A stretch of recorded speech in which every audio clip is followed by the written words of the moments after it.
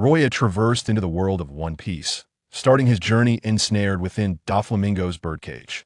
Fortunately, he awakened a sign-in system, granting him the most formidable heat-based Zanpakutō, Ryūjin Jakka. All things in the universe shall turn to ashes, Ryūjin Jakka. With an overwhelming blaze, he became renowned across the seas. The five elders exclaimed, "Damn it, who is this persistent obstacle?" Sengoku remarked, "This individual undoubtedly harbors insidious schemes." Akainu declared, "His flames can actually harm me." Shanks mused, "This person is certainly worthy of our acquaintance." As he continued to sign in on various islands, an array of divine rewards emerged. Thus, upon the vast ocean, he stood as the mightiest. Chapter 1. Ryūjin Jakka, the Inferno. West Blue, Sea Swallow Island. A brutal contest for the Op no Mi was underway. Corazon, tell me where Law is. Otherwise, laughter erupted from Doflamingo as he toyed with the heart-shaped fruit amidst the snow-covered ground. He then pointed skyward with a single hand. "The entire island's populace shall perish because of you." Countless sharp and resilient white threads, centered around Doflamingo, anchored themselves throughout the island. One by one, the white threads descended from the heavens, ensnaring those unfortunate enough to be touched. Their bodies became puppets, lifting fists or blades to engage in mutual slaughter. Some fortunate souls, unbound by the threads, attempted to flee the birdcage, only to be cleaved asunder by the razor-sharp strands, transforming the island into a veritable slaughterhouse. Blood stained the pristine earth, crystallizing into patches of crimson ice. Birdcage. Corazon's pupils constricted as he beheld the horrifying scene. As an undercover agent of the Navy, Corazon was acutely aware of Doflamingo's cruelty. He was indeed capable of such horrors, and even if he divulged Law's whereabouts, he would likely renege on his word. Yet the righteousness within him made it impossible to ignore the moral quandary he faced. Is there truly no other way? Corazon lay feebly on the ground, riddled with bullets, clinging to the last vestiges of his belief. But what good was it? Law. The light in Corazon's eyes dimmed. Above, an unnamed inferno surged skyward, emitting a searing aura, erupting from the western edge of the island. At that moment, the snow ceased. The wind stilled. It was as though the entire island was consumed by that soaring flame. What is this? Doflamingo suddenly sensed a terrifying force approaching swiftly, silent yet formidable.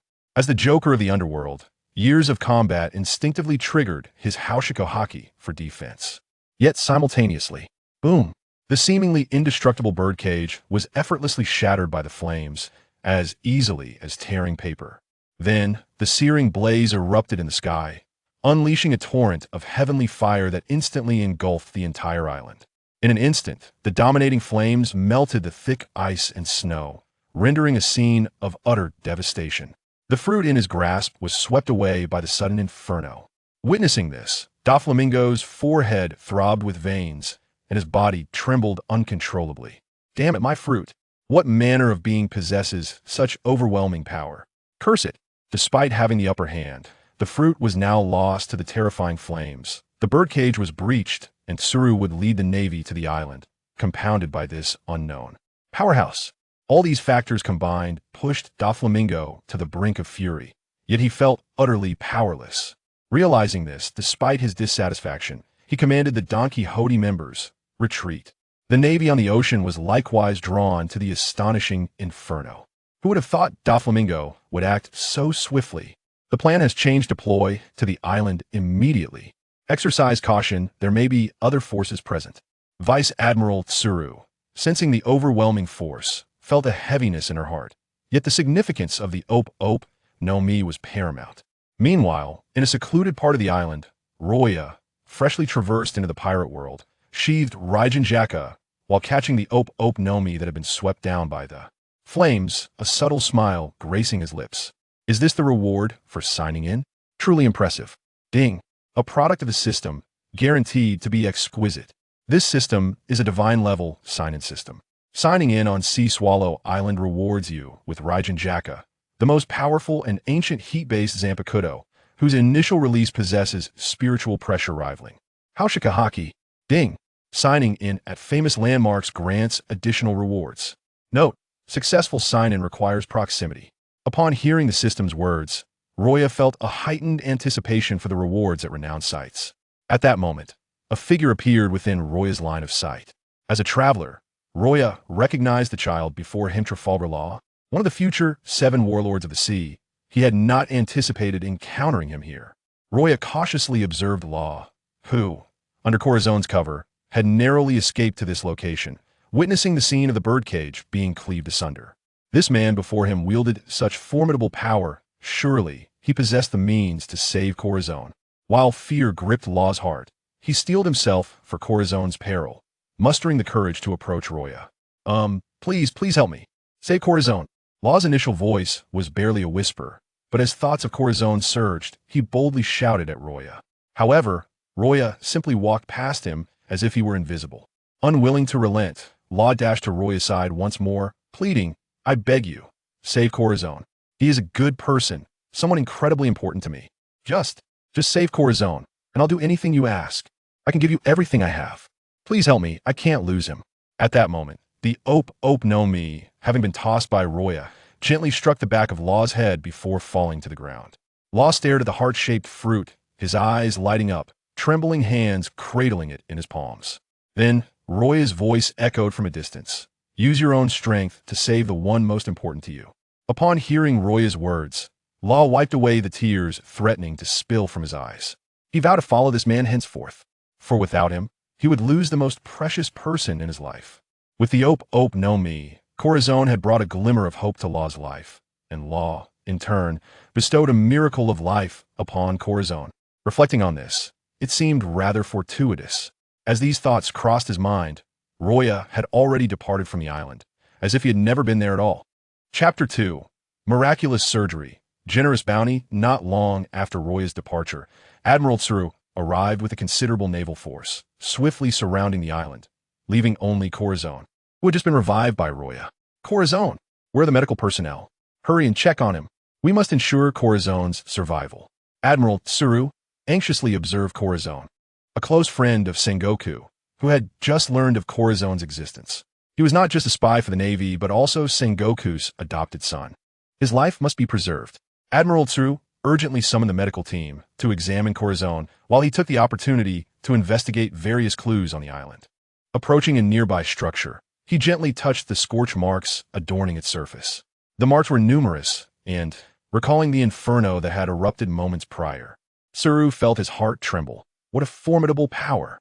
Just as Tsuru was lost in thought, the medical team completed their examination and approached to report, "Admiral, Corazon's condition has been thoroughly assessed." The leader of the medical team displayed a peculiar expression as he continued. "Strangely, despite Corazon's body being in a state of near-fatal injuries, there is no imminent danger to his life. His blood circulation appears normal, as if he has undergone a miraculous operation." Upon hearing these words, Tsuru's gaze darkened, and he murmured, "A miraculous operation? It seems the surgery fruit must have been consumed by someone." With this thought, Tsuru moved closer to Corazon. Upon seeing Tsuru's arrival, Corazon attempted to rise, but was gently restrained by the Admiral. "Corazon, I have a few questions for you." "Yes." Though no longer in danger, Corazon's voice was faint. "Do you know the identity of the powerful individual who suddenly appeared on the island?" Corazon shook his head. "Did you see his face?" Again, Corazon shook his head. "What about the surgery fruit? Do you know where it is?" Corazon shook his head once more. He understood that Roya had saved him, but he could not reveal to the Navy that Roya had consumed the fruit. This was a form of protection for Roya, hoping he would grow stronger upon the sea and find his own place in the world. Admiral Tsuru gazed into Corazon's eyes, but discerned nothing. After a long silence, Tsuru sighed, "Bring Corazon back to the ship for rest." Subsequently, he retrieved his transponder snail and dialed Sengoku. At Marine Ford, in Sengoku's office, he stood by the window when the transponder snail rang, and he answered immediately. "Admiral, Corazon is safe." Upon hearing Tsuru's words, Sengoku's previously anxious heart finally eased. "That is good news. What the surgery fruit and Don Quixote Doflamingo?" Hearing Sengoku's inquiry, Tsuru offered a wry smile. The surgery fruit was likely taken by that mysterious, strong individual on the island. As for Doflamingo, he probably fled when the mysterious figure made their move. Tsuru recounted everything he had witnessed to Sengoku. Clenching his fists tightly, Sengoku broke into a cold sweat upon hearing about the raging flames that melted the snow and shattered the birdcage, extending for miles. I understand. Conduct another sweep of the island. If there are no further discoveries, return. After ending the call, Sengoku relayed the information to Steelbone, who promptly made his way to Ryūjin, the residence of the five elders. Steelbone, I hope you bring me good news. One of the five elders, clutching a sword, addressed him. Unfazed by the elder's words, Steelbone stood before them and spoke solemnly. The surgery fruit has been stolen. As Steelbone's words resonated, the elder, polishing his sword, halted his actions. An oppressive aura suddenly directed at Steelbone. What did you say? Defying the overwhelming pressure, Steelbone reiterated on Hyan Island. The site of our transaction, a mysterious strong individual appeared and took the surgery fruit. With this confirmation from Steelbone, the five elders fell into a contemplative silence. A tense atmosphere began to permeate the room. After an indeterminate time, one of the bald five elders broke the silence, declaring, "Issue a bounty of 2 billion berries. We must locate this individual. I will ensure that all intelligence departments assist in investigating this mysterious person's identity. The surgery fruit must remain in our possession." Steelbone nodded gravely before departing from Ryūjin. The Navy acted swiftly. Soon, a blank bounty notice appeared across the seas. Every island under Navy control was plastered with this notice, even collaborating with the information tycoon Morgans to dispatch countless newsbirds, ensuring this bounty reached every hand. On the Moby Dick, the massive ship belonging to Whitebeard, Marco was reviewing the latest bounty when he came across the blank notice, momentarily taken aback. "Old man, the Navy has issued a blank bounty notice, stating only that it involves a user of the raging flames, with a bounty of 20 billion berries." Marco's voice captured the attention of the other crew members. What? 20 billion berries? And for a mysterious individual with no additional information? What manner of person could incite such unrest among the decaying Old Navy? Ha! I truly wish to have such a person as my son. Boisterous laughter echoed on the Moby Dick, and the crew, seeing Whitebeard so jovial, could not help but join in the laughter. Marco, standing nearby, teased, "Old man, you're at it again." On Cake Island, Charlotte Linlin, preparing for the first tea party, also came across this newspaper. 20 billion berries. Those mad dogs in the Navy will truly resort to anything. Katakuri, standing beside Charlotte Linlin, commented, "Mother, for the Navy to act so irrationally. This individual must have done something to threaten their interests. Let us first ensure the success of the inaugural tea party. If this individual dares to attend, I shall consume their soul as a delicacy. It should be quite delicious." "Yes, mother." On a small island, Roya gazed at the blank bounty notice in his hand, feeling warmth in his heart as the nearly invincible figure filled his mind. "Once I grow stronger, I shall follow in your footsteps." On the island, Roya's voice resonated. Meanwhile, the subject of the blank bounty notice discovered a woman upon the sea. Chapter 3, Arrival at the Island, Mastery of Binding Technique Sting. Sign-in task released. O'Hara. Reward, Mastery of 99 Binding Techniques. Time limit, 3 days. The system's notification echoed in Roya's mind. Roya was unaware that a bounty of 2 billion had been placed upon his head. At that moment, he was hastening towards O'Hara.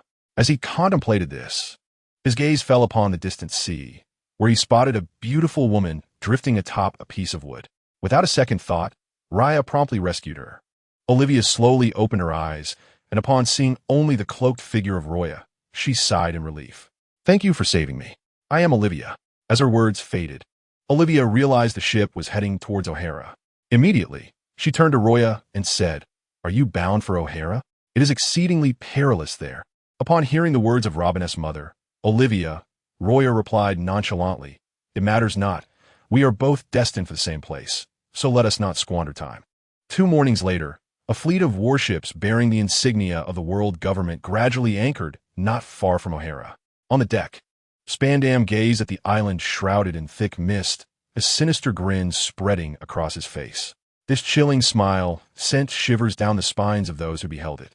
At last, he had arrived at O'Hara, the island of sin. He lamented the missed opportunity to personally eliminate the woman who had once leapt into the sea to escape him.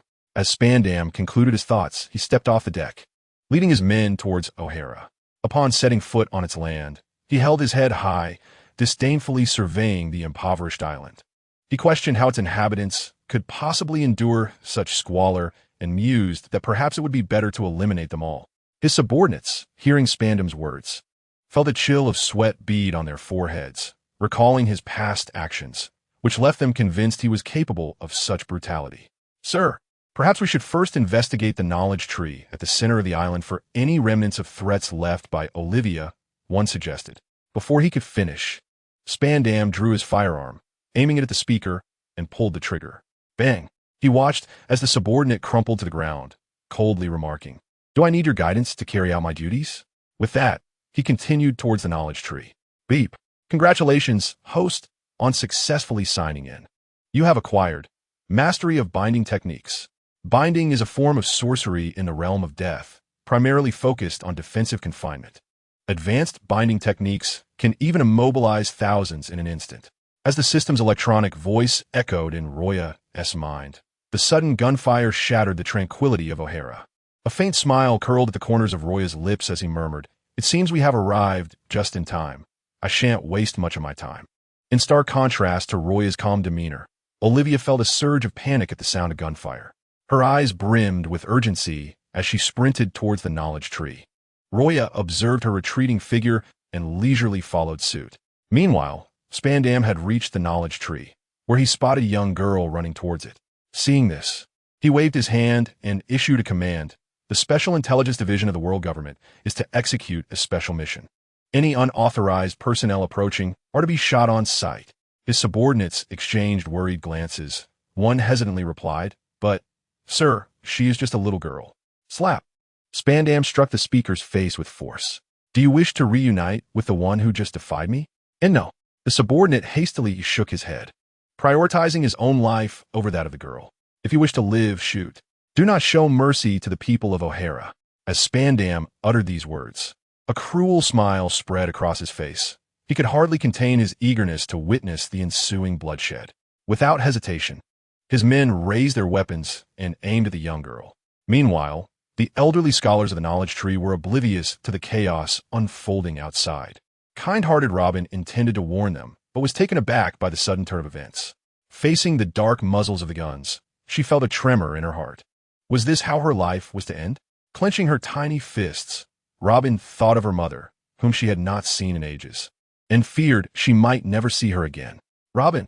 Suddenly, Olivia's voice pierced through the air, and with renewed speed, she dashed towards her daughter. Wrapping her arms around Robin, she shielded her from the gunfire, turning her back to the barrels aimed at them. As Olivia's words fell, Spandam's subordinates pressed the triggers. Bang! Bang! Bang! The sound of gunfire echoed across the island, with bullets flying towards Olivia and Robin. Time seemed to freeze at that moment as Robin felt the warmth of her mother's embrace, tears streaming down her cheeks. "No!" In that critical instant, Ryūjin extended his hand, whispering binding technique number 64, reflection. A translucent disc materialized before the two women, effortlessly deflecting the bullets and sending them back with greater velocity. Spandam's eyes widened in horror as he instinctively pulled a nearby subordinate in front of him to shield himself from the ricocheting bullets. The anticipated pain never came, and Olivia and Robin gradually opened their eyes, staring in disbelief at Ryūjin. They had not expected the man who saved them to possess such formidable power. Chapter 4. The Demon Extermination Order, the Birth of the Tree Realm. The sound of bullets slicing through the air had vanished. Spandam cautiously peered out from behind his cover, realizing the subordinate he had used as a shield was lifeless. He had survived through such a despicable tactic. Spandam's eyes widened in disbelief as he watched Ryūjin approach. His lips trembled, and his once arrogant demeanor now appeared pale and shaken. What kind of ability is this? Who are you? How could someone like you exist in the West Sea?" Spandam shouted, his eyes filled with panic. The strong bow before the weak. Such was the nature of a man like Spandam. Ryūjin advanced towards him, each step echoing like a heavy weight upon Spandam's heart. At this moment, Ryūjin had arrived near the Tree of Omniscience. Ding! Congratulations, host, for checking in at the Tree of Omniscience. You have received Wood Release, Birth of the Tree Realm. As the electronic voice of the system echoed, Ryūjin stood before Spandam. Terrified, Spandam collapsed to the ground, stammering, "Don't come any closer. If you come any nearer, do you believe I will press this button?" With that, Spandane produced a golden snail phone from his bosom. Upon seeing the golden snail phone, Alvia's heart raced with trepidation. Luo Ya, that is the button for the demon slaying order. If it is activated, O'Hara will be reduced to ruins. Upon hearing Alvia's words, Spandane regained his confidence, threatening Luo Ya. Yes, this woman speaks the truth. Kneel and apologize now, or I will press this demon-slaying order, and in no time, the entire island will vanish from the map. This represents the Navy's formidable offensive capability. Luo Ya, hidden beneath his hood, maintained an unsettling calm. He extended his hand, invoking the binding spell, Beika No. 4. Hainawa, a rope-like light materialized before him, designed to ensnare opponents. Used by characters such as Rukia and Renji in his world of Soul Reapers. Seizing the opportunity, while Spandane was still reeling, Luo Ya swiftly acquired the golden snail phone. As the weight in his hand diminished, the golden snail phone was now in Luo Ya's possession, and Spandane's confidence dissipated instantaneously, akin to a fall into the abyss. His soul trump card had been effortlessly snatched away. Panic set in, and he was utterly flustered. Alvia, holding Robin, sighed in relief upon witnessing the scene. However, her pupils dilated in horror. Luo Ya, have you lost your mind? You actually pressed the demon-slaying order. The events unfolded too rapidly for Spandane to process. Yet upon seeing Luo Ya activate the golden snail phone, despair transformed into hope, leading him to laugh maniacally. You've pressed it. You truly wish for O'Hara's obliteration. Ha ha ha. How utterly foolish. Now, behold the Navy's mightiest assault. Spandane had not anticipated such a swift turnaround. He felt triumphant once more. Most importantly, he believed Luo Ya to be exceedingly foolish, incapable of being a worthy adversary. With this thought, Spandane's heart swelled, for this was the demon-slaying order. Alvia's expression became gravely serious. Meanwhile, outside the island, thousands of soldiers aboard 10 warships, including dozens of colonels and 5 vice-admirals, received the message from the golden snail phone and set course for O'Hara. The cannons roared, unleashing numerous slashes, including attacks from 2 vice-admirals. Meteor Volcano, Ice Age. Upon receiving the command of the demon-slaying order, they released their most powerful abilities without restraint.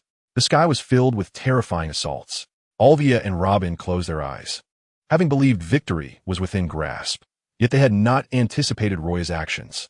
They could already envision the island's impending devastation. Spandane laughed maniacally, relishing the outcome of provoking him. Now, go to hell and savor the brutality of death. Amidst Spandane's deranged laughter, a subtle smirk appeared at the corner of Luo Ya's mouth, though concealed beneath his cloak. With deliberate grace, he extended his hand and struck the ground fiercely. Would release, birth of the tree realm. As Luo Ya's voice resonated, a surge of vibrant life force from the wood release flooded into the tree of omniscience.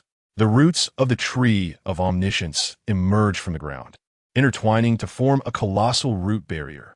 This massive defensive wall stretched for miles, safeguarding the island and effortlessly deflecting all assaults from the demon-slaying order. Boom! Countless bullets, cannonballs, and slashes, including the full force of Haki and Akainu, failed to breach the root barrier of the tree of omniscience. Every attack that struck its surface was countered and restored by the overwhelming vitality of wood release. As the smoke from the first wave of the demon-slaying order dissipated, Spandane, who had just been brimming with confidence, instinctively swallowed hard at the sight before him, having never witnessed such an astonishing spectacle. His lips trembled as he uttered, How is this possible? The tree of omniscience is alive.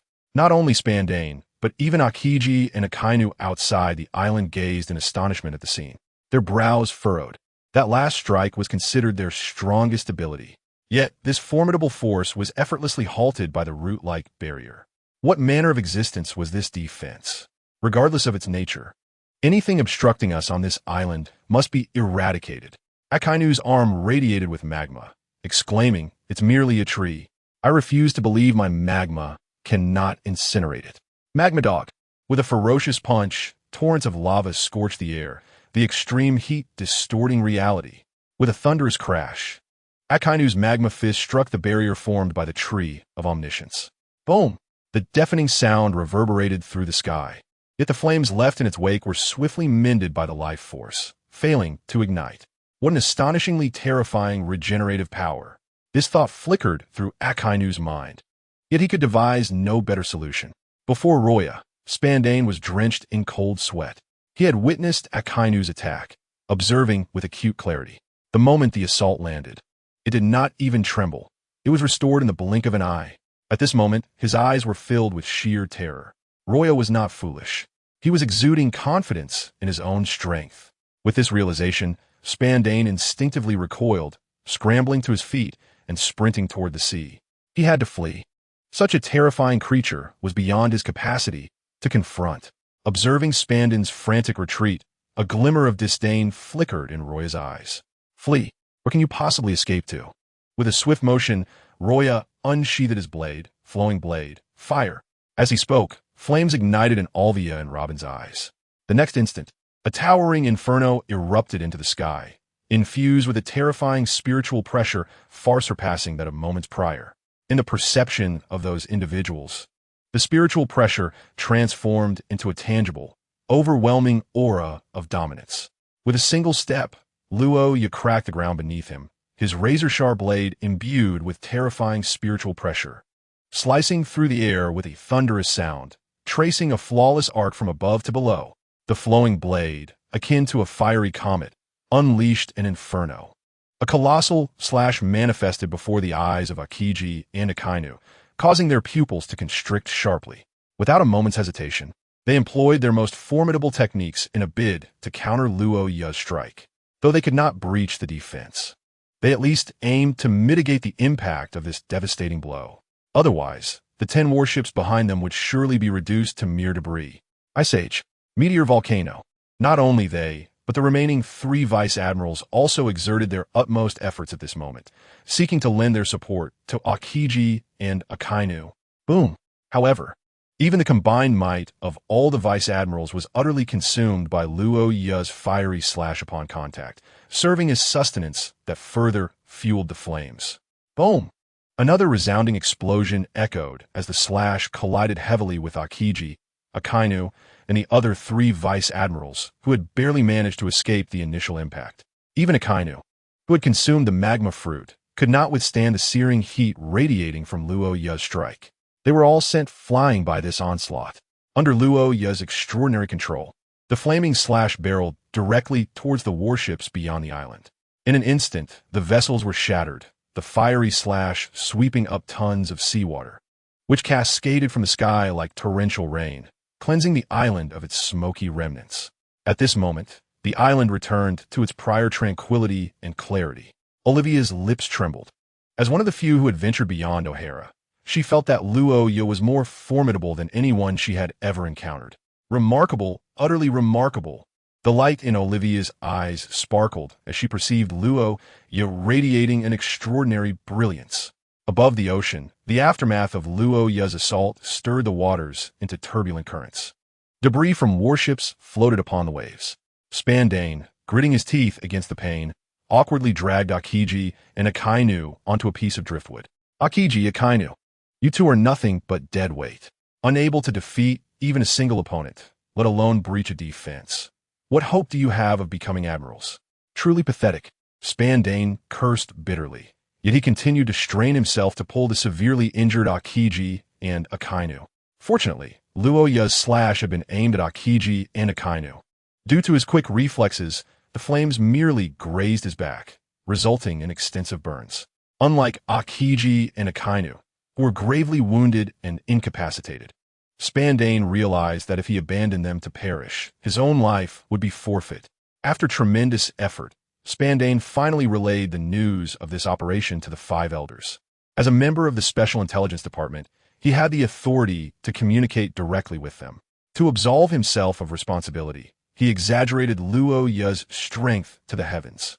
Simultaneously, he placed the blame squarely on the Navy, reporting their failures.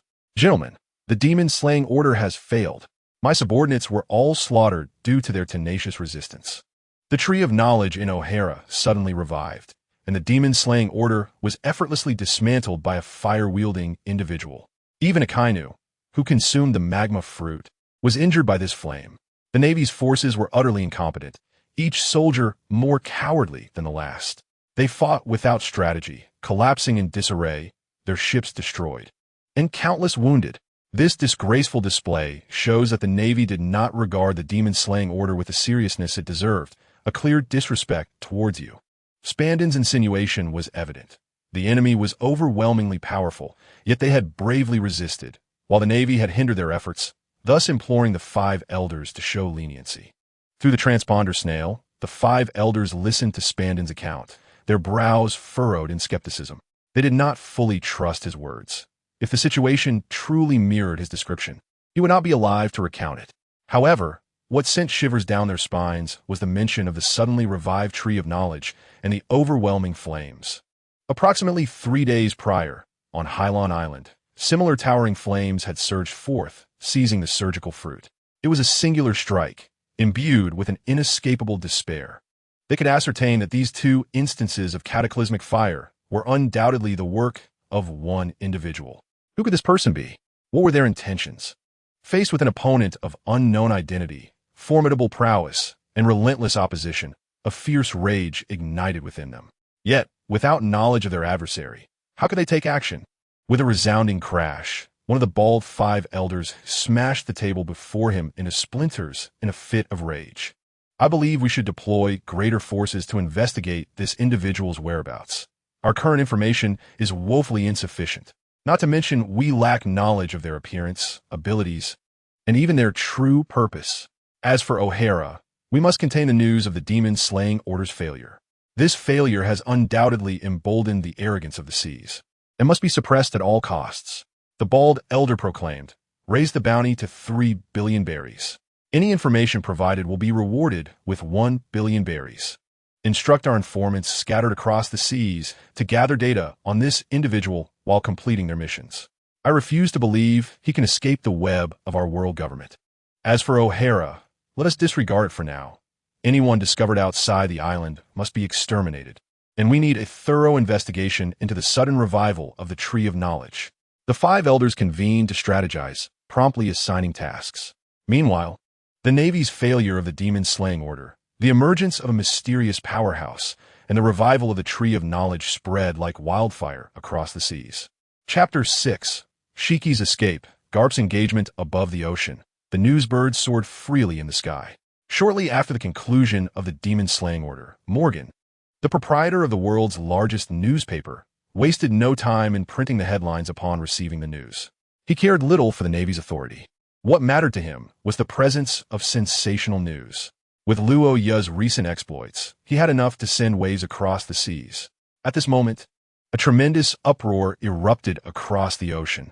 The first headline was the astonishing bounty of 30 billion berries placed upon Luo Ya, the one who single-handedly obliterated the demon-slaying order, marking only his second bounty. However, unlike before, Luo Ya's prowess had truly captured the attention of the world's elite. After all, a single sword that can obliterate the Demon Slayer order is not something just anyone can achieve.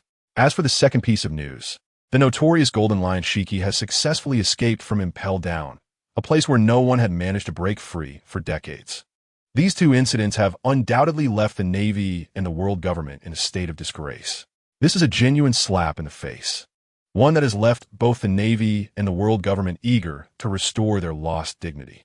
In an instant, the seas have become even more tumultuous.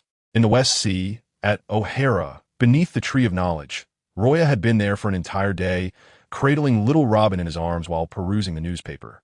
Upon reading about the Golden Lion, an electronic voice echoed in his mind. Ding! Sign-in task released.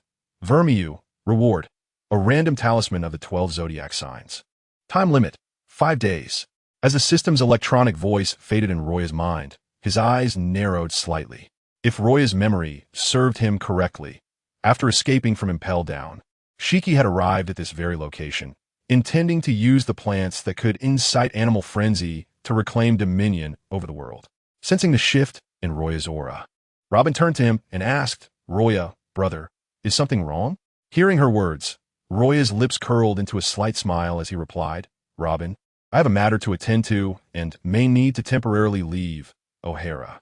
Olivia, who was nearby, overheard Roya and inquired, Roya, where do you plan to go? Is there anything I can assist you with? Gently setting Robin down, Roya addressed Olivia. Olivia, Are you familiar with Vermiu? Olivia softly repeated the name, and suddenly her eyes brightened. I know that place. During my research on historical texts, I visited that island, although I didn't leave a permanent mark. I know how to get there. Moreover, the villagers of Vermiu are exceptionally welcoming. After sharing this, Olivia added, Luo Ya, please wait a moment. I'll draw a simple sea chart for you, hoping it will be of use. Robin watched her mother dash to a nearby table, her gaze fixed on Luo Ya. Though she couldn't see the features hidden beneath his cloak, she felt a deep reluctance for him to leave, reminiscent of her mother's earlier farewells. Brother Luo Ya, will you come back? When will you return? Robin clutched the edge of Luo Ya's cloak, tears welling in her eyes, ready to spill over. I'm just stepping out for a while. If time permits, I will return to see you, Robin. If you promise to diligently train your fruit abilities, once you come of age, you can set sail to find me, and we can explore the wonders of the sea together. Brother Luo Ya, you must keep your word. I wouldn't deceive you. Then let us make a pact. Robin extended her finger, and Luo Ya mirrored the gesture, their pinkies entwining before sealing it with a thumbprint. 100 years, no changing. Indeed, it shall not change. With their promise made, Olivia approached, holding the freshly drawn sea chart, and handed it to Luo Ya. Luo Ya, O'Hara will always welcome you. Indeed, Luo Ya accepted the chart with a soft acknowledgement before departing from the Tree of Knowledge. As he made his way toward the island's edge, he was unaware that many had followed him to bid farewell. It was his presence that allowed the island to endure. He was its savior. As Luo Ya turned to face the people, a wave of emotion surged within him. Upon reaching the island's perimeter, he slowly pivoted. His departure carried inherent risks. Though he knew the Navy would not strike O'Hara again anytime soon, prudence was still advisable. With that thought, Luo Ya swiftly formed hand signs. Would release, birth of the tree world. As his hands struck the ground, an abundance of life force surged into the earth. The roots of the tree of knowledge thickened and intertwined, encircling O'Hara entirely. Luo Ya left a few exits, transforming the island into a fortress that was easy to defend, yet difficult to assault.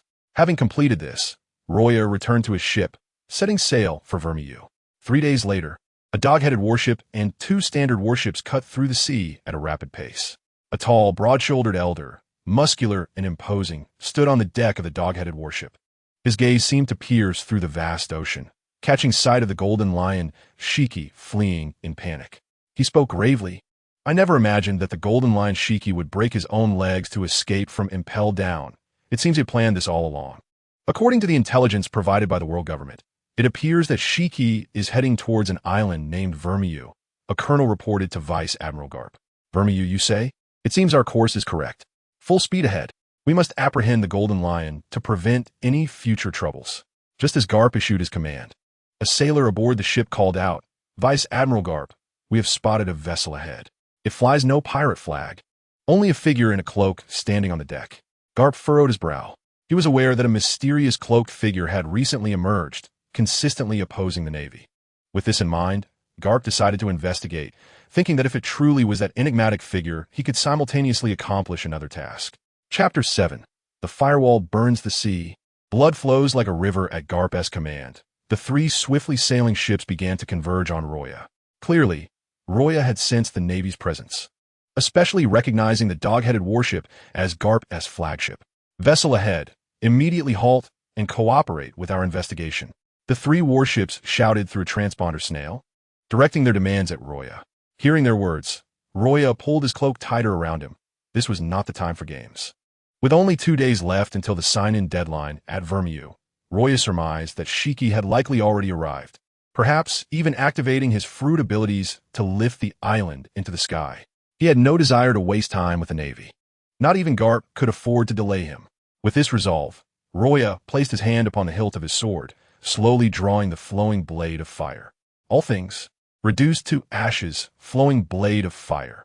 As his words fell, the ancient blade ignited with a fierce flame, warping the air with its heat. Accompanied by the surge of spiritual pressure, an imposing aura akin to Conqueror's Haki erupted forth. All Navy soldiers who sensed this overwhelming force fell unconscious. A tempest rages, and the sea churns violently. Above, the sky is shrouded in ominous clouds. Even Garp's pupils constrict in alarm. The might of this fellow's Conqueror's Haki is astonishingly formidable. Just as Garp's words fade, He witnesses Luo Ya wielding the sword-like flames of flowing blade Roho, slicing through the air from left to right. The flames erupt with the weight of 10,000 tons, crashing onto the ocean and unleashing a multitude of tumultuous waves. The surging tides accelerate Luo Ya's vessel while significantly hampering the speed of the three naval ships. Simultaneously, a barrier of flames materializes between Luo Ya and the warships, blazing fiercely across the sea, stretching for dozens of miles. This barrier obstructs Luo Ya from the ships, leaving Carp with no option but to abandon them in pursuit of Luo Ya. That scoundrel! Do not let me catch you. Otherwise, I shall surely deliver a thorough beating. Carp clenches his fist, the size of a sandbag, and shouts towards the distance where Luo Ya has vanished. However, Luo Ya has already ridden the waves far away. Oblivious to Carp's words, Carp furrows his brow. In contrast to the flames, he notes that Luo Ya's path coincidentally leads towards the direction of the Golden Lion. Realizing this, Carp promptly retrieves a transponder snail to report to Admiral Sengoku. Carp, have you encountered that mysterious individual? Sengoku inquires. I have, but we were thwarted by the flaming barrier he conjured. Most importantly, he is headed straight for the Golden Lion. I fear that if they join forces, a powerful new faction will emerge upon these waters. Carp responds, anxiety creeping into his voice. Upon hearing Carp's words, Sengoku's heart sinks. I understand. I shall personally lead troops to assist you. You must delay them at all costs. Carp grins broadly. Leave it to me, Sengoku. But do hurry. After ending the call, Carp gazes towards the direction Luo Ya departed, laughing heartily. No matter who you are, this time, you shall find it impossible to escape. Unbeknownst to Luo Ya, a commotion brews within the Navy. He is preoccupied with studying the rudimentary nautical map drawn by Alvia, constantly adjusting his course as he sails the vast ocean. At this juncture, Luo Ya finds himself remarkably unperturbed. With only a day remaining until the final sign-in deadline, he finally spots the island of Ryūjin. Yet, before he can set foot upon Ryūjin to complete his sign-in, he is greeted by a pervasive stench of blood wafting from the island. The intensity of the sanguine aroma causes Luo Ya to furrow his brow. Just how many lives must be extinguished to produce such a potent scent? Anchoring his ship beside the island, Luo Ya steps onto the land, and at that moment, an electronic voice from the system resonates in his mind. Ding! Congratulations, host, for successfully signing in. You have received the Zodiac Talisman of the Rooster. This talisman grants the holder the ability to levitate in midair and control the movement of objects, akin to the powers of the Golden Lion's float fruit. Luo Ya retrieves the Rooster Talisman from the system space. Holding it in his hand and contemplating the concept of levitation, a bluish glow envelopes him, flickering briefly before he finds himself floating effortlessly. Is this the sensation of levitation? Luo Ya soon masters the use of the Rooster Talisman, gliding gracefully through the air. As he ascends to a certain height, he finally discerns the source of the overwhelming stench of blood. It emanates from Ryūjin, a village nestled within the jungle, where corpses lie scattered, and blood flows like a river, rendering the scene akin to a hellish nightmare. Controlling his body, Luo Ya descends into the village of Ryūjin. He refrains from touching the ground, for it is awash with blood, save for the myriad of sword marks etched into the earth. The marks extend into the rainforest, where a man with flowing golden hair and a beard relentlessly slaughters with dual swords in hand. The air crackles with sword energy, claiming the lives of the innocent with each strike. Ha! This is a world where the weak are devoured by the strong. Those without power shall be mercilessly slaughtered. This island is now my prize, and you shall all vanish from it. The eyes of the Golden Lion Shiki blaze with a crimson hue, a hint of madness flickering within. Recently escaped from Impel Down, he may have lost his legs, but he has acquired the renowned swords, Sakura and Moku, affixed to his limbs, allowing him to move. Yet, as they are newly acquired, he is still unfamiliar with their use, thus choosing to hone his skills on the inhabitants of Ryūjin, sharpening his prowess through their blood to swiftly regain his strength. Moreover, he has set his sights on this island, particularly its flora. By exterminating all its inhabitants, he intends to claim it as his own, using it as a stronghold to gather other pirates. Shiki can already envision his name resounding across the seas once more in the near future. Just then, he suddenly turns his gaze towards a nearby jungle. Chapter 8. The clam and the snipe struggle, and the fisherman gains the Golden Lion's gaze fixes intently upon the jungle. An unprecedented sense of tension swells within him. Who goes there? He bellows. As his words fade, his right leg lashes out like a whip, mercilessly unleashing a slashing strike towards the jungle. In the blink of an eye, the strike hurtles towards the thicket. Luo Ya deftly employs the rooster talisman's ability, floating effortlessly above the ground to evade Shiki's lethal blow. The strike, as it travels, expands in size, cleaving the jungle in two, and, subsequently, the houses behind it are reduced to rubble beneath the force of Shiki's attack. I claim to be merely passing by. Do you believe me? Luo Ya adjusts his cloak, addressing Shiki with a nonchalant demeanor.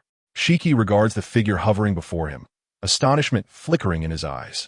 If you reveal the nature of your fruit ability, I might just believe your words, he responds, a hint of intrigue in his voice. Confronted with the man floating in the air, Shiki senses a formidable threat emanating from him. He cannot discern whether it is Luo Ya's peculiar aura or his own instinct warning him. Regardless, Shiki finds this sensation intolerable. After all, he is the Golden Lion, a once mighty airborne pirate. How could he be unnerved by this mysterious individual before him? Luo Ya, hidden beneath his cloak, gazes unflinchingly at Shiki and calmly states, "My ability is quite simple. I can levitate in the air and control the movement of objects." As Luo Ya's words linger in the air, Shiki's fury ignites. Ha ha ha, Yuyist, your ability cannot possibly be akin to mine. To know, I am the one who has consumed the float fruit, a being of the skies. In these vast seas, it is indeed impossible for two identical fruits to exist.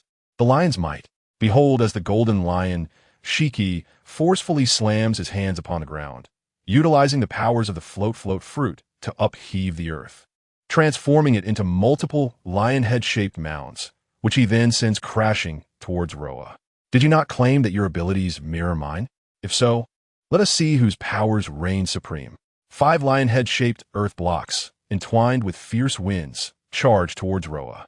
Faced with such a ferocious onslaught, Roa merely tightened his cloak, and, mimicking the golden lion, pressed his other hand to the ground. A flash of azure light appeared as the chicken charm's power activated. The earth before Roa began to levitate, swiftly coalescing into the shape of a dragon's head. This dragon head appeared strikingly lifelike, surpassing the lion heads crafted by the golden lion in intricacy. The golden lion's eyes widened in disbelief as he instinctively uttered, "How can this be possible?" Boom! The dragon head surged towards the lion heads with a deafening roar, obliterating the first 4 and annihilating the last in a cataclysmic clash. As the fragments of their attacks mingled in the air, a cloud of dust enveloped the battlefield. The golden lion would not accept such a conclusion. Confronted by an adversary with nearly identical abilities, how could he simply allow Roa to escape unscathed? "You've truly provoked my ire. Prepare to face the consequences." Before he could finish, cannon fire echoed in the distance, reaching their ears. Following the sound, they witnessed dark cannonballs raining down upon the island of Vermal. With each explosion, craters formed across the terrain. The golden lion, spotting 10 warships not far off, felt a cold sweat bead on his forehead. Damn the Navy! They've dispatched 10 ships to capture me. He even recognized the familiar figures of Sengoku and Garp. Hearing this, Roa interjected, "You overestimate yourself. These ships are not solely due to your presence.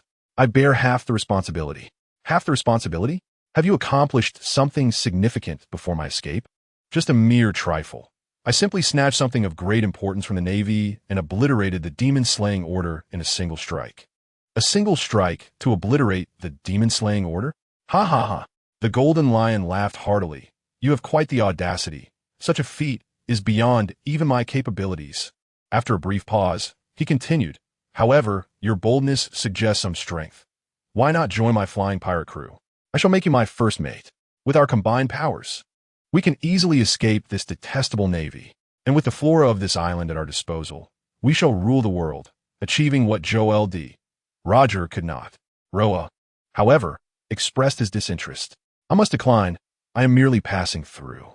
Besides, your strength is insufficient. Those who rely on the power of others are ultimately the weak."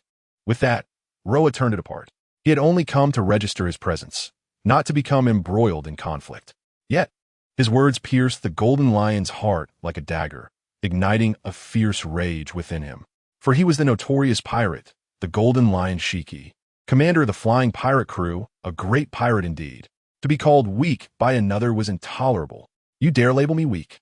Then let me witness the extent of your strength. With a powerful kick, Shiki unleashed a colossal wave of sword energy, far grander than his previous strikes, tenfold. The very air shimmered with the raw force of his attack. Even the distant navy, hastening towards Vermal, paused momentarily in shock.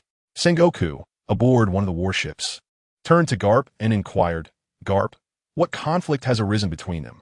Garp scratched his head, momentarily perplexed. Initially, he feared Roa and Shiki would form a formidable alliance, but it appeared they were mistaken in their assumptions. Observing the unfolding scene, Sengoku remarked, "When the clam and the snipe fight, the fisherman benefits. Prepare for an assault. We must capture both of them this time." Chapter 9. Just passing through. The heavenly scroll of the imperial court. Sengoku and Garp led a multitude of navy soldiers towards Vermal Island. In light of the situation, the Golden Lion abandoned all caution. His gaze fixated solely on Roa, reminiscent of his lone rampage at Marineford. He would not find peace until Roa was vanquished. A torrent of sword energy surged towards Roa. Activating the chicken charm, Roa effortlessly evaded the strike, gliding aside as the energy cleaved the ground beneath him, leaving a terrifying chasm in its wake. The Golden Lion's aura erupted, his golden hair billowing in the wind, his kimono rustling violently. "You claim I am weak? Why do you evade me? Do you dare not confront me head-on?" With a fierce determination, he declared, "This time, I shall see how you evade." As he spoke, his bloodshot eyes glared like copper bells, embodying the ferocity of a rampaging beast. Lion's thousand cuts. This was the enhanced version of his earlier attack, boasting even greater lethality.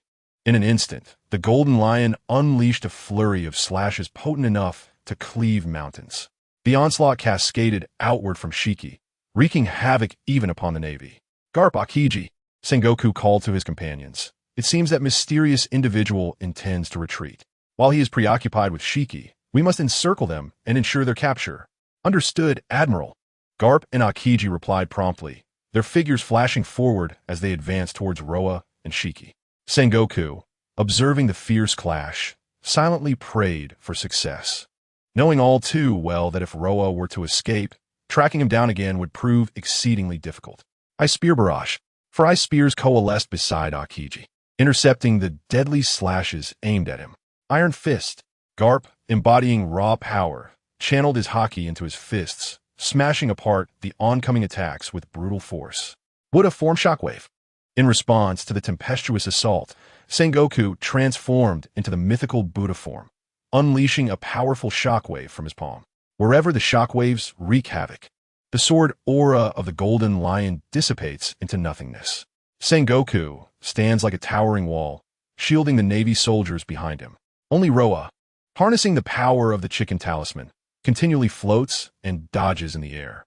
The Golden Lion casts a cold glance at Sengoku and his companions, knowing that he cannot afford to prolong the battle any further. "Ha ha ha, since it has come to this, let my grand return to the world stage commence here. Whether it be you, that odious fellow, or the navy, you shall all meet your demise." The Golden Lion Shiki feels as if he has returned to the days of old, when he single-handedly wreaked havoc in Marineford, and his aura surges once more. Dark clouds slowly envelop the sky, and a chilling wind sweeps through the hearts of all present. Sengoku's brow furrows deeply. Without the slightest hesitation, he issues the command to attack. As Sengoku's words resonate, the Golden Lion moves. Utilizing the powers of the float fruit, he directly commands the clouds above, which begin to coalesce, revealing flickering arcs of electricity and thick bolts of lightning, as robust as ancient trees. The thunder-laden clouds, under the Golden Lion's control, morph into a lion's head. Lion's might, command of heaven. With a sudden, forceful descent of his raised hand, the lion's head formed from dense, thundering clouds hurtles towards Roa. Akiji, Garp, and Sengoku, faced with such a formidable onslaught, can only retreat hastily. Sengoku, stunned, instinctively exclaims, "I never anticipated that the Golden Lion's fruit powers had awakened." Garp smirks, remarking, "That fellow has no idea whether he can withstand it. Regardless, it bodes well for us." At this moment, Akiji interjects, "The Golden Lion is not a match for this man. for he has faced Roa before, and that terrifying assault left an indelible mark upon him. As if to validate Akiji's assertion, Roa's figure ascends dramatically. The fierce wind billows his cloak. Roa reaches for his hat's brim, preventing it from being blown away, his tone remaining calm. I've already stated that I am merely passing through. Why complicate matters so? Clang! The sound of a sword resonating echoes in the ears of the onlookers. The Golden Lion's might, command of heaven, cannot suppress this crisp note. In the next moment, Roa is overwhelming Oha sur skyward. In their perception, that dense spiritual pressure is akin to a supreme conqueror's Haki. When the Golden Lion perceives this scene, his face is filled with shock, exclaiming, "This! How is this possible?" The sword of flowing blade, fire, is slowly drawn from Roa's sheath, its blade shimmering with a fierce light. Hellfire! As Roa's voice rings out, dozens of towering pillars of flame erupt around him. They surge toward Roa, forcing Sengoku and his companions to evade with haste. This marks Sengoku's first direct encounter with Roa. As he witnesses the overwhelming inferno, he is rendered speechless with astonishment. Akiji, equally astounded, gazes at Roa, acutely aware that the might of this strike far exceeds that of the sword he wielded at O'Hara. The flames coalesce around Roa's sword of flowing blade, fire, and with a sudden, powerful slash through the air, the atmosphere shifts dramatically. The surrounding space warps in heatwave, the flames merging with the strike, creating an astonishing momentum. The sword aura howls as flames blaze. When Roa's hellfire meets the Golden Lion's might, command of heaven, the world seems to plunge into an abrupt silence. All they see is the blinding radiance. Sengoku squints, striving to discern what transpires before him. Suddenly, his eyes widen in disbelief as he witnesses the strike effortlessly shatter the Golden Lion's lion-shaped manifestation of clouds and thunder. The clouds evaporate under the intense heat of the flames. The lightning is devoured by the fire with ease. With unparalleled force, it surges toward the Golden Lion. Chapter 10. The Heart of the Strong, Shiki's Defeat. As the light dissipates, the terrifying sound of an explosion reverberates in the ears of all present. Boom! The scorching sword aura, now increasingly vivid in the Golden Lion's eyes, leaves him with nowhere to hide. Bang! Another explosive sound follows. This is the sound of the sword aura striking the Golden Lion. Numerous Navy soldiers are shaken by the sight before them. In their minds, the once mighty Golden Lion is effortlessly vanquished by this enigmatic figure with a single blow. How can this be possible? This is the Golden Lion. That airborne pirate has been defeated by this mysterious man with a single strike. They can faintly discern the Golden Lion's silhouette, distorted amidst the rising flames. No cries of anguish escape his lips, only the relentless sound of flames consuming him. They cannot fathom the agony the Golden Lion must endure in this searing inferno. Were it them, they would surely be writhing in pain, their forms annihilated. When the flames finally subside, the Golden Lion, resembling a charred remnant, comes into view. His once golden hair lies in ruins, his entire being blackened, exuding the scent of burnt flesh. Yet, in this pitiful state, the Golden Lion, through sheer willpower, slowly extends his hand. All who witness this are struck with dread. Could it be? The Golden Lion still possesses the strength to retaliate. After all this, does he have any power left? What incredible willpower he possesses. Seeing this, Roa acknowledges that the Golden Lion is now beyond his limits. Yet he cannot deny the strength of his spirit. Thus, in a tone only the Golden Lion can hear, Roa softly states, "I take back my previous words. I acknowledge you as a formidable warrior." Having uttered this, Roa turns and activates the chicken talisman, vanishing from sight in an elegant departure. The Golden Lion grits his teeth, and upon hearing Roa's words, recalls his own declaration to Gold Roger. "You, my rival, I shall defeat you one day." With that thought, the Golden Lion can no longer hold on, closing his eyes and plummeting from the sky, crashing heavily to the ground and stirring up dust. Only then do Sengoku and the others snap out of their shock. He gazes deeply in the direction Roa departed, his giant Buddha form clenching his fists in frustration. "That fellow has escaped me once again," Sengoku grumbles, simultaneously reverting from his Buddha form and commanding those around him to immediately restrain the Golden Lion with Sea Prism Stone and re-imprison him in level 6 of Impel Down. After instructing on subsequent matters, Sengoku glanced at the carefree carp beside him and remarked, "The task is only half completed, yet you can still manage a smile. Pray tell, what are your thoughts?" It was truly unexpected that this enigmatic figure not only possessed unparalleled flames and swordsmanship, but also shared abilities akin to those of the golden lion. Moreover, the surgical fruit must also be in his possession. My curiosity about how he accomplished this is insatiable. Upon finishing this statement, Carp gradually retracted his smile. However, it was evident that chaos loomed over the seas. Sengoku, hearing Carp's words, could not help but lament, "Indeed, chaos is imminent. The emergence of this mysterious individual has thwarted our plans time and again. What a detestable rogue." This time, with a single sword strike, he had vanquished the golden lion, who had just escaped from prison. Although the golden lion had recently fled captivity and was in a poor state, with severed limbs and diminished prowess as a top swordsman, his fruit abilities had significantly amplified. Even so, he was defeated by Luo Ya's sword, reduced to mere charred remnants. This undoubtedly reaffirmed Luo Ya's formidable strength in Sengoku's mind. At this moment, Luo Ya was soaring towards the Holy Land Mariewa, for the system had issued the next sign-in task. Ding! Sign-in task released. Holy Land Mariewa. Reward: random top-tier fruit without side effects. Duration: 3 days. Utilizing the power of the chicken talisman, Luo Ya swiftly floated through the air.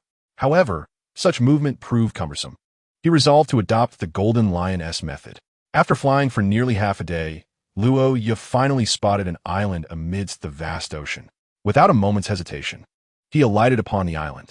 Channeling the chicken talisman to its fullest, a shimmering blue light enveloped the island in an instant. Under Luo Ya's command, the island began to levitate. As it ascended, waves of seawater surged, creating tumultuous tides, transforming the island into a floating sanctuary. Luo Ya then set his course for the Holy Land, Mariewa. Nestled between the first and second halves of the Grand Line, Mariewa stands atop the Red Earth continent, home to the Celestial Dragons, replete with elite combatants and intelligence networks. To sign in here is undoubtedly perilous. Yet, Luo Ya had already devised a plan. 3 days swiftly passed, and on the final day, Luo Ya approached the skies above Mariewa at a leisurely pace. The night was dark, overcast with clouds, obscuring the stars and moon. This was intentional on Luo Ya's part, as he had chosen to arrive under the cover of night. The floating island beneath him blended seamlessly with the inky sky, rendering it virtually invisible and unnoticed. From the outer fringes of the floating island, Luo Ya gazed down at the Holy Land Mariewa, where flames soared into the sky. He could discern the faint stirrings of chaos below. With a hand pressed against his hat brim, he recalled a previous upheaval in Mariewa, instigated by the former servant Fisher Tiger, who had scaled the heights of Mariewa and freed thousands of slaves. This current turmoil would provide an excellent opportunity for Luo Ya to infiltrate the Holy Land unnoticed. Leaning forward, Luo Ya leaped from the floating island. The chill of the night wind tousled his hair as he descended rapidly towards Mariewa. The chaos below intensified, and as he plummeted, he noted that Marineford had dispatched numerous warships toward the scene. A truly splendid sight. "This is a beautiful spectacle," Luo Ya murmured, before cloaking himself as he landed upon the Holy Land Mariewa. Chapter 11. The beginning of the disturbance in Mariewa. Ding. Congratulations, host, on successful sign-in. Reward: top-tier fruit. The Mirage Fruit, without side effects. This fruit can create illusions with a degree of strength, useful for disguise, combat, and group battles. Indeed, a versatile asset. The system's electronic voice echoed in Luo Ya's mind as he set foot upon the Holy Land, Mariewa. The fruit's abilities aligned perfectly with Luo Ya's desires. However, he had no intention of consuming it just yet. Strolling through the Holy Land, Mariewa, Luo Ya sought places of significance to sign in. Yet, all he encountered were flames and conflict. Some slaves, desperate for survival, betrayed their comrades for a fleeting chance to escape. Others, unable to break free from their necks' explosive collars, unleashed carnage, slaughtering those who dared to flee. In a fit of bloodlust, one such individual, spotting Luo Ya cloaked in a cape, charged at him, only to be swiftly dispatched by Luo Ya's sword. Such occurrences were far too frequent, extinguishing Luo Ya's desire to meander through Mariewa. Just as he contemplated departing, he heard heavy footsteps approaching from behind, devoid of any attempt at stealth. Turning slowly, illuminated by the flames, he beheld a red fishman with thick, curly hair and a broad mouth racing toward him, clearly gravely injured, blood oozing from numerous wounds. Were he not a fishman, Luo Ya surmised he would have surely perished by now. The fishman, recognizing Luo Ya, was uncertain of his identity, but concluded that as long as he wasn't cloaked in a white cape and masked, he was worth trusting. Gritting his teeth against the pain, Fisher Tiger gasped, "Hey, you there! Hurry and run. There's someone in a mask chasing after us." The masked individual was undoubtedly Zero, and without a doubt, the man before him was the instigator of the current upheaval, Fisher Tiger. In an instant, Luo Ya deduced Fisher Tiger's identity. Yet, despite his dire condition, Fisher Tiger implored Luo Ya to flee, desperation etched on his face. "Didn't you hear me? Run," he urged again, but as he spoke, blood erupted from his mouth, exacerbating his already grave injuries. Nevertheless, he persisted in his warning, revealing the essence of Fisher Tiger's character. At that moment, 5 figures clad in white cloaks and masks emerged behind him. Anyone who dared to cause a ruckus in the Holy Land, Mariehua, faced certain death. Hearing this, Fisher Tiger's heart sank. He had not anticipated Zero's swift arrival. At that moment, Fisher Tage clenched his teeth and approached Roya. Suddenly, he turned around fiercely, shielding Roya behind him. "I feel we're nearing our limit. I'll hold them off. You must hurry escape." The last sentence was almost a desperate shout, fueled by all the strength he could muster. Roya looked at Fisher Tage and chuckled softly. "You truly are domineering, but I have no habit of hiding behind others." As her words fell, Fisher Tage felt a gust of wind seemingly sweep from behind him. In an instant, Roya dashed forward from behind him. Seeing this, Fisher Tage's pupils constricted in shock. He wished to warn her that the 5 individuals before them were extraordinarily powerful.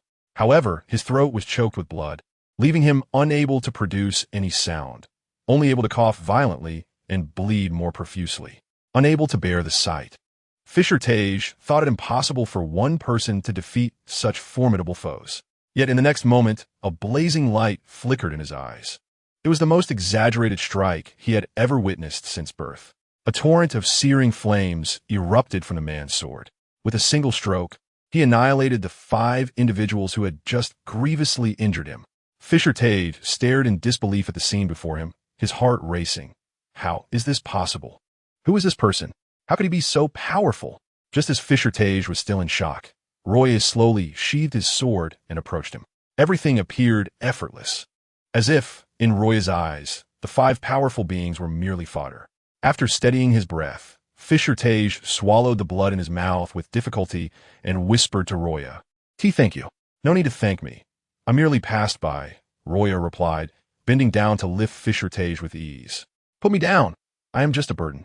As he spoke, his voice grew fainter. "Do not speak. I will take you to stop the bleeding." Carrying Fisher Tage, Roya made his way to a nearby estate, which had not yet succumbed to flames. He kicked open the door and entered the room. Gently, he laid Fisher Tage on the ground and, using the materials in the room, performed a rudimentary bandaging. "Rest here for a moment. You will be safe with me." Fisher Tage felt warmth in his heart upon hearing Roya's words. Just as he was about to express his gratitude, a sudden noise emanated from below the room, alerting Fisher Tage immediately. Roya glanced at Fisher Tage, signaling him to remain calm, and then proceeded to locate the entrance to the basement. The corridor leading to the basement was shrouded in darkness. With a gentle push of his thumb, flames flickered from the sword's scabbard, illuminating the corridor.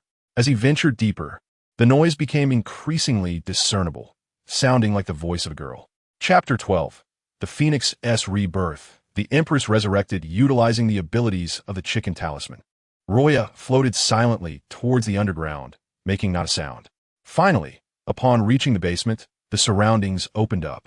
The basement was relatively spacious, with flickering candlelight illuminating dozens of slender iron pillars, forming prison cages. Within one of the cages stood a young girl, relentlessly striking the chains binding 2 captives with her small fists. Her hands were bloodied, yet her eyes radiated resolute determination. "Sister, you must escape quickly. If you can get away, we will be so happy." "Yes, sister, being your little sister is the greatest fortune of our lives. Sister, do not mind us. Hurry and flee. Upon hearing her sister's words, the girl tightened her small fists even more. I will never abandon you, even if it costs me my life. I will rescue you. I swear by Boa Hancock. According to the traditions of Amazon Lily, once one swore by their name, they must fulfill that vow, or face the curse of Amazon Lily. Whether this was true or not, Luo Ya could not ascertain, but it did confirm the identities of the three sisters before him. Clearing his throat, a sudden sound echoed in the basement, startling the three sisters. Hancock swiftly turned, assuming a fighting stance, alert and wary of Luo Ya.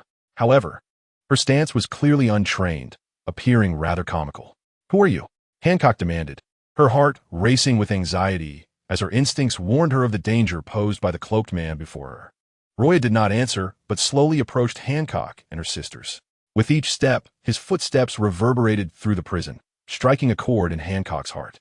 Cold sweat trickled down her forehead as she furrowed her brow, saying to Luo Ya, "Stay back. If you come any closer, I will not hold back." Yet, Hancock's bravado was of no threat to Luo Ya. Rather, it amused him. Standing before Hancock, he looked down at her. The other two sisters, bound by chains, watched in growing alarm and urgently urged Hancock, "Sister, please escape. Do not worry about us. As long as you can get away, that is all that matters. Sister, we do not need your help. Just leave this place." As the sisters displayed their deep bond, Luo Ya's aura suddenly erupted, a terrifying spiritual pressure akin to Conqueror's Haki. Even a mere hint of it silenced the two sisters instantly. Hancock's heart trembled. What kind of aura is this? It is overwhelmingly powerful. Looking at Hancock, Luo Ya's voice drifted into the ears of the three sisters. "You must understand. The Holy Land, Mary Geos, is in utter chaos. Why not take advantage of the turmoil to escape? Even if it means abandoning your sisters, as long as you survive, isn't that enough?" This was the brutal reality Luo Ya had witnessed throughout his journey.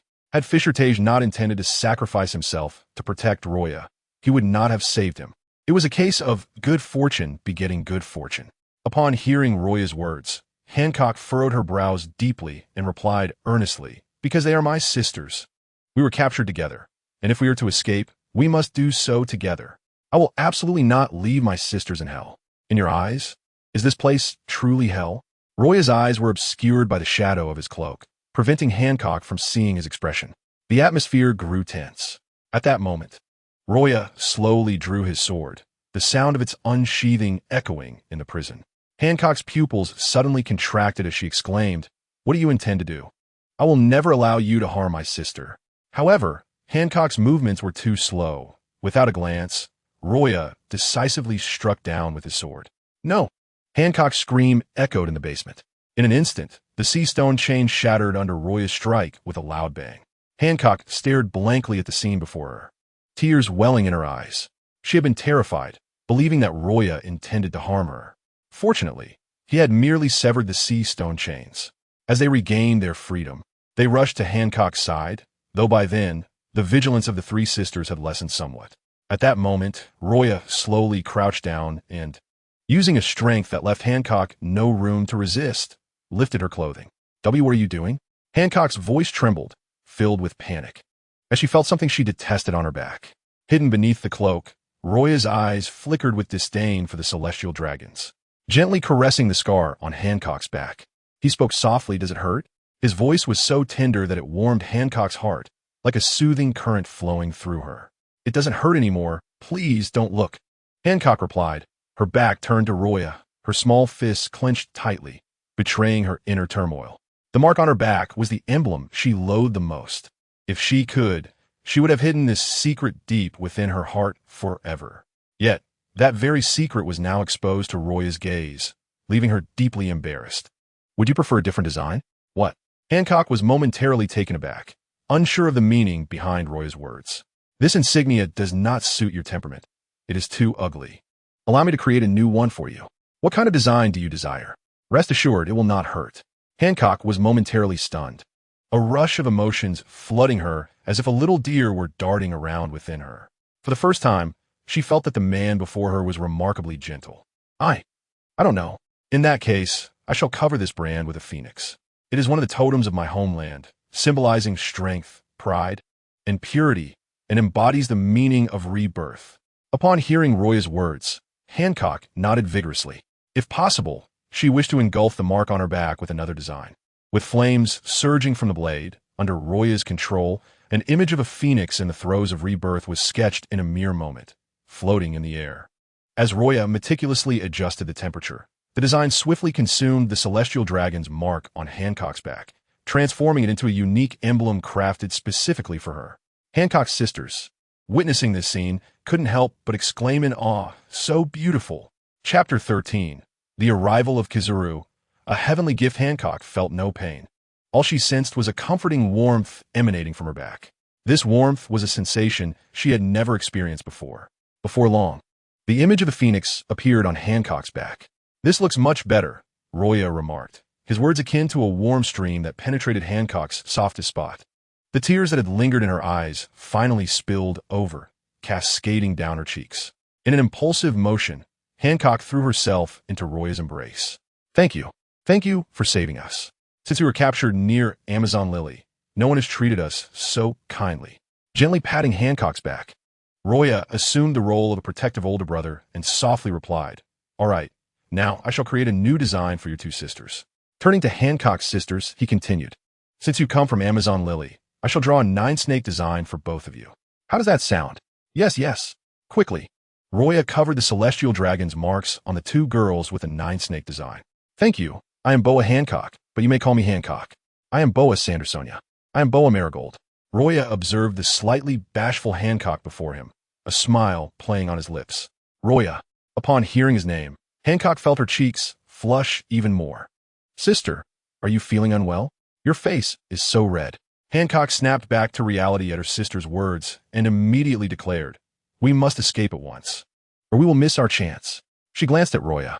Ryū Ya replied calmly, "I will take you away." "Yes." The girls nodded. Although their time together had been brief, Hancock and the others had already come to trust Ryū Ya immensely, especially Hancock, whose gaze was now filled with the image of Ryū Ya. Upon exiting the basement, Ryū Ya turned to Fisher Tiger and asked, "Are you feeling better?" "Much better." Fisher Tiger rose from the ground. As a fishman, his wounds had already stopped bleeding during this short interval. "Then let us depart from Mary Geos." With that, Ryū Ya led the way, followed closely by Hancock and her sisters, with Fisher Tiger trailing behind to ensure their safety. As they drew nearer to the sea, Hancock and her sister's eyes sparkled with anticipation. This represented freedom and the vast ocean, a place they had long yearned for. "This is wonderful. We are about to escape." Just as Hancock's words fell, a radiant light appeared before them, accompanied by an audacious remark. "Escape? That's impossible." As the light dissipated, a tall man with black hair, clad in a yellow and white striped suit, sporting a goatee and sunglasses, emerged before them. Fisher Tiger stared in disbelief at the man before him. "Admiral Kizaru." Kizaru, one of the 3 great monsters of the Navy, was a name Fisher Tiger had certainly heard of. The moment he saw Kizaru, despair enveloped him. Kizaru looked down from above, adopting a comically exaggerated expression as he slowly addressed them. "How terrifying. I never expected that Fisher Tiger and this mysterious person would know each other. However, once I defeat you, my salary will surely increase considerably." This statement was audacious, yet Kizaru possessed the strength to back it up. As the user of the Pika Pika no Mi, Kizaru boasted exceptional mobility and formidable penetrating attacks. Just these 2 traits alone placed him far above other Logia-type devil fruit users, making him one of the top-tier Logia fruits. "Have you ever been kicked at the speed of light?" Kizaru asked Ryū Ya. As Huang Yuan's words fell, his figure transformed into a radiant yellow light, charging towards Luo Ya. The speed was blinding, akin to a lightning kick, yet Luo Ya remained unfazed. Before him appeared 6 beams of light, which ensnared Huang Yuan, trapping him within. Only then did Luo Ya slowly utter, 6-rod light prison. The entire process was effortless, fluid as flowing water, exuding an air of ease. Confined within the 6-rod light prison, Huang Yuan gazed at the unfolding scene in disbelief. How could this be possible? Not only did he find it hard to believe that Luo Ya could so easily immobilize him, but even Fisher Tiger stood frozen in shock. One move, he had sealed Huang Yuan's attack with but a single strike. Fisher Tiger was left speechless, utterly astonished that the once arrogant Huang Yuan, who sought to leverage them for salary increase, was subdued by Luo Ya in mere moments. Hancock gently tugged at Luo Ya's cloak, her eyes, as clear as water, filled with admiration for him. She thought to herself how formidable Luo Ya truly was. She hoped the Navy would reimburse his medical expenses. As Luo Ya spoke, he deftly turned the hilt of his sword, holding the flame of flowing blade, and softly addressed Huang Yuan, "Ignite." Boom! Flames erupted. A tornado of fire enveloped Huang Yuan, searing his body with relentless heat. Huang Yuan attempted to evade, try to elementalize his form, but being trapped within the six-rod light prison rendered him incapable of any action. Let's depart. Luo Ya sheathed the flame of flowing blade and, with a flourish, exited Mary Geos with the others. Luo Ya boarded a naval ship, steering it away into the distance. On the ship's deck, he let the sea breeze tousle his cloak. With one hand brushing Hancock's hair, he inquired, "Do you despise this place?" Hancock nodded vigorously, her feelings towards the location marked by pain and profound loathing. "In that case, allow me to present them with a grand gift." Luo Ya raised his hand and snapped his fingers. Hancock looked around in confusion, noticing no immediate changes. Suddenly, Fisher Tiger pointed skyward, his eyes wide with shock. "Look! The sky! Quick, look above!"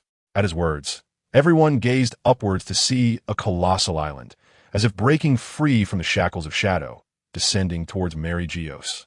Its fiery glow reflected upon the island's surface. The sharp winds howled, sending chills through the hearts of those present. What is that? Why is an island falling from a sky? Despair spread as they watched the massive island plummet, and panic ensued. All sought refuge, but found no safe haven. As the entirety of Mary Geos lay within the island's descent zone, struggling to escape the six-rod light prison, Huang Yuan appeared quite disheveled, his body marred by burns.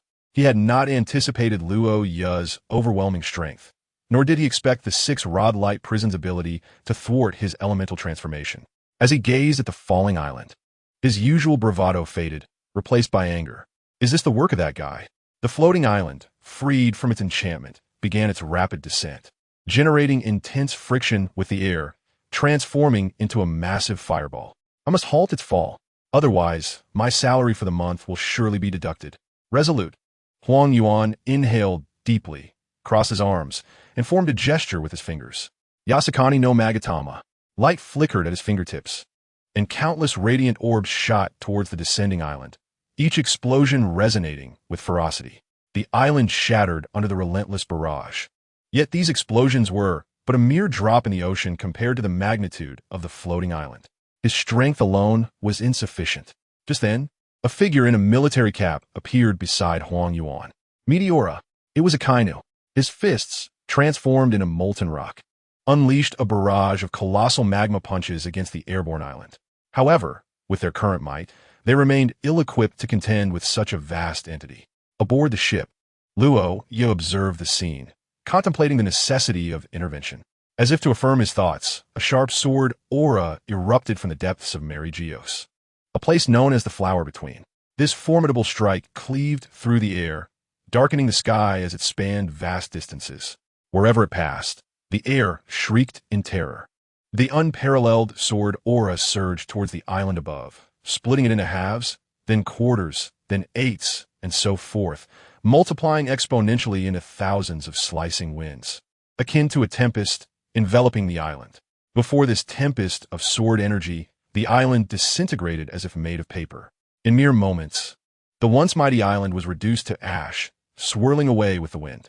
Huang Yuan and Akainu, both astonished, stared at the spectacle, unable to fathom how their arduous efforts to destroy the island had culminated in mere dust. On the ship, Luo Ya witnessed the transformation, a smile gracing his lips. He reached out to caress Hancock's hair, saying, "It seems our gift did not reach its destination today. However, I promise you, I shall present them with an even greater offering one day." Luo Ya continued, "For now, let me escort you back to Amazon Lily." As his words faded, an electronic notification echoed in his mind. Ding! Sign-in task issued. Amazon Lily. Reward: Mastery of Armament Haki. Duration: 3 days. A day had passed since leaving Mary Geos. The sky was clear, the sun shining brightly. Coupled with the ship's impressive speed, it was undoubtedly Luo Ya's most leisurely journey yet.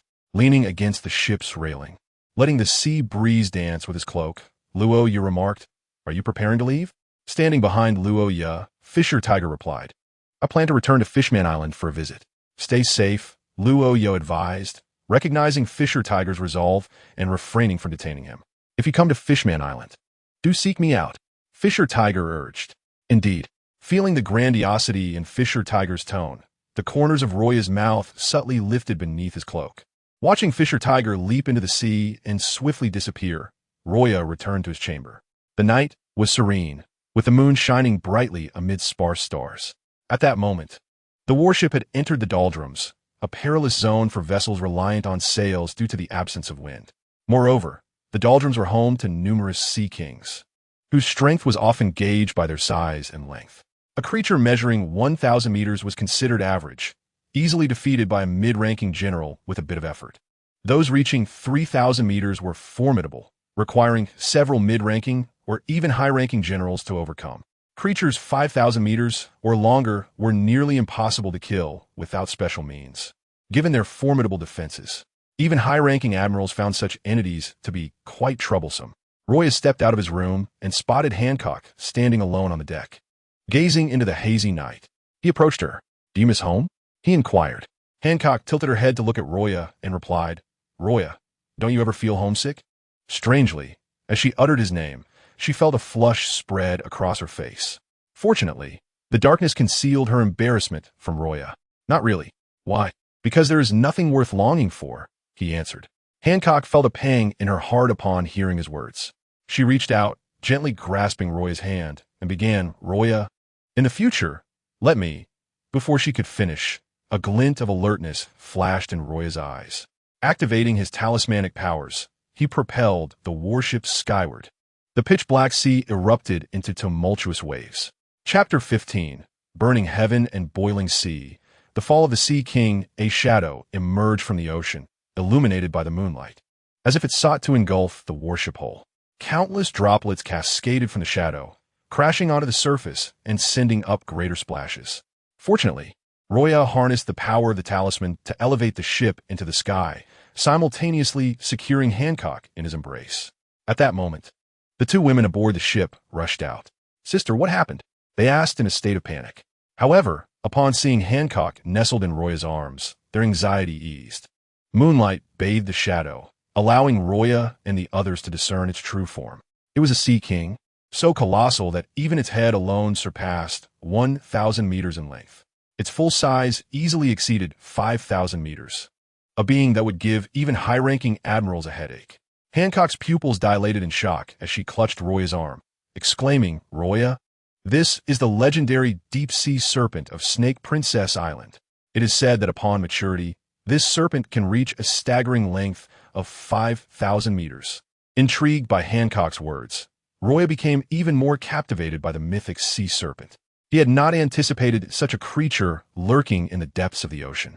Once they reached a sufficient altitude, Roya released Hancock and declared, since it is a legendary creature, allow me to witness its power. With that, he leaped from the warship, leaving Hancock and her two sisters behind. The night was splendid, the moonlight clear. As Roya descended, the fierce winds whipped around him, causing his cloak to billow dramatically. For a creature of the Sea King's stature, there was no need for pleasantries. He unsheathed his sword, flowing blade like fire, flames erupting from the blade as it traced a dazzling arc in the night sky. This brilliant light captured the attention of the serpent, which was 5,000 meters in length. The sea surged violently, and the serpent's tail broke the surface, striking towards Roya. Though it appeared slow, its speed and force were astonishing. Alarmed for Roya's safety, Hancock leaned over the ship's edge, witnessing the unfolding scene. Her heart raced. Roya, be careful. As if he heard her, Roya sensed the serpent's movement. While others may have found themselves in dire straits, he was undeterred. All things shall turn to ashes. Flowing blade like fire, he proclaimed. With those words, the sword unleashed a brilliant flame, soaring skyward. Clutching flowing blade like fire, Roya's eyes burned with intensity. The sword's final release could reach temperatures of 10 million degrees Celsius, akin to the sun's core. While he had not yet achieved such mastery, even the initial release sufficed, reaching temperatures equivalent to the sun's surface at 6,000 degrees. In that moment, he fully unleashed the sword's potential for the first time since arriving in the Pyro world. Before Luo Ya could even approach the Sea King, the surrounding waters began to boil, roaring. Sensing the intense heat, the 5,000-meter Sea King grew even more ferocious.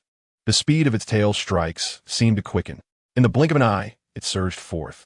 Unfazed by the impending attack, Luo Ya activated his talismanic powers, accelerating his descent several-fold. Flowing blade like fire radiated an unparalleled flame, transforming into a glass-like blade of fire. Simultaneously, 6 colossal pillars of fire erupted from the sea, generating fierce gusts of wind that shot skyward, forming a monstrous crimson lotus of fire spanning thousands of feet, unfurling eerily upon the ocean. Millions of acres of seawater surged, coalescing into towering waves that roared like a multitude of dragons. Burning heaven and boiling sea, Luo Ya declared as flowing blade like fire pierced the eye of the nearly 5,000-meter Sea King. The fiery strike unleashed a devastating blow, cleaving nearly 1,000 meters from its head. Due to his dual-wielding stance, the fierce winds flared Luo Ya's cloak wide open. The Sea King, attempting to roar, found its body cleaved in two, blood mingling with flames, staining the vast ocean crimson. Hancock, observing from the warship, watched in awe as the sea transformed into a fiery inferno. The sky glowed a fiery red, and through the flames, she could clearly see the ocean boiling for thousands of meters. Incredible! Hancock's eyes sparkled with admiration. In her heart, she believed that Luo Ya was the strongest, unmatched by anyone else. As she turned her gaze towards Luo Ya, she was momentarily taken aback, for she beheld him shedding his cloak amidst the backdrop of raging flames and the tumultuous sea. Even from a great distance, the spectacle was unmistakable. On Nine Snake Island, the reigning empress of Amazon Lily and captain of the 9 Snake Pirates also sensed this moment. From her palace, she gazed upon the inferno in the calm belt, her heart sinking. What kind of formidable power could achieve such a feat? Most alarmingly, this presence had materialized in the calm belt, suggesting that this individual might indeed have set their sights on 9 Snake Island. With this thought, she promptly issued orders to prepare for battle. The inhabitants of 9 Snake Island were predominantly warriors, skilled in both armament Haki and observation Haki. Upon receiving the Empress's command, they swiftly armed themselves and concealed themselves within the jungles facing the flames. Meanwhile, not far from the fiery inferno, a small boat drifted slowly across the sea. On this diminutive vessel sat an elderly woman, markedly shorter than average, with white waves of hair adorned by a flower and a serpent coiled around her staff. Her expression was frozen as she observed the unfolding scene. Could this fire truly be linked to that person? The elderly woman murmured, extending her hand to touch the water. With a sharp intake of breath, she exclaimed in shock, "The water is scalding even from this distance. How terrifying!" As she spoke, she leapt up from the wooden deck of her boat, exclaiming, "Hot, hot, hot." If any outsiders had witnessed this scene, they would surely have found it quite comical. Chapter 16. Arrival at the island and the welcome ceremony. After thoroughly dealing with the Sea King, Luo Ya slowly sheathed his weapon. He ran his fingers through his hair, a slight smile gracing his lips. It seems Hancock and the others must have seen it. Pausing, Luo Ya turned his attention to the warship above, activating his talismanic abilities. Once he returned to the ship, he thought, well, if they saw it, then they saw it. There are no outsiders around, are there? Upon returning, Luo Ya was immediately greeted by a small figure that rushed into his embrace. Hancock tightly hugged him, looking up with wide, adoring eyes. "Luo Ya, you are so amazing." After uttering these words, a faint blush crept onto Hancock's cheeks. Whether from shyness or the glow of the flames, it was unclear. Hancock continued, "And you're so handsome. You seem so gentle." Luo Ya's lips curled into a tender smile as he affectionately stroked Hancock's hair. "All right, let us continue our journey to 9 Snake Island." With that, he secured his cloak once more. Hancock's gaze remained fixed on Luo Ya throughout. What girl does not harbor a crush? Luo Ya had rescued them from imprisonment, wielding immense power to defeat even Kizaru. Not even a Sea King of 5,000 meters seemed formidable before him. Most importantly, the Phoenix rebirth design on her back had been bestowed by Luo Ya himself, and she had adored it ever since she first laid eyes on it in her chamber. "Oh my, I truly am blushing." Hancock's sisters, Marigold and Sandersonia, noticed their sister's flustered demeanor and approached her with peculiar expressions. "Are you all right? Your face looks so red." At that moment, Royo Ya noticed a hazy silhouette ahead. As they drew nearer, the outline of the island began to materialize. The island itself was characterized by towering peaks, and within its center, 9 serpentine heads gazed into the distance. Maneuvering the warship downwards, Royo Ya addressed Hancock. "Hancock, it appears we have arrived at 9 Snake Island."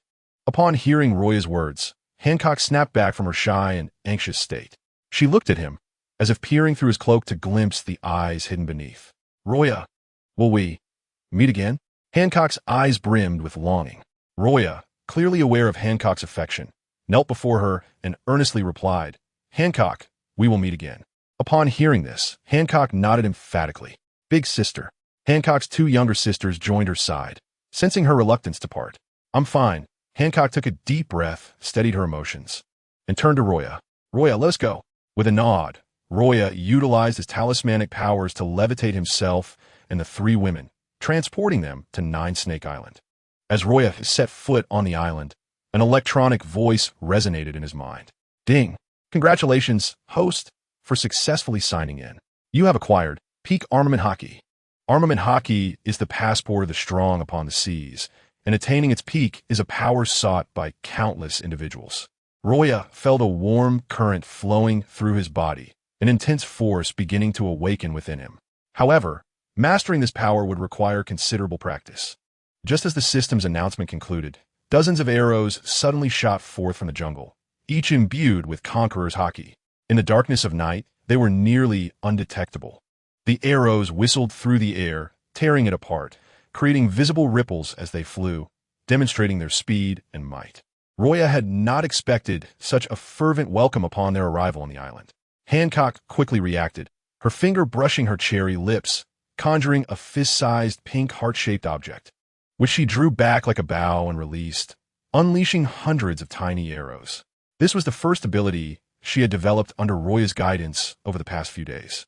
These hundreds of tiny arrows struck the armament-infused arrows, causing minor petrification. Though it was minimal, it destabilized the arrows, sending them crashing into the ground before Royo Ya, creating small craters. At this moment, Hancock exuded a hint of regal presence, standing boldly before Royo Ya and declaring to the trees of the jungle, "I am Boa Hancock. I will not allow you to harm Royo Ya." The island of 9 Snake was relatively small, and all its inhabitants were familiar with one another.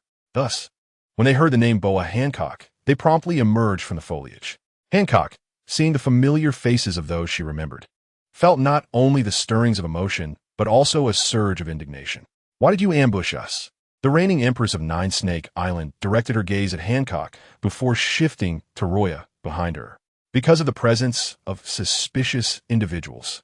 Upon hearing her words, Royo Ya replied calmly, "I am merely escorting them back to Snake Island." Before he could finish his sentence, the current emperor of Snake Island, upon hearing Royo Ya's voice, swiftly drew his bow and declared mercilessly, "You are a man? Since you dare to tread upon the soil of Snake Island, prepare to die. Men are forbidden from entering Snake Island. Those who do so shall face execution without mercy." At the emperor's command, the crowd drew their bows, aiming at Royo Ya. Royo Ya sighed, having already discerned the situation. He had intended to deliver Hancock and the others safely to the island, but had not anticipated such an incident. It must be said, the people of Snake Island were indeed fierce, with everyone ready to fight. As another volley of arrows was unleashed, Hancock attempted to shield Royo Ya, but he gently placed a hand on her shoulder to stop her. "Hancock, allow me to handle this." With that, Royo Ya extended his hand and lightly tapped the air, creating a barrier seemingly composed of air itself, which appeared before him. The arrows, imbued with Haki, struck the barrier, producing only a cacophony of sound without inflicting any significant damage. Just as the emperor was about to launch another attack, a voice resonated from afar. "Stop!" A shadow swiftly approached, intercepting the current emperor of Snake Island. "Grandmother Gyuraliosa?" The emperor gazed in disbelief at Gyuraliosa. She was the former empress of Amazon Lily, and although she had abdicated, her influence far surpassed that of the current emperor. Only the future Hancock could potentially rival Gyuraliosa. Gyuraliosa addressed the emperor. "You cannot harm this man." Royo Ya observed the scene quietly, his eyes slightly squinted beneath his cloak. "But Grandmother Gyuraliosa, he is a man." The emperor protested. Men are absolutely forbidden from setting foot on this land. Ryūjin replied. He saved the people of Snake Island. The emperor countered, yet, according to our ancestral teachings, a man must not leave alive. Upon hearing the emperor's resolute words, Hancock anxiously tugged at Roya's sleeve. At that moment, Ryūjin added, "What if I told you that this man has slain the legendary sea serpent of Snake Island? According to our tradition, anyone who kills the sea serpent must be treated with utmost respect and honored as a guest, regardless of gender." With Ryūjin's proclamation, all present, including the warriors of Snake Island and the current emperor, were struck with astonishment. How could it be? The terrifying sea serpent had been vanquished by this man before them. Such a feat was utterly preposterous. It was a creature of several thousand meters. Remarkable. The vengeance of our ancestors has finally been avenged. The warriors of Snake Island were filled with disbelief, yet their hearts swelled with joy upon receiving this news. The current emperor turned to Ryūjin, seeking confirmation. Is it true that this man has indeed slain the sea serpent? The sea serpent had long been the nightmare of every emperor of Snake Island. Since its establishment as a pirate nation, the island had to venture out to procure resources, but with every journey came inherent risks, the greatest of which was the existence of the sea serpent. Many emperors had disappeared, never to return, due to the terror of this creature. Its lifespan was so prolonged that they could only watch as its power and size continuously grew, leaving them utterly powerless. Thus, the sixth emperor of Snake Island established a decree. Anyone who killed the sea serpent must be treated with respect and honored as a guest, regardless of gender. This decree had been passed down through generations, becoming a cherished tradition. Upon hearing Ryūjin's words, Luo Ya turned to Hancock, saying, "Hancock, did you know of the sea serpent's legendary status, but not of this tradition?" Hancock shyly nodded in response, realizing that had she known, she would have spoken up sooner, and the earlier conflict could have been avoided. With Ryūjin's confirmation, the current emperor approached Luo Ya, apologizing. "I am sorry for our rudeness. Please, allow us to invite you to a banquet in our palace." Luo Ya shook his head, replying coolly, "As I previously stated, I am merely returning them to this island. If you wish to express your gratitude, treat them well." At this moment, Ryūjin interjected, "Rest assured, we shall devote all our resources to nurturing them." In the eyes of Ryūjin, who had witnessed Hancock's abilities, she was convinced that with proper cultivation, Hancock could become the most powerful empress in the history of Snake Island. Furthermore, Ryūjin was particularly intrigued by the relationship between Hancock and Luo Ya. Having traveled the seas, she had heard many tales of this mysterious man, prompting her to investigate him further. However, as her inquiries deepened, she found Luo Ya's origins to be shrouded in mystery, as if he had appeared out of thin air. This led Ryūjin to assure Luo Ya that they would invest the island's resources to help Hancock grow stronger. Luo Ya was well pleased with Ryūjin's response. "Hancock, even if I am no longer here, you must strive to train and enhance your abilities. Do you understand?" Hancock nodded vigorously and then turned to Luo Ya, saying, "Luo Ya, if I become empress, I will certainly make you my queen." Seeing Hancock's earnest demeanor, Luo Ya burst into laughter. The first genuine joy he had experienced since arriving in this world. "You should be the queen." Upon realizing his words implied that he would make Hancock his queen, he playfully flicked her forehead. "You are quite the mischievous one." Luo Ya continued, "Hancock, let us meet again upon the sea in the future." He turned and walked towards the warship. The night breeze gently rustled through the forest, and the moonlight shimmered upon the sea's surface. As Hancock watched Luo Ya's receding figure, tears cascaded down her cheeks uncontrollably. "Luo Ya, can I come find you in the future?" Hearing Hancock's plea, Luo Ya paused and softly replied, "Yes, of course." Though his voice was gentle, it resonated within Hancock's heart with great strength. "Luo Ya, you must wait for me. Wait for the day I come to find you." As Hancock spoke these words, her voice quivered with emotion. Luo Ya ceased his speech, merely waving his hand as his talismanic abilities activated, transporting him back to the warship. He understood that lingering any longer would only deepen Hancock's reluctance to part ways. Watching Luo Ya depart from her view, Hancock resolved within her heart. She would diligently train her abilities to reach the awakening stage of the fruit that Luo Ya had spoken of. It had been a day since departing from Amazon Lily. Luo Ya had exited the comm belt and was now in his quarters aboard the warship. From the system space, he retrieved the previously acquired Mera Mera no Mi, a fruit capable of creating phantoms. These phantoms possessed a degree of strength, useful for disguise, combat, and group battles, making it a versatile fruit. Now, Roya resolved to consume this fruit. Chapter 18. Marineford. Attending the grand conference, the Mara no Mi appeared overwhelmingly mysterious. After toying with it for a moment, Roya consumed the fruit without hesitation. Perhaps due to the absence of side effects, the fruit bore no flavor at all. 1 second, 2 seconds, 3 seconds. In the blink of an eye, a minute passed, and Roya felt no peculiar changes in his body. Could it be ineffective? Just as this thought crossed Roya's mind, a figure materialized before him, the very image of Roya beneath his cloak.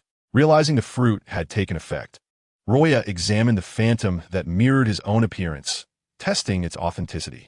The phantom felt remarkably real, possessing a tangible presence, as it retained a fraction of strength. This power would undoubtedly grow stronger through continued development. With Haki enveloping his arm, Roya unhesitatingly shattered the phantom before him. Its resilience was commendable, unless subjected to lethal damage. It would not dissipate. Roya murmured to himself, contemplating, what if I do this? As his words fell, the warship was suddenly filled with over 100 phantoms, each conjured from Roya's imagination. The figures included Whitebeard, Big Mom, Kaido, and Shanks, renowned personalities of the seas. Should others or the Navy catch sight of these phantoms, they would surely be terrified, suspecting a sinister conspiracy at play. However, as Roya surveyed the multitude of phantoms, his brow furrowed slightly. These apparitions appeared exceedingly ethereal, each seemingly weak. It seemed the strength had been distributed too thinly among them. With a casual wave of his hand, the phantoms instantly vanished. Roya continued to experiment with various abilities aboard the warship, discovering that while the Mara no Mi offered minimal enhancement to his combat prowess, its auxiliary benefits were terrifyingly potent. Moreover, it could conjure illusions to confuse opponents. Just as the system had stated, it was an exceptionally top-tier fruit, although primarily supportive. There are no worthless fruits, only ineffective users. Roya believed that with further development, he would undoubtedly unlock even more formidable capabilities in the near future. A slight smile graced Roya's lips as he immersed himself in the frenzied exploration of the fruit's powers, even assigning names to his techniques, until the warship's transponder snail rang with a sound. Bring, bring. Following the sound, Roya entered the ship's control room. After a moment of contemplation, he answered the transponder snail. Attention all units. Attention all units. The Marineford promotion conference has commenced. Ensure the conference proceeds safely. Any sightings of pirates or suspicious activities on external vessels, regardless of size, must be reported immediately. I repeat. The Marineford. Roya hung up the transponder snail, and the system's electronic voice echoed in his mind. Ding. Sign-in task released.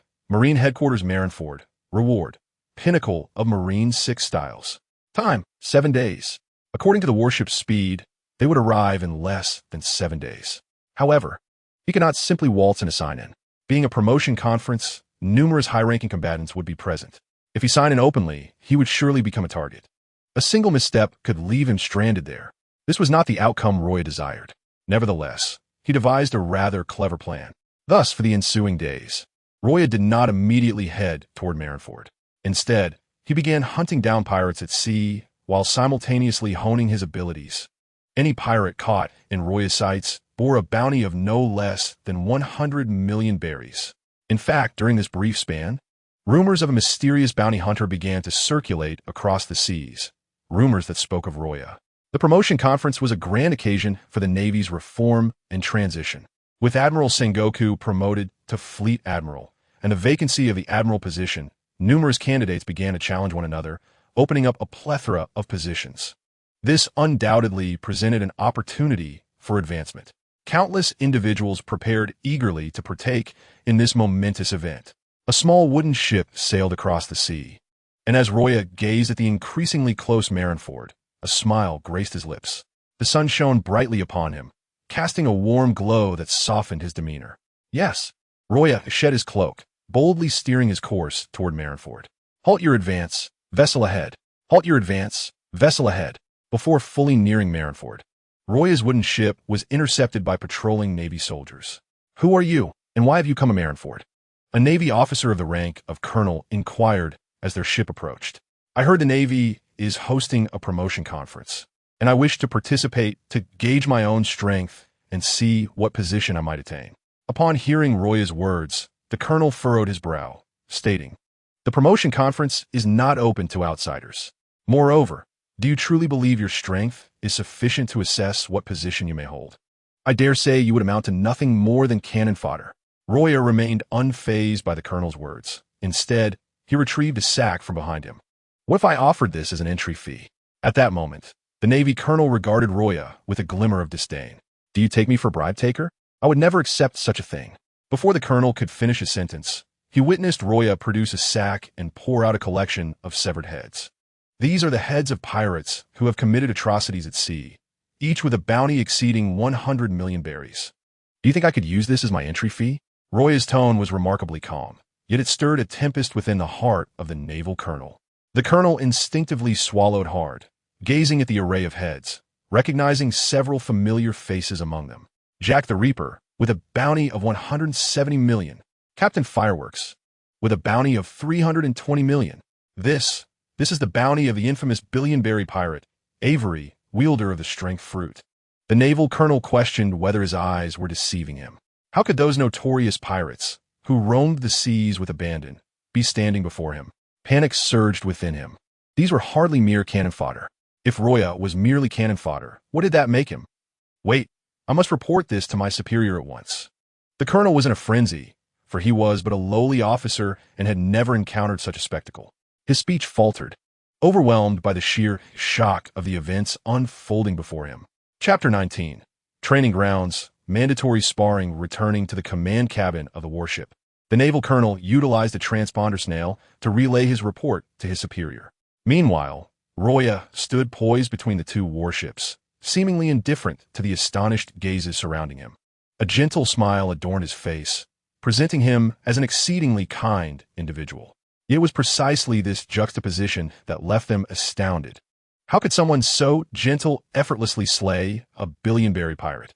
This was beyond their expectations. The Navy's response was swift. As the colonel's reports escalated through the ranks, they swiftly reached Admiral Sengoku. Having recently assumed the mantle of Fleet Admiral, this was Sengoku's inaugural Grand Assembly, a demonstration of naval power to the world. The recent emergence of a mysterious figure who had disrupted both the Navy and the world government, annihilated the Demon Slayer decree, and wreaked havoc in Mariewa, had cast a shadow over the Navy's reputation. Many perceived the Navy as a facade of strength, teetering on the brink of collapse. To counter this perception, Sengoku organized this gathering for the Navy. Any individual of strength could claim a position of importance. Even a lowly sailor could ascend to the rank of admiral. Upon learning that Avery's head was among the bounties, Sengoku was taken aback, for he had once pursued Avery during his tenure as a vice admiral. Sengoku understood the cunning nature that lurked within Avery's formidable physique. Without extraordinary strength or meticulous planning, slaying Avery was an impossibility. Thus, Sengoku's interest in Roya began to grow. Consequently, he consented to allow Roya to use the bounties as an entry fee to the promotion conference. Admiral Sengoku has approved your participation. Please board the warship. We need to register your information. The fleet admiral emerged from the command cabin, addressing Roya. At that moment, his demeanor towards Roya had undergone a dramatic transformation. The previous disdain had vanished, replaced by respect and trepidation. After all, this was a direct communication from Sengoku, indicating the importance he ascribed to Roya, unbeknownst to the colonel. Roya had never regarded him as significant. After registering his information, Roya boarded the naval colonel's warship, setting foot on the land of Mariewa. As he arrived, an electronic voice resonated in his mind. Ding! Congratulations, host, for successful check-in. You have acquired the pinnacle of the Navy's 6 styles. The 6 styles encompassing shave, iron body, paper drawing, moonwalk, storm leg, and finger gun represent a martial art capable of transcending human physical limits with immense power. A smile graced Roya's lips upon hearing the system's announcement. This smile caused a flutter among the female soldiers observing him. Wow, he is incredibly handsome. His face seems unfamiliar, yet exudes such warmth. Ignoring the murmurs around him, Roya followed the naval colonel to his temporary quarters. My lord, the promotion conference officially commences tomorrow, with the competitions also held then. For today, please make yourself comfortable here. We will arrange different accommodations based on your eventual rank, the naval colonel stated before departing, leaving Luo Ya alone in the room. Approaching the window, Luo Ya gazed at the imposing structure at the heart of Ryūjin. Pondering, Sengoku's office must be quite a renowned location. Perhaps I can find an opportunity to check in for additional rewards. Meanwhile, Sengoku was investigating information about Luo Ya. According to the details Luo Ya had provided, he hailed from the island of Vermilion, the site of the infamous massacre by the Golden Lion. He had been away during the incident, which fueled his deep-seated hatred for pirates, prompting his desire to join the Navy. Now, the village of Vermilion was but a shadow of its former self, leaving no witnesses to contest Luo Ya's narrative. Given Luo Ya's prior slaying of numerous pirates, Sengoku harbored no suspicions, merely anticipation for the surprises Luo Ya might bring. As dusk approached, Luo Ya lingered in his room for a while before stepping out. Walking through Ryūjin, he sensed an atmosphere entirely distinct from that of the sea. Before he knew it, he found himself at the training grounds. Unlike the typical soldier training areas, this one hosted only a handful of practitioners. Among them, a striking blonde woman over 175 meters tall captured Luo Ya's attention. Wearing glasses, she diligently practiced the 6 styles. Given that Luo Ya had mastered the 6 styles, he could easily discern the girl's level of skill. His gaze evidently piqued her interest. "You uncouth individual, where is your uniform? Why are you not dressed appropriately in Ryūjin?" The girl approached Luo Ya, adjusting her glasses as she spoke. Upon hearing her call him an uncouth individual, Luo Ya confirmed her identity. This young woman was none other than Califa, one of the future members of the CP9, known for her catchphrase, "You are being rude and uncouth." "I've come to participate in the promotion conference. I just arrived in Ryūjin today," Luo Ya explained. Califa raised an eyebrow. "From what I understand, the promotion conference is not open to the public. Are you attempting to deceive me?" With her statement, she swiftly delivered a kick towards Luo Ya. Observing the high heels, at least 5 centimeters tall, the corners of Luo Ya's mouth twitched slightly. He merely found this individual familiar. Yet how could a quarrel so swiftly escalate into a confrontation? Luo Ya extended his hand, effortlessly clasping Califa's ankle, thereby thwarting her advance. Califa's charming face flushed with embarrassment. "Hey, let me go. This is harassment." Luo Ya shrugged, responding, "As you wish." As his words fell, he released his grip. However, unexpectedly, the moment he let go, Califa executed a swift maneuver, appearing behind Luo Ya, her fingers lunging mercilessly towards him. "Don't you dare touch me." Finger puncture.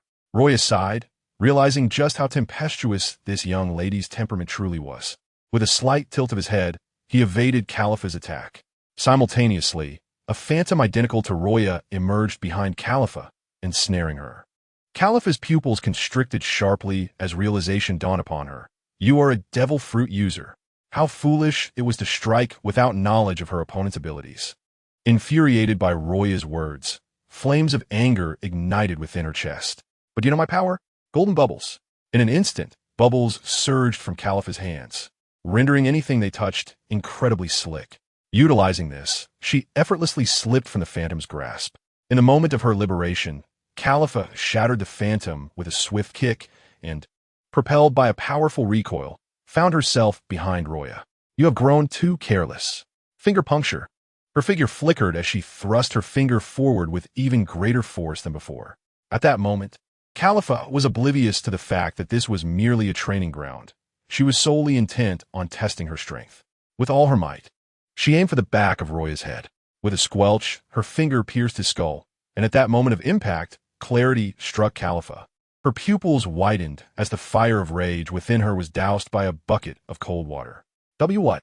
How could this be? Instinctively, she retracted her finger. Disbelief etched across her face as she beheld the scene before her. She had anticipated Luo Ya would react, especially considering his earlier swiftness. Thud! Luo Ya collapsed to the ground, his form resembling a puddle of mud, seemingly indicating that he had met his demise due to Califa's actions.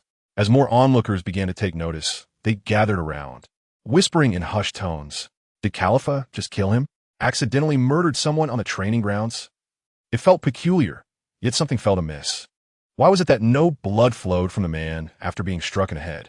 The murmurs of the crowd reached Califa's ears, causing her to freeze amidst her tears. And no blood. Upon hearing this, she glanced at Luo Ya's head. At that very moment, the figure lying on the ground shattered into fragments, akin to the phantom Khalifa had previously obliterated.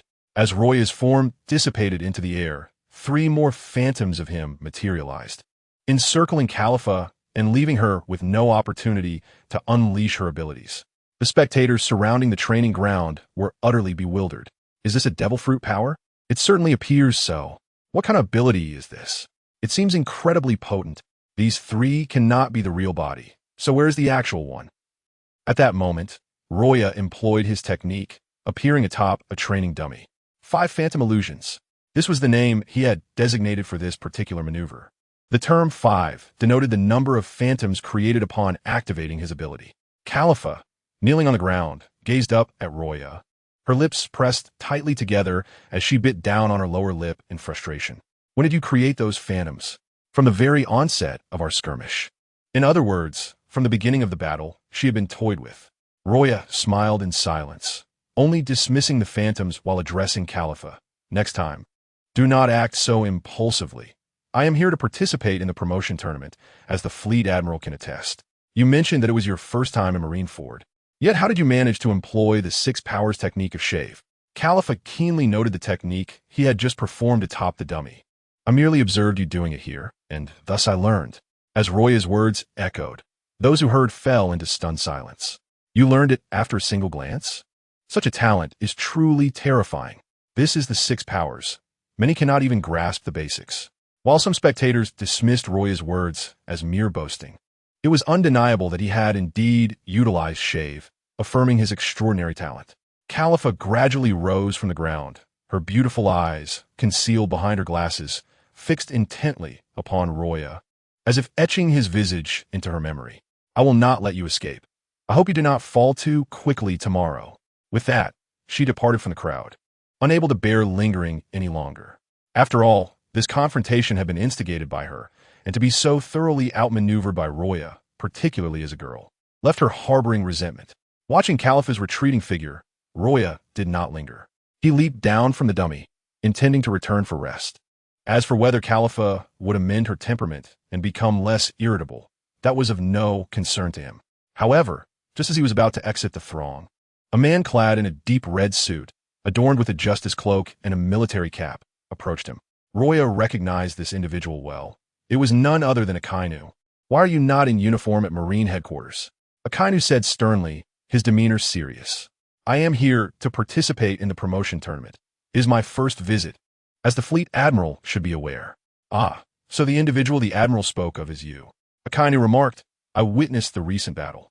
If you believe that the power of your fruit, along with your newly acquired 6 styles, will lead you to victory, you are utterly mistaken. I cannot fathom why the Marshal would allow someone as weak as you to participate in this promotion tournament. After uttering these words, Akainu brushed past Roa without a second glance, warning, do not let me encounter you in the first match. Otherwise, you will understand the true meaning of the power of justice. Chapter 21. A Wager Between Rivals. Roa takes the stage. Roa paid no heed to Akainu's words, considering him merely a defeated foe. If Akainu were to discover that the person he had just belittled was the mysterious figure who had easily bested him, what thoughts would cross his mind? With this in mind, Roa brushed back his dark hair and returned to his quarters. Before long, the first day of the promotion tournament arrived. Roa had slept relatively well the previous night, and as he stepped out of his room, he was greeted by a throng of people filling the main training ground. Hey, don't you know where to stand? Karifa's voice called from behind him. Roa turned to see Karifa, who seemed to emanate a different aura today. Yet, he could not quite place the nature of this change. Well, they only arranged accommodation for me. They didn't provide any further information, he replied. Then stand beside me. But do not get any ideas. I will never forget the way you toyed with me yesterday. If the opportunity arises, I shall show you my true strength. However, as Karifa spoke, her gaze seemed to drift, revealing a hint of distraction. As Roa followed Karifa to the front of a line, he soon spotted Sengoku and Garp standing atop the highest point of Marineford. They surveyed the gathered Navy personnel, and after delivering a lengthy monologue devoid of substance, they finally announced the commencement of the promotion tournament. As Sengoku turned to leave, he cast a glance at Roa, who stood out conspicuously without the Navy uniform. Garp noticed Sengoku's gaze and followed it to Roa, standing next to Karifa. With a playful tone, Garp remarked, "Youth is a splendid thing. This young lad is quite handsome.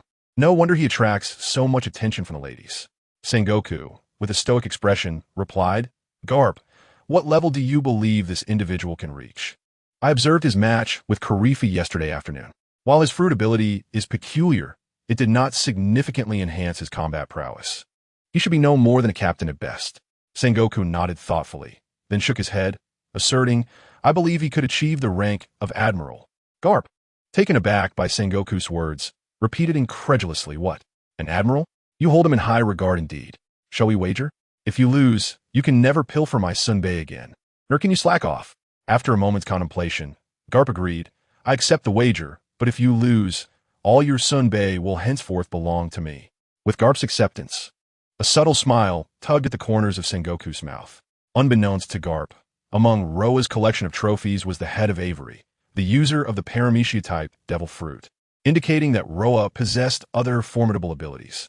Additionally, Sengoku recognized Roa's potential and, if possible, wished to recruit him into the Dove faction. The Dove faction, a group within the Navy, contrasts with the Eagle faction, led by Akainu, and the Neutral faction, led by Kizaru, often colloquially referred to as the Couch Potato faction. The Dove faction is characterized by its moderate approach, employing methods that are not excessively ruthless, with each member holding their own sense of justice. The Eagle faction, conversely, views the Navy as justice and pirates as evil, employing any means necessary to achieve their goals. The Neutral faction remains detached, willing to undertake jobs as long as the remuneration is satisfactory. Naturally, individual differences exist within these groups. Roa received his fighting order at the main training ground, and to his surprise, he was given a bye, meaning he would advance to the next round without engaging in any battle. Karifa observed this and remarked, "You're quite lucky, but this is for the best. The later you lose, the stronger your skill must be, and it will reflect better on me for having defeated you previously, right?" Roa's unabashed response to her thoughts left Karifa feeling a mix of embarrassment and irritation. "You appear so gentle and charming.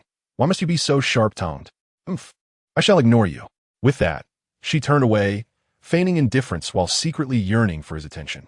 Yet, Roa chose to disregard her, retreating to rest, further inciting her frustration.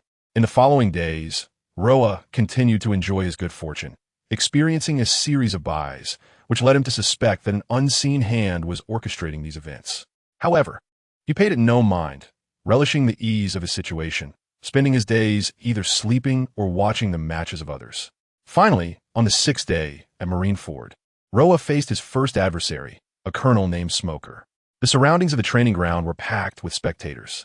Many Navy soldiers had become aware of Roa's existence, yet numerous others had only heard tales of him without witnessing his combat prowess. Consequently, this match drew a considerable crowd, encircling the arena tightly.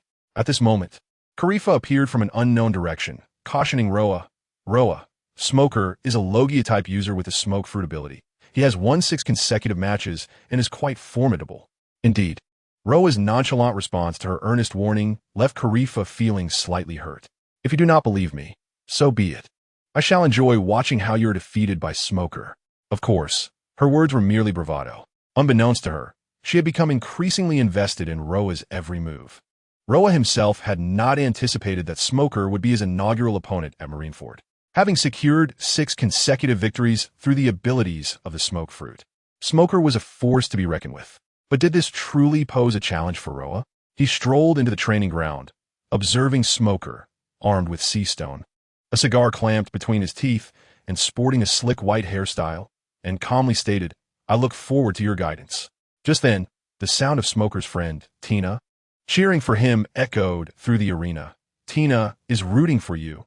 Don't lose." Following the sound, Roa glanced at the pink-haired girl, only to find Smoker transforming into smoke and charging at him. Losing focus during combat was a grave error.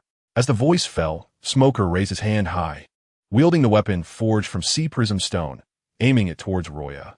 Chapter 22. A single move to defeat the enemy. Khalifa, noticing this, shot Tina a fierce glare and quickly reminded, "Roya, Smoker's weapon is made of sea prism stone. You must not let it touch you." However, Calipha's warning came too late. Smoker had already swung his weapon, striking Luo Ya with a resounding thud. Luo Ya was sent flying, his form dissipating in midair.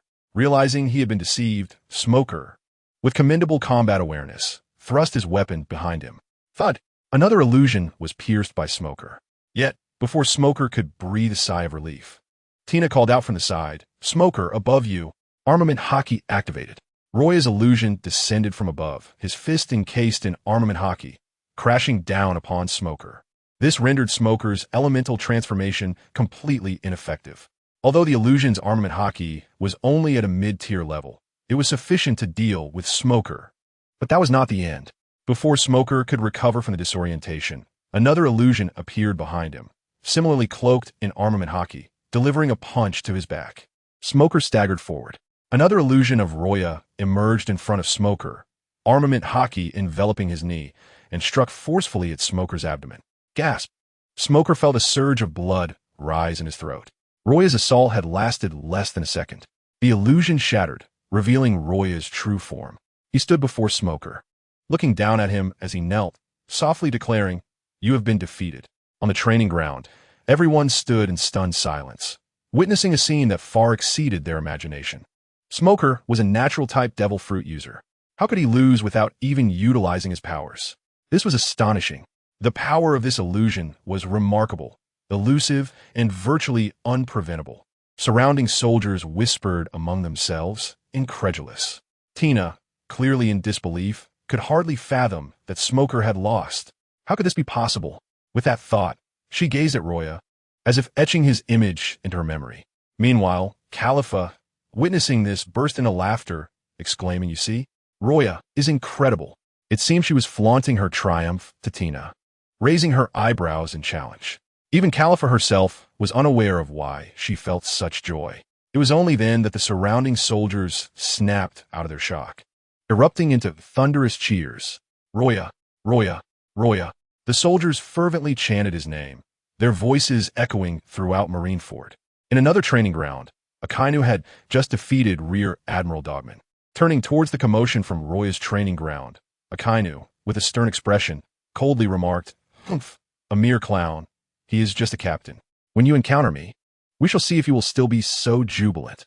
Back in the training ground, Luo Ya extended his hand towards Smoker, asking, "Are you all right?" Smoker looked at Luo Ya, grinning. "I'm fine. I'm just too weak. Next time, victory will surely be mine. Let's work hard." Luo Ya replied with a gentle smile, which instantly prompted the surrounding soldiers to cheer. Yet, for some unknown reason, Calipha felt a tinge of sadness at this moment. Why could he show such warmth to others yet remain so indifferent to her? Biting her lip, Calipha pondered this question repeatedly. Time flew, and 3 days passed swiftly. During this time, Luo Ya utilized the abilities of the Mera Mera no Mi to repeatedly toy with his opponents, leaving them utterly confused as to which was his true form. Time and again, he effortlessly defeated them in a state of bewilderment. His formidable power, coupled with that gentle smile, garnered him immense popularity, even surpassing the so-called monstrous vice admirals within the Navy. In the office of Sengoku, Garp sat beside him, incessantly munching on sunbae, causing more and more furrows to form on Sengoku's forehead. "Garp, do you take such delight in my sunbae?" "Of course. What if I lose? I might not have another chance to enjoy them, so I must indulge now. Yet I feel that even if you lose the wager, you would still eat." "Ha ha ha, Sengoku. You truly understand me.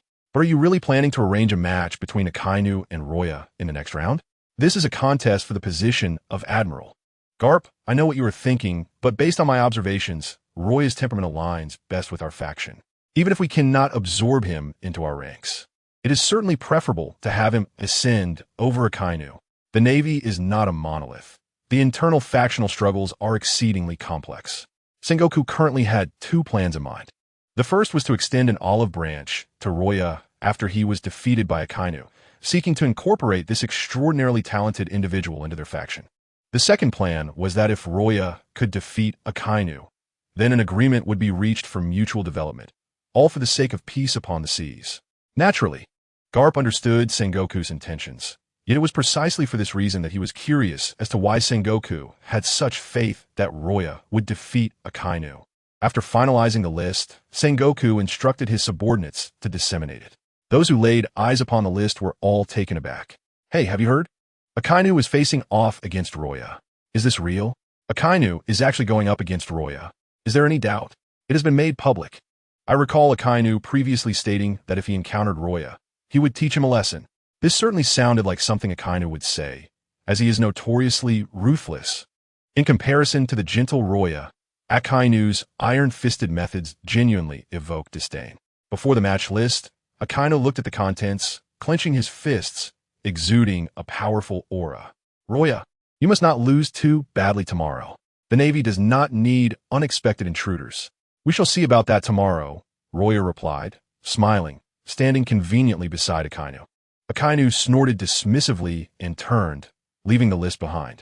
At this moment, Khalifa pulled Luo Ya aside, saying, Luo Ya, you should forfeit tomorrow. Forfeit? Why? Luo Ya looked at Khalifa, puzzled. Due to her slight timidity, Khalifa glanced at Luo Ya before speaking. I do not wish to see you harmed. Akainu, that man, truly shows no mercy. Aside from dogmen, many who have faced him have suffered grievous injuries, some even rendered incapable of standing for the rest of their lives. Well, I understand, but surrendering is not in my nature. Akainu is no match for me. Khalifa gazed at Luo Ya, her fists tightly clenched. I am genuinely concerned for you. Why do you refuse to heed my warnings? I shall no longer concern myself with you. With that, Khalifa turned and left the training ground. Watching her retreating figure, Luo Ya's expression was somewhat perplexed. He could not fathom why Khalifa was experiencing such emotional turmoil. Just recently, she had been the one to take the initiative. Not dwelling on this matter for long, Luo Ya looked up towards the top, towards Sengoku's office. He awaited the moment he would clock in there as a vice admiral and was eager to experience what it entailed. Meanwhile, Khalifa found herself in a secluded training area, rarely frequented by others. Here, she unleashed her pent-up frustrations upon a wooden dummy with fervor. Bam! Bam! Bam! Khalifa seemed utterly impervious to pain, striking relentlessly. It is worth noting that these wooden figures were exceptionally crafted. Even a regular person wielding a hammer would leave no mark upon them. Yet, under Khalifa's assault, they began to crack significantly. Tina has come to inquire about something. A girl with vibrant pink hair approached Khalifa. Khalifa recognized her as a peculiar individual with an odd speech mannerism. Tina, what brings you to me? Tina wished to ask about Luo Ya's preferences. Why do you concern yourself with Luo Ya when you show no interest in Smoker? Khalifa's demeanor shifted, becoming instantly guarded. Tina's concern for Smoker was simply that of a friend. Her interest in Luo Ya suggested something deeper, a pursuit. Pursuing Luo Ya? Khalifa's eyes widened in disbelief as she stared at Tina. Do you even realize what you are saying? Luo Ya hardly knows you, yet you profess to pursue him. Tina nodded, explaining that ever since Luo Ya's victory over Smoker, she had been paying close attention to him. Every time she caught a glimpse of his smile, her heart swelled with joy. Isn't this love? Khalifa's irritation grew. Why was he so gentle with others, yet so indifferent towards her? The thought of another woman pursuing Luo Ya only intensified her discomfort. It was in this moment that Khalifa recognized that, unbeknownst to her, Luo Ya had woven himself into her heart. Resolute, Khalifa declared to Tina, I can assure you, this is not love. I too harbor feelings for Luo Ya, and you stand no chance against me. Tina arched an eyebrow, saying, Then let us compete fairly. I will not concede. With that, Tina turned and departed. As Khalifa watched her leave, she felt compelled to fortify her position, refusing to grant Tina an ounce of opportunity. The earlier frustration was promptly cast aside. With that thought, Khalifa shattered the wooden dummy with a decisive punch and made her way to Luo Ya's quarters. According to the promotion tournament's rules, having achieved a series of victories, Luo Ya was now a rear admiral, and thus resided in the corresponding quarters. Upon reaching Luo Ya's room, Khalifa took a deep breath, steadied her emotions, and mustered the courage to gently knock on the door. It swung open, revealing Luo Ya, who was lost in thought, gazing out the window. For reasons unknown, seeing him so pensive tugged at her heart. In Marineford, aside from herself, he likely had no one to converse with. He must feel profoundly lonely. Before Khalifa could speak, Luo Ya softly invited her to sit, though he remarked that he had little to offer in hospitality. No, there's no need for that. I came here to. Khalifa hesitated, biting her lip, a blush creeping onto her cheeks. Is there something you need help with? Luo Ya turned to face her. I'm here to apologize, Luo Ya. I was too impulsive and headstrong. I truly am sorry. Also, please do your best tomorrow. I will cheer for you. I believe you can surely triumph over Akainu. Seeing Califa, now embarrassed to the point of wishing to vanish, made Roya's lips curve into a slight smile. Sunlight streamed through the window, filling the room with a warm and inviting glow. Roya approached Califa, gently tucking a few strands of her hair behind her ear, and smiled. Rest assured, I will not disappoint you. Akainu is not my adversary. Califa felt the warmth of his hand, and the rest of his words faded into the background.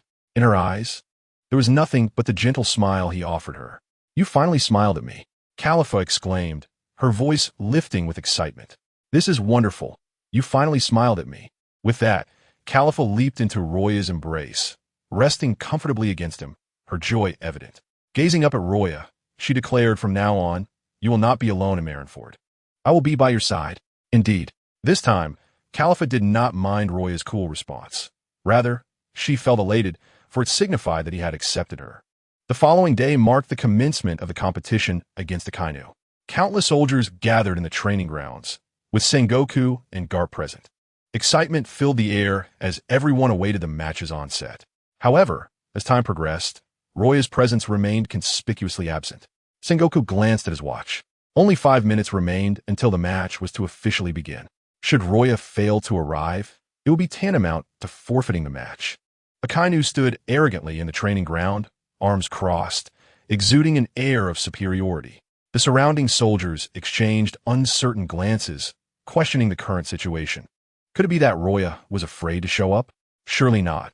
His strength was formidable enough to contend with Akainu. At first glance, it certainly appears formidable. However, no matter how one perceives it, the fruit of Roya is merely a powerful auxiliary ability, offering little enhancement to one's strength. If what you say is true, Roya must be quite hesitant to join. The soldiers nearby are whispering amongst themselves. Upon hearing their words, Akainu's disdain for Roya deepens, merely a jester, attempting to stake a claim on the position of admiral after joining midway. Truly laughable. At that moment, a stir ripples through the crowd. Look, Roya has arrived. Roya is indeed here. What a man. Roya and Califa weave through the throng and reach the training ground. He does not glance at Akainu, but instead directs his attention to Sengoku. This marks their first meeting. With a smile, Roya nods at Sengoku, who feels an overwhelming sense of emotional resonance from Roya's presence. Akainu's brow furrows as he turns to Sengoku, stating, Marshal, may the duel commence. The more renowned Roya becomes, the more displeased Akainu grows, feeling as though the Navy's justice has been sullied. How could the Navy allow Roya to join such a grand assembly with such ease? This is beyond Akainu's comprehension. Although he disapproves of Sengoku's actions, his hierarchical position prevents him from voicing his grievances, leaving him to channel his fury toward Roya. Akainu gazes at Roya with a contempt reserved for the deceased. Faced with Akainu's palpable hostility, Sengoku's eyes flash with displeasure, though it is a fleeting moment. Noticed only by Roya, Sengoku addresses Roya. Are you prepared? I am ready, Roya replies, a smile gracing his lips as he squints slightly, sunlight illuminating his face, stirring a flutter in Califa's heart. In that case, let the competition begin. With Sengoku's declaration, the training ground erupts in cheers. Simultaneously, Akainu strides forward, his right arm seething with magma. Hellhound! His arm lunges at Roya with astonishing speed and power. Observing this, Roya coats his arm with Haki and retaliates with a punch. A thunderous crash resounds.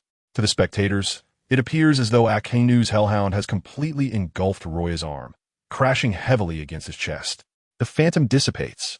Califa exhales in relief upon witnessing this scene. Akainu remains unfazed, his voice steady as he remarks, Your strength is rather feeble. Your repetitive tactics lack creativity. With that, he abruptly turns, launching a fist of molten rock behind him. Another phantom shatters. Akainu smirks, 3 phantoms remain. Indeed, as he speaks, 3 phantoms suddenly materialize before him, charging forth.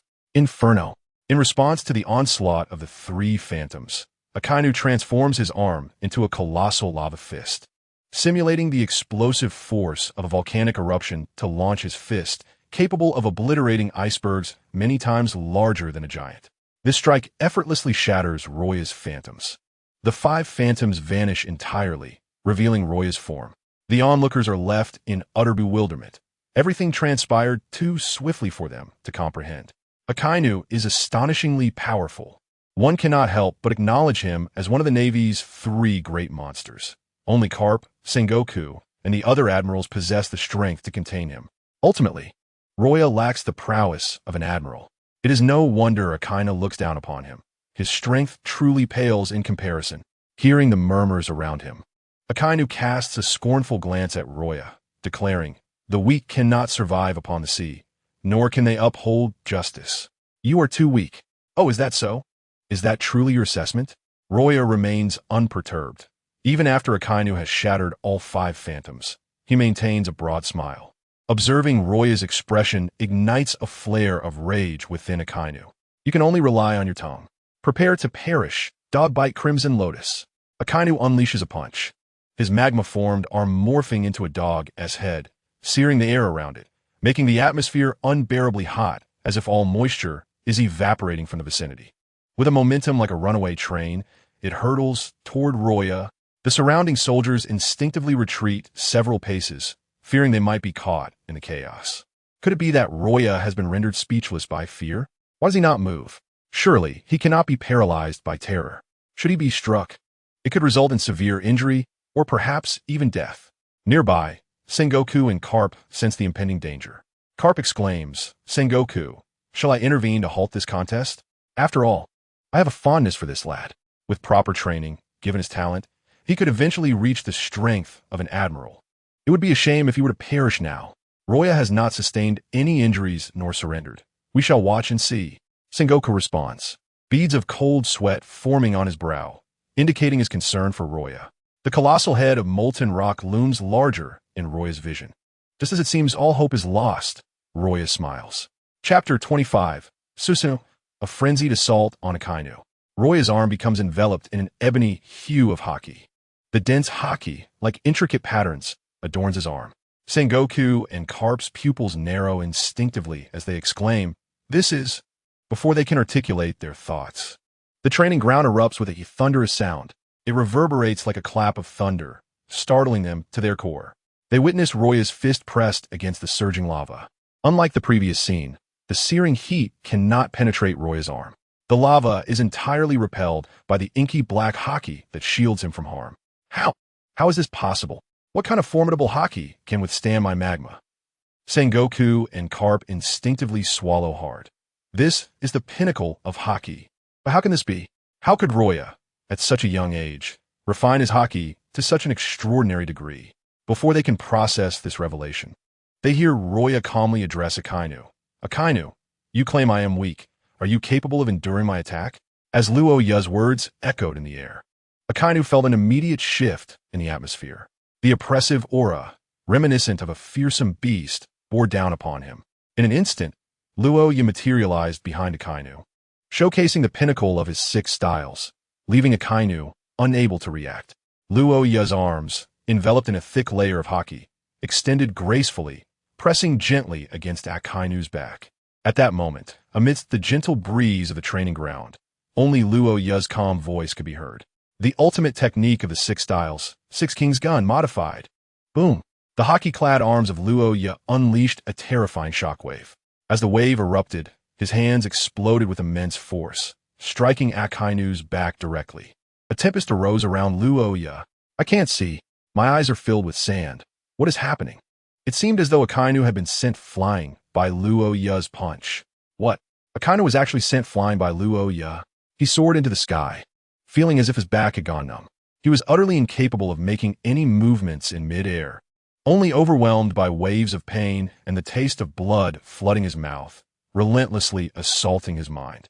Gritting his teeth, Akainu attempted to regain his composure. Yet, how could Luo Ya possibly grant him that opportunity? Moonwalk. Although the moonwalk lacked the power of the Soru, due to his status, he could only employ it. Fortunately, his moonwalk had reached its zenith, allowing for considerable speed. Sunlight bathed Luo Ya's silhouette. Those who gazed upon him instinctively closed their eyes due to the blinding glare. "Akainu, did you not previously declare that my devil fruit ability was worthless? Well, I have just conceived a most useful application. Let us see if you can withstand it." Phantom Susanu. A colossal purple figure enveloped Luo Ya, casting a shadow over him. This allowed many to open their eyes once more. However, when they did, they beheld the terrifying power of Luo Ya's devil fruit. What on earth is this? The purple giant appears incredibly formidable. Could it possess some unique abilities? The phantom Susanoo, formed entirely from illusions, allowed for a complete integration of Haki, rendering it a fearsome sight. Yet, do not underestimate this ability. The complete intertwining of Haki with the Susanoo is profoundly terrifying. One punch could send an opponent to the afterlife. As Akainu gazed upon the overwhelming spectacle, he was rendered speechless. He could hardly fathom the extent of Luo Ya's devil fruit powers, though aware that the figure before him was an illusion. The combination with Luo Ya's Haki left him unable to imagine the true potency of this technique. Akainu, unwilling to yield, found himself utterly immobilized. Damn it, Luo Ya! I boom. Before Akainu could finish his sentence, Luo Ya delivered a merciless blow. Boom! Another resounding impact echoed as Akainu, like a shooting star, crashed heavily onto the training ground.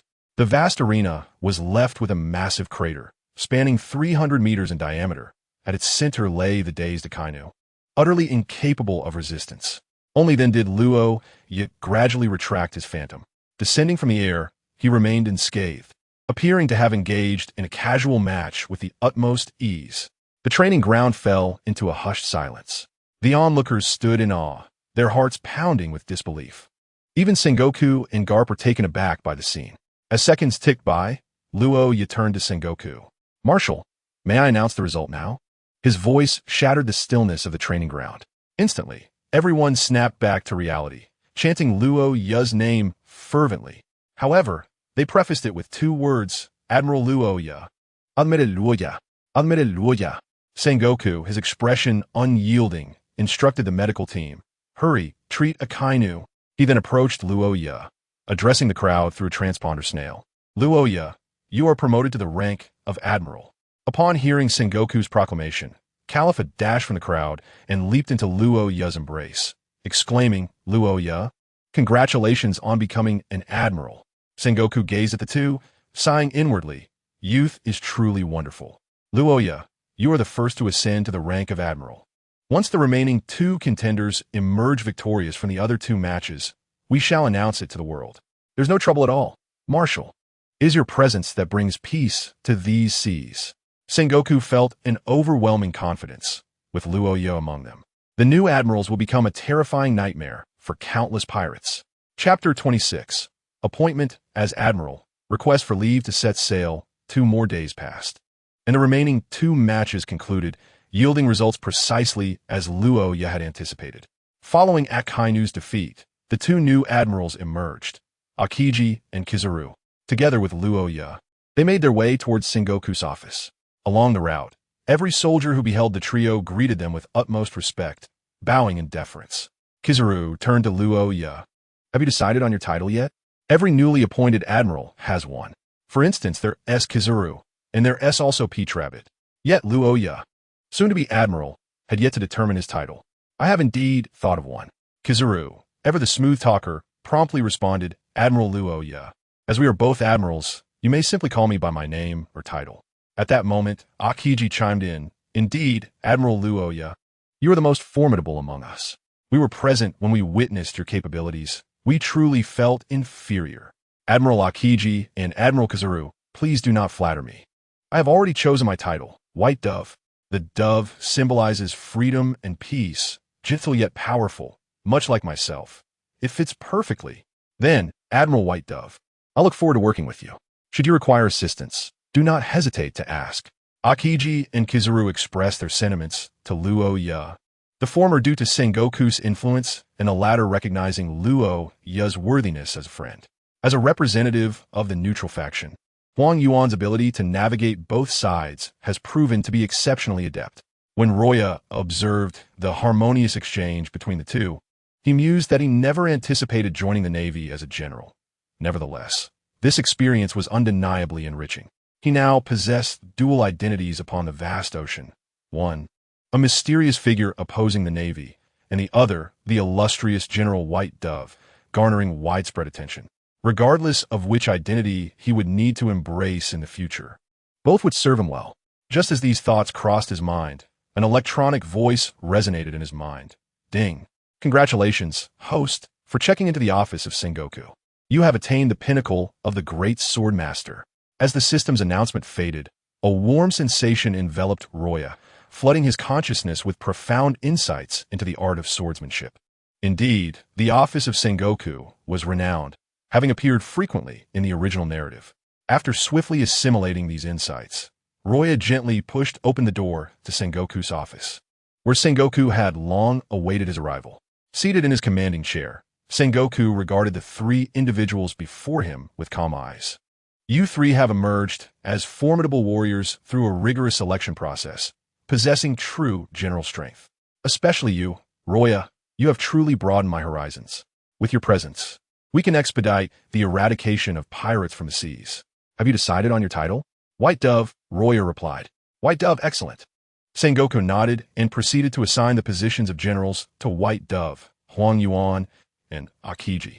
The news of this significant transformation within the Navy first reached the hands of the newspaper magnate Morgans. Those who purchased newspapers from the Bird witnessed the outcome of this naval overhaul. Many cast their gaze upon the suddenly prominent figure of White Dove Luo Ya. Some believed that Luo Ya's strength far surpassed that of the other two generals, particularly given his effortless defeat of Akainu. Conversely, others felt that Akainu's downfall was due to his overconfidence, suggesting that allowing an outsider to join the Navy and ascend to the rank of general reflected a decline within Navy. Regardless of perspective, all remember the visage and title of White Dove Luo Ya. As Sengoku concluded his address and the three prepared to depart, Luo Ya's gaze fell upon a report on the table regarding the governance issues in Kokasia. Ding. Check-in mission issued, Kokasia Village. Reward, Ark Noah. Time, 7 days. The Ark Noah. Luo Ya recognized it as the Ship of Vows, likely lying dormant outside Fishman Island in the current timeline. The thought of the Ark's immense structure ignited a fervent desire within him to check into Kokasia Village. Luo Ya, do you have any other matters to attend to? Sengoku inquired, noticing Luo Ya's hesitation. Turning to Sengoku, Luo Ya nodded slightly and spoke. Admiral, I harbor a certain concern. Please share it. Given that I have joined rather abruptly and was previously a nameless individual, might my presence adversely affect the Navy? Regardless of any impact from this moment forth, you are already a Navy general. Luo Ya displayed a contemplative expression before continuing. Admiral, I wish to request a month's leave to establish my reputation. Are you planning to hunt pirates? Indeed, there are numerous pirates who pillage and kill with impunity. To prevent tragedies reminiscent of my homeland from recurring, I intend to deliver them a harsh blow over the course of a month. Sengoku's response was immediate as he rose from his seat. Excellent. Luo Ya, your resolve fills me with joy, confirming that I have not misjudged you. Is there anything you require? How many soldiers do you need? No soldiers. A warship will suffice. I see your rapport with Khalifa is quite good. Why not have her serve as your aide? Additionally, I shall provide you with a general-class warship. Thank you, Admiral. Not at all. It's but a small matter. Exiting Sengoku's office, a smile of exhilaration graced Luo Ya's lips. After being cooped up in Marineford for so long, it was indeed time to explore. After all, continuous check-ins were essential for his growth. To live freely upon the waves, only strength could dictate his destiny. Stepping outside, a shadow flitted past him. Chapter 27. Dominator of the East Sea. Grand Line, a shadow darted, and Khalifa leaped into Luo Ya's embrace. With excitement, she exclaimed, General, I have received Sengoku's instructions to become your aide. I will ensure your journey is comfortable. Luo Ya observed Khalifa's exuberance, his lips twitching slightly at her sudden affection. He wondered what had spurred her recent boldness. All right, Khalifa, make the necessary preparations.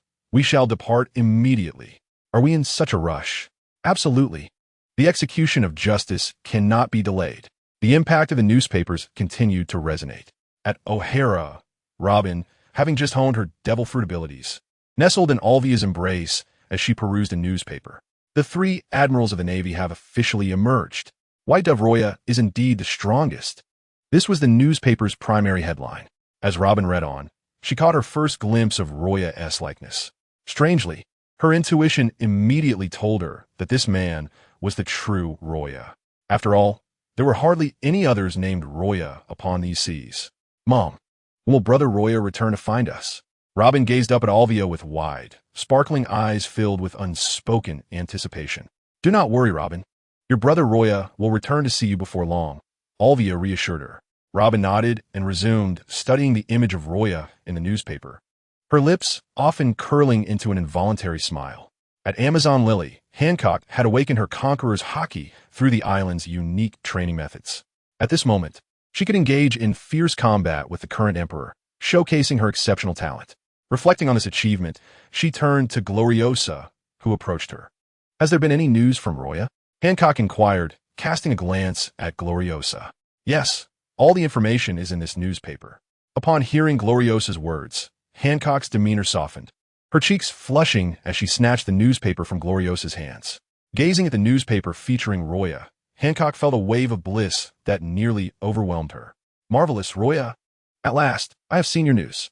Gloriosa observed as Hancock continually rubbed her fingers over the image of Luo Ya on the paper. The wrinkles on her face, already numerous, seemed to deepen in this moment. Hancock, Luo Ya has now joined the Navy. Even I cannot fathom his intentions. We must tread carefully in our future dealings with him. What of it? Luo Ya must have his reasons. He saved my life, and even if he desires to reclaim it, I shall harbor no grievances. Hancock turned to Gloriosa and inquired, So, were you attempting to sow discord between us? At that moment, Hancock's expression turned icy as she declared, Anyone who speaks ill of Luo Ya is my enemy. With her words, Hancock's long legs, now shrouded in armament Haki, propelled Gloriosa into the sky with a powerful kick. Meanwhile, on the tumultuous sea, fierce winds whipped up torrents of rain and towering waves. The unpredictable temperament of the Grand Line laid bare. Amidst this chaos sailed a fleet of over 50 pirate ships, appearing diminutive against the vastness of the ocean.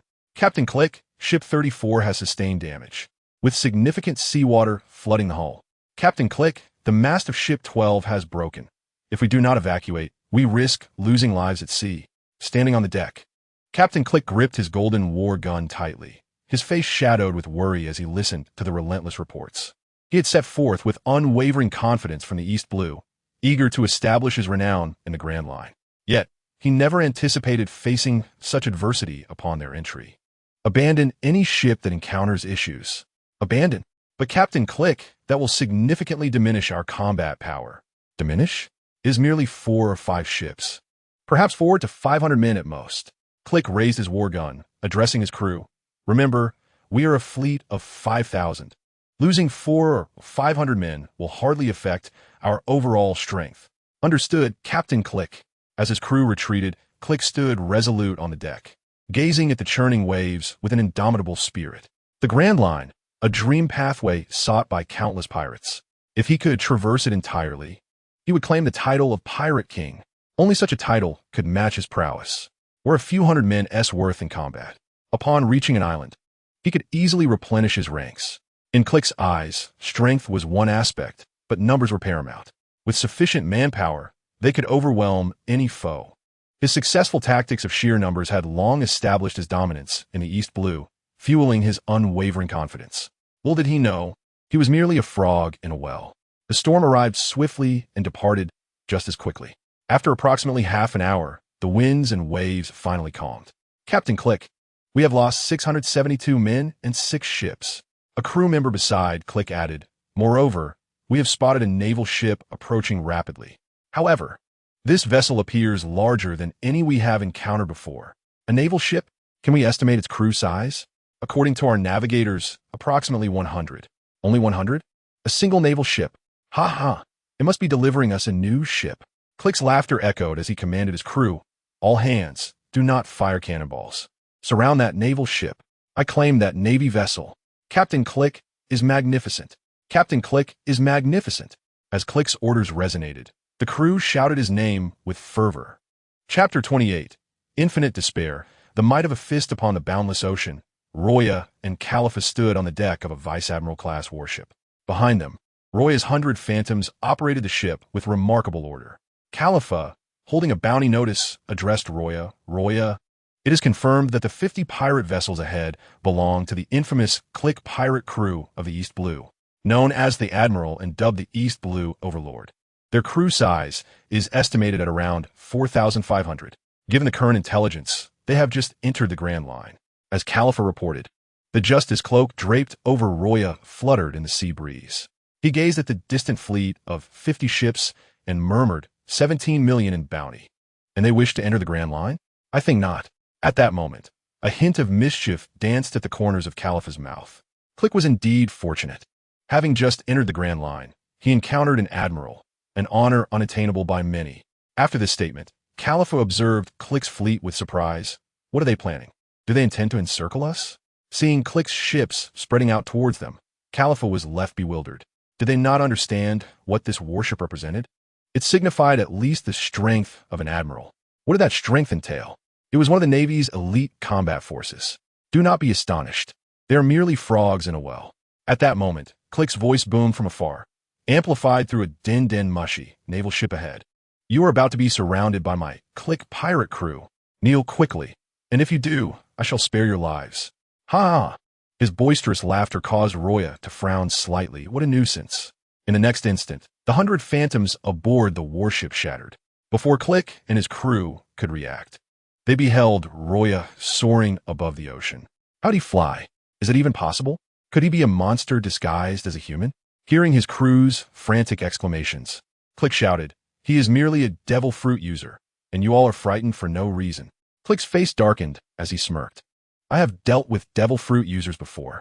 Yet before Click could finish his sentence, a colossal shadow engulfed them. Susanoo, a terrifying presence, akin to a giant, materialized before their eyes. Luo Ya stood between the giant's brows, arms crossed, enveloped in a purplish-black aura. The peak of armament Haki entwined around the phantom above. As Luo Ya's voice drifted into the ears of the pirates. So weak, you should not come to the Grand Line and embarrass yourselves. With the echo of Luo Ya's words, a colossal fist, hundreds of meters in size, descended mercilessly upon them under his control. The enormous fist loomed larger in their pupils, instilling an overwhelming sense of despair within their hearts. Is this the monster of the Grand Line? Is everyone here this powerful? How terrifying! Help me! Someone save me! Captain, please save us! Wait, where's the captain? Click, who had been standing on the deck, suddenly vanished without a trace. The pirates exchanged glances filled with dread. Wanted to speak, but it was too late. The fist of Susanoo crashed heavily onto the sea surface, instantly fracturing it as if it were land, creating a massive pit. Then, due to the nature of water, it violently collided, resulting in towering waves. The splashing waves soared to heights of 100 meters, swiftly engulfing the pirate ships. Countless pirates plunged into the water. However, at that moment, the pit transformed into a whirlpool, mercilessly devouring the lives of the pirates like a ravenous beast. On the warship, Khalifa was drenched in cold sweat. She had reached the ship's helm, striving to control the wheel and prevent the vessel from being swallowed by the enormous whirlpool. There was no choice. The power of that punch was simply too formidable. With just one blow, a fleet of nearly 5,000 pirates was obliterated. Countless souls were claimed by the whirlpool, and the pirate ships were shattered by the waves. The source of this devastation was a young man in the sky, arms crossed, observing everything with a cold gaze. The youngest admiral in history, Pigeon. Watching the pirates being consumed by the whirlpool, Luo Ya softly remarked, finally, it is somewhat peaceful. The illusion of Susanoo dissipated, and Luo Ya descended onto the warship, gently stating, 100-fold mirage. In an instant, 100 phantoms were conjured by Luo Ya, taking over the operations aboard the warship. As Khalifa emerged from the helm, her fair forehead glistened with fine beads of sweat. Luo Ya smiled gently at her, saying, you've worked hard. Initially poised to retort, Khalifa instantly changed her tone upon witnessing Luo Ya's tender smile, replying, it's nothing. This is what I ought to do. As time passed, the sea gradually calmed. Gazing across the vast expanse, only Luo Ya's warship sailed upon the waters. Khalifa, how long have we been out? 5 days, she replied, adjusting her glasses and glancing at her small notebook.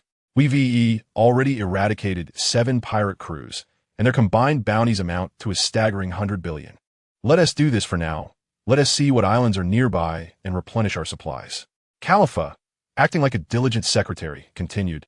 Nearby islands include Kokasia from the East Blue and Drum Island, but Drum Island is currently closed to outsiders due to Warlord Walbo's succession to the throne, permitting only local vessels to dock. Hearing her words, Luo Ya's lips curled into a slight smile as he softly said, "Then let us proceed to Kokasia village to restock our supplies." After departing from Marineford, Luo Ya did not head directly to Kokasia village. Instead, he hunted pirates along the way, and under his careful guidance, they finally neared Kokasia. Everything was undeniably under Luo Ya's control. Chapter 29. Colonel Rat, long-standing influence Lord Rat. There's an enormous warship approaching Kokasia village. In the room, Colonel Rat scolded his subordinate. "Did you not think to knock before reporting? But that ship is just too massive. By its classification, it seems to be an admiral-level warship." Upon hearing his subordinate stammer, Rat retorted, "So what if it's an admiral-level warship? Why make such a fuss?" Realizing the gravity of the situation, Rat abruptly stood from his seat, confirming with his subordinate. "Are you certain it is an admiral-level warship?" "I don't know, but it's massive. I've never seen such a large ship." "I see. You may leave now." The previously assertive Rat now faltered in his speech.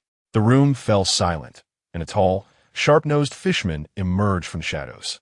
"Rat, why is that admiral-level warship here? Did you betray us?" "Arlong, if you ask me, who should I ask? How would I know why those admirals don't remain in Marineford and instead come to the East Blue? And why would I betray? What benefit would that bring me?" Rat snapped back at Arlong. "Regardless of why they are here, I've paid you, and you accepted. We are in this together. If I'm exposed, you won't fare any better." With that, Arlong leaped out of the window, relying on his formidable physique to vanish into the jungle. For safety, he planned to have the other fishermen retreat from Evil Dragon Park. After all, he was no frog in a well. He understood how terrifying an admiral could be. Once Arlong departed, Rat hurried to the port to personally welcome Luo Ya's arrival. The reception was grand, suggesting a close relationship between Rat and him. A strategy to instill fear in the villagers, ensuring they would not expose his crimes. The warship slowly docked at the port, and Luo Ya and Khalifa disembarked. Ding! Sign-in successful. Obtained. Noah's Ark. Noah's Ark is the vessel of the covenant, based on the original text from Neptune, which states that Noah was a promise between humans and the mermaid princess during the blank century, left unfulfilled and thus sank into the deep sea. This is the new Noah's Arkansas. Accepting Noah's Ark means accepting the covenant with the mermaid princess. Under specific conditions, the system will issue special missions.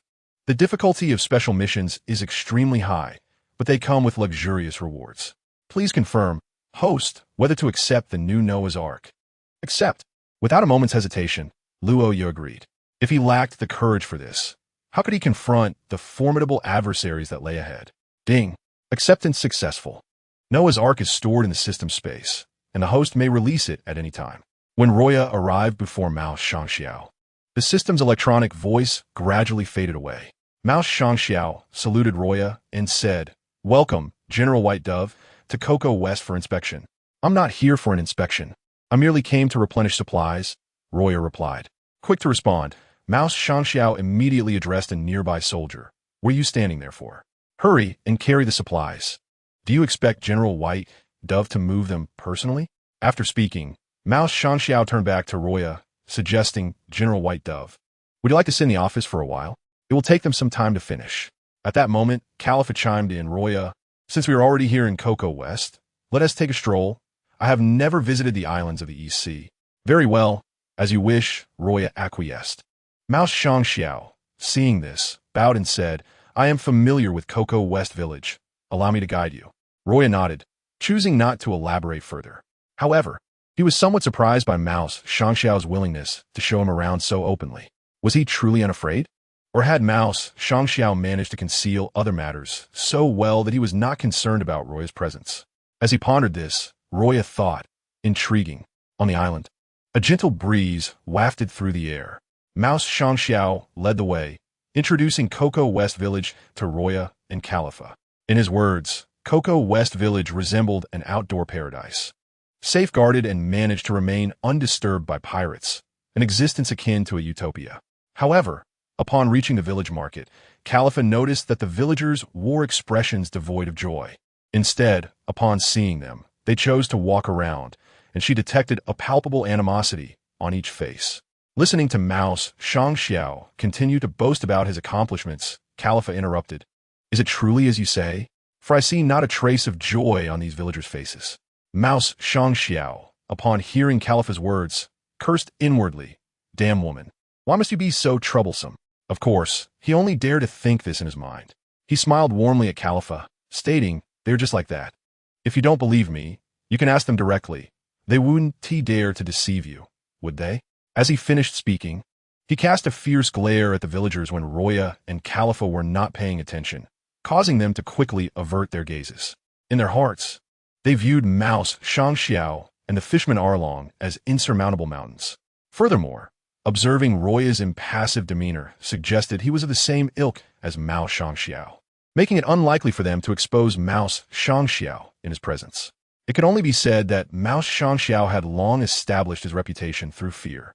However, the villagers of the EC were unaware of the significance of the uniform that Luo Ya wore. At that moment, Khalifa approached an elderly woman selling vegetables and asked Granny, how do you find the security lately? Is there anything in your life that causes you discomfort? The elderly woman glanced at Mouse Shangxiao, quickly shook her head, and replied, everything is fine.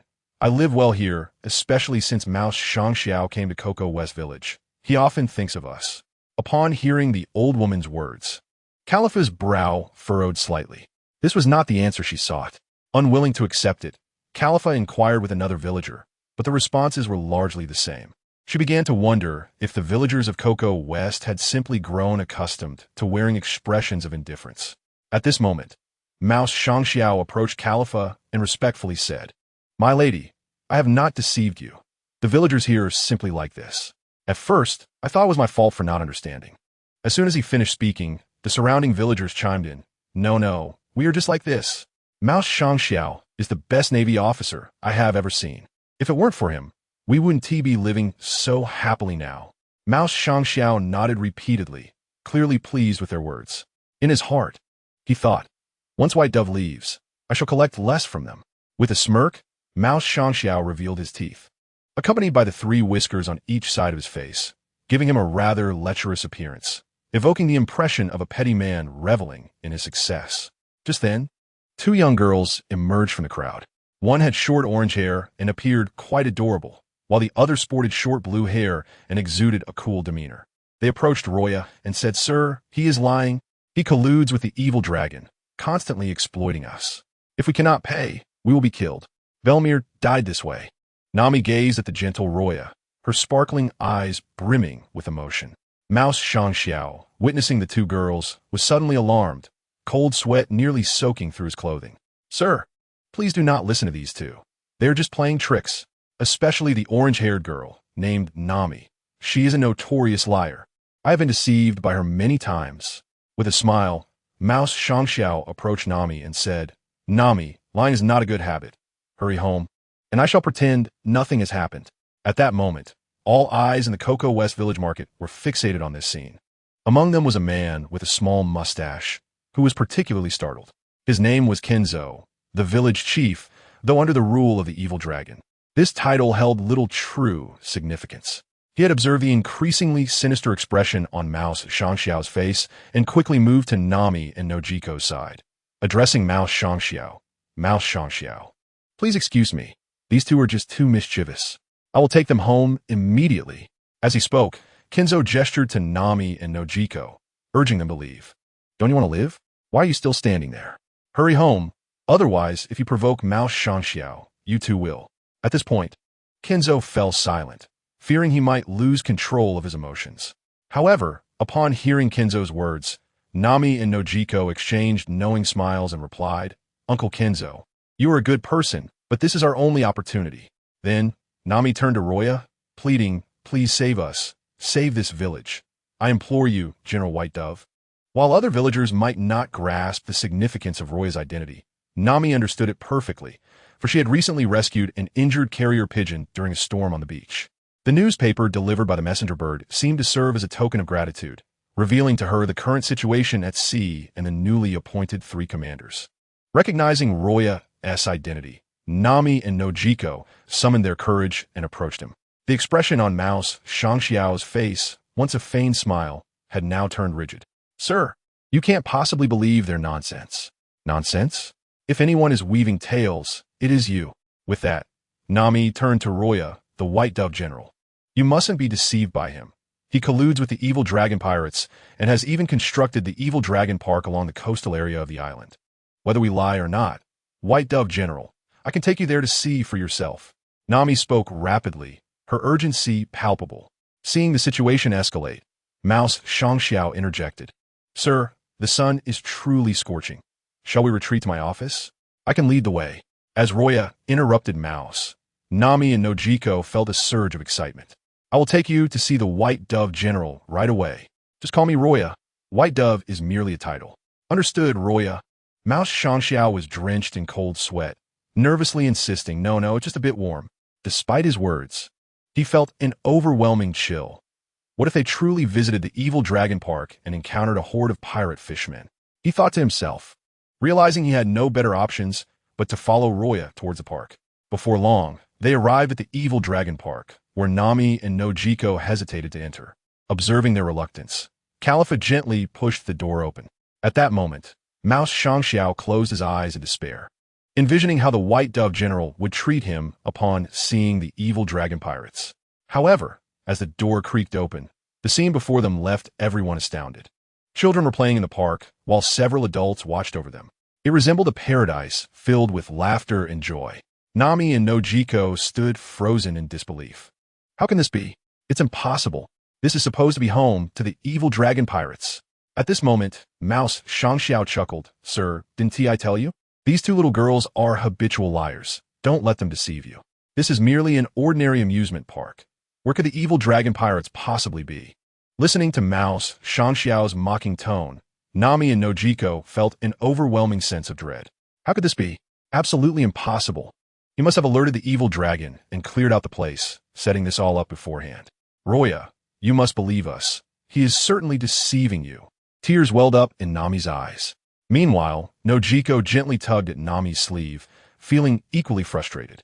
At that moment, Nojiko turned to Ryūjin and pleaded, "Ryūjin, could we check Mouse Shangxiao's office?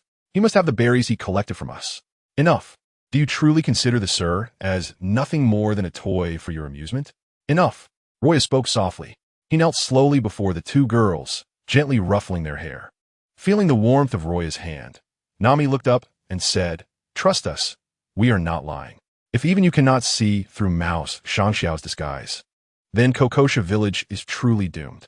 Before Nami could finish, Mouse Shangxiao interrupted. "Do you really think the sir would believe you again, you two deceitful little girls?" Ignoring Mouse, Ryūjin gazed at the two girls and mouthed a silent message. Before they could grasp his meaning, Ryūjin stood and addressed Kenji. "You should recognize these two young ladies, yes? Take them back and ensure they're taught not to lie again. It is a poor habit." "I will take them back right away," Kenji replied, stepping forward to grasp Nami and Nojiko's hands, leading them back to the village. They pondered the meaning of Ryūjin's earlier words while casting curious glances at Kenji. Sensing something was amiss about him, Mouse Shangxiao, too, was puzzled, wondering how Kenji had approached unnoticed. Just then, his den mushy rang. Brew brew. After receiving the report, Mouse Shangxiao turned to Ryūjin. "Sir, the supplies have been fully replenished." "Fully replenished? Then it is time for us to depart." Califa nodded and followed Ryūjin back to the warship. Watching the ship gradually sail away, Mouse Shangxiao laughed heartily. "Finally, those two have left. They truly frightened me just now." However, recalling Nami and Nojiko's actions, he felt a surge of anger within. Grabbing the den mushy, he contacted Arlong. "Arlong, you reacted swiftly. I never imagined such a proud figure as yourself would temporarily retreat with other fishmen and have them play here. Impressive indeed. It was merely a coincidence." Arlong would never admit to fearing the general's power. Mouse shared the recent events with Arlong, who, upon hearing them, seethed with rage. "Wait there. I'm coming for you. And then I'll crush those two girls." On the warship, Califa turned to Ryūjin. "Ryūjin, do you truly believe what Mouse Shangxiao said? Kokosha village appears quite suspicious." "Of course, I do not believe it. However, if what the two girls said holds any truth, the evil dragon pirates may still be here. They might have fled due to our arrival, so we must temporarily withdraw. Only then will they feel safe enough to reveal themselves. Roya continued, otherwise, addressing the issue with Mouse Shangxiao alone is merely a superficial solution. Shall we return shortly? But what if those two girls are in danger? Khalifa expressed concern that Mouse might take out his wrath on them. Khalifa, I entrust this ship to you.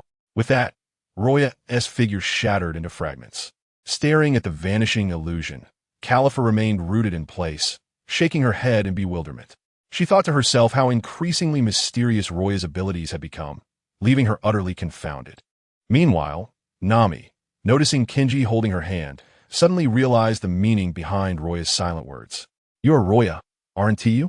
As Nami uttered these words, her heart was filled with an amalgamation of trepidation and anticipation. Upon hearing Nami's statement, Nojiko cast a disbelieving glance at Kinjutsu before addressing Nami. Nami, what are you saying? This is clearly Uncle Kinjutsu. Yet, she pondered, could it indeed be a manifestation of his powers? Nami's large, expressive eyes were fixed on the person holding her hand. Before her stood Uncle Kinjutsu, a subtle smile gracing his lips as he shed his illusion, revealing the true form of Roya. Although Nami felt confident in her deductions, the sight of Roya standing before her ignited a fervent excitement within her. With an exuberant leap, she clung to Roya's waist like a pendant, her beautiful gaze meeting his as she exclaimed, Roya, you truly believe in us, don't you? Nojiko, witnessing Nami's exuberance, quickly interjected, Nami, you mustn't be disrespectful to Lord Roya. Come down at once. Roya gently shook his head at Nojiko and addressed both women. My purpose for coming to this island is to confront the rat and the dragon pirates. So, from the very beginning, you have indeed believed in us. Nami's eyes sparkled with delight. However, little did we foresee that the dragon was not located in that dragon park. Nami, with her keen intellect, turned to Roya and inquired. So, is that your doppelganger? To be precise, it was an illusion. But let us not dwell on that now. We must head to your quarters and await our quarry. Nami nodded vigorously, her gaze towards Roya brimming with admiration. Simultaneously, she felt an overwhelming sense of security, a sensation she had long been deprived of. It must be said, the feeling of safety is indeed addictive. Gripping Roya's fingers tightly, Nami was enveloped in an indescribable joy. At that moment, the rat and the dragon had converged, hastily making their way toward Nami and Nojiko's residence. Chapter 32. The Rat's Ambush, the Dragon's Rampage. Upon entering Nami and Nojiko's room, one could describe it as sparsely furnished, with only a few nautical charts strewn across the floor. Do you enjoy sailing? Nami replied enthusiastically, yes. My dream is to document every sea in hand-drawn nautical charts. Observing the spirited Nami before him, Roya mused, so Nami has harbored her own dreams since this time. You must strive for it then. Pursue your dreams with fervor, but also hone your abilities, for strength is paramount in this world of survival of the fittest. Yes, I will, Roya. While they were engrossed in conversation, footsteps echoed from outside. Arlong and the rat gazed at the modest dwelling, sinister smiles creeping across their faces. Nami, Nojiko, you two are quite bold, daring to expose me in front of that pigeon. Even before they entered, the rat's voice boomed from outside, revealing his sheer fury. Hearing the rat's voice, Nami and Nojiko instinctively drew closer to Roya. It's all right, Roya reassured them softly, picking up a pen from the table as he approached the door. Arlong's voice thundered from outside. Why waste words? Just kick the door down. As Arlong's words faded, the door was forcefully kicked open, hurtling toward Roya. Is this how you knock? Roya, wielding the drawing pen, allowed a slight smirk to curl at his lips. The aura of a master swordsman surged forth as he gracefully sliced through the air with the pen. In an instant, an astonishing arc of sword energy materialized before him, striking forward with unparalleled ferocity, as if the very air were being torn asunder. The piercing sword energy cleaved the door in two, sending it crashing to the ground. Its might remained unabated. In a blink, it zipped past the faces of the rat and Arlong, leaving two crimson trails upon their cheeks.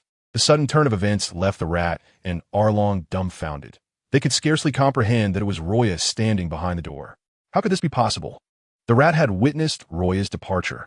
Stunned and paralyzed, the duo felt as though they had plunged into an abyss, an icy dread enveloping them. Arlong gulped audibly.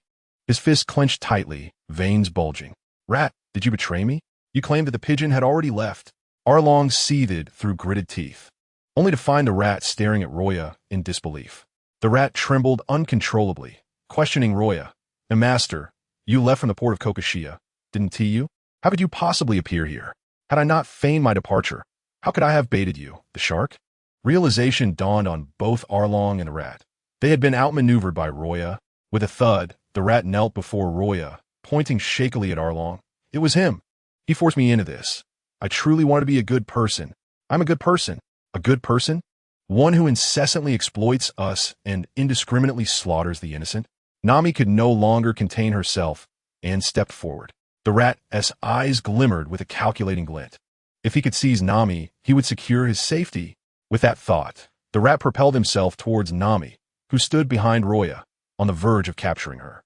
Yet, as he lunged, he found himself frozen in place. Darkness suddenly enveloped him, and he succumbed to an eternal void. Luo Ya had anticipated the rat's intentions.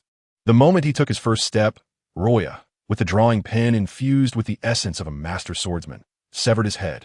Turning to the two young women, Luo Ya softly inquired, "Are you afraid?" "Not afraid." Nami grasped Nojiko's hand tightly. Though her bravado was merely a facade, fear coursed through her veins. Yet, she understood that to pursue her dreams in this world, she must endure the trials before her. Noticing their reactions, Luo Ya nodded approvingly before directing his gaze at Arlong, who stood at a distance. "I am curious. From what I gather, you have recently escaped from the holy land of Mariehua. Haven to you? Why did you not join Fisher Tiger, but instead come to the East Blue?" Arlong, who had initially contemplated fleeing, felt his blood boil at the mere mention of Fisher Tiger. His eyes reddened, and he glared fiercely at Luo Ya. "Fisher Tiger, I will never acknowledge him. He dares to seek peaceful coexistence with humans. To know that our fishman lineage is noble, inherently stronger than humans. We should subjugate them rather than entertain the absurd notion of peaceful coexistence. Strong? Can you truly defeat me?" Luo Ya remarked with a faint smile directed at Arlong. "Pigeon, do not presume that your status as an admiral grants you license to act as you please. Today, I shall surely end your life and feast upon the two companions that follow you." "Shark!" With a sudden surge, Arlong's calves swelled, muscles bulging, veins protruding, propelling his entire body forward towards Luo Ya like a torpedo. He intended to pierce Luo Ya's heart with his serrated nose. After all, even an admiral cannot survive without a heart. Just as Arlong indulged in his fantasies, he witnessed Luo Ya's arm enveloped in the formidable armament Haki. Like a flash of lightning, it seized Arlong's serrated nose. In an instant, the jagged edges were effortlessly crushed by Luo Ya's grip, and he was hurled into the sky. Though a fierce battle ensued, the entire sequence flowed seamlessly, akin to a work of art. Intense pain surged through Arlong's mind, compelling him to emit a cry of anguish. As the wind whistled past his ears, Arlong felt utterly defeated. How could a human possess such strength? Impossible. This is absolutely inconceivable. Aren't humans merely fond of consuming fruits? Don't they rely on external forces to enhance their power? How could they possibly rival us fishmen in their inherent genetic advantage? This terrifying power must exceed even that of Fisher Tiger. How infuriating. Chapter 33. Reciprocity. Strategies against crocodile with a smile gracing his lips. Luo Ya gazed at the furious Arlong. The disdain from a human was something Arlong could never tolerate. As he landed, his eyes reddened with rage. He charged at Luo Ya once more. Shark Tooth Rampage. Arlong sought to shred Luo Ya with his most trusted teeth. Shaking his head slightly, Luo Ya spoke softly. "The games are over." As his words fell, he thrust the drawing pen in his hand forward with great force.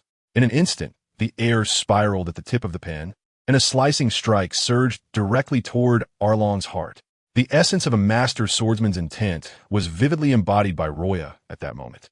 However, Arlong, devoid of fear, focused solely on Luo Ya. He did not even attempt to evade, seemingly intent on perishing alongside Luo Ya. Yet, the strike swiftly pierced through Arlong's heart. Splatter. Everything transpired too rapidly. Arlong felt a wave of weakness enveloping him, consumed by darkness. "Fivefold Phantom," Luo Ya murmured, conjuring 5 phantoms that momentarily reorganized the scene. At this moment, Kokoyashi village returned to tranquility. The true village chief, accompanied by the villagers, approached. They had heard the commotion from the market and came to investigate. To their astonishment, they were met with this scene. They stood in awe, only to erupt in cheers. It was the elation of a great weight lifted from their hearts. Though the formidable duo of the dragon and the mouse possessed little strength, they were indeed powerful within the East Blue. Faced with such might, these commoners felt utterly helpless. However, Roya's appearance liberated them from their dire plight. The chief approached Roya, representing the villagers, and expressed profound gratitude. "Thank you, truly thank you, esteemed sir. Without you, we could hardly fathom what our future would hold. Your gratitude should not be directed at me, but rather at them." Saying this, Roya gently pushed Nami and Nojiko forward. The chief understood the implication of Roya's words. Some of the adults were even lacking the courage of these two children. Had it not been for their bravery in confronting Admiral Pigeon, they might still be enduring their suffering. Nami crossed her arms, her face radiating pride. At that moment, Califa returned to Kokoyashi village, her hands laden with bountiful belly. "Villagers, this is the evidence of bribery and the belly I discovered in the mouse's office. You can reclaim the amount you were forcibly extorted from me." As Califa distributed the belly to the townsfolk, Nami and Nojiko led Roya to a small courtyard behind the house. The courtyard was filled with orange groves. Suddenly, the electronic voice of the system echoed in Roya's mind. "Ding, congratulations to the host for checking in at the Orange Grove. Reward, Nautical Encyclopedia." Upon seeing the reward from the system, Roya glanced at Nami beside him. While this reward held no value for him, it was undoubtedly a treasure for the girl who longed for the sea. Nami and Nojiko picked ripe oranges and placed them in a woven basket, presenting it to Roya. "Roya, this is our humble token of appreciation. Please do not disdain it." Nami winked at Roya. Nojiko tugged at Nami's sleeve and added, "Lord Roya, we have nothing of worth to offer you. Only these oranges cultivated with all our effort. Please accept them without disdain." Hearing their words, Roya replied instantly, "How could I possibly disdain them? I cherish them dearly." With that, Roya seemingly conjured a nautical encyclopedia from beneath his cloak and handed it to the Nami sisters. "I didn't bring anything valuable on this voyage, so I hope you'll enjoy this." Upon seeing the maps within the book, Nami's eyes sparkled with delight. "Of course, I will cherish it. That's wonderful. Now, it's getting late, and we should prepare to depart." Roya spoke softly to the somewhat reluctant Nami. "Nami, Nojiko, remember what I said. To live freely on this vast ocean, you must strive to become stronger." After leaving the Orange Grove, Califa resolved the villagers' issues. Once reunited, the two set sail from Kokoyashi village aboard their warship. At the harbor, Nami and Nojiko watched as Roya and Califa gradually receded into the distance. Nami clutched the nautical book tightly, vowing within her heart, "I will become Lord Roya's dedicated navigator." Upon the sea, Roya and Califa basked in the sun on the deck. Spotting a messenger bird soaring toward them, Califa produced 100 belly to purchase a newspaper. "Roya, you're featured in this issue again." "Oh, what does it say this time?" "What else could it possibly say but extolling your brilliance, Roya?" Califa remarked, casting a flirtatious glance at him. However, Roya ignored her, instead squinting his eyes to savor the warm sunlight. Just then, his special admiral's transponder snail began to ring. In a fleeting moment, the phone bug materialized in Roya's hand. Upon answering, a cacophony of distressing sounds emerged from the device. "This is the naval fleet of Branch 53, requesting immediate assistance. Here in the waters near Xylob village. Baki Claw is slaughtering our naval forces. Anyone capable of fighting, please come to our aid." The voice from the phone bug instantly reminded Roya of the infamous Baki Claw, the creator of the spoon in the original tale. In a certain light, Claw was indeed a genius, albeit one who longed for a life of ease. "Califa, let us hasten to their aid." Meanwhile, in the vicinity of Xylob village, Claw surveyed the carnage, a sinister grin creeping across his face. He turned to Zhang Ao, asking, "Is the hypnosis still ongoing?" Zhang Ao replied, "Monka's will is surprisingly resilient. It may take another 5 minutes. I need to administer a deeper hypnosis. Hurry, for I suspect the Navy's reinforcements are on their way." With that, Claw used his deadly claw to dispatch a nearby Navy soldier attempting to ambush him. Chapter 34. The 3-Year Pact, an unfortunate departure. The warships roared to life, swiftly approaching the waters near Xylob village. Two smaller vessels anchored in the sea came into view. Luo Ya and Khalifa gracefully boarded the ships, where countless Navy soldiers lay lifeless amidst pools of blood. Among them, a man with a shattered jaw and arms resembling axes captured Luo Ya's attention. This man, known as Manka, would soon ascend to the ranks of the upper echelon. Lying in the blood, Manka's vacant gaze fixed on the sky, exuding a terrifying aura. Yet, Luo Ya recognized that he had fallen victim to hypnosis. After inspecting the two small warships, Khalifa joined Luo Ya and whispered, "Aside from this individual, there are no survivors aboard." Notification: sign-in task issued. Xylob village. Reward: peak medical skills. Time limit: 1 day. A day may seem brief, but considering the speed of an Admiral-class ship, it was sufficient. It appeared Claw was likely fleeing to Xylob village. Luo Ya glanced at Manka, stating softly, "Before we pursue Claw, we should first attend to Manka. After all, he remains a valuable Navy soldier." Indeed, Manka had once been a promising naval officer, but the hypnosis from Zhang Ao had drastically altered his demeanor, leading to a volatile future that Luo Ya wished to avoid. But how can we assist him? We are not versed in hypnosis. While I may not possess hypnosis skills, I am confident in my ability to address matters of the mind. With this thought, Luo Ya focused on Manka's eyes. Activating his fruit's powers, Luo Ya cast an illusion he had meticulously crafted within his mind directly into Manka's consciousness. This was an advanced application of the illusion fruit, a skill developed through extensive research, albeit currently effective only on individuals with lower mental resilience. Nonetheless, it illustrated the boundless potential of the illusion fruit. Approximately 5 minutes later, Manka's previously vacant eyes began to regain their clarity. He looked at Luo Ya and Khalifa, confusion evident within his gaze. Upon witnessing the bloodshed aboard the ship, his heart sank. What has transpired? Why are they all dead? Rising from the blood-soaked ground, the horrifying scene caused Manka's pupils to constrict. "It is not your fault. Claw is to blame." Upon hearing Luo Ya's words, Manka recalled their relentless pursuit of Claw, only to realize they had fallen into a trap.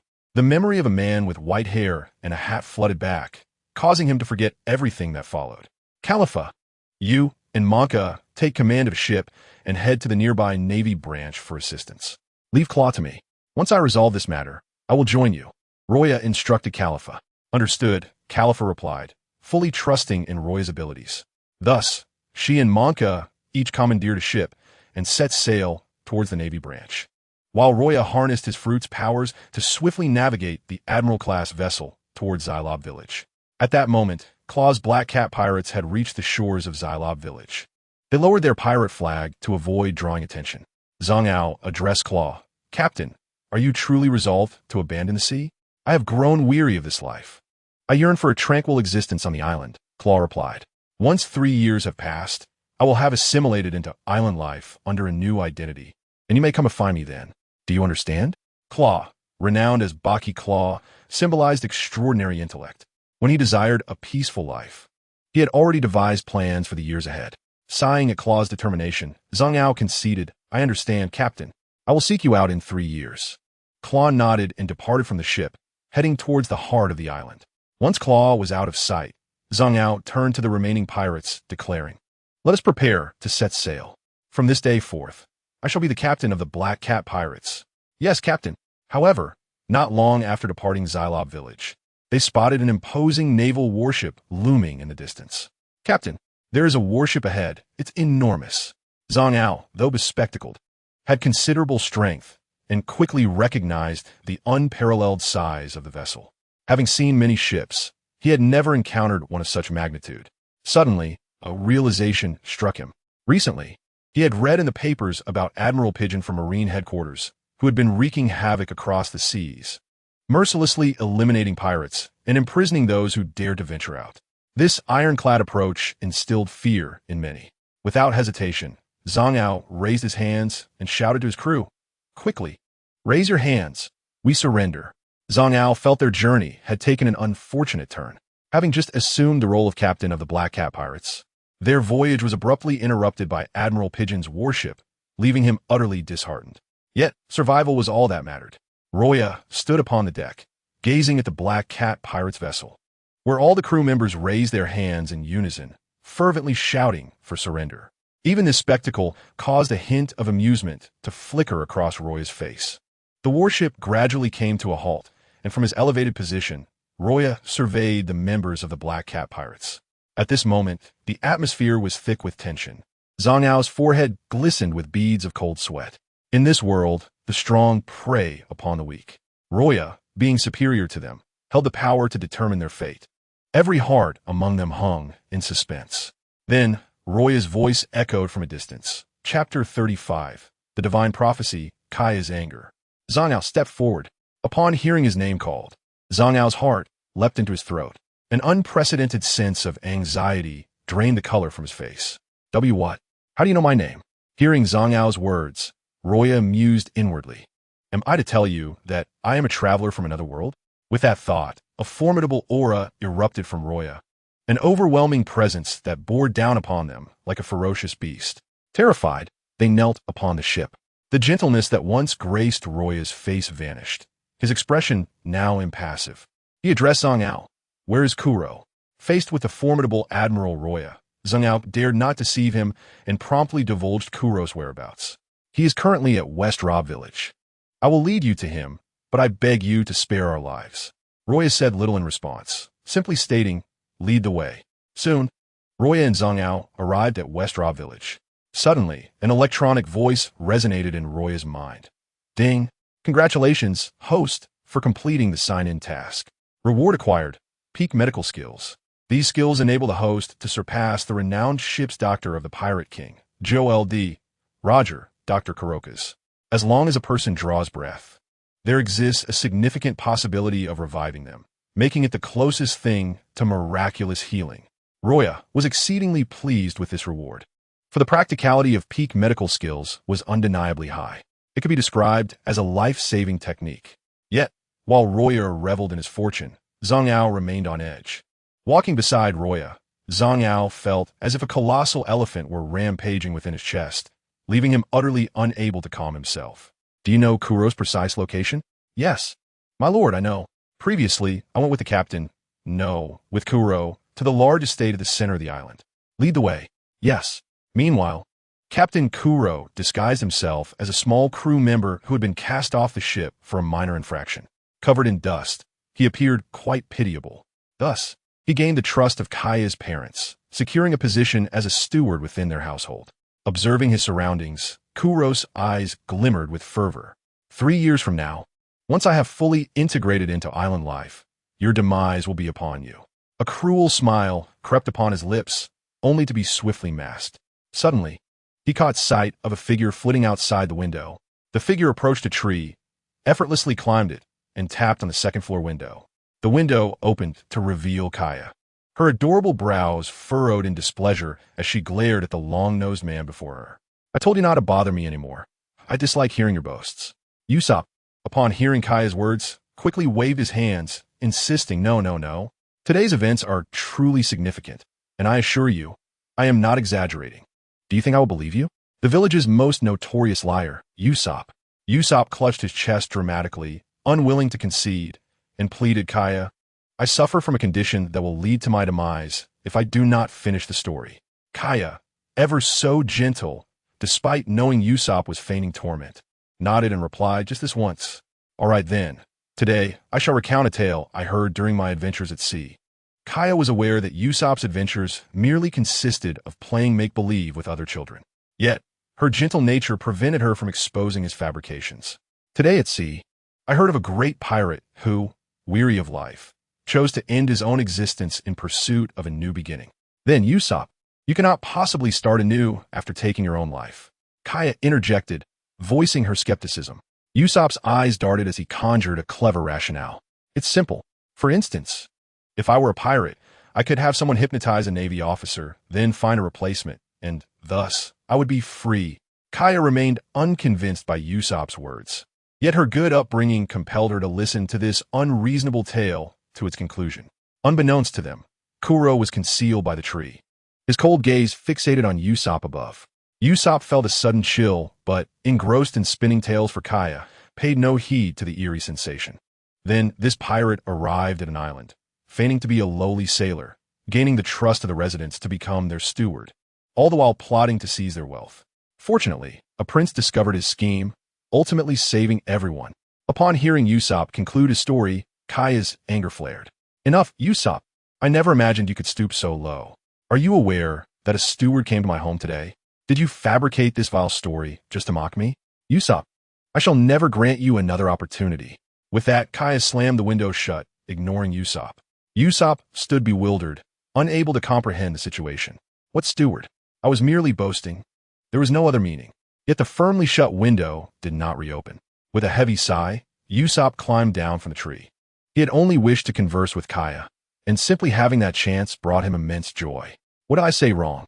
Usopp kicked a stone in frustration, only to find a man clad in a black tailcoat watching him with a smile. This man was unfamiliar to Usopp. He had never encountered him on the island before. Who are you?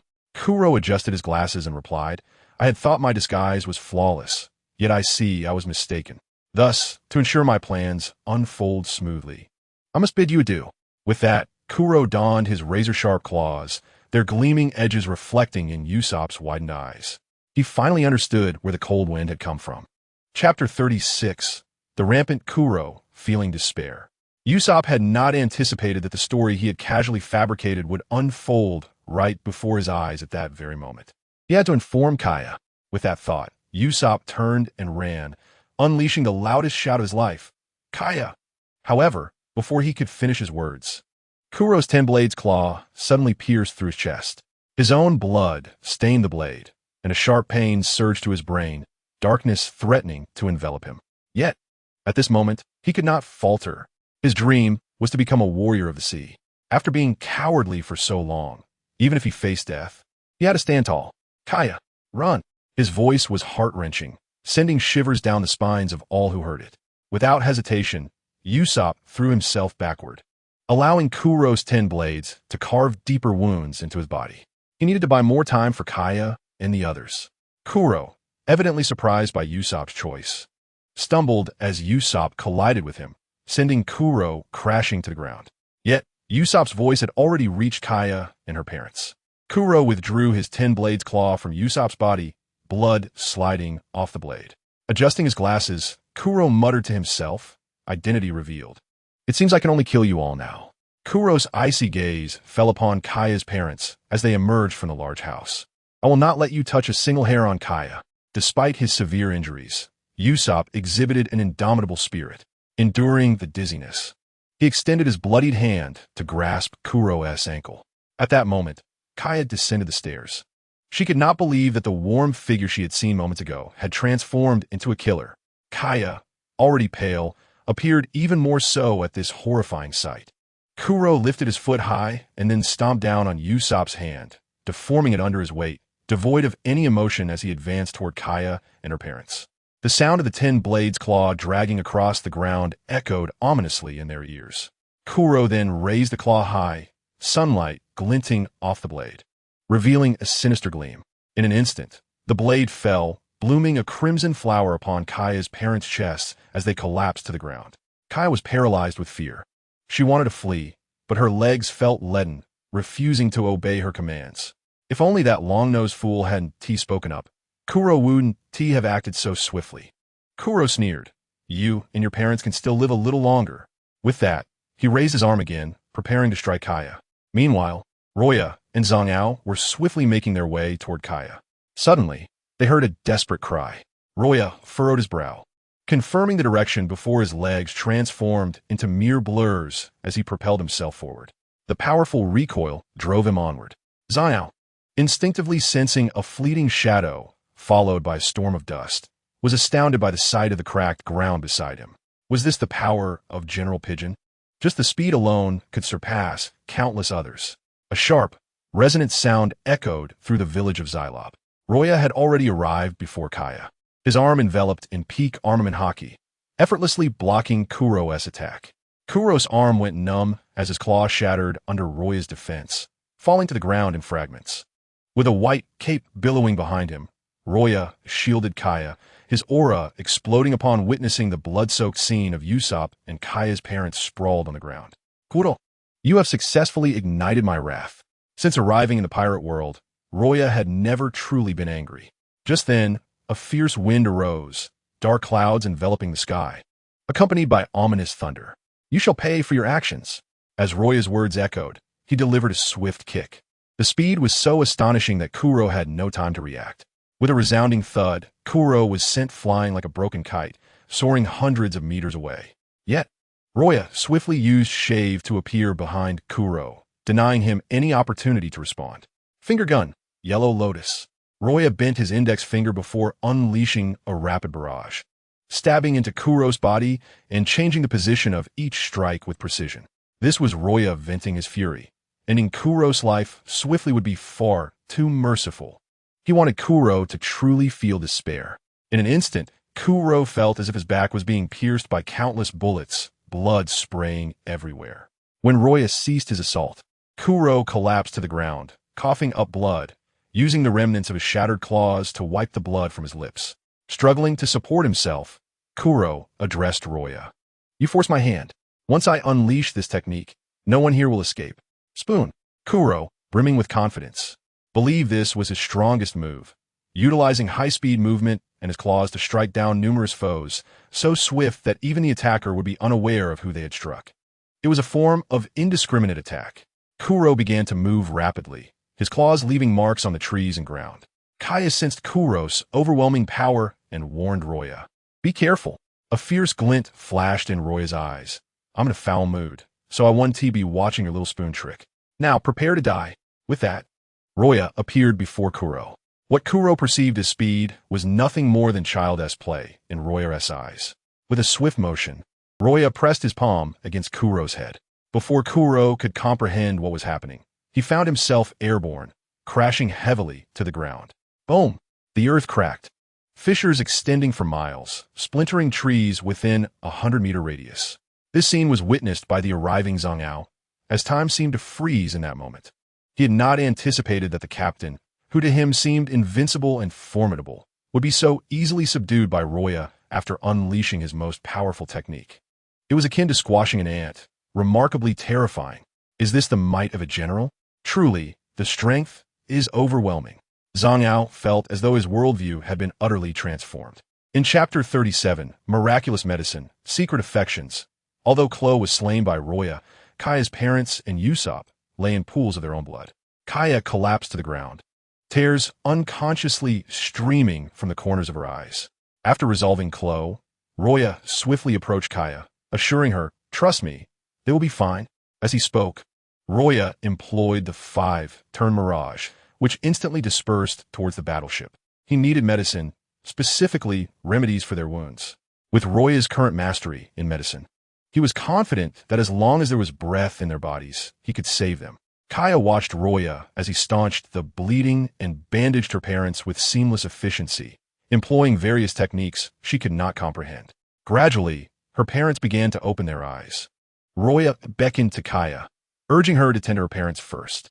He then turned his attention to Usopp, whose injuries were significantly more severe. Yet, against all odds, Usopp exhibited a flicker of a heartbeat, driven by an extraordinary will to survive. Indeed, Usopp proved himself in the face of despair. Such resolve was truly formidable. "Usopp, your future lies upon the seas." As Roya's words resonated, the mirages reappeared, functioning under his meticulous control. With his pinnacle of medical expertise, Roya valiantly snatched Usopp back from the brink of death. After placing them in beds for recovery, Kaya approached Roya, suddenly reminded of a tale where a prince emerged to save everyone from despair. In her eyes, Roya embodied that prince. It was his arrival that had rescued her parents from peril.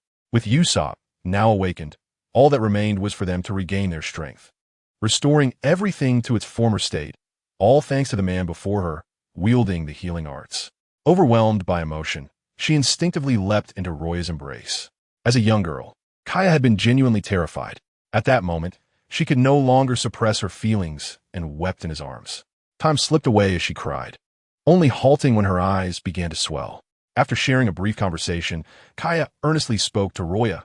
"Roya, I wish to learn medicine. I aspire to be as remarkable as you are. I no longer want to helplessly watch my loved ones suffer before my eyes. So, Roya, may I become your disciple?" Kaya gazed at him, her eyes filled with hope, yearning for him to fulfill her humble wish. In response to Kaya's plea, Luo Ya simply stated, "You must ensure that the prescriptions I provided are administered to your parents on schedule. They will benefit their health and promote longevity." He did not address her request to take her as a pupil. Disappointment washed over Kaya as she lowered her head. Rising from his seat, Luo Ya slowly walked to the door and turned back to Kaya, saying, "Kaya, when their injuries have healed sufficiently, contact me directly via the Den Mushi, and I will send someone to fetch you." Upon hearing this, Kaya sprang to her feet in excitement, rushing to Luo Ya and exclaiming, "Really? A gentleman's word is his bond. Thank you, Luo Ya. Without you, I truly wouldn't know what to do. You are the light of my future." As she spoke, she gently pressed her lips to his in a fleeting gesture. After solidifying their agreement, Luo Ya departed the room, finding Zhang Ao still waiting for him. "Oh, I thought you had fled," Zhang Ao remarked with a wry smile. "If I had run away, it would truly have been the end. Admiral, I have made a decision. I will turn myself in and, after atoning for my sins, join the Navy." "Oh, and a reason?" "Because I have come to realize that senseless slaughter is merely a sin." "As you wish." With that, Luo Ya left West Rob village, commandeering the battleship towards the nearby naval base to retrieve Khalifa. He had also left behind a mirage, which would dissolve only upon confirming their surrender.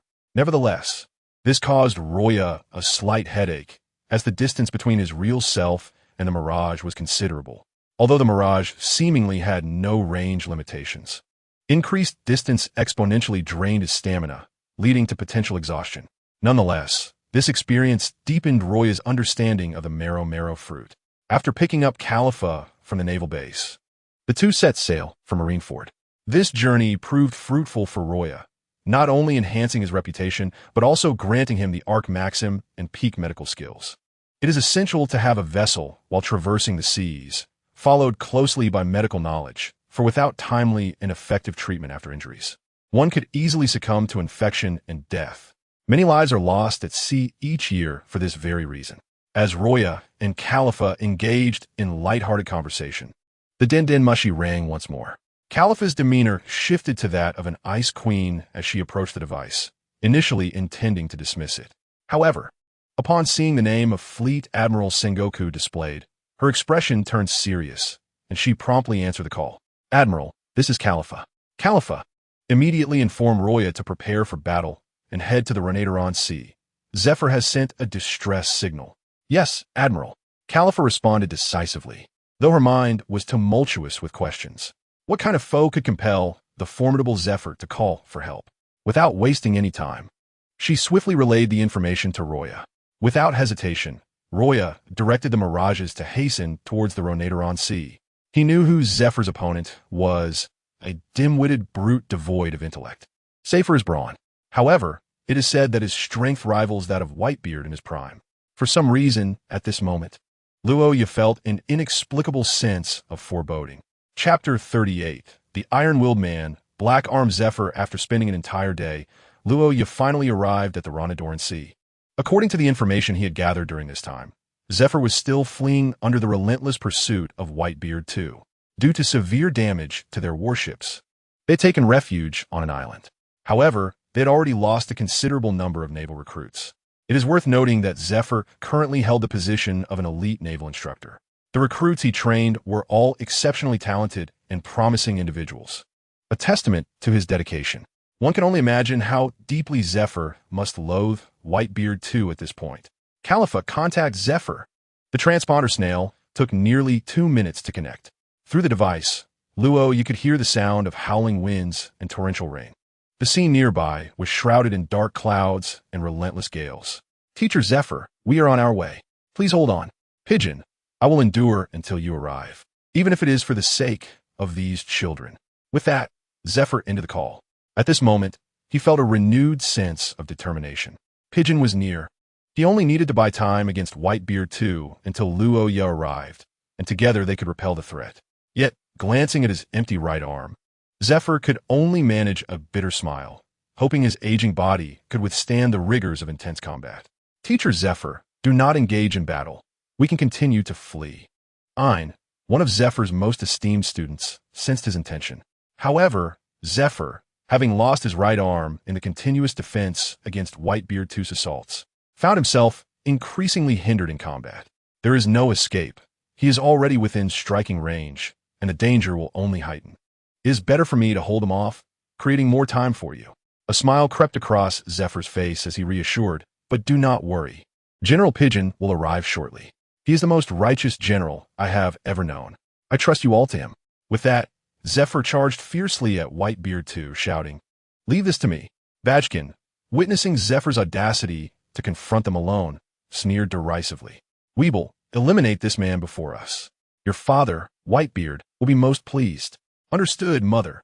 Upon hearing Bajkin's words, Weeble was instantly filled with excitement. Brandishing his large blade, he lunged toward Zephyr. Each step he took left shallow impressions on the ground. Standing nearly 7 meters tall, Weeble resembled a monstrous figure, his upper body muscular while his legs were slender. His hair cascaded down to his legs, with braids framing his face, adorned with 3 prominent scars that spoke of his battle experience. Most notably, he bore the crescent-shaped, white mustache reminiscent of Whitebeard, albeit thinner and longer. "I will crush you." With that, Weeble raised his long-handled blade high and struck down toward Zephyr. A massive slash seemed to materialize out of thin air, hurtling toward him. Zephyr's heart sank.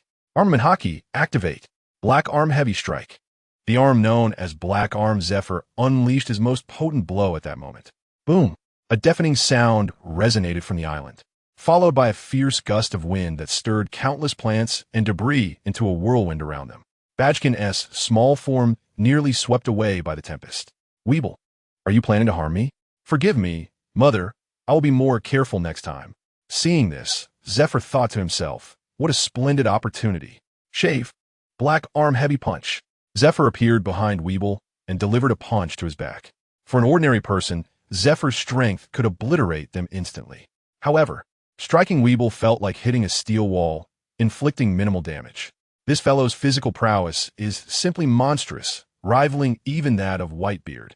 Weeble turned to face Zephyr, raising his long blade once more, unhesitatingly swinging down again. This time, he did not employ a slash, but relied solely on brute strength. "Crush it." Black Arm Heavy Strike. Zephyr, undeterred despite his severed arm, remained resolute as a vice-admiral of the Navy. Boom! Accompanied by a thunderous crash, a figure was sent flying from the billowing dust. With a heavy thud, he crashed to the ground, shattering dozens of trees before finally coming to a halt. Cough! Zephyr spat blood, the armament Haki dissipating. His body felt as though it were falling apart, weighed down by an overwhelming fatigue. A strong sense of powerlessness coursed through his arms, spreading throughout his body, accompanied by a stinging pain. Cough, cough. Zephyr gazed at Weeble in the distance, shocked that even relying solely on strength, Weeble could inflict such grievous wounds upon him. Yet, for the sake of those children, I must continue to fight. If I can just hold on a little longer, Pigeon will arrive. Zephyr clenched his teeth, blood seeping from between them. Enduring the agonizing pain, he forced himself to rise. Though his right hand was severed and his left arm incapacitated, he still had his legs. He could still fight. Bajkin, seeing Zephyr so pitifully struggle to rise, taunted him. "Weeble, let him learn how to write the word death." "Understood, mother." Weeble obediently advanced toward Zephyr, his massive form looming larger in the field of vision, casting a shadow over him. Unfazed, Zephyr stared defiantly at Weeble, activating his armament Haki. As he spoke, blood spilled from Zephyr's mouth, yet he unleashed a merciless strike toward Weeble. Bang! With a crushing blow, Weeble's attack shattered Zephyr's left leg, sending him hurtling through the air like a marionette with severed strings. He is far too powerful. Weeble is immensely strong, nearly matching the might of Whitebeard in his youth. Had he been in his prime, perhaps he would still have a fighting chance. Yet, with age and a shift in mindset, his combat prowess had diminished significantly. A shadow of despair flickered in Zephyr's eyes. He may truly be at the end of his endurance, yet he shall not perish in vain. He must strive for his students, seizing the final moments. Chapter 39. The Rescue of Zephyr, the Arrival of Luo Ya. He thought to himself, pressing his head against the ground, blood seeping incessantly from his body. With the last remnants of strength in his remaining leg, Zephyr once again stood before Weevil. Bajkin, witnessing the scene, scoffed dismissively. "Weevil, deliver the final blow." I truly do not understand why you insist on prolonging this. Yes, mother. Upon hearing Bakin's words, Weevil lumbered forward, each step echoing like a tolling bell of despair upon Zephyr's heart. Slowly lifting his head, the iconic sunglasses perched upon his nose were already half broken, teetering precariously as if they might fall at any moment, much like Zephyr's current state. Weevil uttered no further words, raising his massive blade to strike down upon Zephyr. Given Zephyr's condition, a single blow would almost certainly mean his demise. Yet even so, to buy even a few seconds for his students was a noble choice. Armed Haki. Zephyr concentrated all his armored Haki upon his forehead. With his remaining leg bent slowly, he charged at Weevil. Meanwhile, Roya's expression froze as he gazed at the distant island, where he had spotted the naval trainees. Each of them bore various injuries, some severely wounded and unconscious. Phantom of 100 turns. As Roya's voice faded, 100 phantoms appeared behind him, each wielding medical supplies, gracefully gliding toward the island to administer aid to the naval trainees. Confident in his medical prowess, Roya believed he could save them. Khalifa, once the first aid is complete, let them rest aboard the warship. Yes, General White Dove. In this dire situation, Khalifa was also exceedingly serious. The trainees watched as these phantoms systematically examined wounds and provided emergency treatment. Where's Teacher Zephyr? Did he not accompany you? Roya scanned the area, failing to spot Zephyr, his ominous intuition seemingly confirmed. At that moment, An approached Roya, urgently exclaiming, General White Dove, Teacher Zephyr is stalling for us against Weevil. Please, dismiss the phantoms and rush to aid him. With Ain's words, all conscious trainees bowed deeply before Roya. Yet, given the current scene, it appeared rather tragic. The situation had escalated to such an extent. However, making choices for others is a grave disrespect. And only children make choices. Adults must act decisively. As soon as Roya spoke, he did not wait for them to grasp the meaning of his words. Like an arrow released from its bow, he dashed forth. Pinnacle of 6 styles, shave. Roya's figure vanished instantly, flickering through the forest as he moved swiftly toward Ain's indicated direction. Everyone stood stunned, astonished by Roya's speed and the fact that the 100 phantoms remained undispersed. General White Dove, is this multitasking? This is incredible. Is this the power of a general? No, General White Dove must be the mightiest among them. Hearing the discussions among the surrounding naval trainees, Ain felt a glimmer of hope for Teacher Zephyr. As long as White Dove could arrive, surely salvation awaited. Bang! Before Ain could finish his thought, a deafening explosion erupted from the center of the island. Ain's expression changed, a dreadful premonition surfacing in his heart. At the island's center, devastation reigned. Numerous trees lay toppled, and a massive pit had formed. Inside lay the gravely injured Zephyr. His sunglasses had completely shattered, blood staining his vibrant purple hair, which now appeared close to lifeless. Coughing, Zephyr expelled more blood, thickening to nearly black. His body, riddled with wounds, struggled even to open his eyes. Weevil crushed Zephyr into a pulp. Bakin incessantly berated Weevil from the sidelines. Weevil scratched his head, recalling his mother's earlier warning to be cautious and avoid collateral damage. But since Bakin had said so, he resolved to hold nothing back. His aura surged, towering ominously at nearly 7 feet tall. Zephyr, writhing in pain, gazed at the stormy sky. If only he could behold the azure heavens once more before his demise. Thunder rumbled ominously, and torrential rain cascaded from the sky. Zephyr slowly closed his eyes. It seemed his final wish would remain unfulfilled. However, he had surely bought ample time for those in need. Weevil approached the edge of the pit, raising his massive blade high, preparing to strike Zephyr's head with force. It appears I have arrived, just in time. A slight smile graced Roya's lips. One more illusion. He conjured another phantom, which swiftly lifted Zephyr from the pit while directing the others toward the warship. Zephyr forced his eyes open, only to see himself being hoisted over Roya's shoulder.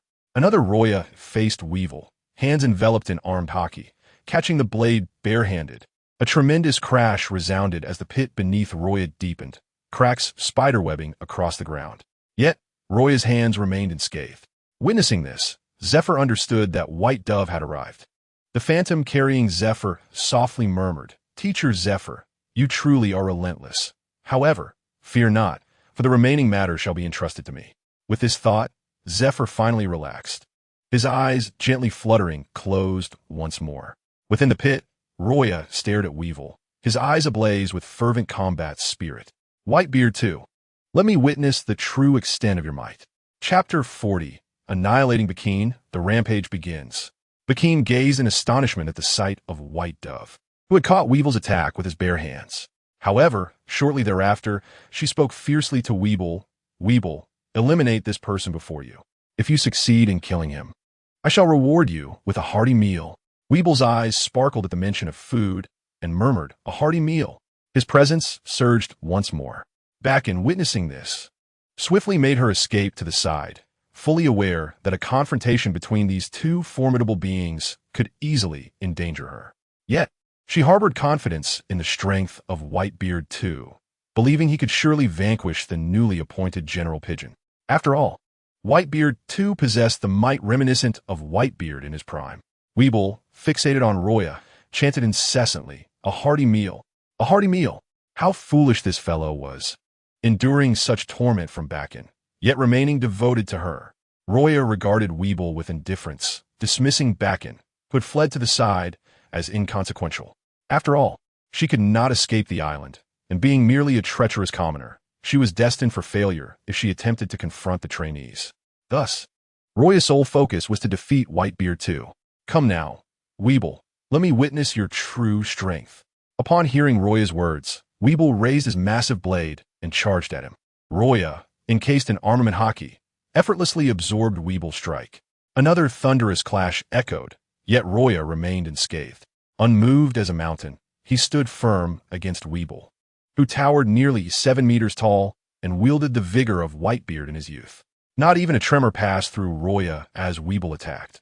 Indeed, he did not even shift his stance. In contrast, Weevil felt a tingling sensation in his hands. Is this all you've got? Might this be a lack of creativity? As he spoke, Luo Ya vanished and reappeared behind Weevil. With a swift motion, he thrust his finger like a cannonball into the back of Weevil's skull, delivering a crushing blow that sent Weevil sprawling to the ground, a gory wound appearing on the back of his head. Yet, within a mere 5 or 6 seconds, the wound healed as if it had never existed. Luo Ya furrowed his brow, pondering the terrifying regeneration abilities Weevil possessed. Was this not excessively monstrous? Just as Luo Ya contemplated, Weevil staggered back to his feet, exclaiming, "It hurts! It hurts!" Weevil is in pain. His eyes were now bloodshot, filled with a hint of madness as he turned to face Luo Ya. With a roar, Weevil's disproportionately large legs slammed into the ground, creating a massive crater as debris scattered chaotically around him. The island, whether before Luo Ya or Weevil, seemed as fragile as tofu, unable to withstand their combined might. As Weevil charged forward like a cannonball, Luo Ya narrowed his eyes, exhibiting minimal emotional fluctuation. He seized the opportune moment, stepping forward to grasp Weevil's head with one hand while raising his other elbow high, delivering a ruthless strike to the back of Weevil's skull. The tremendous force caused Weevil to meet the ground once more. Thunder rumbled ominously in the sky, and the downpour intensified, pooling in the crater beneath Weevil. Bakine, observing the battle from a distance, was utterly astounded. How is this possible? Weevil is not a match for General Pigeon. Could it be that this General Pigeon possessed strength surpassing that of Whitebeard in his prime? Bakine's mind raced with confusion as she gazed at Luo Ya, her lack of experience and strength rendering her unable to comprehend the peak-level armament Haki that elevated Luo Ya's combat prowess to terrifying heights. Nonetheless, this did not deter Bakine from contemplating retreat. "Weevil, we must withdraw." Before she could finish her sentence, Luo Ya gently tapped her shoulder. Startled, Bakine turned, her heart plunging into icy depths upon realizing who stood before her. It was clearly an illusion conjured by Luo Ya. The phantom smiled faintly at Bakine before thrusting its finger, causing a blood-red bloom to erupt upon the island. Luo Ya harbored a deep disdain for this woman, one driven by selfish desires who would stop at nothing to achieve her goals. Her treatment of Weevil, who had long suffered from hunger, was a testament to her character. Yet, Luo Ya did not bear the responsibility of judging her transgressions. His duty was solely to deliver Bakine to her demise. With Bakine's death, the illusion dissipated, and Weevil erupted with rage. His eyes, now a fiery crimson, fixated on Luo Ya as he repeatedly uttered the word "die." His muscles bulged, veins throbbing, and he appeared to swell in size. If he had stood nearly 7 meters tall before, he now eclipsed 10 meters, a true giant. Even from afar, Khalifa could see him. What manner of monster is this? How terrifying! Is General Pigeon truly capable of handling this? We could retreat now, couldn't we? The surrounding naval recruits suggested to Khalifa. At that moment, she turned to the phantom beside her and asked, Luo Ya, is everything all right? If not, we should withdraw. The phantom chuckled softly. With such a heavy price paid by teacher Zifa, how could I not seek vengeance? Rest assured, everything remains within my control. Meanwhile, Weeble's muscles had swollen excessively, blood oozing from them like sweat. What peculiar ability is this? Luo Ya's brow furrowed slightly, as this scene had not transpired in the original narrative. With a primal roar, Weeble charged at Luo Ya like a frenzied beast, each step leaving a small crater in his wake. Armed with his massive blade, Weeble swung it vertically, delivering an exaggerated slash that cleaved the island in two under the gaze of all present. Everyone stood frozen in shock at the unfolding spectacle. Chapter 41. The Warship Withdraws. One sword to resolve furthermore. This island is destined to vanish from the charts. To spare you from any repercussions, I implore you to return to Marineford at once. However, I assure you that I shall remain unscathed, for I am the esteemed General Pigeon. As the words fell, the illusions shattered in succession, time seemingly frozen in that moment. An approached Khalifa's side and inquired, My lord, what should we do now? Observing the fierce battle on the island and casting a glance at Zifa lying on the ground, Khalifa took a deep breath, her eyes filled with determination. I have faith in Luo Ya. We must evacuate immediately and return to Marineford. All who can move, come to my aid. The warships departed from the island. During this time, Luo Ya skillfully evaded Weible's relentless assault. The island, under Weible's onslaught, had been left in ruins. Rainwater pooled in the numerous craters, creating a muddy quagmire. The island had been shattered beyond recognition, subtly sinking beneath the waves. Yet, Weible continued to charge at Luo Ya like a wild beast, seemingly tireless. As the warships gradually faded from view, a slight smile crept across Luo Ya's lips. At this moment, only the two of them remained on the island. With the warships now distant, he could unleash his full power. In this interval, he had nearly gathered his strength. With a flicker of energy, he activated his spell. Floating, suddenly, Luo Ya's body soared into the air, surveying Whitebeard too from above. It had been a while since he had truly stretched his limbs. I hope you can withstand this. As the words left his lips, a blazing flame erupted from his hand, coalescing into an ancient katana. The blade, elongated and gleaming with a cold light, shimmered ominously. You two have long been dormant. Luo Ya murmured to the flowing blade of fire. The sword trembled slightly, responding to his call. Then let us liberate it properly. All things shall turn to ash. Flowing blade of fire. In an instant, the flowing blade of fire erupted into a magnificent inferno, a tempest of flames that swept across the landscape, transforming the heavens and earth. Thunderous clouds parted, revealing a brilliant sky above the island. In the face of this spectacle, Weible remained unperturbed, roaring as he charged toward Luo Ya. A smile curled at the corners of Luo Ya's mouth as he caressed the blade, declaring, First form, caress slash. The blade glimmered, and spiritual pressure surged. The roaring flames surged forth. The zenith of swordsmanship intertwined with a terrifying conqueror's aura in a magnificent display. In the next moment, Luo Ya brought the sword down. Weible watched as the slash grew larger in his field of vision, brandishing his own massive weapon to resist. With a thunderous impact, Weible wielded his great sword, instinctively enveloping it in armament Haki.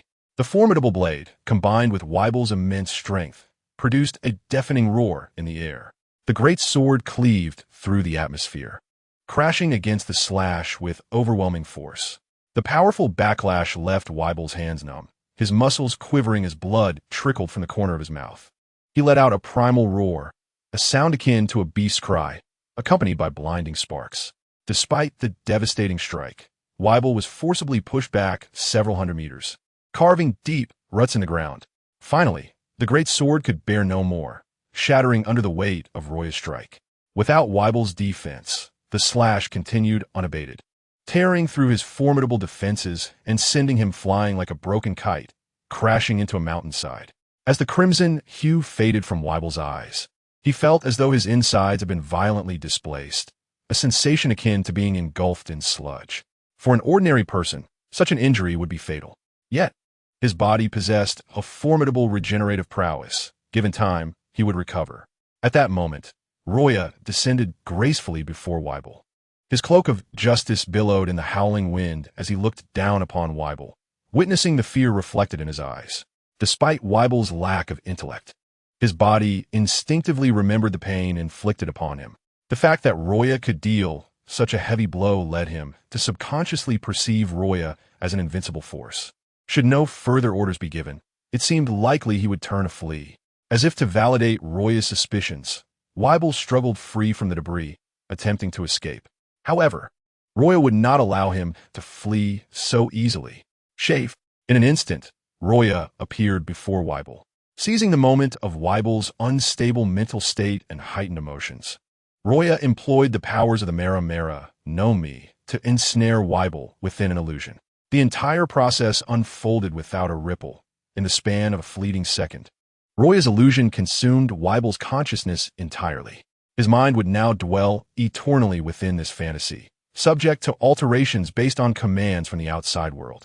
Thus, Weibel had become a war machine under Luo Ya's command. Your strength and regenerative abilities are indeed impressive. Rather than slay you, it is far more advantageous to have you serve me, as I have need of your prowess. Before Luo Ya could finish his thoughts, the island began to collapse. Following the fierce battle between Luo Ya and Weibel, the island had reached the brink of destruction, gradually succumbing to the sea. Without hesitation, Luo Ya summoned the Ark of Noah from the system. The colossal vessel did not plunge into the ocean, but, buoyed by the power of his spells, floated gracefully in the air. Chapter 42. The Doctor's Shock. Luo Ya disappears, dragging Weibel's mountainous form. Luo Ya ascended to the deck of the Ark of Noah. It must be said that the Ark was immense. Merely standing on the deck, the entirety of the vessel loomed before him. At the moment they stood upon the Ark, the island crumbled into the depths below, entirely consumed by the ocean. Waves surged and churned, forming a massive whirlpool.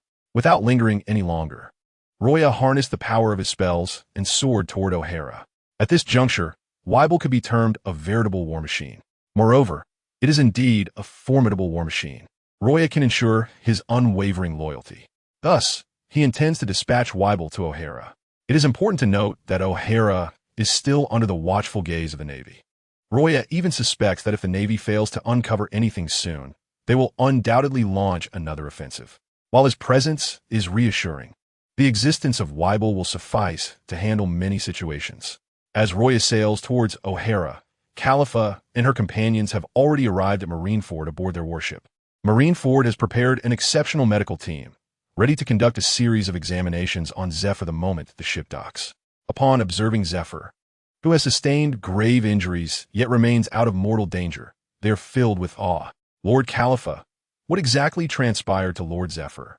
His vital signs are merely weak, devoid of any critical symptoms. This is utterly astonishing. As time passes, the medical team discovers that many of the Navy's recruits exhibit similar conditions. This indicates that a remarkably skilled healer attended to them prior, employing methods they have never encountered. In response, Khalifa casually remarks, "It was Admiral White Dove who treated them when they were injured." What? Admiral White Dove possesses such extraordinary medical prowess? This medical skill surpasses our own by leaps and bounds. It is nothing short of a miracle. At that moment, Sengoku, having examined Zephyr, approaches Khalifa. "Khalifa, where is White Dove?" When we departed, White Dove was engaged in battle with Whitebeard II. By that time, the island was on the verge of collapse.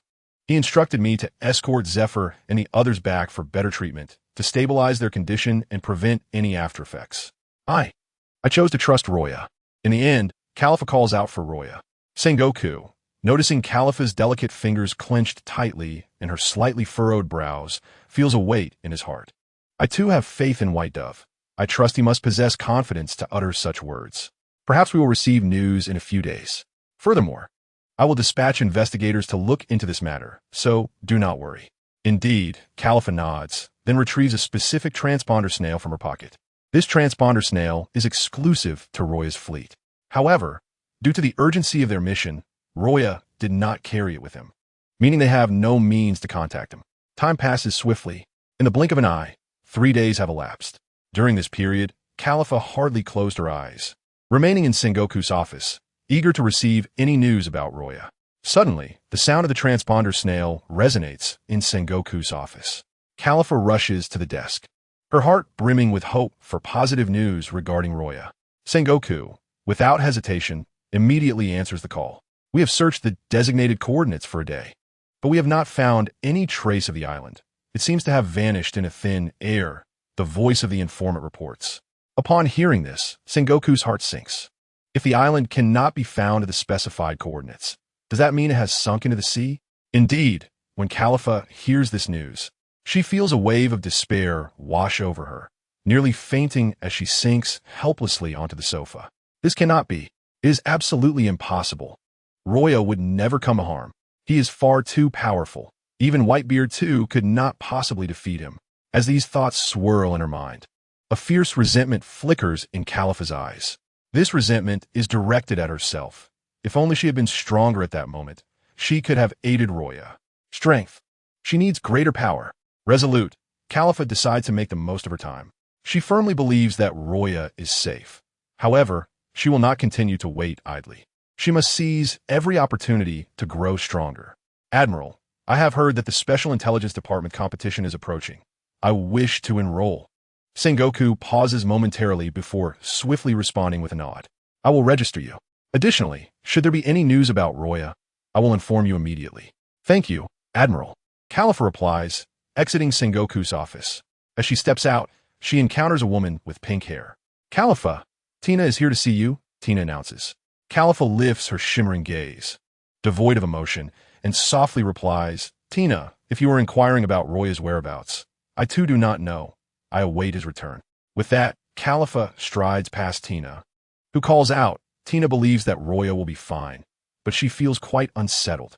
Upon hearing you were in the Admiral's office, she wanted to invite you to the training grounds for a spar. A spark of determination ignites in Califa's eyes. A slight smile graces her lips as she responds. Let us go to the training grounds. I too require the release that combat provides to alleviate my current mood. Meanwhile, Luo Ya sits on the edge of the ship, gazing down at the drifting clouds. At this moment, he realizes he has forgotten to bring his transponder snail. He usually keeps it on the ship or entrusts it to Califa. With a sigh, he murmurs to prevent Califa from worrying and Sengoku from suspecting. I must hasten to O'Hara and drop off Weibel. With this thought in mind, Luo Ya immediately channels the power of the talisman to its maximum output. The colossal Noah's Ark swiftly sails towards O'Hara.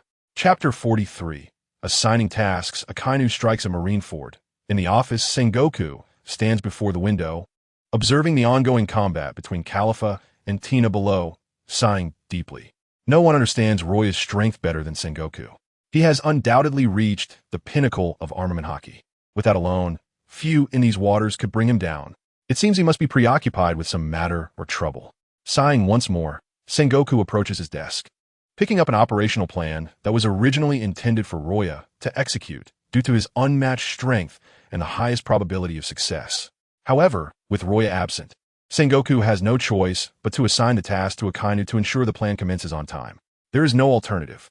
Kizaru is currently on duty and cannot leave Marineford unless a matter of utmost importance arises. Akiji also has other tasks at hand, so sending Akainu is the most prudent choice at this moment. Soon, Akainu arrived at Admiral Sengoku's office. After performing a standard military salute, he stood before Sengoku, awaiting the assignment. Akainu, based on the Intelligence Department's investigation, O'Hara has not changed significantly apart from the addition of a defensive wall surrounded by tree roots. Even the mysterious power has not resurfaced. Therefore, we suspect that O'Hara may currently lack formidable combat strength. Your mission is to probe their capabilities. If you confirm the absence of powerful forces, proceed with their destruction. If not, request immediate support. We will provide you with additional assistance. Upon hearing Sengoku's orders, veins bulged on Akainu's body. The battle at O'Hara was undoubtedly one of his most humiliating defeats. Since that encounter, he had relentlessly trained to augment his strength. Particularly after being bested by Luo Ya, his training regimen had tripled. Compared to before, his power had grown considerably. I will ensure the mission is accomplished. Justice shall prevail. With that, Akainu turned and exited Sengoku's office with resolve. This time, he was determined to redeem his honor and eradicate O'Haran from the maps entirely. 2 days passed. Luo Ya sat at the edge of the ship, finally spotting the towering tree of knowledge in the distance. He had returned to O'Haran, wondering if Robin had missed him. A slight smile crept onto Luo Ya's lips as he considered this. But he was aware of the urgency of his mission and wasted no time maneuvering the Noah Ark to descend slowly. After visiting Robin, he would prepare to return to Marineford. On O'Haran, Robin was training her abilities on the shore when she noticed the ship descending. Her expression stiffened. "Mother, a formidable enemy may be approaching." Olvia looked up at the descending vessel, her pupils contracting sharply. This is the Noah Ark. How can it be here? According to my records, it was near Fishman Island. What immense power must it take to appear here, descending from the sky? Robin, we must alert the scholars and flee at once. Since the issuance of the Demon Slaughter Order, they had gathered all resources in one place, allowing for a quick escape. It's too late, Mother. Robin's delicate face bore a serious expression as she gazed at the colossal figure descending from the sky, dwarfing her by several times. With a resounding thud, Weibel landed on the ground, creating a small crater. The earth trembled beneath them, and cold sweat appeared on their fair foreheads. Robin, it's been a while. Just then, a familiar voice reached their ears, though the figure was not yet visible. Yet, Robin instantly recognized the voice she had long yearned for. Luo Ya. As Luo Ya casually retracted the Noah Ark into the system space and floated down. Olvia stared in shock at the unfolding scene. Unable to contain her excitement, Robin leaped into Luo Ya's embrace. Brother Luo Ya, it's really you. I missed you so much. She clung tightly to him, as if trying to merge into his being, inhaling his familiar scent which brought her great comfort. Olvia, witnessing this scene, felt her previously anxious heart gradually ease. Luo Ya, this is... Olvia directed her gaze towards Weibel behind Luo Ya. You could say he is a humanoid weapon, here to protect you. With that, Luo Ya addressed Weibel. From today onward, obey these two. Understood. Weibel responded affirmatively. Is he powerful? Robin inquired. He is quite formidable. He possesses the strength of Whitebeard in his youth. As Luo Ya spoke, Olvia stared at Weibel in disbelief, trembling as she pointed at him. He possesses the strength of Whitebeard in his youth. Having spent time traversing the seas, Olvia was well aware of Whitebeard's reputation and the extent of his might. He was one of the 4 great pirates of a new world, hailed as the strongest man in the world. According to Luo Ya, this individual named Weibel had the strength of Whitebeard in his prime. What a terrifying power that must be. Luo Ya, how did you come to know him? We were initially enemies, but he was eventually convinced. Olvia covered her mouth, feeling as though this was too surreal. To have subdued someone with the strength of a young Whitebeard must mean Luo Ya's own power was extraordinary. Yet, considering Luo Ya had single-handedly dismantled the Demon Slaughter Order, it wasn't entirely unbelievable that he possessed such formidable strength. After you left, will there be? Olvia voiced her concerns to Luo Ya. He assured her that she could command Weibel without hesitation. He would accept any orders. Just as Luo Ya finished speaking, the distant sound of cannon fire echoed. A fleet of warships sped towards O'Haran without slowing. 5 warships in total, with the central one being Akainu's flagship. Akainu stood on the deck, surveying O'Haran with his hands clenched tightly. Increase firepower. But Admiral, didn't the commander instruct us to probe first? Before the nearby colonel could finish, Akainu interrupted. The justice of the Navy cannot be tainted. This island's existence is a crime, and we must eradicate it. His brow furrowed, exuding an even more menacing aura. The soldiers around him said nothing. Since Akainu had given the order, they had no choice but to comply. Shells were continuously fired from the cannons, releasing a smoky scent as they arced through the air, crashing down upon the defensive wall formed by the roots of the Tree of Knowledge. Within the island, Luo Ya used his Moku Nomi powers to drape a cloak over himself and Weibel, concealing their appearances. Gently stroking Robin's hair, he whispered, Robin, I have a gift for you.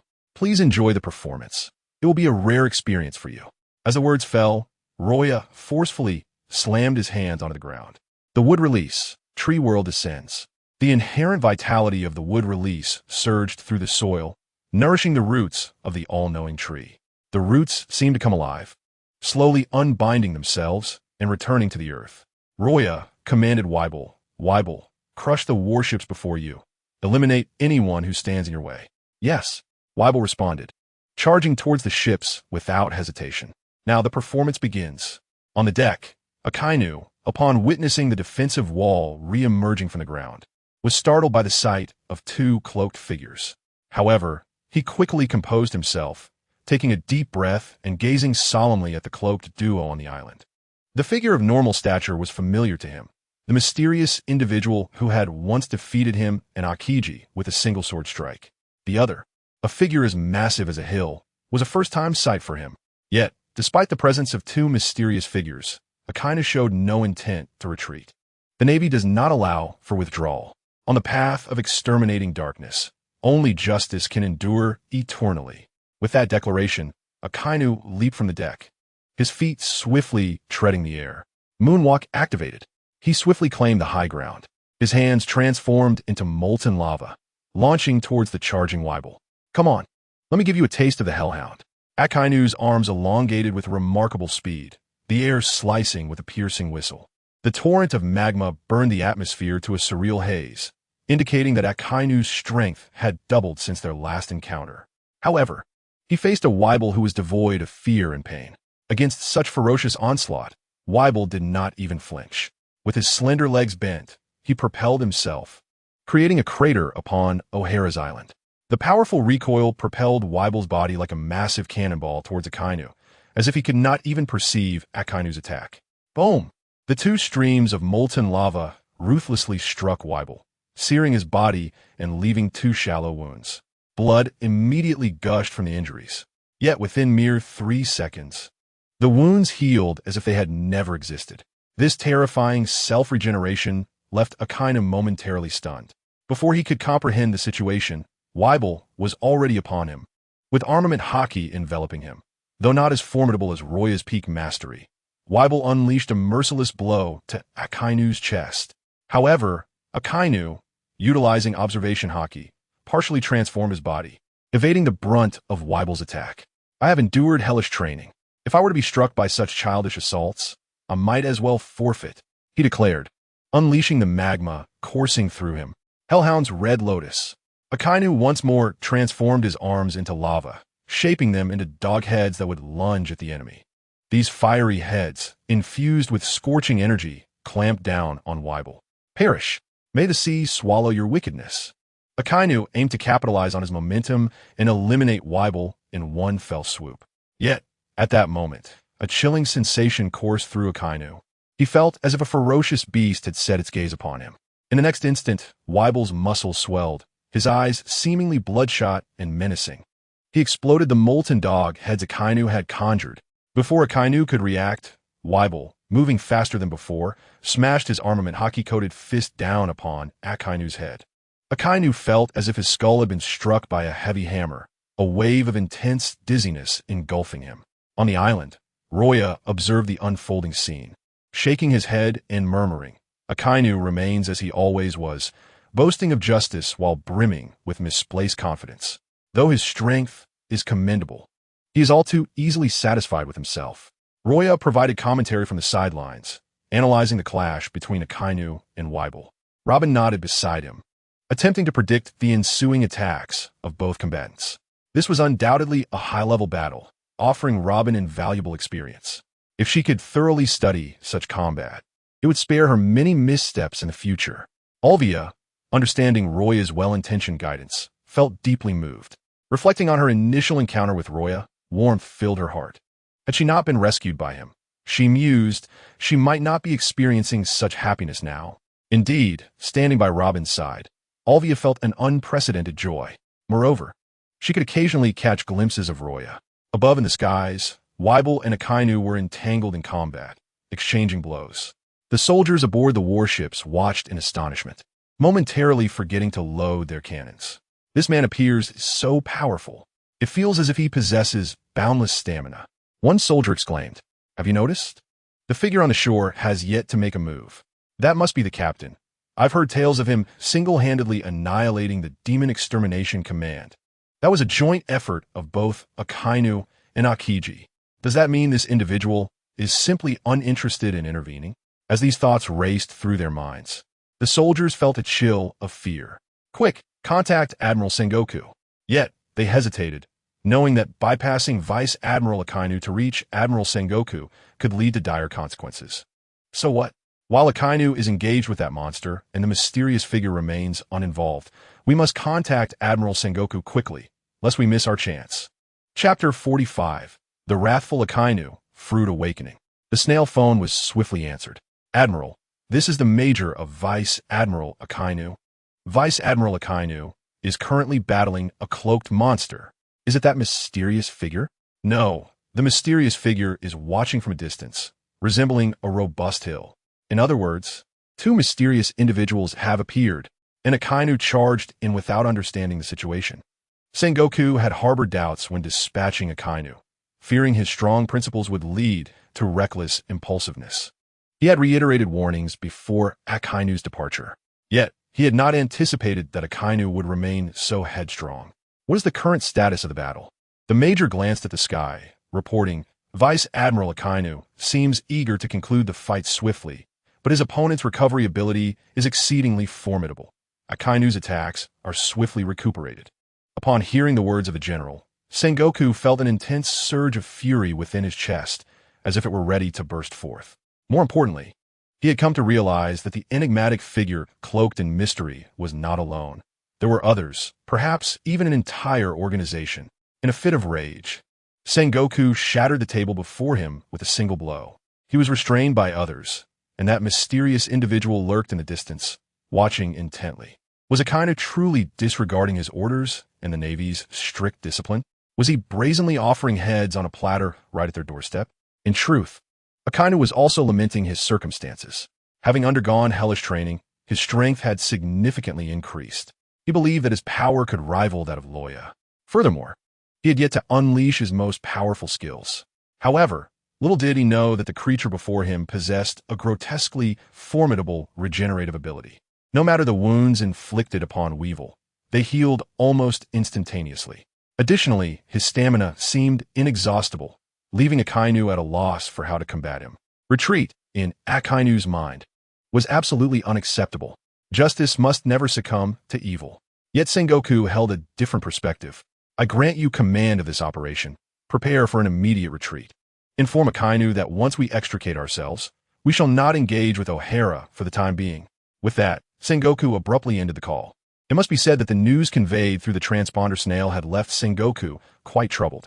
The existence of more than one mysterious figure, potentially part of an organization, indicated a grave danger at O'Hara. However, the new world was descending further into chaos, and the Navy was utterly incapable of managing such a myriad of issues. Moreover, the Navy's reputation was gradually being restored through Luo Ya's actions. Yet, due to Akainu's reckless assault, the Navy faced further humiliation. On the other side, the Navy in the O'Hara waters began to methodically withdraw their soldiers. Akainu, engaged in battle in the sky, took note of this development. His temper, already volatile after being struck by Weevil, erupted completely at this moment. You are abandoning your posts, he thundered. Anyone who dares to retreat shall face military discipline. At that moment, the colonel aboard the warship finally exploded in outrage. Summoning all his strength, he shouted at Akainu, even if it means violating military code. You were the first to do so. Besides, Admiral Sengoku just entrusted me with command of this operation. I now order you to withdraw immediately. At these words, the soldiers aboard the warship erupted in enthusiastic applause. They had grown weary of Akainu's demeanor. Today, a colonel had openly reprimanded the vice admiral before them, a spectacle they had never witnessed before. It was a day of enlightenment for them all, not just for them. Even Luo Ya, Robin, and Alvia expressed their astonishment. Alvia, teasingly nudging Luo Ya, remarked, "Is it always this chaotic in your navy?" Who could say? Sengoku's intentions may have been noble, but he had overlooked Akainu's temperament. Akainu had likely been waiting for this moment for far too long to proceed cautiously. Thus, the fault lay squarely with him. It was Akainu's presence that had turned this operation into a farce, albeit a rather entertaining one. Wouldn't you agree? Robin nodded vigorously beside Luo Ya, her eyes sparkling with mischief. But I'm quite tired of this. Since the Navy intends to retreat, let us give them a parting gift. We can't let them leave empty-handed, can we? After all, I stand in opposition to the Navy now. As Luo Ya spoke, he slowly unsheathed his blade, flowing blade like fire. "Weevil, retreat," Luo Ya commanded in a hushed voice, his tone slightly muted. Upon hearing Luo Ya's words, Weevil immediately turned and departed, disregarding Akainu's assault entirely. He allowed Akainu's attacks to land upon him as he began to heal. Akainu furrowed his brow tightly. Weevil had retreated, yet he sensed a powerful aura locking onto him. Danger enveloped him. Gazing at Luo Ya, Akainu thought, is he about to strike?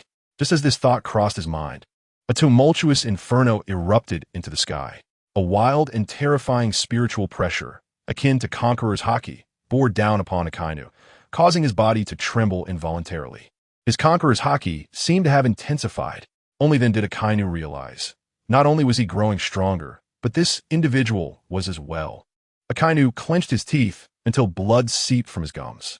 Yet his unwavering principles forbade him from turning his back and fleeing. He would rather die than submit to evil. Resolute in this conviction, Akainu prepared to fight with all he had. "Awaken, meteor volcano," he declared. The clouds above transformed into a dazzling display of fiery hues. The power of his devil fruit began to influence the surrounding weather, as a scorching heat pressed down from the heavens. Akainu pushed his fruit's abilities to their limits. "Behold the fruits of my relentless training." As Akainu's words echoed, numerous meteoric fire sparks coalesced in the sky. These sparks morphed into colossal magma fists, descending upon O'Hara. Witnessing this, the retreating Navy soldiers were left utterly stunned. They had not anticipated that Akainu had yet to unleash his full power. No wonder he felt emboldened to challenge two mysterious figures alone. Such a terrifying assault was utterly exaggerated, though it was a widespread attack. Each magma fist contained an astonishing amount of energy. In his current state, Akainu could likely take on two opponents single-handedly. As the Navy soldiers gradually distanced themselves from O'Hara, they could only feel the oppressive heat enveloping them. They did not sense the terrifying pressure radiating from Luo Ya. Otherwise, their words would have been quite different.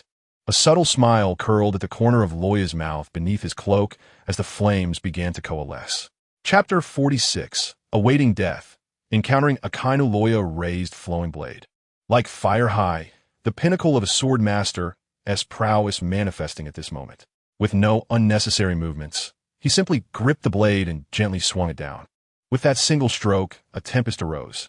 The blade sliced through the air, the sound of its passage piercing and resounding. The ethereal flames devoured the surrounding heat. In an instant, the world changed its hue. The fiery clouds were entirely consumed by this heavenly strike. Anything that came into contact with Luo Ya's slash was rendered as mere fodder for the oncoming assault. Scorch. The slash skimmed across the sea, vaporizing vast amounts of seawater. Like a crescent moon, it rushed toward Akainu. The brilliant and fierce strike caused all who beheld it to gasp in astonishment. The soldiers upon the surface of the sea stood in a daze, gazing blankly at the oncoming slash. It was only at this moment that they truly felt the overwhelming pressure of terror.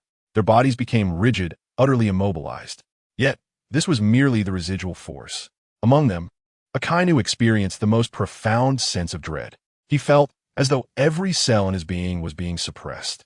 As he witnessed his abilities being consumed in an instant by Luo Ya's strike, Akainu's heart plummeted to the depths of despair.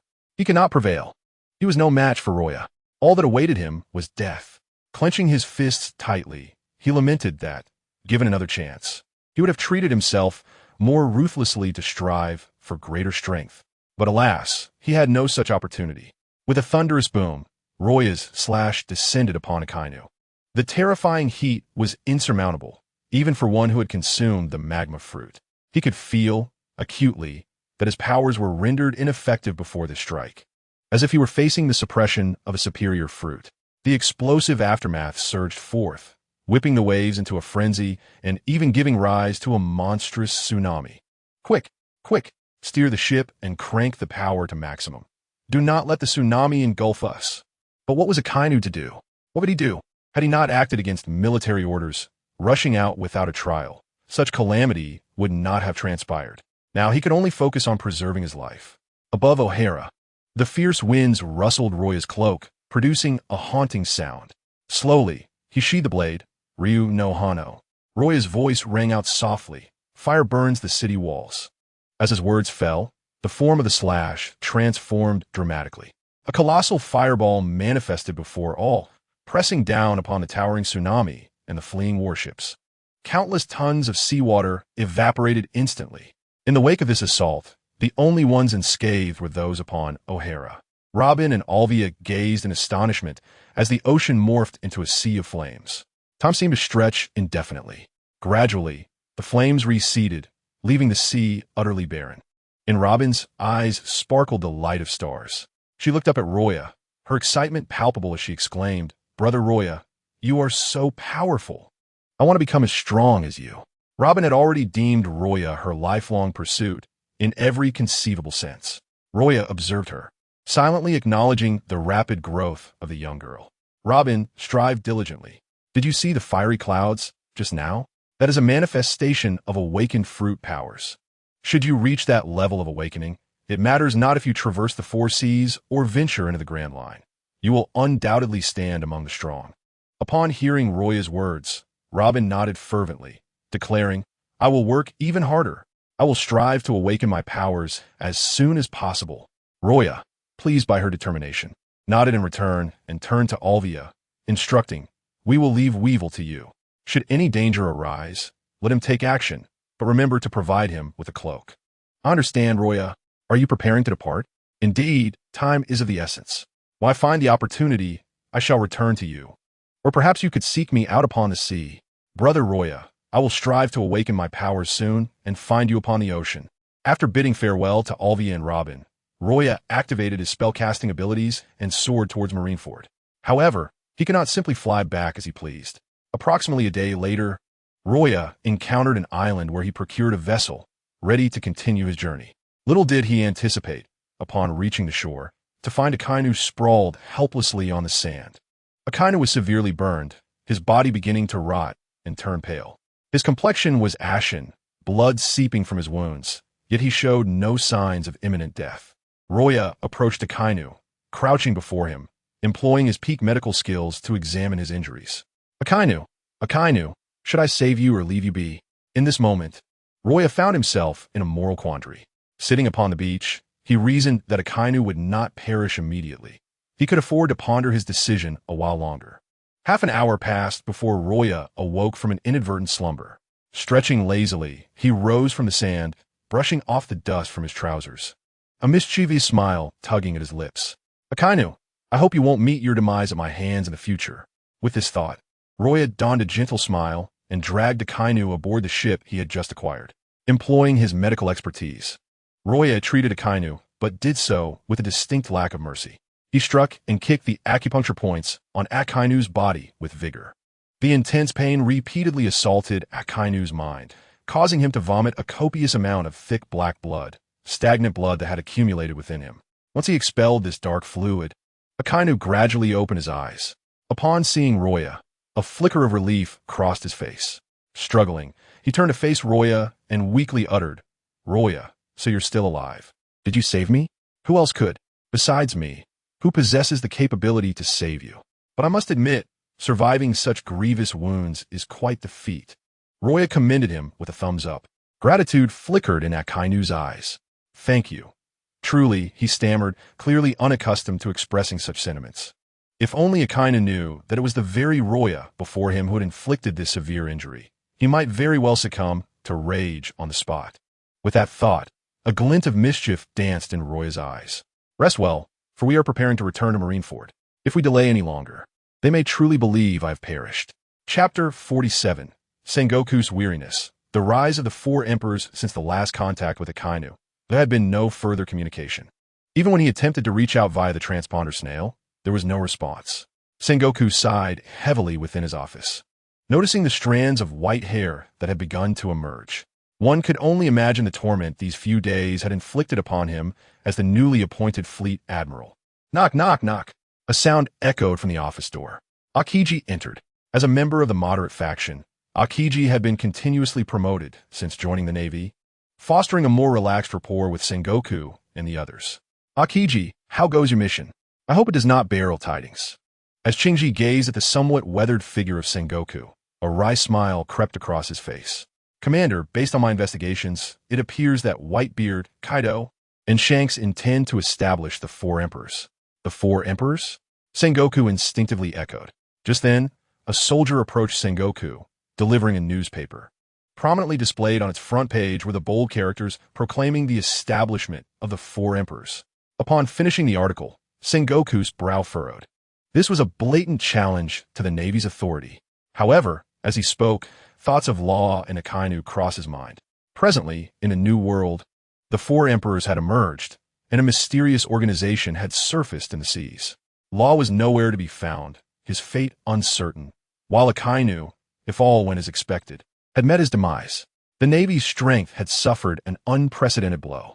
Even though Sengoku was renowned as a strategist, he felt a sense of powerlessness. At that moment, Sengoku's phone rang.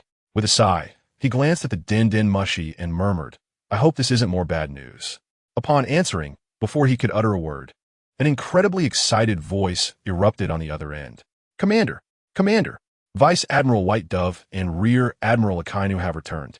The sheer excitement rendered the caller nearly speechless. The impact of this news was overwhelming, even causing Sengoku to momentarily freeze before he was engulfed in a wave of elation. "What did you say?" "White Dove and Akainu have returned." "Yes, Commander." White Dove seems unharmed, though Akainu is in serious condition.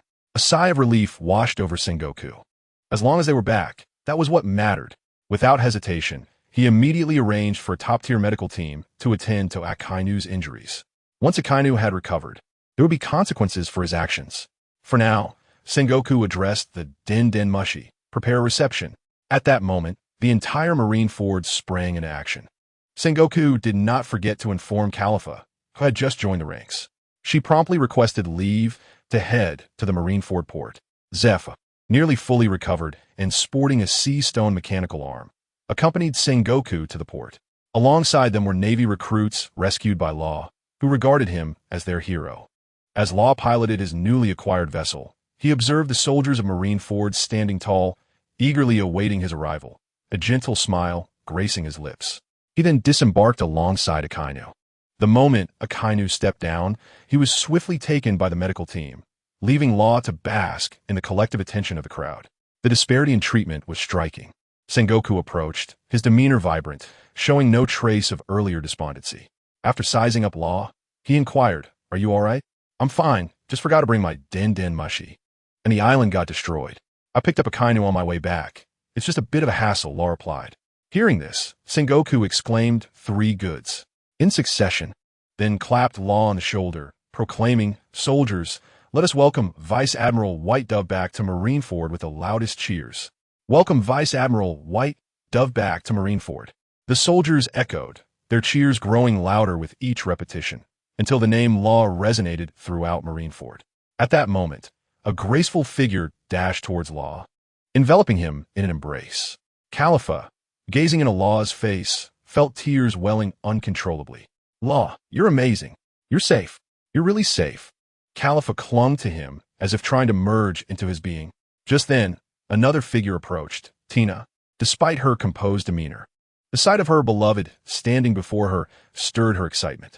Watching this unfold, Sengoku felt a twitch at the corner of his mouth. While he was genuinely pleased that Law returned unscathed, he couldn't help but internally comment on the allure of a handsome man attracting attention. Not only Sengoku, but even the soldiers nearby felt envy and jealousy. After all, Khalifa and Tina were regarded as the epitome of beauty among Navy personnel. Now, witnessing these 2 captivating women surrounding Law, their spirits endured a significant blow. But that was not the end of it. Zephyr stepped forward from behind Sengoku, bringing eye to Law. Clearing his throat, Zephyr addressed Law, "Vice Admiral White Dove, I cannot repay the debt of gratitude for saving my life. If you ever need my assistance, do not hesitate to call. I will face any peril without hesitation." As Zephyr's words settled, astonishment swept through the gathered Navy personnel. They had not expected Zephyr, a former admiral and currently the strongest instructor in the Navy, to express such sentiments towards Law. "Zephyr-sensei, Yuyist. Whitebeard, too, was a notorious pirate. Upholding justice is our duty," Law responded, while Sengoku sighed, recalling Akainu, who had always adhered to absolute justice but lacked Law's formidable strength. leading to his unfortunate fate. Law, we will discuss this later. For now, you should rest. Please go to Commander Sengoku's office first. I need to report on the mission. Oh, and, if possible, could I get reimbursed for the cost of this ship? Chapter 48. The best actor, the Navy's traitor at this moment. The group departed from Marineford's port and made their way to Sengoku's office. Inside, Law recounted a slightly embellished version of events. So, after you destroyed the island, you ended up defeating Weevil and, using Jeppo, managed to find another island, where you coincidentally encountered Akainu and returned. Law nodded, while embracing Khalifa. Tina looked on, filled with envy, as her bond with Khalifa had strengthened over the days, even becoming close friends. Yet, in Law's eyes, they remained rivals. Watching Khalifa nestling in Law's embrace, Tina felt a pang of longing. Sengoku lowered his head in contemplation. He suddenly recalled that during a report from Admiral Akainu, one of the mysterious individuals had been described as having a physique akin to a small hill, along with a terrifying regenerative ability. Sengoku cast a serious glance at Roa and relayed this information. Although Roa was the one who had directly orchestrated the matter, he feigned ignorance, as if he were hearing it for the first time.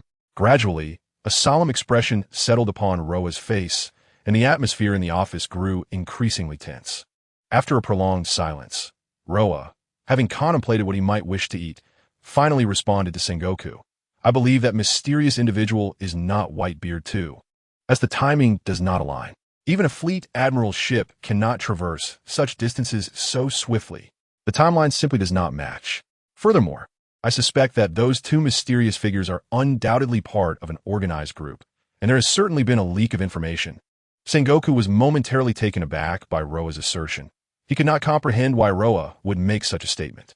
For the first time, he felt his intellect was insufficient. Roa continued to clarify. Think about it, Admiral. Even if Akainu had not conducted a preliminary probe and had launched an attack immediately, they could not have arrived so swiftly, waiting right beside the island. What does this imply? It indicates that they had received intelligence long beforehand.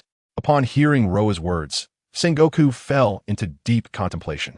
Are you suggesting that there is a traitor within the Navy? The more he pondered, the more plausible it seemed to him. When Sengoku had rescued his adopted son, Corazon, on Sea Swallow Island, he learned from Corazon of the traitor Virgo's existence and had him imprisoned in the deep-sea prison at the earliest opportunity.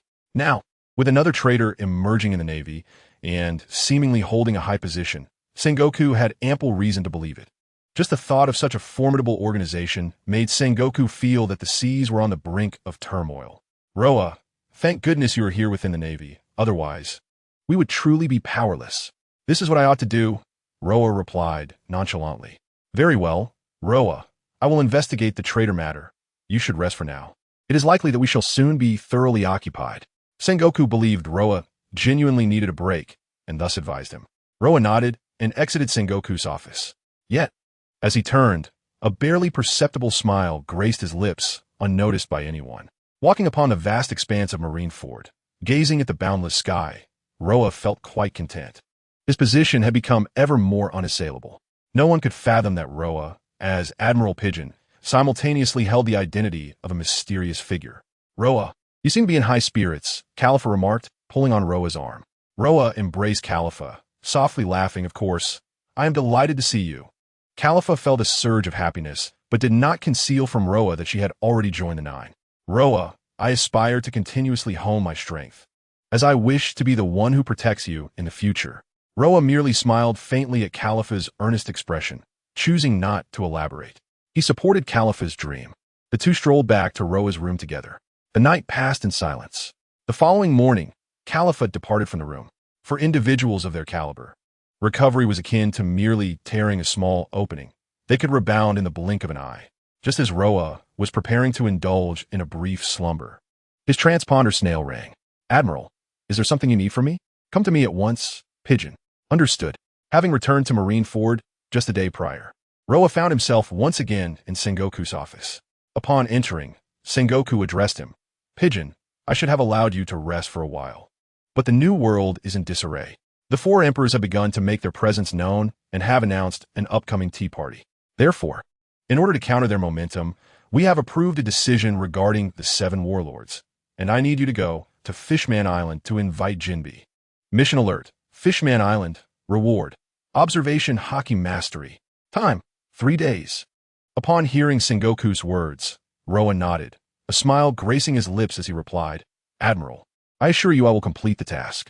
Observing Roa's prompt response as he turned to leave, Sengoku felt Roa's standing in his esteem elevate further. Simultaneously, he reflected on Roa's growing renown and couldn't help but sigh. Akiji, if you do not put in more effort, the position of Admiral may very well be claimed by Roa. Just as Roa exited Sengoku's office, he encountered Zephyr and Ein. Teacher Zephyr, how do you feel? Roa greeted Zephyr. Zephyr instinctively touched his now mechanical right hand and replied, Were it not for you, I would likely have been killed by Whitebeard too. Zephyr continued, Pigeon, are you going to summon the 7 warlords? Yes, it is an order from the Admiral. The Navy is truly becoming increasingly audacious, seeking to collaborate with pirates.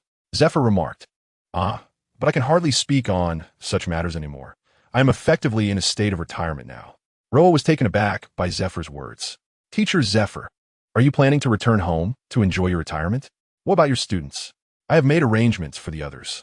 Only Ein has insisted on staying by your side to learn, which is why I brought her to find you. As Zephyr finished speaking, Ein stepped forward, saluting Roa crisply and declaring, Admiral Pigeon, please allow me to learn by your side. I beg of you. She deeply bowed to Roa.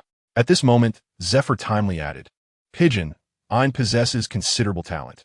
Not only is her devil fruit ability formidable, but she also has her own understanding of swordsmanship.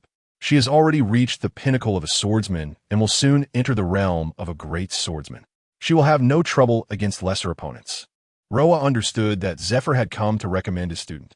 However, due to circumstances, the Navy had not invited Whitebeard to become a warlord, as he was considered dead in the eyes of Sengoku and others. This had led Zephyr to retire rather than leave the Navy to establish a new one. Since Teacher Zephyr has vouched for you, I see no reason to refuse, but let me make this clear. I cannot tolerate arrogance. As long as you listen obediently, I will teach you what I know. This statement was directed partly at Zephyr and partly at Ein. Ein, evidently having prepared herself, nodded without hesitation. In that case, let us prepare to depart at once. Having uttered these words, Roya turned to Zephyr and said, Teacher Zephyr, I have a mission at hand, so I shall take my leave. Go on, go on. As Zephyr watched Roya vanish from his sight, he sighed internally and mused, Pigeon, if you could ascend to the rank of Admiral, would the sea be rendered a tad more tranquil? Contemplating this, Zephyr shook his head and departed. After making their preparations, Roya and Ein boarded the Admiral-class warship, setting sail for Fishman Island. They needed to reach Sabeti Archipelago for coating before proceeding to Fishman Island. However, the coating process was exceedingly troublesome. With merely 3 days at their disposal, Roya had to seize every fleeting moment. Phantom Mirage. On board the warship, Roya conjured 100 phantoms, each under his control, efficiently managing the vessel as it sailed towards the Sabeti Archipelago. Ein, evidently accompanying Roya for the first time, was taken aback by the sight of the 100 phantoms. Admiral Pigeon, in informal settings, simply call me Roya. In truth, I'm quite easygoing in private. Observing Roya's gentle smile, I nodded vigorously. Roya, what should I do now?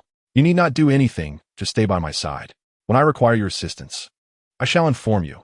As for what I have taught you, the extent to which you learn depends on your own aptitude. Understood, Ein replied. Upon the vast ocean, an Admiral-class warship bravely navigated the waves. Before long, Roya and Ein reached the Sabeti Archipelago, given that Marineford was relatively nearby.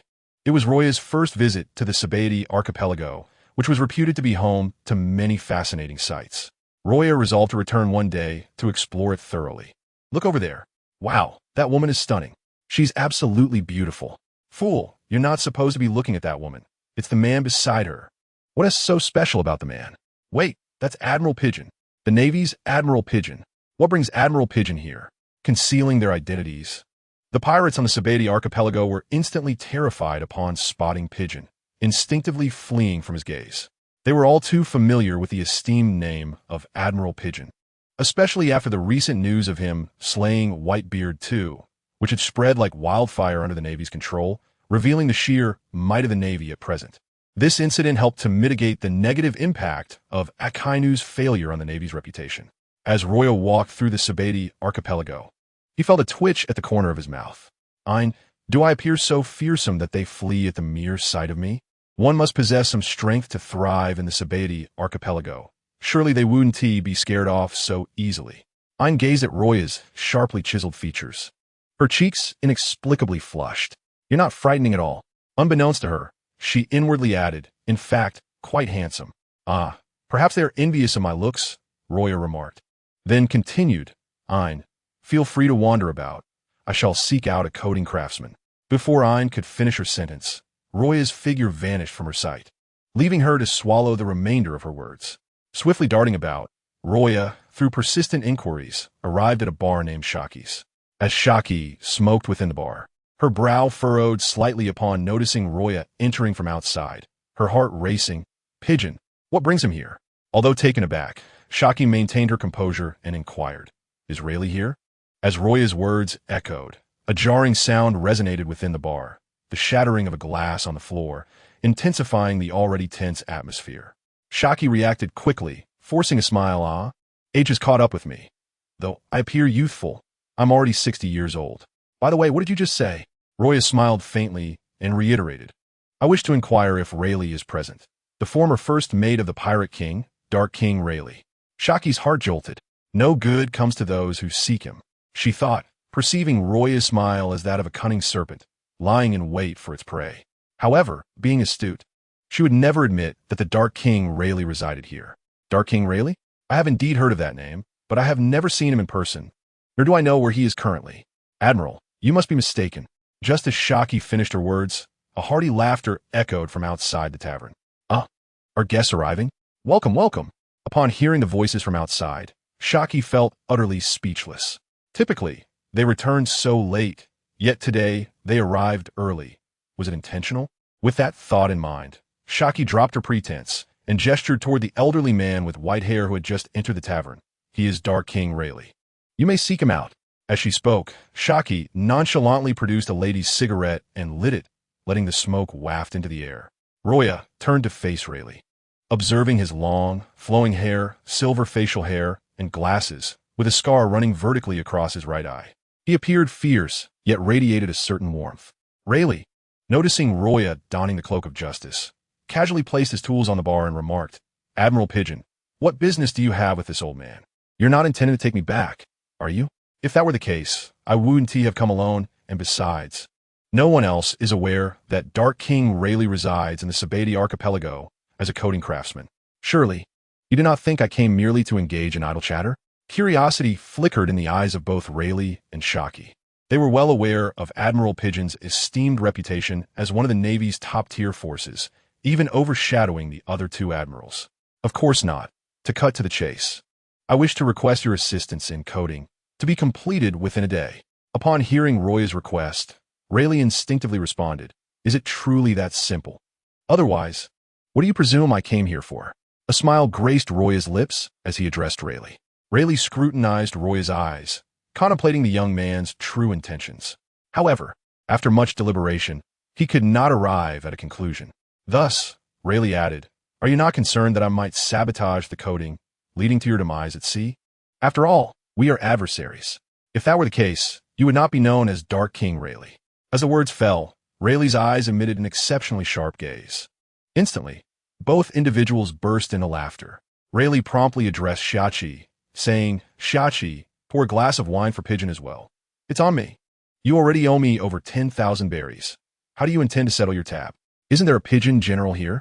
You must understand that coding it within a day is quite expensive. No worries. The marshal will reimburse me for these expenses. As Luo Ya spoke, he settled down beside Rayleigh, engaging in delightful conversation. At the Sabati archipelago, island number 1, within the venue of the human auction, Don Quixote Doflamingo surveyed the auction from a high vantage point. His brow furrowed. He exuded an aura of chilling menace. Have you found any accurate information regarding the op fruit? He inquired. Young master, we haven't found it. The fruit seems to have vanished into thin air. Toripol replied at Doflamingo's side. Ever since that mysterious individual snatched the op fruit from Hyank Island, his fury had only intensified. Despite the world being astounded by the mysterious person's strength, Doflamingo remained unsatisfied. As long as that individual refrained from displaying the abilities of the op fruit, Doflamingo would not relent. Given the opportunity, he would go to great lengths, even at a painful cost, to reclaim the op fruit. He would not allow himself to escape in such a disgraceful manner again.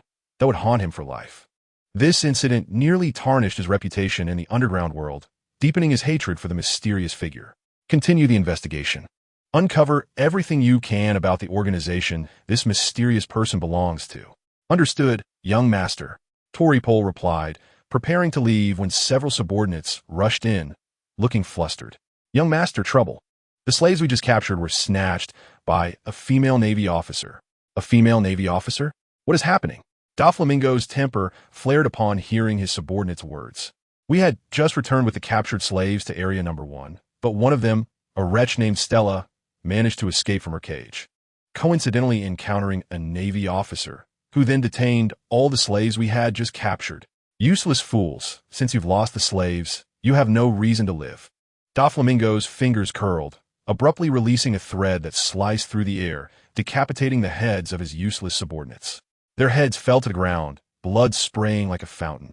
Clean this up. We must see which Navy officer dares to seize my goods. Doflamingo's face turned icy as he and Toripole headed towards Area Number 1. Human trafficking is quite common in the Sabati archipelago, even with Doflamingo operating an auction venue. However, that does not imply it is a legitimate industry. Once discovered by the Navy, it can still be seized. Yet, since Doflamingo became the Joker in the underground world, no one dared to touch his merchandise. If this situation is not handled properly, Doflamingo vowed that such occurrences would only increase in the future. After all, none of the characters in the underground world are easy to deal with. On the other side, Ain helped Stella to her feet, using her katana to sever their shackles. Are you all right? We're fine. Thank you for saving us. This is what we, the Navy, should do. I've long heard of the rampant lawlessness in the Sabati archipelago, but I never expected them to transport slaves so brazenly in broad daylight.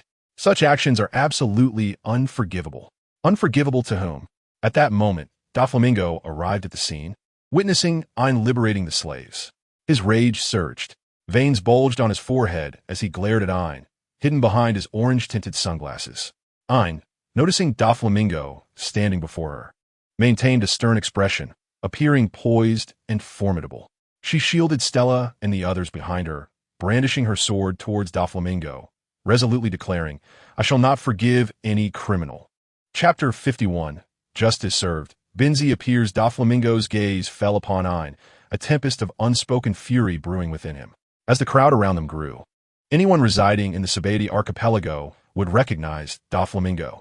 In contrast, Ain appeared to be just an unremarkable Navy officer, without any reputation. The occasional disappearance of a few Navy officers in the Sabati archipelago would not raise any suspicions. This woman is quite beautiful, yet her intellect seems lacking. Indeed, daring to provoke Doflamingo is a reckless gamble. One must remember that Doflamingo is a figure of the underground world. He has his hands in not just the underground industries of the Sabati archipelago, but also in various enterprises across the New World. Hearing the whispers of the onlookers, Ain remained unfazed, her demeanor resolute as she addressed Doflamingo. I care not who you are, but since you stand before me, I shall see you brought to justice. This is undoubtedly the most amusing joke I've ever heard. With your strength, you think you can capture me? I happen to be in a foul mood. Prepare to meet your demise. Before Doflamingo could finish his sentence, a voice from the crowd interrupted him. Doflamingo, this is the Sabati archipelago. If you dare to lay a hand on a Navy officer, you will face retribution. A man clad in a flamboyant pink outfit stepped forth from the crowd. Upon seeing him, I was momentarily taken aback, instinctively exclaiming, Binzi, what are you doing here? Binzi positioned himself protectively behind Ain, stating, I've been assigned here by Instructor Zifa. Today is my duty day. With that, Binzi fixed his gaze firmly on Doflamingo. Veins throbbed on Doflamingo's forehead as he discerned hatred in Binzi's eyes. I see hatred in your gaze. I presume your parents were also killed by my hand? Upon hearing Doflamingo's words, Binzi forced himself to remain calm, replying, 10 years ago. On my birthday, you and your family came to our island. Aside from me, everyone, including my parents, fell victim to your cruelty. Doflamingo chacod, mokingli, This isn't the first time I've encountered such a situation. Since they are dead, you might as well join them. With that, Doflamingo propelled himself forward, lunging at Binzi in the blink of an eye. Before Binzi could react, he felt a sharp pain in his abdomen, as if his insides had shifted, causing him to gasp in shock. He never anticipated that Doflamingo would actually dare to strike. You must harbor great resentment towards me, for had you possessed the strength, you would have lunged at me by now. Doflamingo's fingers curled slightly, and a delicate yet remarkably resilient white thread materialized between them. He laughed maniacally, proclaiming that in this vast ocean, the law of the jungle prevails. One is either the predator or the prey, and thus your fate is to be slain by me. With that, Doflamingo mercilessly pulled down on the thread towards Binz. In that critical moment, Ein unleashed a slash aimed directly at Doflamingo. Such trivial skills. Are the Navy merely comprised of you worthless fools? Thread shot. Doflamingo raised his finger, retracting the others, and the fine thread he conjured shot forth like a bullet. This thread, seemingly fragile, soared through the air, shattering Ein's strike. As her attack disintegrated, Doflamingo's thread maintained its relentless momentum. Ein's pupils constricted sharply. She considered retreating with shave, but behind her were many civilians. Should she flee, those innocents would undoubtedly suffer, thus she could not withdraw. Instinctively, Ein closed her eyes. Yet, the anticipated pain did not come. Instead, a thunderous sound erupted around her. When Ein opened her eyes, she beheld Roa, draped in a mantle of justice, effortlessly shattering Doflamingo's thread with his Haki. The sudden appearance of the white dove astonished all present, save for those who had witnessed Ein and Roa together moments prior. The others remained oblivious to the fact that Roa's current vice-captain was, in truth, Ein. Roa gazed at Doflamingo from a distance, a gentle smile gracing his lips. This smile contrasted sharply with Doflamingo's demeanor, one exuding warmth while the other radiated coldness, existing at two opposite extremes. It is a pleasure to meet you for the first time, Doflamingo, Roa said with an air of indifference. Although his tone was calm, those around clearly detected an underlying tension. Doflamingo, too, felt it. Fufufu, white dove, I never expected to encounter you here. Doflamingo sensed that it would be prudent to take a step back. The aura emanating from the white dove was formidable, compelling him to temper his arrogance. White dove, if you return my slave to me, I shall pretend as if today never occurred. However, Roa had no intention of letting Doflamingo off so easily. Do you believe that you can simply dismiss this as if it never happened? The corners of Roa's eyes curved with a smile, rendering him even more affable. Ein's heart warmed. She recognized that Roa was standing up for her. What do you mean by that? Doflamingo tensed, genuinely taken aback by the unexpected encounter with the white dove.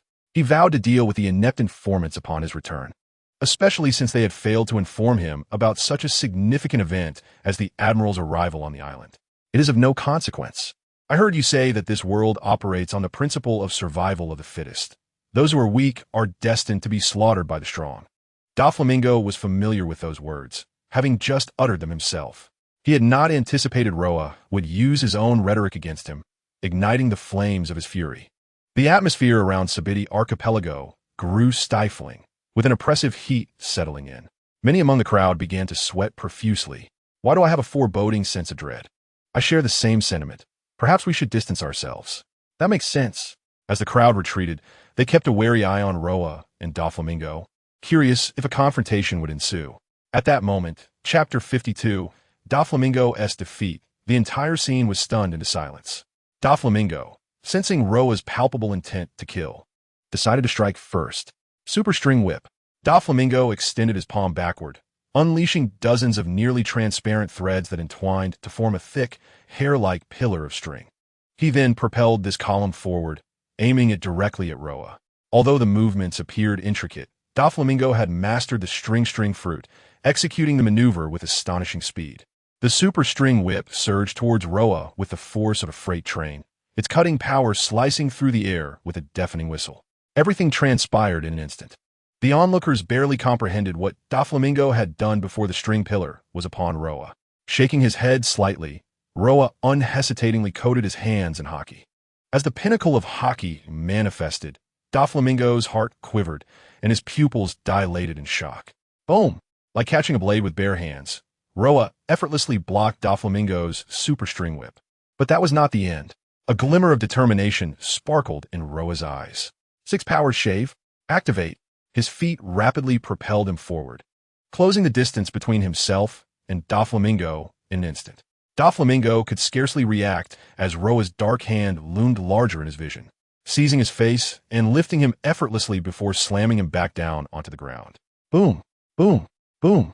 The spectators, having maintained a safe distance, watched in astonishment as Roa relentlessly smashed Doflamingo's head into the ground, each impact leaving a massive crater. The earth beneath them was utterly ravaged, with Doflamingo's head being mercilessly driven into the ground. Roa laughed. You haven't forgotten your identity as a pirate, have you? As an admiral of the Navy, I would be remiss if I did not apprehend you. After a series of brutal strikes, Doflamingo, struggling against the overwhelming dizziness, extended his arms to grasp Roa tightly. Roa scrutinized Doflamingo momentarily. In the next instant, Doflamingo unleashed his conqueror's Haki. The powerful aura radiated from him, sweeping through the crowd like a tidal wave. The terrifying pressure bore down on their hearts, leaving them feeling as though they were trapped in a hallucination. Countless ferocious beasts encircled them, rendering any resistance utterly futile. One by one, they collapsed to the ground, lying haphazardly in a chaotic heap. Confronted by Doflamingo's overwhelming Haki, Luo Ya refrained from excessive action, merely releasing a fragment of his own Haki, which bore a striking resemblance to the former. He shielded Ain behind him, observing those around her succumbing to this formidable aura. Ain was profoundly astonished. She could perceive Luo Ya's protective instinct toward her. Otherwise, she would likely find herself in a similarly humiliating position on the ground. Are you angered? Your aura is impressive, but it ends there. Allow me to demonstrate what true Haki is.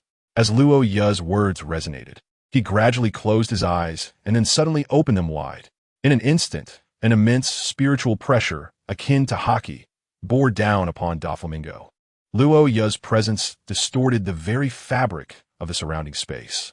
The previously dry and oppressive atmosphere of the Sabiti archipelago darkened, enveloped by ominous clouds. The sky appeared to tear open, evoking a palpable sense of dread. Doflamingo stared blankly at the heavens, feeling the weight of Luo Ya's might. He instinctively exclaimed, "Impossible! How could this be? How can you possess such extraordinary Haki, and furthermore with such strength?" He recalled the mysterious figure he had encountered on Sabiti Island, whose overwhelming spiritual pressure had similarly exuded a formidable, aggressive Haki. Doflamingo believed that mastering Haki required reaching a certain pinnacle. However, he did not sense the fiery heat typically associated with flames within Luo Ya's Haki. Otherwise, he might have suspected that Luo Ya was indeed the enigmatic individual from Sabiti Island. Yet, Luo Ya offered Doflamingo no opportunity for contemplation. With a broader smile, he exerted force through his legs, seizing Doflamingo's head and launching himself like a cannonball. "Doflamingo, have you ever heard of being thrown to the ground?" Before he could fully comprehend the situation, an overwhelming force propelled him downward at an even greater speed. Boom! This sound echoed not just in the vicinity, but resonated throughout the entire Sabiti archipelago. Doflamingo's head was forcefully embedded into the ground, causing the earth to crack and fissure with increasing intensity, dust and debris pouring into the crevices. As the force dissipated, Doflamingo's body slumped lifelessly, gradually descending from the sky. Luo Ya approached Ain and softly instructed, "Report the situation here to the admiral, and have him send someone to apprehend Doflamingo and imprison him in the underwater prison." Upon receiving Ain's report, Sengoku's demeanor shifted, displaying a wry smile, revealing his inner turmoil. He was acutely aware of Doflamingo's true identity. This man was once a celestial dragon. Even though his father had unilaterally severed ties, Doflamingo's lineage could not be erased. Fortunately, Luo Ya remained oblivious to this knowledge, allowing him the benefit of ignorance. However, Sengoku was unaware that everything was under Luo Ya's control. Otherwise, Luo Ya would not have swiftly silenced Doflamingo during the battle, denying him any chance to speak. Chapter 53. Journey to the Island, the Dark Phantom. Luo Ya was utterly unconcerned about how Sengoku would handle Doflamingo afterward. After all, Doflamingo would undoubtedly pay a steep price for any attempt to escape. At this moment, Luo Ya's actions were gradually brewing a potent perception among the populace. Everyone began to view Luo Ya as fiercely protective, immensely powerful, and not to be trifled with. Particularly, the pirate king Rayleigh and Shaki gained a clearer understanding of the white dove's capabilities.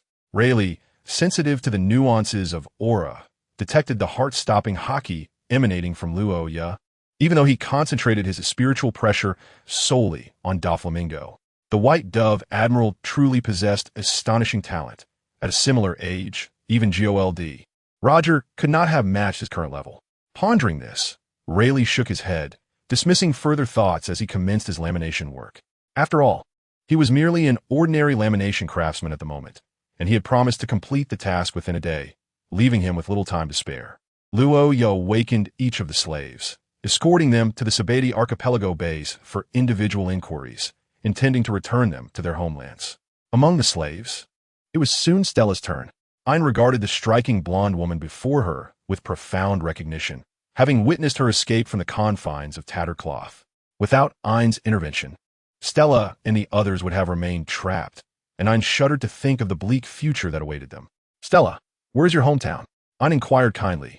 Pen in hand, Stella's expression darkened, tears glistening in her eyes as she slowly shook her head. "I have no hometown. I have been a slave since birth." This revelation implied that Stella's parents were likely slaves as well. Ayn felt a pang of sympathy for Stella. She turned to Luo Ya, who was resting nearby, and asked, "Lord Luo Ya, este ya?" Before Ayn could finish her sentence, Luo Ya rose from his seat and approached Stella with a gentle smile, saying, "Stella, if it's possible, my ship is in need of a chef. I would like to invite you to join us. Would you accept?" Upon hearing his invitation, Stella nodded enthusiastically without hesitation. "Yes, I would be delighted." With Stella's affirmative response, Luo Ya smiled and said, "Then I look forward to your guidance. Just call me Luo Ya like I does," he added. Stella's cheeks flushed at his words, and she instinctively nodded in agreement. Time passed swiftly. After spending a day at the naval base on the Sabati archipelago, Luo Ya took Ayn and Stella to the Kizuna bar. Ayn and Stella did not recognize Rayleigh, perceiving him merely as an ordinary lamination craftsman. "Here is your berries. I appreciate your hard work, old man. Please complete the lamination project within a day." A battleship of admiral rank is quite substantial. The scope of the project is no exaggeration. Upon hearing Roya refer to him as an old man, Rayleigh erupted into hearty laughter, exclaiming that it was indeed an honor to serve such a grand figure. Lord Roya, he thought, this elder feels remarkably different from others his age, particularly in terms of spirit, which far surpasses that of his contemporaries. At that moment, Stella, who was nearby, nodded earnestly in agreement with Ayn's words.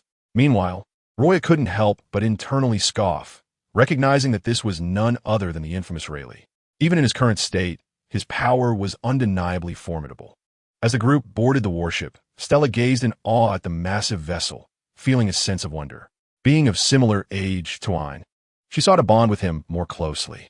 She instinctively asked, "Ayn, do you usually pilot the ship alone?"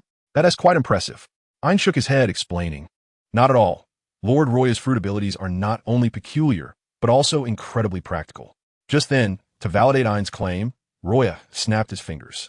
Suddenly, 100 identical phantoms of Roya materialized on the warship.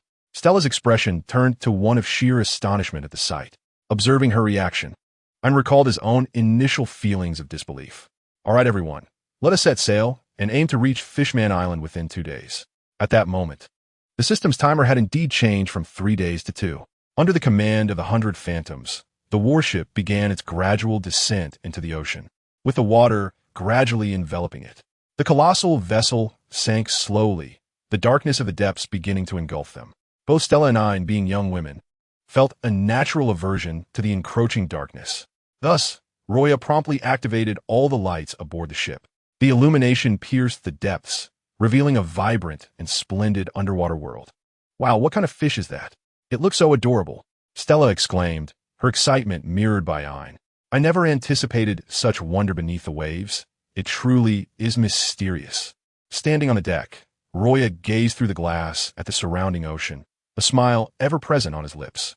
It was his first venture beneath the surface, and the uniqueness of the marine life and the existence of sea kings instantly reminded him of Shirahoshi. If given the chance, he wished to meet her and perhaps forge a bond, for in this oceanic world, the Sea Kings were undoubtedly formidable beings. As time passed, the initial thrill of the journey gradually gave way to calm. Stella eventually found her way to the ship's kitchen, brimming with confidence in her culinary skills. Her innate talent allowed her to master any cuisine, achieving remarkable results. In Ryūjin's words, it was akin to discovering a treasure. Soon, a feast of exquisite flavors and aromas appeared before them. However, unbeknownst to them, drawn by the enticing scent of the meal, a dark figure swiftly approached the warship from the depths of the ocean. Chapter 54. The Giant Octopus. A terrifying encounter. The shadow moved with alarming speed, swiftly reaching the vessel. Illuminated by the ship's lights, they finally discerned the nature of the creature before them, a massive Sea King octopus, measuring over 5,500 meters in length, with tentacles exceeding 1,000 meters. Stella, having never witnessed anything like it, felt her heart race and instinctively sank to the ground, her face drained of color. Ain, too, was left stunned. They were in the deep sea, and although the ship was protected by a barrier, should it shatter, the immense pressure of the ocean would be insurmountable for them. Lord Luo Ya, what should we do?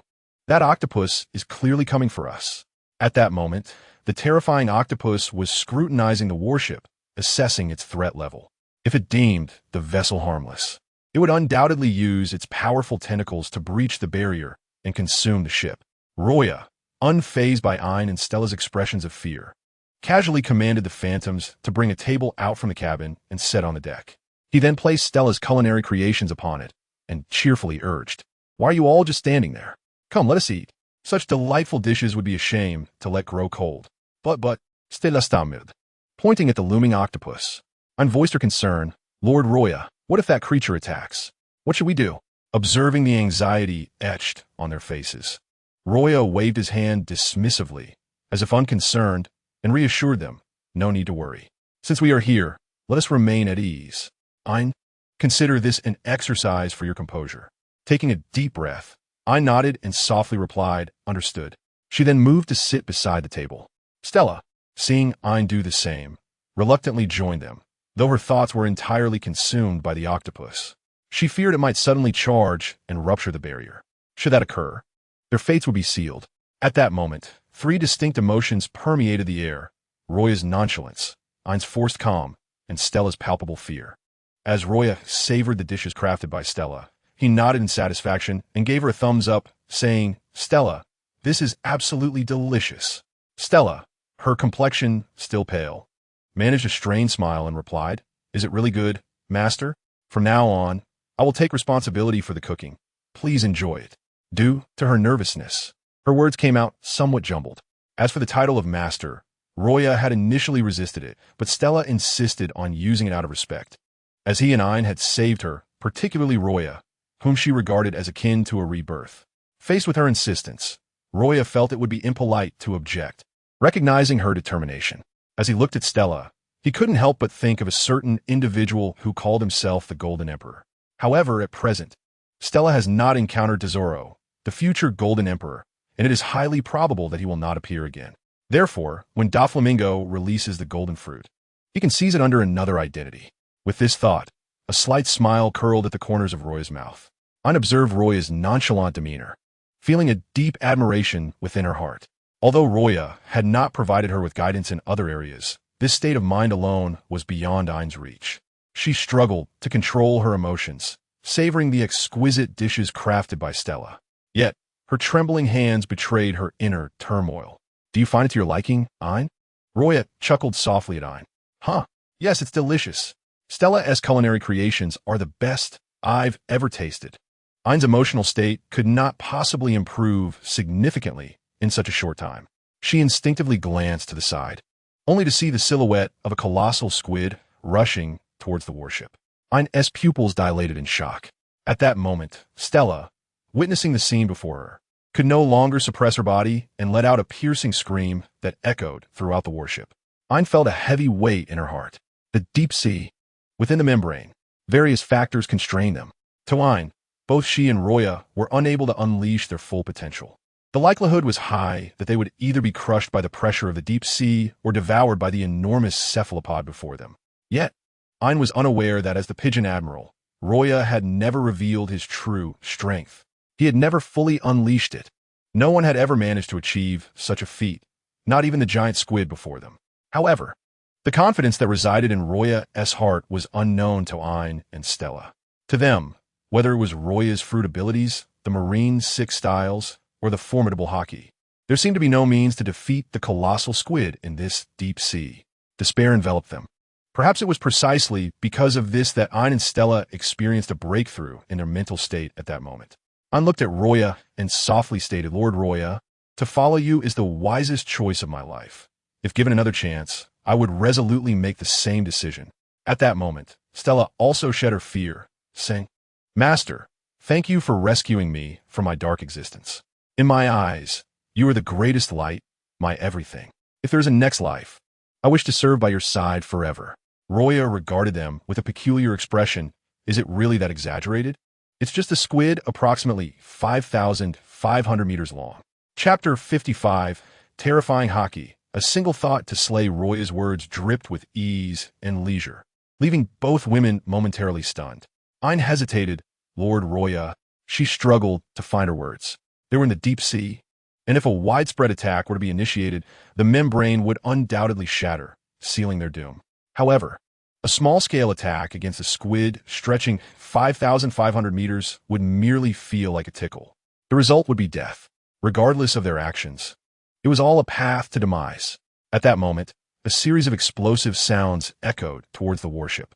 These detonations were caused by the giant squid swiftly approaching the vessel. Its massive body carved a path through the ocean, stirring up a torrent of water that resulted in the current scene. In other words, the sea creature was now at the forefront of the warship. Ryū turned to see the squid extending its enormous tentacles toward the ship. Stella's face had turned pale beyond recognition. "Do not worry. Everything will be fine. Leave it to me," Ryū said, rising slowly from his seat, approaching the edge of the ship with an air of calmness, showing no signs of panic. Ain and Stella felt their hearts race. They were curious about how Ryū would handle the situation, yet they were also concerned about whether he might damage the membrane. At this moment, the atmosphere grew exceedingly tense. The immense squid had extended its tentacles to the warship, and, as the tentacles neared the membrane, Ryū slowly closed his eyes before abruptly opening them. A terrifying aura, akin to the conqueror's Haki, surged forth from his being, overwhelming and monumental, as heavy as Mount Tai. In an instant, this conqueror's Haki enveloped the squid, radiating outward from Ryū. The range of this Haki reached 6,000 meters, erupting under Ryū's command. Ain and Stella, due to their connection with Ryū, were not rendered unconscious. Yet, they could feel the hellish pressure emanating from him. At that moment, the conqueror's Haki transformed into something tangible. The dreadful force caused the squid's tentacles to retract. But that was not the end. Under Ryū's full control, his justice cloak billowed without wind. With a series of muffled thuds, illuminated by the warship's lights, Ain and Stella witnessed cracks forming across the squid's body. The previously rampant conqueror's Haki was now suppressed under Ryū's will. The squid thrashed and twisted, churning the waters, creating waves even in the deep sea. Yet its tentacles could never reach the warship beneath Ryū's feet. It was clear how terrifying this conqueror's Haki truly was. Too strong. Is this the power of my master? Only Lord Ryū could achieve such a level of conqueror's Haki. The eyes of the two women sparkled with admiration as they gazed at Ryū's back, as if they wished to engrave his silhouette in their minds forever. Spiritual pressure and conqueror's Haki bore striking similarities, yet distinctions existed. For instance, the offensive nature of this Haki far surpassed that of the conqueror's Haki. Since it has come, it shall not depart. After all, this world is one where the weak are devoured by the strong. With those words, Ryū unleashed his spiritual pressure, obliterating the 5,500-meter-long squid into countless fragments. This is the Pigeon Admiral, the most formidable admiral known to date, feared by countless pirates. Both Ain and Stella thought simultaneously. Gently retracting his spiritual pressure, Ryū's expression remained unchanged, appearing as if he had merely accomplished a trivial task. Under the watchful gaze of the two young women, he approached his seat and resumed savoring the exquisite cuisine before him. Simultaneously, he addressed Ain and Stella, stating, "This can be considered a later manifestation of conqueror's Haki. You ought to diligently cultivate your mental fortitude. Perhaps you may awaken your own conqueror's Haki. Do not perceive it as an exceedingly rare phenomenon. The more one regards conqueror's Haki as scarce, the more challenging it becomes to awaken it. Do you understand? Upon hearing Royer's words, Ain immediately grasped that this was a lesson imparted to them. She promptly rose from her seat and saluted Royer with military decorum, exclaiming, "Understood, Lord Royer." Meanwhile, Ain secretly mused, so Lord Royer intended for us to hone our mental states to awaken conqueror's Haki. Observing Ain's earnest demeanor, Royer found himself both amused and exasperated. Well then, now that the crisis has passed, let us continue to enjoy the delightful dishes prepared by Stella. Indeed, both Ain and Stella nodded in agreement. With the threat dissipated, they suddenly found their appetites greatly enhanced. In the subsequent moments, Royer skillfully maneuvered the phantom vessel, guiding it safely through the treacherous undercurrents of the deep sea, ultimately arriving at Fishman Island. At that moment, within the royal palace of Fishman Island, under King Neptune's command, various ministers accompanied him to the island's port. Fishman Island indeed possessed a port, as unified management was essential. A subtle smile graced Royer's lips, for he had not anticipated that Neptune would personally come to receive him. As Ain and Stella approached Fishman Island, they could hardly contain their youthful excitement, marveling at their surroundings. Look, Fishman Island is encased in a gigantic bubble. There are even clouds. It might even have air. How astonishing, they exclaimed. Is this truly Fishman Island, situated 10,000 meters beneath Mariehua? While the two girls were in awe, Royer had already navigated the ship into the heart of Fishman Island. Suddenly, a mechanical voice echoed in his mind. Ding! Congratulations, host, for successfully signing in. You have received Peak Observation Haki. Peak Observation Haki enables the host to predict an enemy's next move while also foreseeing the next 5 minutes. Furthermore, it allows for communication with all beings. Upon hearing the system's announcement, Royer momentarily paused in astonishment. Though he had anticipated the tremendous power of Peak Observation Haki, he had not expected its functional capabilities to far surpass those of Peak Armament Haki. Particularly, the ability to communicate with all beings was beyond his imagination. I never expected to attain such a capacity after reaching Peak Observation Haki, Royer reflected inwardly. Yet, at that moment, the system's voice resounded again in his mind. Ding! Reminder. The ability to communicate with all beings is not something that every individual achieves upon reaching Peak Observation Haki. With the system's clarification, Royer's smile broadened. If this were the case, encountering others with Peak Observation Haki would grant him a significant advantage through this unique ability. However, he soon realized he had been overly optimistic. After all, how many individuals could truly reach the pinnacle of Observation Haki? At that instant, the vessel beneath him approached King Neptune. With a calm demeanor, Royer stood before Neptune and said, "Your Majesty, it is an honor to meet you."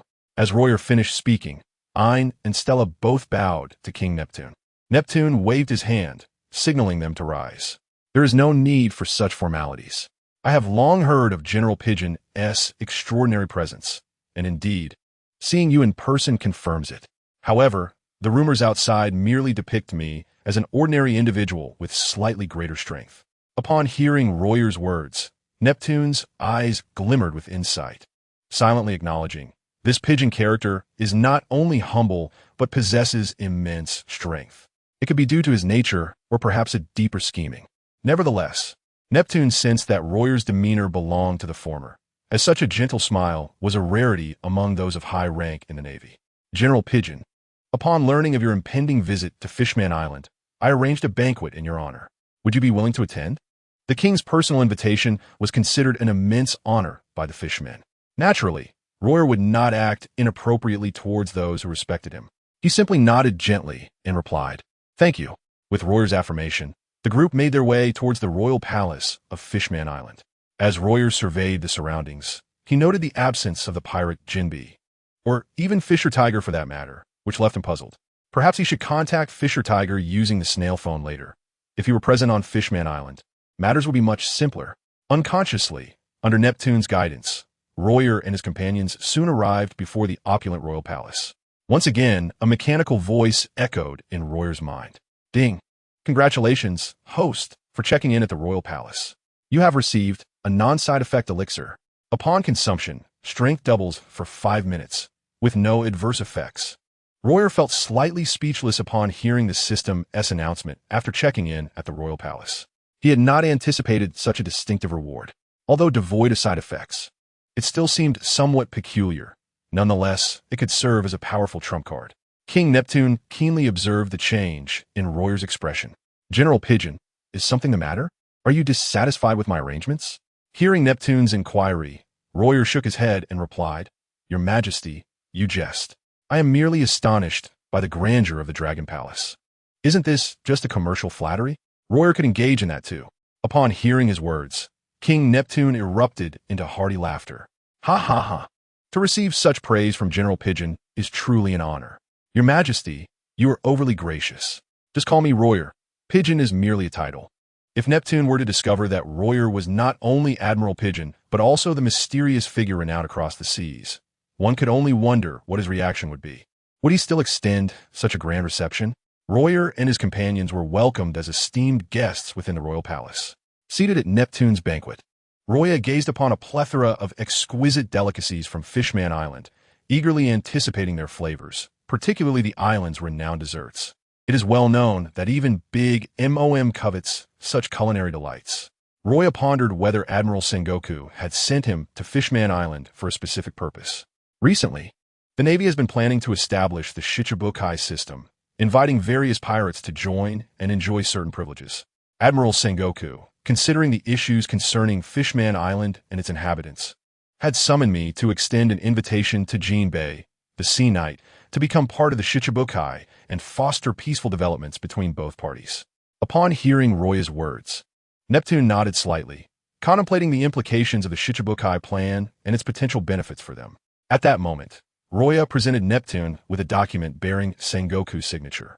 After reviewing the document, Neptune concluded that the Shichibukai plan could indeed be advantageous for them.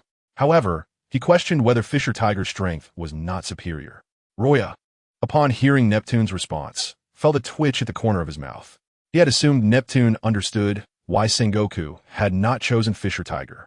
Yet given the current circumstances, it seemed he had overestimated him. With a hint of exasperation, Royer addressed Neptune, Your Majesty, you jest. You're aware that Fisher Tiger previously caused a ruckus at Mariewa, and the Navy is powerless to eliminate such a figure. It can only be said that, amid the chaos of the New World, Admiral Sengoku's move is one of desperation. If you could seize this opportunity, not only could the Fisher Tiger issue be alleviated, but it could also promote the development of both fishmen and humans. Would that not be splendid? Hence, Admiral Sengoku has specifically sent me. Neptune acknowledged the truth in Royer's statement, realizing he had not fully grasped the depth of Royer's contemplation. Chapter 57. Hody Jones, the deadly drug, Your Majesty. Do you know where Jinbei is currently? I do not know their whereabouts. I shall dispatch someone to locate them at once. Royer furrowed his brow slightly at Neptune's words. I appreciate your assistance, Your Majesty. With that, he patiently awaited their return. Meanwhile, the banquet had commenced in earnest. Dozens of mermaids danced gracefully before them, their flowing sleeves captivatingly beautiful. On the other side, approximately 10,000 meters away from the Ryūjin Palace, in a secluded area, the scene contrasted starkly with the palace's bustling surroundings. Seaweed thrived in a chaotic abundance. It appeared that no fishman had set foot in this desolate place for at least a decade. Yet, it was in this barren location that two fishmen, one with deep red skin and the other with azure, arrived. They had received word that a human had inadvertently wandered into this area and was injured. Out of goodwill towards humans, they decided to investigate before seeking out Royer. However, Fisher Tiger and Jinbei were unaware that they were not meeting an injured human, but rather Hody Jones. Fisher Tiger and Jinbei recognized Hody Jones before them and realized they had been deceived. Fisher Tiger glared at Hody Jones, who sported black hair, a flat cap adorned with a trident symbol, a wolf fur scarf around his neck, and extensive tattoos on his left arm. Hody Jones, what is the meaning of this? Hody Jones looked at Fisher Tiger and Jinbei with a cold laugh. What do you mean? I have come to stop you. Stop us? From what? Fisher Tiger was utterly confused by Hody Jones's words. Hody Jones eyed the two fishmen, saying, Captain Fisher Tiger, Brother Jinbei, you are our most revered fishmen, endowed with immense strength and extraordinary courage. Especially you, Captain Fisher Tiger, who scaled Marie barehanded to rescue countless of our kin. Even I hold great admiration for you. But at this point, Hody Jones's expression shifted dramatically, his murderous intent palpable. Yet, because of that, why do you intend to seek out the white dove? I have heard you plan to bridge the gap between fishmen and humans. Is that not so? At this moment, Fisher Tiger was unaware of the true identity of the white dove, not realizing that Luo Ya was the mysterious figure who had once intervened during the conflict between him and the humans. Nevertheless, both Fisher Tiger and Jinbei still wished to meet the white dove to discuss the relations between their two races. Should they manage to ally with this powerful figure, their standing in the world would certainly increase. However, such intentions were not lost on Hody Jones, who, as a staunch fishman supremacist, would never allow this to transpire. Thus, with this thought in mind, Hody Jones unhesitatingly exploited Fisher Tiger's and Jinbei's goodwill, luring them into this meeting to fulfill his own ambitions. Hody Jones revealed his madness. Fisher Tiger, Jinbei, I respect you both, but you have profoundly disappointed me. Therefore, I have decided to replace you, leading the fishmen to attack the mainland to demonstrate that only fishmen are the true superior species. Upon hearing Hody Jones's deranged declarations, Fisher Tiger and Jinbei exchanged glances. Fisher Tiger stepped forward, declaring, Hody Jones, I have encountered many with your mindset, but it leads only to ruin. Ruin? I believe you are the ones on the path to ruin. Coexisting peacefully with humans is nothing but a farce. Humans should be our slaves. Enough talk, let us battle. I will use my strength to prove that your beliefs are utterly mistaken. As Hody Jones's fervor escalated, Fisher Tiger no longer hesitated. He stepped forward, adopting a defensive stance, confidently stating, Hody Jones, you were merely a soldier by King Neptune's side. You are no match for me. At that moment, Jinbei interjected, Captain Fisher Tiger, be wary of his cunning. Hody Jones sneered at their exchange. Cunning? No, I will defeat you openly. With that, Hody Jones produced a lethal drug from his cloak. When Fisher Tiger and Jinbei beheld the substance in Hody Jones's hand, their eyes widened in shock. They immediately recognized what it was. Is it a deadly drug? How did you obtain it? Of course, I acquired it from the Ryūjin Palace's treasure box. Can you believe that this long-hidden treasure contained such a deadly drug? The deadly drug was a type of anabolic steroid. After consuming it, one could significantly enhance their strength, albeit at the cost of their lifespan. One could only take a single dose. However, Hody Jones paid no heed to this. Without hesitation, he swallowed all the deadly pills in his hand, more than a dozen in total. A hum resonated as the flow of blood within Hody Jones surged dramatically. His muscles swelled significantly, the veins bulging and stretching his clothes to their limits. Even his aura became notably ferocious. In this tranquil and desolate place, Fisher Tiger and Jinbei could even hear the rapid heartbeat of Hody Jones. Hody Jones, are you throwing your life away? How could you consume that many at once? As he spoke, cold sweat beaded on Fisher Tiger's forehead. Hody Jones, however, paid no attention to Fisher Tiger's words. Spare me your pretenses. Let's let our strength do the talking. With that, Hody Jones charged at Fisher Tiger with incredible speed, surpassing even the merfolk in the sea. I'll go first. Jinbei, unable to stand idly by, leaped out from beside Fisher Tiger without uttering a word. Fishman Karate, Thousand Tile Punch. As a whale shark fishman, Jinbei's strength was his forte. His punch, capable of shattering 5,000 tiles, struck directly at Hody Jones. Chapter 58. 1 against 2, Unyielding Dominance Boom. The moment of contact unleashed a violent pressure, exploding in the air like a bomb. Before Jinbei could comprehend the situation, Hody Jones wore a cold smirk. With his veined fist, he forcefully countered the attack. A series of explosive sounds erupted at that moment. Jinbei felt an unprecedented force crash against his jaw, inflicting intense pain before he was slammed to the ground. Everything transpired too swiftly, leaving even Fisher Tiger unaware of what had just occurred. In the blink of an eye, Hody Jones had utterly defeated the sea warrior Jinbei with a single move. The overwhelming power sent a shiver down Fisher Tiger's spine. Hody Jones spread his arms, gazing at the fallen Jinbei, and laughed heartily. Ha ha ha, did you see that? Did you see my power? This might is such that even the sea warrior Jinbei is no match for me. Wouldn't you agree, Fisher Tiger? Fisher Tiger's expression darkened. The moment he was targeted by Hody Jones, he felt an immense pressure weighing heavily on his heart, an unsettling sensation. Hody Jones, this is not true power. You are exhausting your body. Fisher Tiger insisted. You must seek medical attention immediately. Perhaps you can still save your life. Once your body is entirely depleted, there will be no hope. Exhausting my body? No, this is merely the latent power within me. Hody Jones retorted. Fisher Tiger, are you afraid? At this point, Jinbei had risen from the ground, gravely observing Hody Jones before turning to Fisher Tiger. Captain, Hody Jones has lost his mind. We must suppress him quickly, otherwise a catastrophe may ensue.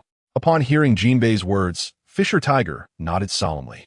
As he watched Fisher Tiger and Jinbei prepare to join forces, Hody Jones dismissed them entirely. Come on, let's do this. Even together, you are no match for me. With that, Hody Jones consumed another dozen ES pills, his physique appearing even more imposing, exuding an aura reminiscent of a fierce beast, his eyes glowing a terrifying red. They could no longer afford to give Hody Jones time to consume more pills. They had to unite and defeat this madman. Without hesitation, Jinbei stepped forward, executing the shark skin palm. Utilizing the tremendous force from his legs, he leaped into the air. In midair, he summoned all his strength to perform the shark tile punch, descending swiftly towards Hody Jones.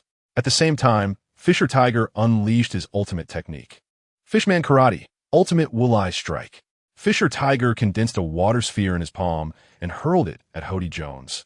This droplet possessed immense power, capable of effortlessly penetrating a human body and even piercing through sea kings many times larger. It was a truly fearsome ultimate technique. Facing the combined assault from Jinbei and Fisher Tiger, Hody Jones showed no sign of fear, grinning menacingly to reveal his jagged teeth. Come on, let me witness the true extent of your strength. As his words faded, Hody Jones's form vanished in an instant. This was not a mere technique, but sheer physical prowess propelling him to achieve incredible speed, arriving before Jinbei in a heartbeat. With an outstretched hand, Hody Jones took the blow head-on. Fishman Karate, Rough Shark, Sizzle. Jinbei's palm was crushed effortlessly in Hody Jones's grip. The hardened bones of his hand offered no resistance against Hody Jones's overwhelming strength. Gripping Jinbei's hand, Hody Jones executed a shoulder throw. Bang! Another thunderous sound echoed across the desolate landscape. Intense pain surged through Jinbei's mind. After spitting out a copious amount of blood, he succumbed to unconsciousness. Now it's your turn. Fisher Tiger.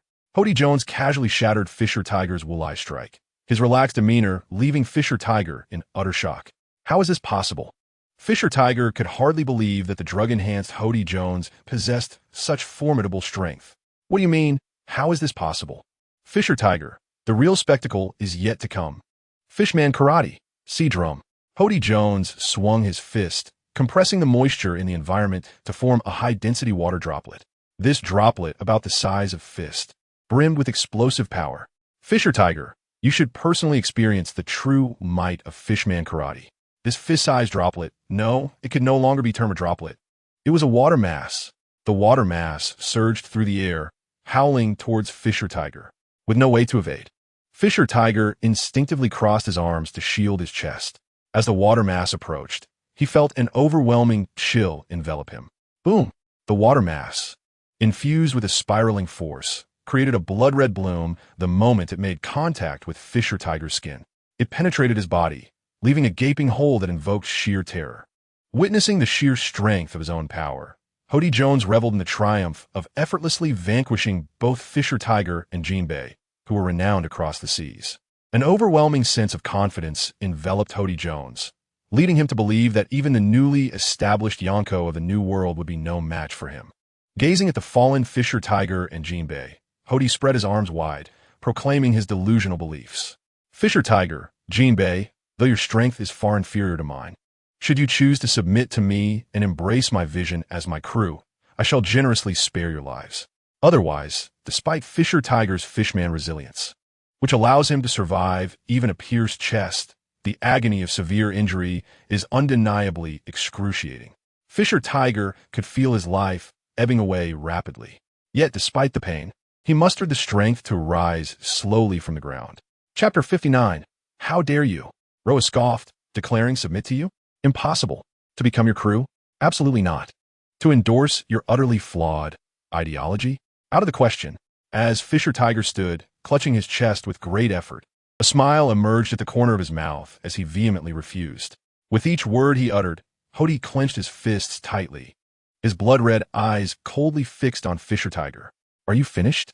If so, prepare to meet your end. In an instant, Hody appeared before Fisher Tiger, his fist rapidly enlarging in Fisher Tiger's line of sight. Just as it was about to strike his face, Hody abruptly halted. The gust from his punch ruffled Fisher Tiger's hair. A sudden thought crossed Hody's mind. He withdrew his fist and addressed Fisher Tiger. Rather than allowing you to perish so easily, I find it far more fitting for you to witness the transformation of Fishman Island. To die in the depths of despair and agony. That is the best fate I can offer you. With that, Hody performed a rudimentary bandaging on Fisher Tiger before binding Jinbei with the sturdiest of ropes, deliberately shattering Jinbei's limbs to ensure he could not escape. Once his preparations were complete, Hody produced a din-din mushi and commanded his subordinates. Commence the plan. Within the Ryūjin Palace, Roa and his companions were relishing the festivities and the exquisite cuisine when a soldier rushed into the banquet hall in a state of panic. The smile faded from Neptune's face as he gravely inquired, "What has transpired?" The palace had its own protocols, and Neptune was infuriated by the soldier's blatant disrespect.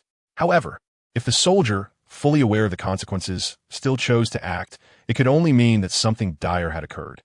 As expected, the pale-faced soldier knelt before Neptune and reported, "Your Majesty, trouble is brewing. Hody Jones has betrayed us with the new Fishman pirates and countless human slaves." Upon hearing this, Neptune's heart sank. Before he could utter a word, Roa, with a stern expression, fixed his gaze upon Neptune and stated, "Neptune, I require an explanation." This time, Roa omitted even the honorific title of Your Majesty. Neptune recognized Roa's fury. Yet, as a king, he had his own methods of handling such crises. He attempted to calm Roa before turning to the soldier. "What exactly has happened?" The soldier, trembling, hurriedly recounted, "The specifics are still under investigation. But it appears that Hody Jones's newly formed new Fishman pirates, numbering around 1,000 fishmen and nearly 10,000 slaves, are wreaking havoc on Fishman Island, declaring their intent to bring about a new era. Furthermore, both Fisher Tiger and Jinbei have been defeated, with Fisher Tiger sustaining a grievous wound to his chest." Gasps of disbelief echoed around them. All present understood the prowess of Fisher Tiger and Jinbei, and their defeat at the hands of Hody Jones was nothing short of shocking. Roa's mind raced with countless possibilities, whether it pertained to Fisher Tiger's mysterious identity or the Admiral dispatched to invite Jinbei to join the warlords of the sea. It all intersected with Fisher Tiger and Jinbei. In other words, Hody Jones had made a grave enemy of Roa. Sighing, Roa rose from his seat. "Ain, Stella. We are leaving." "Yes." Roa, accompanied by the two women, exited the banquet hall with determination, heading towards the chaos beyond. Witnessing this, Neptune's eyes brightened, and he hastily instructed Sharkstar, immediately dispatch troops. Before Neptune could finish, Roa's voice echoed from a distance. "Do not incur unnecessary casualties. I shall handle this matter." Roa's words brimmed with unwavering confidence. Neptune, though concerned, followed closely behind with his ministers. At that moment, Fishman Island had descended into utter chaos. Countless fishmen and the commanded slaves were wreaking havoc throughout. These slaves had been rallied by Hody Jones, who reveled in such disorder as a staunch proponent of Fishman supremacy. All fishmen who join the new Fishman pirates shall be granted unparalleled privileges. Together, let us overthrow Neptune and establish ourselves as kings. Hody Jones shouted, surrounded by his fervent supporters. Turning to the injured Fisher Tiger and Jinbei, Hody taunted, "Do you smell it? The exquisite scent in the air signifies that I shall soon be the new king of Fishman Island. From that point on, I shall wage relentless war and reign supreme over the seas." Fisher Tiger, mustering the last of his strength, retorted, "You think you are worthy?" Hody, incensed by Fisher Tiger's disdainful tone, erupted with laughter. "I shall make you witness my ascent. Let's hope your body can endure until I claim my throne." Just as Hody's words fell, he spotted Roa and his companions emerging from the Ryūjin Palace. It seems the palace has caught wind of the situation. But how amusing that Neptune would send these three to thwart us. Does he truly believe they can withstand an army of thousands? Had Hody known of Kuro's fate, he might have refrained from such boasts. With his formidable physical strength, Hody approached Roa with arrogance, declaring, "So you are the Admiral, White Pigeon. Why waste words on one destined to die?" Roa, however, ignored Hody entirely, even slowly closing his eyes under Hody's glaring gaze. Feeling utterly insulted by Roa's indifference, Hody prepared to teach him a lesson. Then Roa opened his eyes. In an instant, Chapter 60, Invincible Power, Gale-Foot White Dove. Roa unleashed a formidable spiritual pressure from within himself, akin to the Conqueror's Haki. The overwhelming aura surged forth from Roa, instantly spreading across the chaotic scene ahead. A fierce wind rose. On Fishman Island, dust filled the air. It was their first encounter with such an exaggerated tempest. For a moment, everyone was left in shock. Yet, that was not the end. Roa's momentum continued to escalate, becoming as deep and terrifying as the ocean itself. The overwhelming Conqueror's Haki swept through the minds of those who had instigated the chaos. In less than a second, thud, thud, thud, the sound of bodies collapsing echoed one after another. They fell directly to the ground. If one did not know, they were merely unconscious. One might have thought the scene resembled a battlefield strewn with the fallen. The ground was littered with motionless bodies. The atmosphere turned eerily tranquil. Thousands of slaves and several hundred fishmen, without exception, had succumbed to Roa's Conqueror's Haki, losing consciousness and collapsing into a faint. Among all the rioters, only Hody Jones remained unaffected by Roa's overwhelming aura. It seemed the effects of the deadly drugs still coursed through him. A flicker of confusion crossed Hody Jones's eyes as he turned to behold the scene before him, his heart filled with astonishment. Was this the power of an admiral? How terrifying! Hody Jones's expression shifted as he thought. No matter how strong, he is merely human, and besides, he possesses a trump card. With this thought, Hody Jones immediately retrieved a handful of deadly drugs from his bag. Just these drugs alone numbered at least 300. Hody Jones consumed them as if they were a meal. Neptune, accompanied by his ministers, arrived tardily. Upon seeing the fallen crowd, their shock was palpable. However, their astonishment deepened upon witnessing the items in Hody Jones's hands. The deadly drug. It enhances strength. If he survives this, he will become immensely powerful. I see. You should go rescue Jinbei and Fisher Tiger. They're gravely injured, and any further delay would be troublesome. Yes, I will make arrangements immediately. At this moment, Roa turned his gaze toward Hody Jones. Hody Jones's body had expanded to nearly twice its size, resembling a monstrous entity. His skin appeared almost translucent, revealing the blood coursing within and the rapid beat of his heart, creating an unsettling sensation. Despite his seemingly transparent skin, its resilience had significantly increased. As he felt the explosive power within him, Hody Jones erupted in laughter. Ha ha ha. You see, this is power. Invincible power. No one can withstand it. Not even you, Roa. Are you finished? If so, I shall strike. Although Hody Jones had consumed a vast quantity of deadly drugs, his mind remained relatively clear. He did not wait for Roa to initiate the attack. Instead, he charged directly at him. Now nearly 4 meters tall, Hody Jones resembled a hill rushing toward Roa. However, compared to Roa's previous defeat of Whitebeard II, Wibble, he seemed rather lacking. With a sigh, Roa softly remarked, "Ultimately, your perspective is still too narrow. The sea is far more complex than you imagine." With the peak of observation Haki activated, Roa accurately predicted Hody Jones's trajectory. He merely tilted his head to the side, effortlessly evading Hody Jones's charge. Utilizing the Navy's 6th form, paper drawing, Roa released all the tension in his body, flowing like paper in the wind. He effortlessly dodged Hody Jones's frenzied assault. Hody Jones grew increasingly alarmed. He had exerted all his strength, reaching an unprecedented peak in speed and power, delivering punches at a rate of over 100 per second. Yet, despite this, he could not even graze Roa's clothing. Useless. I have already predicted your next move. Upon hearing Roa's words, Hody Jones abruptly retreated. Prediction? What if my speed is so great that even your predictions cannot allow you to evade? With this thought, Hody Jones began to consume the deadly drugs voraciously, as if he were relinquishing his life for power. It hurts. It hurts. But this feeling is strength. You are finished, Admiral White Dove. I have become even stronger. The massive intake of deadly drugs, though severely draining Hody Jones's life force, granted him immense strength and confidence. Yet, Roa merely responded with indifference. Oh, is that so? Perhaps you should speak such bravado after you have withstood my attack. As Roa's words fell, he leaped powerfully. Gale-Foot White Dove. This was a derivative skill named after Roa's own title. At the moment Roa executed the kick, it transformed into a magnificent white dove, exuding an air of nobility. As the dove soared through the air, the speed of Gale Foot increased dramatically. Hody Jones, at this point, was on the verge of doubting his existence. He had consumed so many deadly drugs, yet he could not perceive Roa's strike. The speed was simply too swift for his naked eye to detect. His mind raced, but the brilliance of Gale Foot enveloped him entirely. A terrifying pressure permeated every cell within his body. At that moment, every cell in Hody Jones's body was hyper-aware, saturated with the potency of the deadly drugs. Suddenly, the dove spread its wings and exploded. With a swift slice, it cleaved Hody Jones's body in two.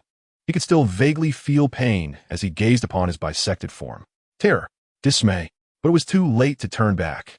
This strike of Gale Foot was far too rapid, surpassing anything Hody Jones could comprehend.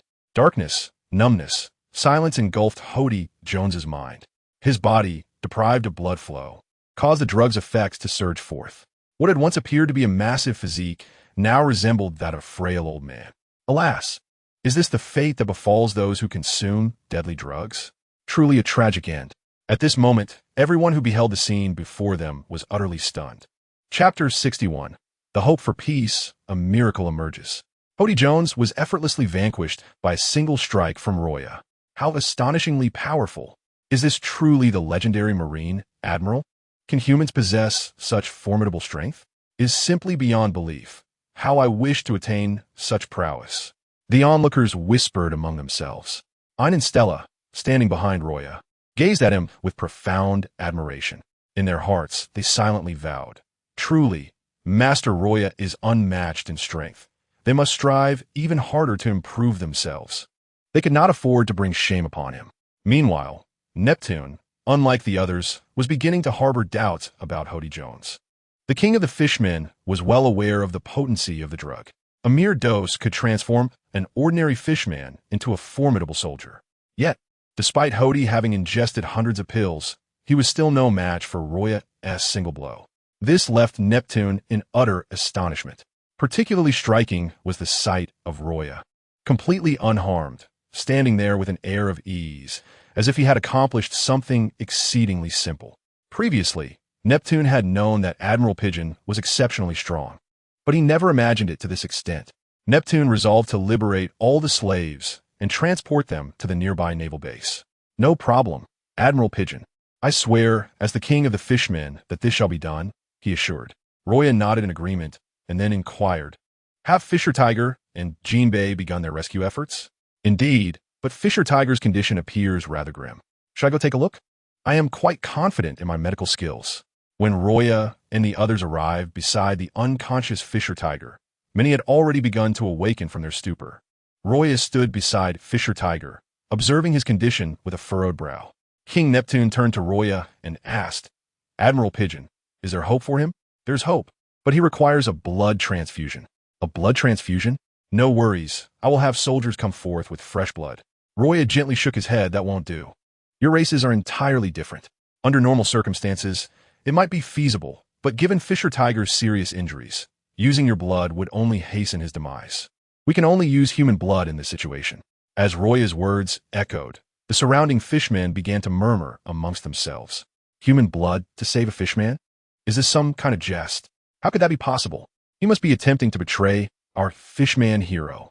Previously indifferent to Fisher Tiger and Jinbei, the fishmen now began to denounce Luo Ya, as if they held no trust in him.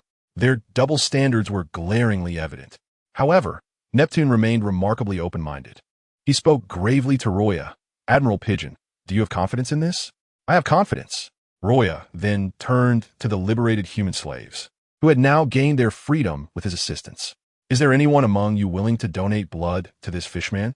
As Luo Ya's words lingered in the air, the entire island fell into a hushed silence. These individuals, who had previously been treated as slaves by the fishmen, would never agree to use their own blood to save them. Neptune's heart sank further. Just then, a voice rang out from the crowd. I am willing. I support peace.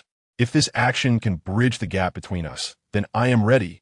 As the words resonated, all eyes turned to the speaker. The young man appeared somewhat dark-skinned, Yet his eyes sparkled with an indescribable brilliance, as if illuminated from within. Following his declaration, the sentiment began to spread among the crowd, and many raised their hands in agreement. I am willing.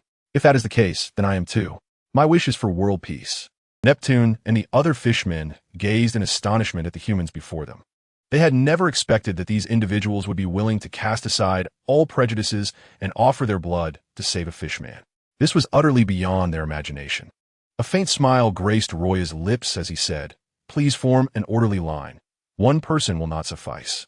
Fortunately, any blood type will be acceptable for Fisher Tiger. There will be no conflict." Under Roya's guidance, the individuals began to line up in an orderly fashion, eagerly volunteering. The previously speaking dark-skinned youth also smiled, swiftly vanishing like a phantom unnoticed by the crowd. Indeed, this was Roya's doing. Time passed swiftly. After approximately an hour, Fisher Tiger finally emerged from the brink of death. However, he remained severely injured. Unless the gaping wound in his chest was treated, he remained at risk of succumbing to his injuries. While Roya's medical expertise could heal him, it would require considerable time and constant vigilance. Realizing this, Roya made a decisive choice. System, take out that side effect-free drug. As Roya spoke to the system, a faint blue light flickered. Seizing the moment when the crowd was otherwise occupied, he administered the drug to Fisher Tiger. Upon ingestion, the drug began to take effect, amplifying Fisher Tiger's vitality without compromising his life. Instead, it provided him with remarkable recuperative powers. Before the astonished onlookers, the gaping wound on Fisher Tiger's chest sprouted flesh buds that gradually grew and sealed the injury. Witnessing this miraculous transformation, the crowd could hardly believe their eyes. Was this truly a miracle? Perhaps humans, fishmen, and merfolk could indeed coexist peacefully in the future. Could human blood truly yield such results? Hearing the murmurs among the crowd, Roya smiled and replied, "Only the blood of those who volunteer can achieve such an effect." Neptune was taken aback by Roya's words, suddenly realizing that this was indeed Roya's deliberate plan, to foster peaceful coexistence between the humans and the inhabitants of Fishman Island. There were truly individuals willing to assist them on this path, and it was none other than Admiral Pigeon. As this realization washed over him, tears of gratitude welled in Neptune's eyes. He recalled his late queen, Aji, and was overwhelmed with indescribable emotion. Aji, if you were here to witness this moment, you would undoubtedly be overjoyed. The 5 minutes of the medicine's effect swiftly elapsed. Fisher Tiger had also emerged from his critical condition. Slowly, he opened his eyes and surveyed his surroundings. What is the current situation? Neptune, observing Fisher Tiger's deep concern for Fishman Island, felt a sense of relief. Everything has been resolved, he paused and added, and it was Admiral White Dove who personally came to your aid. White Dove, Fisher Tiger echoed, his pupils narrowing in sudden realization. I did not come here for you. My target is the sea warrior Jinbei beside you. What do you intend to do with Jinbei? Roya intervened, attempting to restrain Fisher Tiger's rising anxiety. Neptune quickly reassured him, "Do not worry. It is a good thing, a very good thing." Hearing his king's words, Fisher Tiger finally felt a sense of ease. After attending to Jinbei's injuries, Neptune swiftly dispatched personnel to escort Fisher Tiger and Jinbei to a top-tier medical facility for rest. He then turned to Roya, saying, "Admiral White Dove, rest assured, I have agreed on Jinbei's behalf to the proposal of the 7 warlords." Roya nodded, and just as he was about to depart, Neptune hastily added, "Admiral White Dove, I have one more humble request." Neptune continued, "If you could fulfill this request, I assure you that I will assist you in any way I can in the future." "What is it?" Roya replied nonchalantly. Neptune's eyes flickered with resentment. "I have a daughter named Shirahoshi, whose beauty is enchanting, yet she is being harassed by a man named Vanderdecken 9. Initially, he would send love letters to the Ryūjin Kingdom once a week, but it escalated to packages and ultimately threats of marriage proposals. I had no choice but to send the Neptune brothers to apprehend Vanderdecken 9. However, even under the kingdom's bounty, he continues to attack Shirahoshi at the Tower of Sea Kings. Therefore, I implore you to capture Vanderdecken 9 for me. I will not let this man go." Neptune is a magnanimous and humble king, yet his teeth clenched in anger when speaking of Vanderdecken 9, revealing the depths of his hatred for the man. Upon hearing Neptune's plight, Roya thought of Shirahoshi's abilities as a mermaid princess and a Poseidon. These two identities are indeed formidable. Yet, Such a being is forced to live in the Tower of Sea Kings due to a man named Vanderdecken 9, which only highlights Shirahoshi's extraordinary kindness. Of course, Neptune also wishes to keep Shirahoshi's identity concealed to prevent greater turmoil. Your Majesty, where is the Tower of Sea Kings? Upon hearing Roya's question, Neptune felt a surge of excitement. Have you agreed? Roya nodded and calmly replied, consider it a practice target for Ein. Hearing his name mentioned, Ein looked momentarily bewildered. Lord Roya, am I to intervene this time? Of course. After being away for so long, if no one fights, skills will surely dull. Ein responded earnestly, rest assured. Lord Roya, I will not disappoint you. Neptune, witnessing this exchange, felt that Admiral White Dove was indeed someone worth befriending. Without hesitation, Neptune declared, White Dove, I will guide you there. With that, Neptune personally led Roya and the others to the Tower of Sea Kings beside the Dragon Palace. Suddenly, Roya's mind resonated with the system's electronic voice. Ding, checked in at the Tower of Sea Kings, reward, Shirahoshi 100 favorability.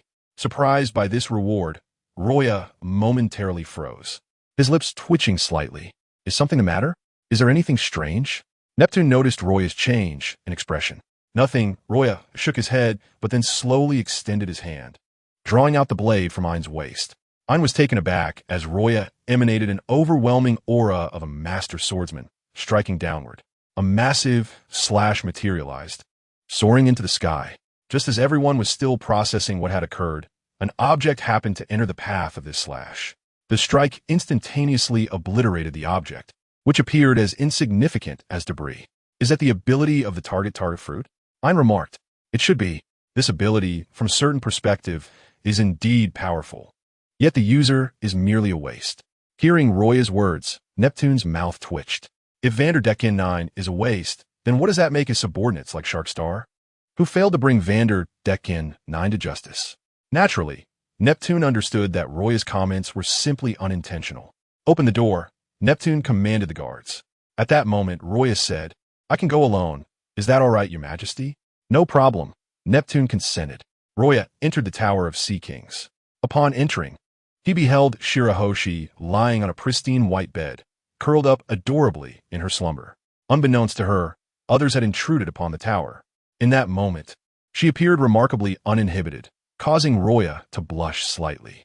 Clearing his throat, the sudden sound startled Shirahoshi awake. She quickly sat up, gazing at Roya, her delicate face flushed with a myriad of colors. Roya swiftly composed himself and addressed her, Princess, allow me to introduce myself. I am White Dove, the Admiral of the Navy, named Roya. It is a pleasure to meet you. I am Shirahoshi. How did you get in here? It was King Neptune who permitted my entry. Roya, feeling quite familiar, approached Shirahoshi. She extended her hand naturally, allowing Roya to rest within her palm. For some inexplicable reason, Shirahoshi found herself captivated by this man named Roya, her heart racing with a feeling she had never experienced during her long confinement in the Tower of Sea Kings. Shirahoshi, your father has shared the situation with me. I shall dispense with the pleasantries and ask you one question. Do you yearn for a life of freedom? A life of freedom. At Roya's question, Shirahoshi paused, instinctively glancing toward the small window nearby. A radiant beam of light cascaded through the small window, enveloping Bai Xing in a warm embrace that stirred her heart with yearning. Yet, she dared not venture from the confines of the hard-shell tower. For the moment she stepped outside, a barrage of projectiles would hurl towards her from the skies. Had it not been for her quick reflexes, she might have already sustained injuries. Time seemed to stretch indefinitely within the tower, and Bai Xing's perception of the outside world had become increasingly blurred. Tears welled in her eyes, and in an instant, a wave of profound injustice washed over her, prompting her to weep uncontrollably. She had done nothing wrong. Why must she endure such circumstances, confined within the hard-shell tower, unable to escape? Roya, I yearn to be free. I long to stride out of this tower with dignity and experience the unfettered life I desire. Bai Xing cried out passionately, her tears spilling forth. Yet, compared to an ordinary person's tears, hers were notably abundant.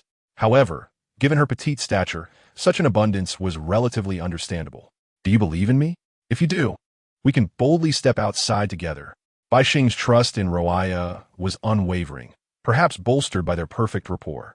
She nodded vigorously, proclaiming, Yes, Roya, I trust you. With that declaration, Bai Xing emerged from the confines of the hardshell tower. When Neptune witnessed her exit, he struggled to rein in his emotions. Nevertheless, years of kingship allowed him to take a deep breath and regain composure. Forcing his voice to steady, he addressed Bai Xing. Bai Xing, trust in Luo Ya. He will surely defeat Vanderdecken 9, freeing you from this tower once and for all. Bai Xing nodded earnestly. At that moment, however, another projectile hurtled towards them from afar. This time, it was a flying knife upon which a letter was affixed. It arced gracefully through the air, heading straight for Bai Xing. Luo Ya called softly. Yes, my lord. Ein responded promptly. At Luo Ya's command, Ein unsheathed his sword, leaping from the ground to intercept the flying knife with ease. The entire process unfolded seamlessly. As he retrieved the letter from the knife, Luo Ya unfolded the missive slowly, revealing a rather sordid love letter. To call it a love letter was an understatement. The handwriting was clumsy, resembling that of a novice scribe. Bai Xing, let us depart. I wish for you to witness the demise of this nightmare. Luo Ya intended to dispel the shadows clouding Bai Xing's heart, erasing those painful memories with Vanderdecken IX's death. Must I accompany you? The king has pressing matters to attend to. I can manage here, Neptune replied. Having received Luo Ya's assurance, Neptune nodded, placing his faith in Luo Ya and the others. Under Bai Xing's guidance, they advanced towards Vanderdecken IX's location. In truth, Bai Xing's leadership was unnecessary. Luo Ya and the others could easily track Vanderdecken 9 by following the trajectory of the projectiles. Sure enough, half an hour later, they found themselves beside the Ark of Noah in the Sea of Trees, where Vanderdecken 9 awaited them. It was Ein's first encounter with such a colossal vessel, and he felt a jolt of excitement. Luo Ya, however, took a keen interest in comparing this Ark of Noah with the one in his system space, noting that while the materials and size were identical, the one before them had been submerged in the depths of the ocean for far too long, resulting in significantly diminished defenses. Bai Xing's attention was solely on Vanderdecken 9. She was eager to reclaim her freedom and swim freely in the ocean, rather than coiling up within the confines of the hardshell tower. In stark contrast to their thoughts, Vanderdecken 9 was elated to see Bai Xing approach him. Bai Xing, have you finally accepted my proposal? Let us not delay. We must hasten to our wedding. His heart raced at the prospect of wielding the power of the Sea King and becoming the world's sovereign. Upon hearing Vanderdecken IX's words, Bai Xing immediately retorted, Vanderdecken, I advise you to abandon such fantasies. I will never accept your proposal. If I were to wed, it would be to Luo Ya. Luo Ya? Vanderdecken 9 initially failed to grasp who Luo Ya was. However, upon glancing at the man beside Bai Xing, his demeanor shifted dramatically. You would rather marry a human than me? He spat, his voice laced with venom. No matter. Once I eliminate him, you will be mine. Bai Xing, such a person is a blight upon this world. It is best to disregard him, Luo Ya declared, his focus unwavering as he commanded Ein, dispose of him. Yes, my lord. Ein affirmed with determination, stepping forward to confront Vanderdecken 9. You will face me. With that, Ein charged at Vanderdecken 9, knowing Luo Ya wished to conserve his energy for more pressing matters. Huh. It seems you are but a coward hiding behind a woman. Once I deal with her, I shall savor your demise. Vanderdecken 9 clearly underestimated Luo Ya's prowess. Had he known that Luo Ya had slain Hody Jones with a single stroke, he would have fled without a second thought upon encountering him. Yet in this world, there are no what-ifs. Chapter 64. Ein takes the field, ascending in rank. Luo Ya had yet to impart comprehensive knowledge of swordsmanship to Ein, focusing instead on building her foundation and honing her mental fortitude. At this moment, Ein's state of mind had reached a remarkable tranquility. Faced with Vanderdecken 9, she felt no inner turmoil, exuding an aura of absolute calm. In this state, her focus intensified, enhancing both her combat skills and reaction time. Do you not know that the faster you run, the quicker your demise? Vanderdecken 9 sneered as he charged towards Ein. Witnessing this, Bai Xing felt a pang of anxiety. Be careful, do not let him. Before she could finish, Luo Ya intervened, his expression serious. Bai Xing, this is Ein's battle. She must discern the enemy's abilities and think independently on how to overcome him. Please refrain from interjecting. Bai Xing nodded thoughtfully, absorbing his words. She initially intended to caution Ein against being touched by Vanderdecken 9. For once that occurred, Vanderdecken 9 would exploit the power of the target fruit, guaranteeing a precise hit. At that moment, Ayan was evidently unaware of this characteristic. She pushed her pinnacle of swordsmanship to its limits, her entire presence radiating like a sword poised to spring forth, gleaming with lethal brilliance. Gripping her blade, Ayan reversed her wrist and unleashed a powerful strike directed at Vanderdecken 9. However, Vanderdecken IX's combat prowess was not to be underestimated. He narrowly evaded the slash, managing to graze Ayan's garment. A sinister grin spread across Vanderdecken IX's face as he produced 8 flying daggers, 4 in each hand. The daggers glistened with a deadly poison, exuding a greenish hue that sent chills down one's spine. Ha ha ha! You are as good as dead. I am the bearer of the target curse. Anything I touch becomes my guaranteed target. So perish. With those words, Vanderdecken 9 hurled the flying daggers into the air, each one whistling menacingly. The lethal poison, upon contact, would ensure excruciating suffering. Ayan furrowed her brows, yet her resolve remained steadfast.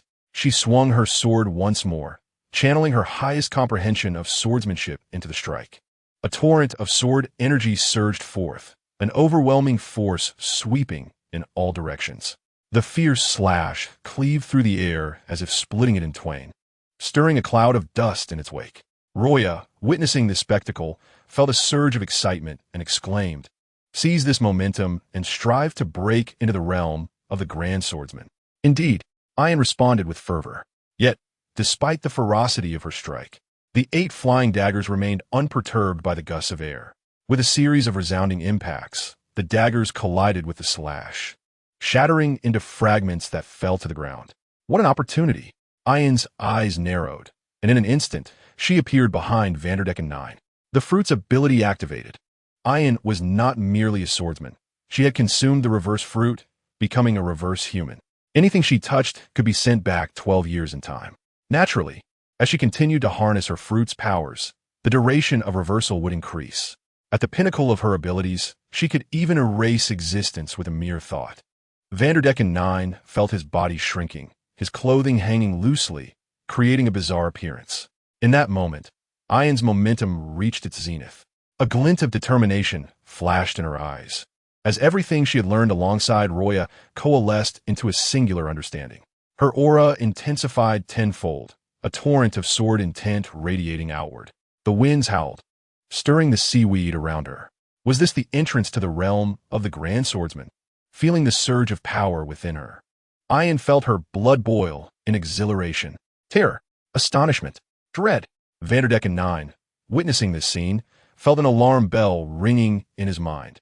The atmosphere had shifted dramatically. Moments ago, they were evenly matched, but in the blink of an eye, the tides had changed. His strength, agility, and vitality were rapidly waning. While Ayan's strength had multiplied tenfold, it was utterly insurmountable. A profound sense of impending doom enveloped Vanderdecken 9, plunging his heart into despair. Ayan, sword in hand, swung her blade with relentless precision. Each movement birthed dazzling slashes that pierced towards Vanderdecken 9 with unstoppable force. The momentum was overwhelming. Each swing fortified her mastery. The air was cleaved apart, the ground fractured beneath her onslaught, and the winds roared ferociously. Vanderdecken 9 could only watch in near hopelessness, lamenting the unfairness of advancing in battle. That sheer intensity alone hinted at the magnitude of her strikes. Damn it, there was no escaping. Countless thoughts raced through Vanderdecken IX's mind before he ultimately resigned himself to the conclusion. His demise was inevitable. Infuriated, he thought, "If I must perish, then so shall you." With that, he touched the nearby Noah's Ark just before the slashes reached him. The fruit's ability activated. The Noah's Ark surged to life like a ferocious beast. Torrents of seawater rising and swirling with an unstoppable force, crashing towards Ayan. At that moment, dozens of slashes had already sealed Vanderdecken IX's fate. Yet, an even greater crisis loomed. Ayan instinctively swallowed hard, cold sweat trickling down her forehead as she envisioned the catastrophic destruction that would ensue when the colossal Noah's Ark descended from the skies. The entire Fishman Island could very well be obliterated. For the fishmen and merfolk, perhaps it meant little in the depths of the ocean, but for humanity, it spelled disaster. Especially for those with abilities, survival in such tumultuous waters was utterly impossible. Something had to be done. Ayan, now having ascended to the realm of the grand swordsman, could no longer revel in her triumph. With a grave expression, she inhaled deeply, preparing to make a desperate gamble. If she sacrificed herself, perhaps the Noah's Ark would halt its advance. Chapter 65. The Despair of the People. The king's reward. Just then, unbeknownst to Ayan, Luo Ya had appeared at her side, placing a gentle hand on her shoulder. The warmth of his palm bestowed upon Ayan a sense of fortitude. Gazing at Luo Ya, her vision filled with his imposing figure, she heard him softly murmur, "My lady, you have done splendidly. Leave the rest to me." His tone remained unchanged, as if the impending threat of Noah's Ark was of no concern to him. Yet, Ayan was acutely aware of the danger. "But no but. This is an order." Luo Ya turned to regard the rapidly descending Noah's Ark, speaking with an air of nonchalance. "Besides, it is merely a Noah's Arkansas." On Fishman Island, having just emerged from a chaotic battle, the atmosphere had finally calmed. As they prepared to embark on post-battle cleanup and repair the damage, they suddenly beheld the Noah's Ark ascending into the sky. News spread like wildfire, and within moments, the entire populace stood frozen in place. Pallid faces turned towards the looming vessel. "Look there! What is that? Is it a ship? It's enormous. Is this the Noah's Ark? Why is it rising? Could it be the power of Vander Decken 9? Does he intend to obliterate Fishman Island? Madness! Utter madness! It is over. This is truly the end." Countless individuals stared in terror at the looming Noah's Ark, which appeared to grow larger in their sight. Their bodies, gripped by anxiety, became exceedingly rigid, rendering them completely immobile.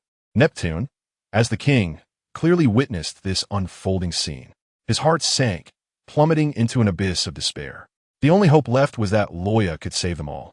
Neptune clenched his fists, his expression a tapestry of complex emotions, fervently praying within, "Please, let nothing happen," just as despair engulfed everyone's hearts. A surge of white gas erupted from beneath the Noah's Arkansas. The gas ascended and expanded, abruptly coalescing into a tangible form.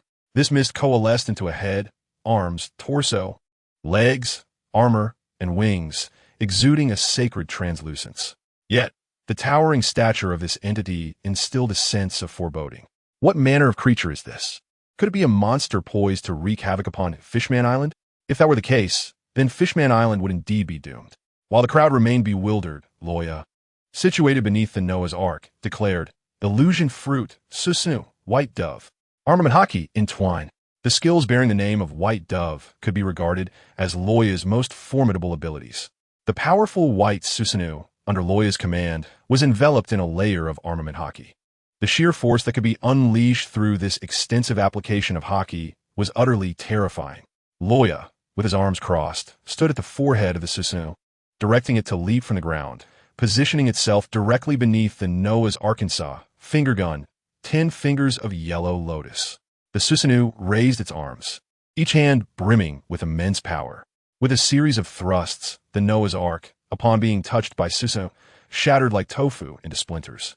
It was only at this moment that the crowd in the square began to comprehend the situation. Is this the power of General White Dove? How dreadfully formidable it is. This is the most potent force I have ever witnessed. With General White Dove here, we shall surely be safe. Upon witnessing Luo Ya's abilities, a sense of relief washed over them. King Neptune, observing the scene, made a resolute decision. Luo Ya, akin to a future Luffy, unleashed a barrage of rubber-like strikes, akin to a superpowered blender, reducing the Noah's Ark to debris. Ayan's eyes gleamed with admiration. Lord Luo Ya is truly powerful, despite the enormity of the Noah's Ark. Even after 2 minutes, Luo Ya had yet to demolish the bow. As long as the Noah's Ark remained unscathed, Ayan would be in peril. Though various thoughts flickered through Luo Ya's mind, he ultimately chose the most intimidating approach. He abruptly withdrew, inhaled deeply, and clenched his fists together. Life restoration. Maximum wheel 6 King's gun. As Luo Ya's voice echoed, a colossal shockwave emanated from the hands of the Susunu he commanded. With this shockwave unleashed, an unyielding and ferocious force tore through the air. The massive shockwave effortlessly penetrated the Noah's Arkansas. As the sound wave erupted, the Noah's Ark suddenly fractured. All resistance vanished, replaced by a tempest of splintered wood swirling in chaos. From a bird's eye view, the path of this terrifying shockwave left no obstruction in its wake. In moments, The once submerged Noah's Ark was utterly annihilated at Luo Ya's hands. Ding! The ancient Noah's Ark has been completely destroyed by the host. The promise made shall be inherited by the host. Task issued.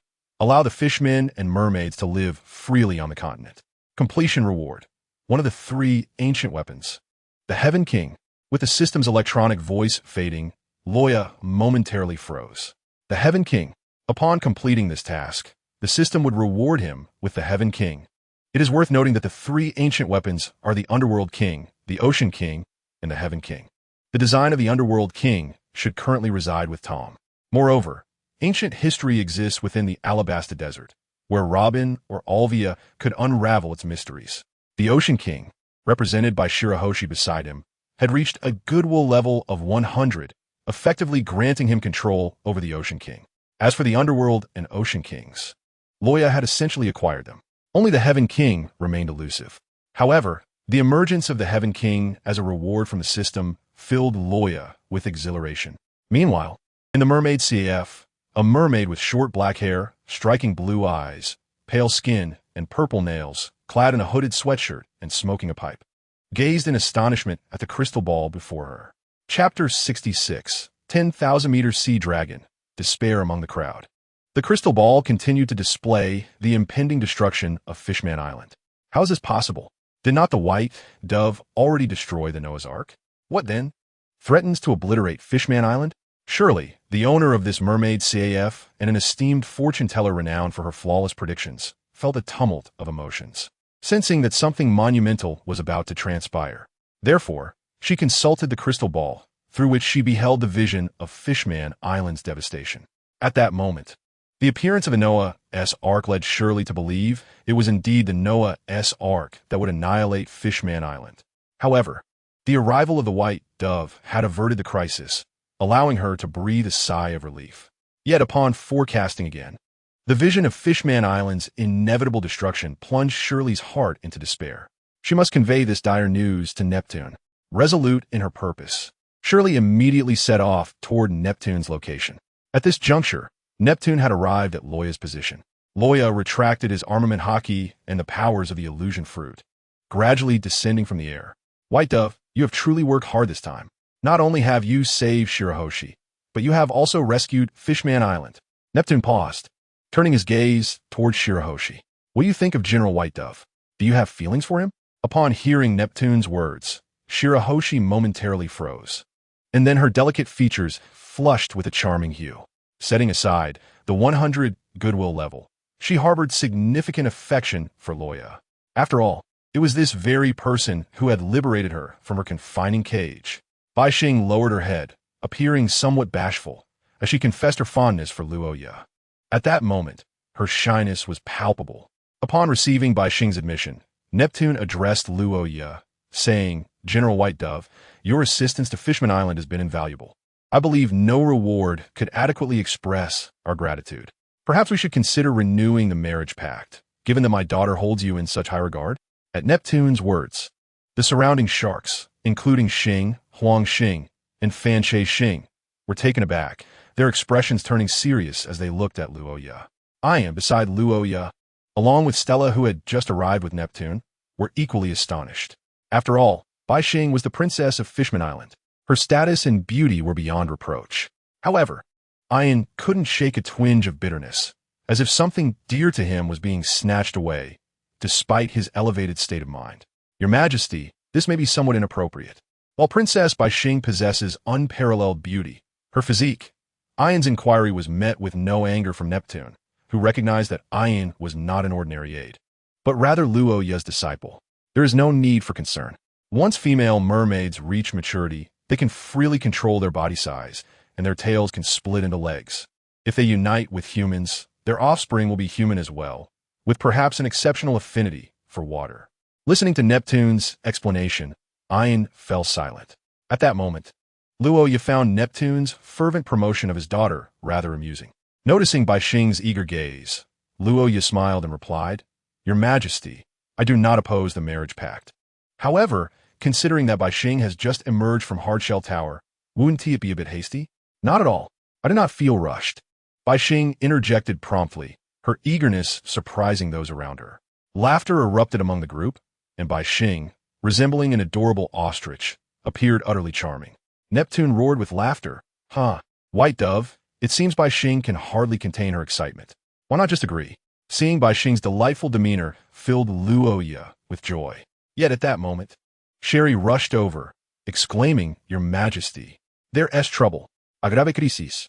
Neptune's expression shifted instantly. Given the island's size, he was well aware of Sherry's significance, particularly her ability to predict with absolute accuracy, which left him feeling apprehensive. What has transpired? Neptune's heart sank at the thought of Fishman Island's relentless misfortunes. He glanced at White Dove, silently grateful for her presence, hoping that with her power, they could weather any disaster. Luo Ya turned towards Sherry, his brow furrowing slightly. Without hesitation, he unleashed his advanced observation Haki, enabling him to foresee events 5 minutes into the future. As he activated his ability, Luo Ya's face turned pale. What he witnessed was alarming. A colossal sea creature, exceeding 10,000 meters in length, encircling Fishman Island, poised to breach its protective bubble. Sherry approached Neptune, breathless, Your Majesty. Fishman Island is on the brink of destruction. Taking a deep breath, she continued, In my divination, Fishman Island is destined for ruin. Initially, I believe the threat came from the Ark of Noah, but that danger has passed, yet my prediction remains unchanged. Can you determine when it will occur? Neptune asked urgently, to which Sherry shook her head in despair. Despite her confidence in her predictions, she could not ascertain the exact timing. Approximately 5 minutes, Luo Ya murmured, gazing skyward. Neptune chose not to question Luo Ya's insight. At such a level, he sensed that Luo Ya would not jest under these circumstances. What is it that could annihilate Fishman Island? Do you have a plan? If I am not mistaken, it is a sea dragon of unimaginable length. As Luo Ya's words fell, the eyes of everyone present widened in shock. To reinforce his claim, an immense shadow emerged from the ocean depths, revealing the fearsome sea dragon to their view. When Sherry beheld the 10,000-meter-long sea dragon outside Fishman Island, she collapsed, her face drained of color. Time was running out. Fishman Island was truly on the verge of vanishing from history. Sherry's predictions were infallible. No one could defy her foresight, plunging everyone into despair. A heavy atmosphere enveloped the group. Luo Ya wasted no time, casting an illusion above Fishman Island, ensuring that only he and his companions could perceive the sea dragon's presence. Neptune, with a grave expression, remarked, If the common folk were to witness this, chaos would surely ensue. We must devise a strategy to counter this crisis. The sea dragon exuded an overwhelming aura, its scales glinting ominously as it surveyed the vulnerabilities of Fishman Island, preparing for a lethal strike. My predictions are infallible. We cannot withstand the assault of this sea dragon, Sherry declared, her complexion pale. Luo Ya's brow furrowed as he turned to the incapacitated Sherry. Even if your accuracy is 100%, it holds no weight in my presence. The tension in the atmosphere thickened, with everyone wearing grave expressions. Faced with the impending threat of the sea dragon, they struggled to conceive a viable defense. Meanwhile, the ordinary citizens of Fishman Island were blissfully celebrating, unaware that their fate hung precariously in the balance, hidden behind the illusion cast above them.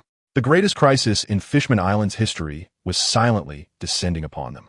In that moment, Bai Xing, who had remained silent until now, spoke up, should I get a try? Neptune's expression shifted dramatically as he responded, Bai Xing, please do not jest. Do you not understand the gravity of the situation? It was evident that Neptune wished to keep Bai Xing's identity concealed. The White Dove is of little consequence. Neptune believes he possesses an astute judgment of people. However, when it comes to Ein and Stella, the situation is markedly different. Neptune harbors little understanding of these two individuals, and should they inadvertently reveal the identity of White Star, the consequences could be dire. Nonetheless, Neptune's words reached White Star's ears, causing her delicate brows to furrow. She addressed Neptune earnestly. Father, our time is running short. Please allow me to make an attempt. At this juncture, it would matter little if I were to expose myself. Seeing White Star's resolute determination, Neptune opened his mouth but chose not to voice further objections. Luo Ya, too, discerned White Star's intent, a gentle smile gracing his lips, contrasting the atmosphere thick with despair. Ein, take Stella back to the Dragon Palace. Neptune cast a surprised glance at the white dove, but quickly gathered his composure. He then instructed the trio of Shark Star, Emperor Star, and Flip Star to accompany Ein. There are no objections. This is an order. Luo Ya and Neptune were endeavoring to create a more favorable environment for White Star. Although Ein and Stella were unaware of Luo Ya's motivations, they trusted him implicitly. Without hesitation, they swiftly made their way back to the Dragon Palace, leaving only Luo Ya, Neptune, White Star, and Sherry behind. Sherry remained due to her divination skills. White Star exchanged a brief nod with Luo Ya and Neptune before she gradually swam towards the colossal sea dragon. She did not approach too closely, but instead utilized her ability to communicate with sea creatures in an attempt to reach out to the dragon. Hello. Yet, before she could utter more, the great sea dragon let out a mighty roar. The sound reverberated like the arrival of a malevolent spirit. Even those in the square could hear the terrifying sound. What is happening? That noise is horrifying. Mother, I am frightened. As the crowd trembled in fear, Shark Star, Flip Star, and Emperor Star appeared before them. Everyone remained calm. This is merely a small matter orchestrated by our king. Indeed, look above. Is it not still beautiful? Upon hearing the prince's reassurances, the crowd's anxiety gradually subsided. Their initial panic dissipated as they observed the prince's calm demeanor, leading them to believe that the situation was not dire. However, what was merely a small matter involved a sea dragon measuring 10,000 meters in length. White Star, it has rejected your attempts at communication. It is better to subdue such sea creatures. The dragon seemed to respond to Luo Ya's words, roaring fiercely at him. You think I am weak? How can you know without trying? Luo Ya employed the universal language of communication, addressing the Dragon King, stunning both White Star and Neptune. Instinctively, White Star exclaimed, Luo Ya, you can converse with sea creatures? At her words, Neptune's pupils widened in disbelief. Wasn't he White Star the only one capable of such communication with sea kings? How could another, especially a human, possess this ability? At that moment, the sea dragon unleashed a deafening roar, crashing against the outer bubble of Fishman Island. The bubble's resilience absorbed the impact, preventing it from bursting immediately, demonstrating its strength in the deep sea. Yet, this action imposed unprecedented pressure on Neptune. As the king of Fishman Island, he could not allow it to be destroyed before his very eyes. Realizing this, Neptune turned to Luo Ya and asked, White Dove General, do you have a plan? After all, you mentioned this is merely a small matter. Hearing Neptune's inquiry, Luo Ya replied, I do have a plan, but maybe somewhat perilous. Perilous? White Star's heart filled with concern at Luo Ya's words, her eyes welling with tears. Do not worry. I have confidence in my abilities. With a resounding crash, the sea dragon once more collided with the bubble of Fishman Island, creating a sound that resonated painfully in the hearts of the onlookers, further deepening Neptune's distress. Luo Ya's smile faded as he addressed them. However, I implore you to keep what you witnessed next to yourselves. Upon hearing Luo Ya's request, Neptune patted his chest, assuring him, rest assured, White Dove. We are soon to become in-laws. Whatever occurs, we shall never divulge it. White Star nodded vigorously, having already accepted Luo Ya as her future partner. In her pure heart, he had become the most significant person in her life. Satisfied with their responses, Luo Ya took a deep breath, a white aura gradually enveloping him. Is this a new White Dove? A magnificent figure emerged, unfurling exquisite white wings that propelled Luo Ya towards the waters beyond Fishman Island. Witnessing this action, everyone stood in stunned silence. White Dove General, what are you planning to do? Are you truly intending to confront the 10,000-meter sea dragon in the depths? Luo Ya, come back. The gathered crowd was filled with doubt regarding Luo Ya's ability to survive such a perilous endeavor. As a power user, entering the sea would subject him to the curse that would strip him of his strength. The immense pressure at such depths was enough to crush an ordinary person into oblivion.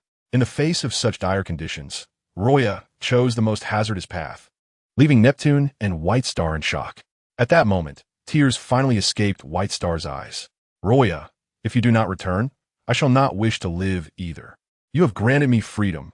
Without you, what use is my liberty? Neptune, hearing White Star's heartfelt words, felt a bittersweet ache. He could only hope that Luo Ya would succeed. If he were to fail, it would spell disaster for Fishman Island. Observing Luo Ya's unwavering determination, Sherry felt a stirring within her heart. She suddenly realized that under such determination, Even her impeccable 100% accuracy in divination seemed less daunting. Sitting limply on the ground, Shaylee murmured, perhaps the existence of Ryūjin could indeed reverse the current events unfolding. Ryūjin, arms crossed, commanded the Susanoo created from the Mara fruit, setting forth into the depths of the ocean. This was the very reason he had insisted on sending Ain and Stella away, not solely due to White Star being the Sea King, but primarily because from the very beginning, Ryūjin had intended to subdue the Sea Dragon before him. Indeed, subdue. The moment the Sea Dragon emerged, Ryūjin had set his sights on it. It is known that Sea Kings capable of reaching depths above 10,000 meters exist only in legend. In reality, few have ever witnessed one with their own eyes, and most who did are long deceased. To capture such a majestic sea creature would be a thrilling achievement. A flicker of excitement gleamed in Ryūjin's eyes. With a vigorous flap, the wings on his back stirred a tempest. Ryūjin's form surged forth from the bubble of Fishman Island. The formidable pressure of the ocean bore down on him from all sides. Fortunately, the fruit he had consumed bore no adverse effects, allowing him to wield his powers even beneath the waves. The Susanoo, entwined with the Haki of armament, resisted the pressure of the 10,000-meter depths, simultaneously safeguarding Ryūjin's breath by keeping the water at bay. The two elements were indeed inseparable. "Hey, I say, if I defeat you, you shall be my steed," Ryūjin declared to the Sea Dragon through the language of all things. Yet this seemingly provoked the Sea Dragon. After all, it was the ultimate sovereign of the deep, stretching 10,000 meters long. It could vertically ascend from Fishman Island directly to the ocean's surface. Such a being could never accept being referred to as a mount by Ryūjin. Its pride would not allow it. Roar. Through the communication of all things, Ryūjin discerned the Sea Dragon's retort. "You think you can defeat me? Let's see." With that, Ryūjin ceased his words, commanding the massive Susanoo to charge at the Sea Dragon. However, his intention was to distance himself as much as possible from Fishman Island. He had no desire for the aftermath of their battle to devastate the island due to his actions. Roar. The Sea Dragon's furious roar echoed. Translated through the language of all things, Ryūjin understood the dragon's words. "Boy, do not flee." Beneath the 10,000-meter deep sea, Ryūjin, empowered by the Susanoo and the pinnacle of armament Haki, forced a passage through the depths. Should anyone witness this scene, it would undoubtedly be astonishing. For a fruit user to roam freely beneath the ocean would likely incite the ire of the entire world. Thus, Ryūjin remained cautious. Phew. Battling in the deep sea is incredibly taxing. "What's the matter, boy? Not fleeing anymore." Hearing the dragon's persistent roars, Ryūjin crossed his arms and, enveloped in the Susanoo conjured from the Mara fruit, chuckled. "Oh, no more fleeing, for the distance is now sufficient." Sufficient? Before the Sea Dragon could respond, Ryūjin began to chant. "Thunderous chariot, seams of the spindle, this entity gathers light and divides into 6. Binding art 61, 6 rods prison of light." As Ryūjin's incantation concluded, 6 enormous beams of light pierced through the dark depths, immediately ensnaring the Sea Dragon's movements. But this was not the end. Binding art 62, 100 steps railings. A light rod split into multiple rods, thrusting directly into the Sea Dragon's body. Binding art 63, locking chains. Another radiant strip formed into a thick serpentine chain, coiling around the Sea Dragon, making its struggles all the more arduous. The 3 advanced binding arts, 61, 62, and 63, were all under Ryūjin's command, effectively slowing the Sea Dragon's speed to an agonizing crawl. "What is this? How have you ensnared me?" Despite the Sea Dragon having lived for an unfathomable length of time, it had never encountered such abilities. This revelation made it perceive Ryūjin as even more perilous than it had anticipated. "So, will you submit or not?" Hearing Ryūjin's words, the Sea Dragon's eyes blazed with fury.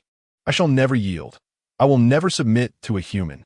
With a furious roar, the dragon shattered its bonds, which dissolved into specks of starlight in the depths. With a powerful flick of its tail, it charged toward Ryūjin. "Too slow. I have already predicted your attack route." Utilizing the pinnacle of observation Haki, Ryūjin deftly sidestepped, gliding along the scales of the Sea Dragon with effortless ease, avoiding its assault. "Since you refuse to comply, I shall make you agree. I have always held great confidence in my abilities." Without further ado, the conqueror's Haki enveloping him intensified, its hue dark as ink. seemingly darker than the depths of the ocean itself. Boom! Boom! Boom! In the deep sea, Luo Ya and the colossal sea dragon continued their fierce contest. On Fishman Island, King Neptune and Princess White Star occasionally caught glimpses of the dragon's massive tail sweeping through the water. Everyone's hearts raced with anxiety. It has been 10 minutes already. I wonder how the dove is faring? Neptune fretted, yet felt powerless to provide any assistance to Luo Ya. White Star attempted to use her abilities to summon more sea kings as reinforcements, but the sheer magnitude of the battle between Luo Ya and the sea dragon was overwhelming. All but the most primitive sea life had fled. White Star could only clasp her hands together, fervently praying for Luo Ya's success. The battle between Luo Ya and the dragon raged on, despite the considerable toll on his stamina from fighting in the depths. Luo Ya believed he could last a day or two longer, ample time to contend with the sea dragon. Meanwhile, the sea dragon grew increasingly alarmed.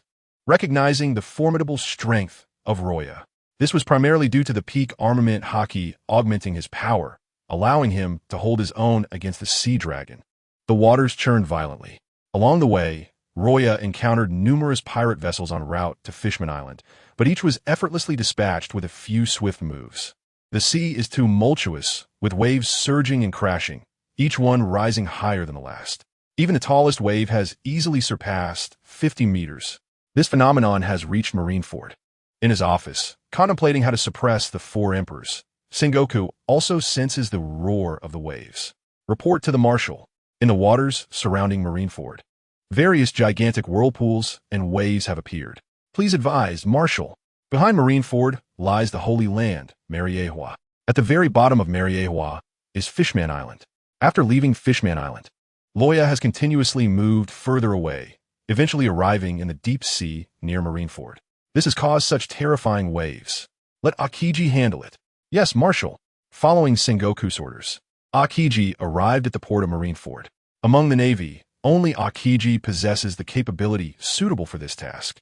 He leaped high from the port, invoking his Ice Age. Instantly, a wave of cold air enveloped him, freezing everything in its path. In a moment, the towering waves were completely encased in ice. Yet, before Akiji could descend, a powerful force surged from the deep sea. These waves incessantly battered the frozen waters. Within mere minutes, the ice shattered into fragments. Once again, the ocean erupted with even greater waves. Observing this scene, Akiji furrowed his brow deeply. Unwilling to concede, he activated his abilities once more. Ice Age. This time, Akiji poured all his strength into the Ice Age, unleashing it upon the sea. In an instant, the entire ocean resembled an icy paradise, radiating a dazzling brilliance under the sun. However, before Akiji could catch his breath, the ice began to melt rapidly. Meanwhile, in the deep sea, Luo Ya had grown weary of playing with the sea dragon. I ask again, are you willing to become my steed? Luo Ya communicated through the Susanoo, addressing the sea dragon. I will never submit to a creature weaker than myself. If you can defeat me, I will become your mount. But should you fail, not only will you perish, but the creatures on that island will also be devoured by me. The sea dragon's roar echoed in Luo Ya's ears. Through their communication, Luo Ya grasped the dragon's intent. From its previous defiance, the dragon's stance had shifted to one of willingness to submit, provided it could overcome him. This 10,000-meter sea dragon's thoughts had undergone a slight transformation. You said it, so I will not hold back. With those words, Luo Ya summoned the flowing blade of fire into his hand.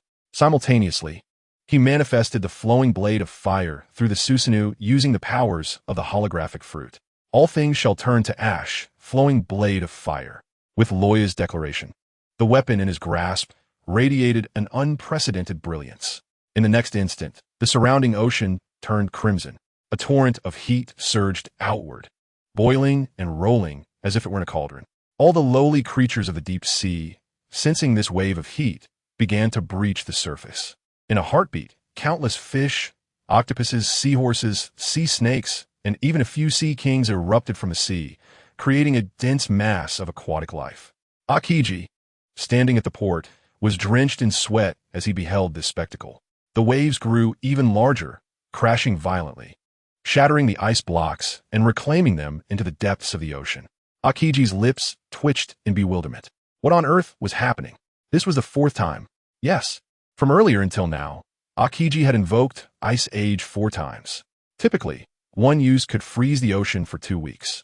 Yet now, it was as if he were using it recklessly, only to fail each time. Admiral, would you like to take a break? Have some water? No. If I do not use Ice Age, Marineford will be engulfed by the monstrous waves. With that, Aokiji leaped into the air once more, employing his most powerful Ice Age.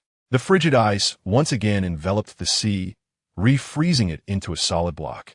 One could even see countless fish within the ice. In the deep sea, Luo Ya wielded the flowing blade of fire with unprecedented might. The rising heat in the depths awakened the underwater volcanoes. 10 underwater volcanoes erupted with tremendous force, responding to the flowing blade of fire. Like numerous crimson tongues of flame, they surged forth, unleashing torrents of magma. The ocean floor trembled violently, akin to an earthquake, with audible cracks echoing through the depths. Abyssal chasms opened, resembling the gaping maws of countless beasts, as the land crumbled and collapsed. The waves of heat and flames were absorbed by the flowing blade of fire.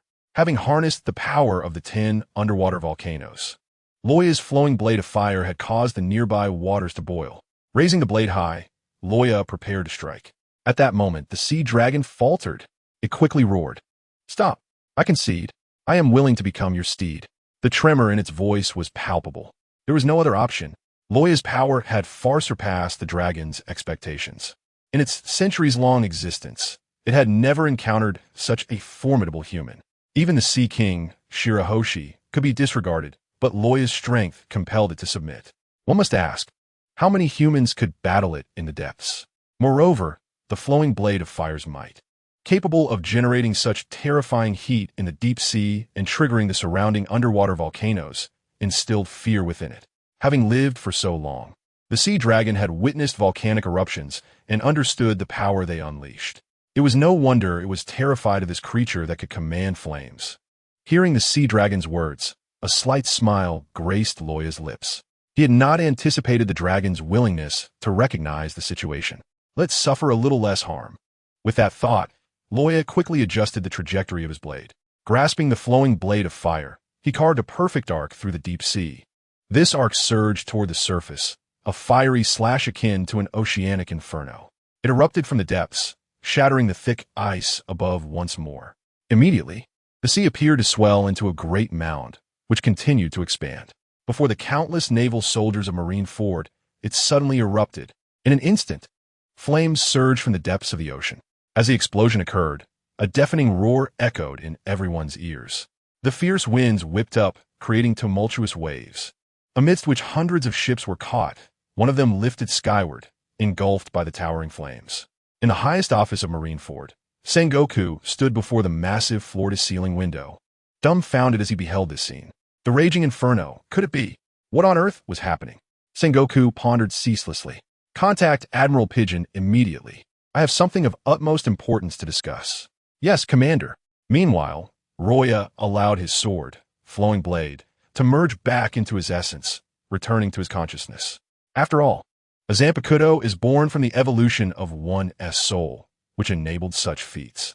Luo Ya ascended to the head of the sea dragon, grasping its horn, and commanded, "Let us return to Fishman Island." "Yes, master." The sea dragon acquiesced, though it pondered its own size. Was it truly small? By the way, little sea, why do you wish to attack Fishman Island? The sea dragon roared, "Because the Ark of the Covenant, a symbol of our vows, has been destroyed. I intend to obliterate Fishman Island. Fear not, I possess an identical Ark of the Covenant, brand new. Do not dwell on this matter." As the pinnacle of sea kings, the sea dragon was not treacherous, for sea kings hold oaths in the highest regard, something Luo Ya understood well. Had it not been for his words, the sea dragon might have indeed laid waste to Fishman Island. At that moment, on Fishman Island, Shirahoshi clasped her hands, filled with concern as she gazed outside. "Father, it seems there is no sound. Indeed, even the searing heat is gradually subsiding. Has the battle concluded? Luo Ya is certain to prevail." Throughout, Shirahoshi maintained her faith in Luo Ya's strength. Just then, a colossal shadow loomed in the distance, gradually approaching Fishman Island. Shirahoshi's pupils dilated, tears cascading uncontrollably down her cheeks. "No, it cannot be. Luo Ya cannot possibly lose." She shook her head in disbelief as the silhouette of the sea dragon drew nearer. Neptune, in despair, closed his eyes, envisioning the utter destruction of Fishman Island under the sea dragon's assault. Beside him, Charlie sat despondently, murmuring, "I knew it. No one can break the curse of prophecy." Just as the three were engulfed in despair, Luo Ya stood atop the sea dragon, waving to the onlookers. Shirahoshi, who had been fixated on the sea dragon, was utterly stunned. Chapter 71. The Shattered Prophecy. The crowd-stunned Luo Ya is still alive. Shirahoshi covered her mouth, her expression brimming with unprecedented excitement and joy. Without hesitation, she rushed toward Luo Ya. When Neptune heard Shirahoshi's exclamation, he too opened his eyes in disbelief.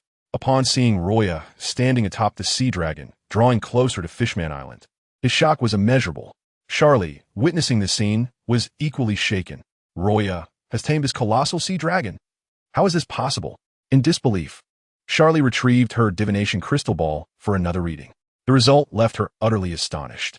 After witnessing the outcome, Charlie exclaimed in alarm, addressing Neptune, "Your Majesty, it seems the crisis has been averted." The crisis has been averted. Luo Ya had shattered her divination's 100 accuracy. In Luo Ya, Charlie saw an unprecedented glimmer of hope. For the first time, she realized that the future could be altered. At this moment, Shirahoshi hurried to Luo Ya's side, joyfully embracing him. As she enveloped him in her warmth, Luo Ya felt as if he were submerged in a sea of tenderness. This sensation was truly an unparalleled experience. Shirahoshi, could you loosen your grip a bit? I can hardly breathe." Upon hearing Luo Ya's words, Shirahoshi's cheeks flushed crimson. Realizing, she hastily released him, apologizing, "Oh, I'm so sorry, Luo Ya. I didn't mean to. It's all right. It was just a minor inconvenience. They say that a hero's grave lies in a gentle embrace." Just moments ago, Luo Ya had nearly gasped for air. At that juncture, Neptune approached Luo Ya's side. "Admiral Pigeon, what is the current situation? As your Majesty can see, Little C has become my steed." Even though Neptune had anticipated this, he was still taken aback, his brows furrowing in astonishment. At this moment, Neptune's desire to forge a bond with Luo Ya grew ever stronger. Meanwhile, the snail phone belonging to Ein began to ring. Since Luo Ya typically did not carry a snail phone, it was mostly with Ein. "Admiral, Ein, where is Admiral Pigeon? What has transpired on Fishman Island?" "Report, Admiral. All is well on Fishman Island. Admiral Pigeon is currently beside King Neptune." Immediately hand the snail phone to Admiral Pigeon. "Yes, Admiral." Ein's eyes flickered with concern. Since earlier, signs of battle had seemingly diminished, heightening Ein's anxiety for Luo Ya's safety. She seized the opportunity to use Sengoku's snail phone to ascertain the situation beside Neptune. Ein swiftly reached Luo Ya's side, succinctly stating, "Admiral Pigeon, the commander wishes to speak with you." Taking the snail phone from Ein, Luo Ya wore a gentle smile, responding softly, "Commander Pigeon, a tremendous blaze has erupted from Marineford, as if it were spewing forth from the ocean floor. Did you witness anything on Fishman Island?" Sengoku listened intently, assessing the sounds from the snail phone. In response, Luo Ya calmly replied, "Commander, King Neptune says this is merely a chain reaction caused by the eruption of an underwater volcano. Is that so? King Neptune is present as well. Could you pass the snail phone to him?" Neptune furrowed his brow but took the snail phone from Luo Ya. "King Neptune, this is Admiral Sengoku of the Navy. Can you confirm that this is indeed a chain reaction from an underwater volcano?" Standing firmly with Luo Ya, Neptune affirmed, "Yes. Thank you, King Neptune." After confirming with Neptune, Sengoku finally laid his heart to rest. At that moment, Garp entered Sengoku's office. "Sengoku, have you found a reason? Don't tell me that mysterious person can move freely under the sea." Sengoku sighed with relief and replied, "No. It was confirmed by King Neptune that it was a chain reaction caused by an underwater volcanic eruption. If it were that mysterious individual, it would be even more terrifying. To wield such power in the deep sea likely exceeds both of us." Garp nodded in agreement, then burst into carefree laughter, saying, "Well, Garp, now that it's confirmed, let us not dwell on it any longer. Let us go see Akiji. I've heard he has been working himself to the bone, using Ice Age over 20 times. Ha ha ha."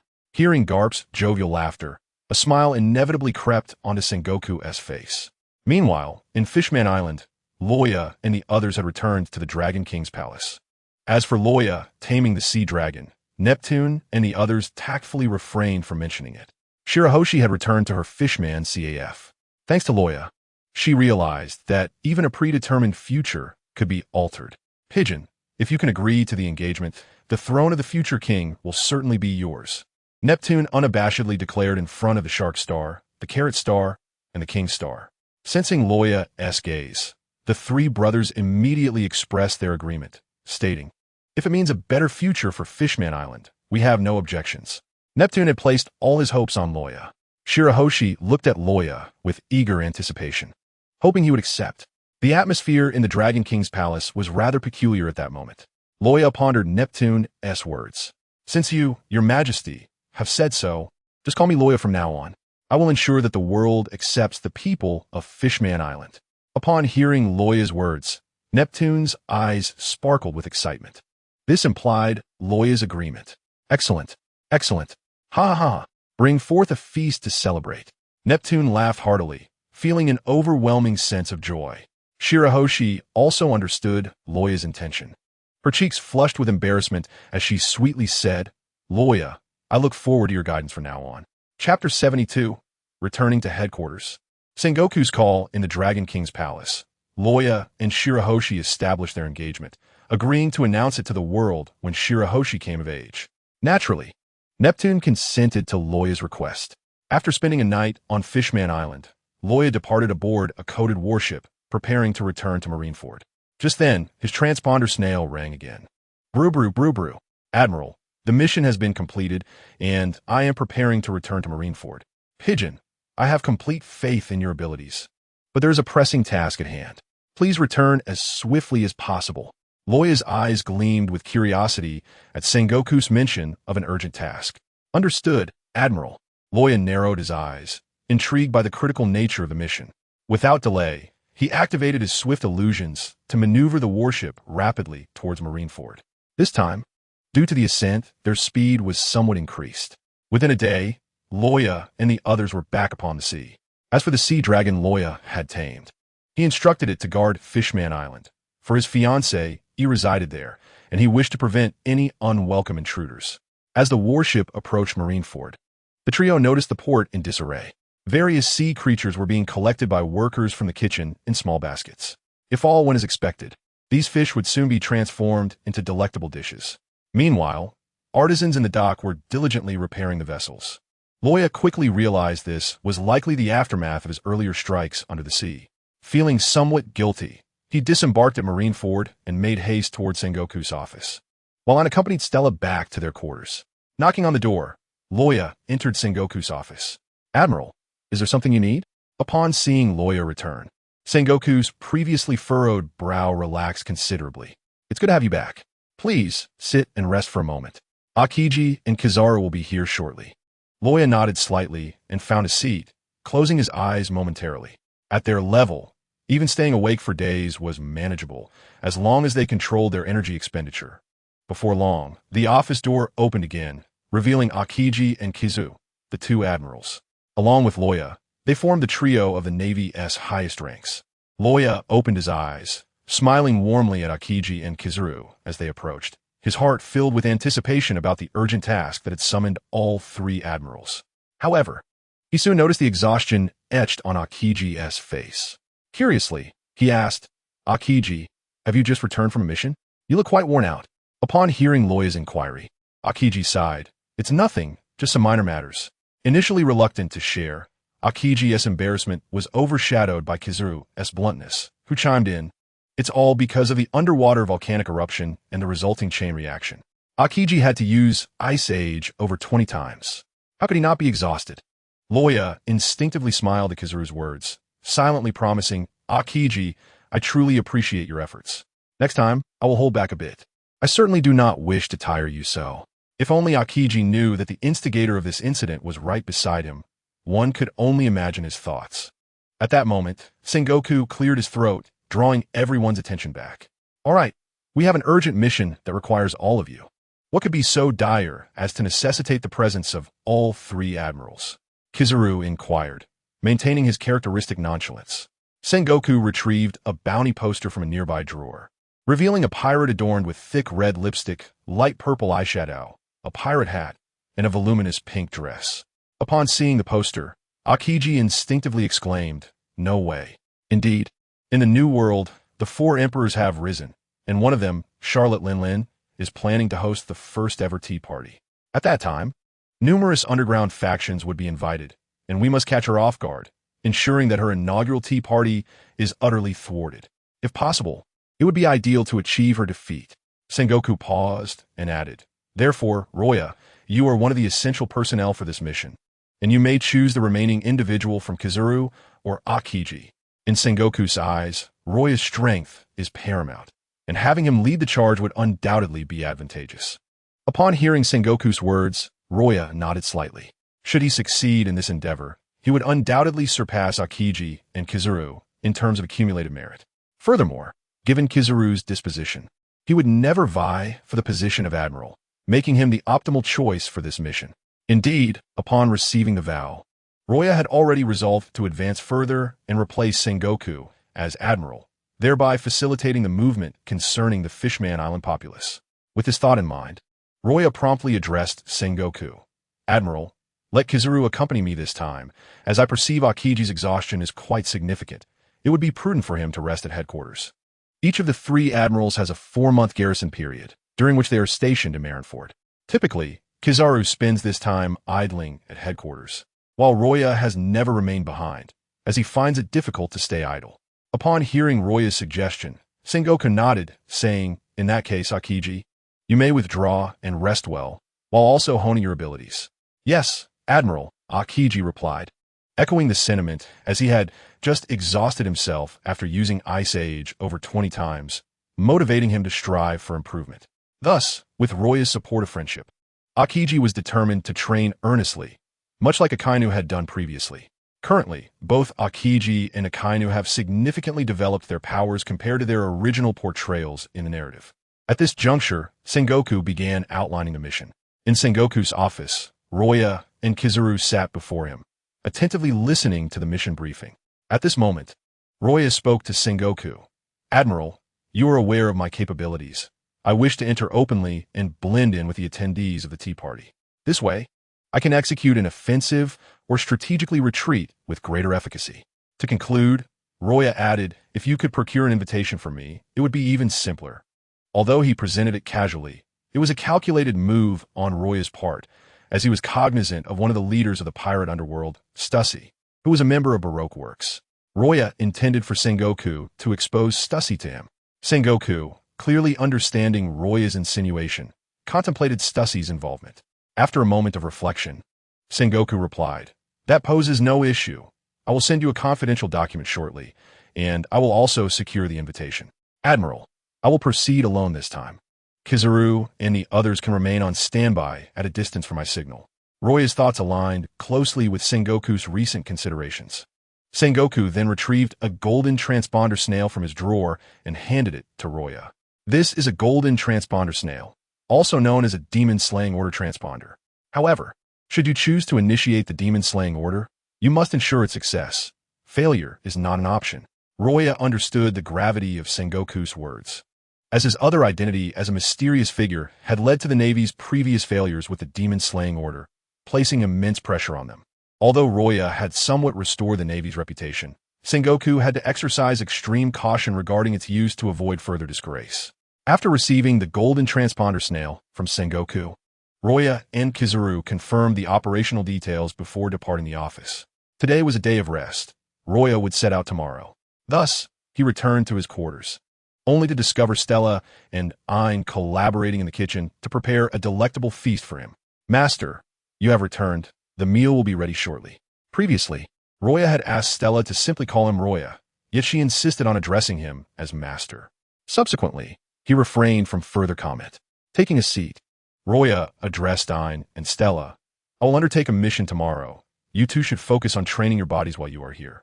Upon hearing Luo Ya's words, Ein approached him and said, "Master Luo Ya, I wish to accompany you on the mission." "No, this mission is perilous. It is best that you both remain here to train diligently." After stating this, Luo Ya turned his attention to Stella, saying, "Stella, you should also train well. Even if it is merely to build stamina, I will see if I can procure a better fruit for you during this mission." Stella's eyes widened in disbelief upon hearing Roya's words. She looked at him incredulously and said, "Master, there is no need for that. I was merely a slave before."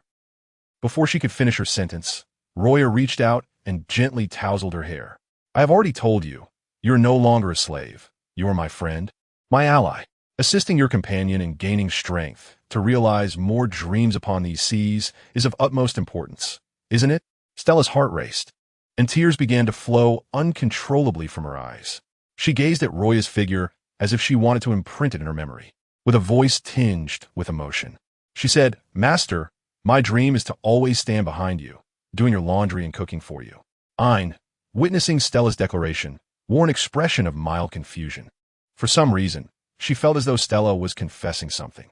Yet, even Ain herself could not quite pinpoint this feeling, for she sensed something entirely different about Roya compared to others. It was as if Roya harbored countless secrets, waiting for her to explore. Combined with Roya's gentle smile, Ain found herself unable to tear her gaze away from him. "Master Roya, regardless of the mission, please ensure your safety." "Rest assured I will. I never embark on unprepared ventures." Before long, the next day arrived. After receiving the invitation from Sengoku, Roya boarded a luxurious vessel, setting sail for Cake Island. This invitation was evidently provided by Stussy through her own identity. However, before departing, Sengoku had repeatedly emphasized the importance of not revealing their identities. After all, cultivating Stussy into a prominent figure in the dark world was no small feat. Within lies a representation of immense material wealth and financial power. Reclining on a sun lounger, Roya savored the afternoon sunlight, which enveloped him in a unique sense of comfort. At this moment, he held the status of an arms magnate, known for his extravagant expenditures. The vessel beneath his chair also stood as a testament to his financial prowess. Just as he felt himself drifting into slumber, his phone began to ring. This time, it was due to him undertaking a task alone, hence the phone bug was naturally kept close at hand. Brook, Robin. Upon seeing the phone bug's display, Roya swiftly used his razor to ascend to the ship's mast. Standing atop the vessel, he allowed the sea breeze to tousle his hair before answering Robin's call. As soon as the connection was made, Robin's voice emanated from the phone bug. "Brother Roya, just now the Big Mom Pirates delivered an invitation, requesting your presence at the inaugural tea party." "Who delivered it?" Roya inquired, somewhat perplexed by Big Mom's gesture. It was a silver-haired lady with long legs, carrying a large sword on her back. Upon hearing Robin's description, Roya deduced who had taken the invitation to O'Hara. If he was not mistaken, it must have been one of Big Mom's sweet commanders, Smoothie. "Brother Roya, do you really need this invitation? Should we send it over to you?" Robin's voice inquired. Roya promptly replied, "No need. I shall come personally." Hearing this, Robin's face brightened with delight. "Really? You are coming in person, Brother Roya?" "Of course. It's been a while since I visited you." As Roya spoke, a perfect illusion of himself appeared beside him. Meanwhile, he utilized the talisman to soar into the sky unnoticed. Although the exertion would increase with distance, if it were merely an illusion, there would be no issue. Maximizing the talisman's power, he finally arrived at O'Hara as dusk fell. With the aid of the Horo no Mi, he had donned cloak. Upon receiving word of Roya's arrival, Robin and Alvia made their way to the shores of O'Hara to await him. "Brother Roya, I have missed you so much." Robin felt her body move almost uncontrollably as she dashed toward Roya. Embracing the delicate Robin, Roya glanced at Alvia, who presented the invitation to him. With one hand free, Roya accepted the invitation. Then, crouching down to Robin's level, he asked, "Have you been diligently training your devil fruit abilities lately?" Robin nodded vigorously, declaring, "I feel that I am on the verge of awakening my powers." Roya, taken aback by her words, instinctively questioned, "Is that true?" "Absolutely. I would never deceive you, Brother Roya," Robin asserted. With that, she released herself from his embrace, crossed her arms over her chest, and her aura shifted dramatically. Blossom of myriad colors, gigantic palm strike. Suddenly, numerous hands sprouted from the ground, forming an enormous palm in the blink of an eye. This colossal appendage rose high and came crashing down upon the sea, creating monstrous waves that roared across the water's surface. Witnessing this spectacle, Roya was struck by Robin's exceptional talent.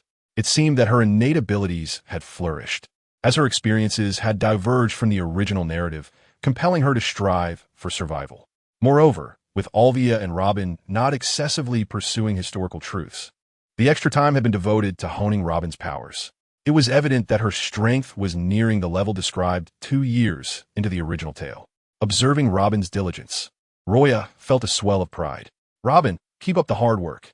"Of course, brother Luo Ya, I will do my utmost," she replied, nodding earnestly. After engaging in conversation with Robin and Alvia for a while, Luo Ya summoned the Noah Ark and set sail for Cake Island. Upon arriving at Cake Island, Smoothie had just returned to report to Big Mom. "Mother, the invitation has been delivered, but I did not see him. Only a large man in a cloak was present."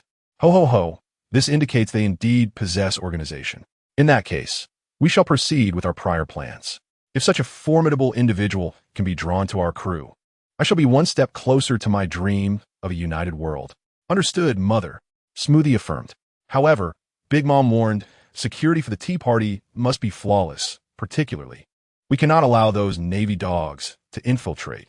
Conduct thorough inspections and execute anyone found on spot." At that moment, the attention of the seas was captivated by Big Mom's actions. As one of the 4 emperors, this marked her first large-scale event, and anyone could sense the underlying tension. Consequently, she recalled all her children to ensure the first tea party would proceed smoothly. As time passed, numerous influential figures from the dark underworld began arriving at Cake Island.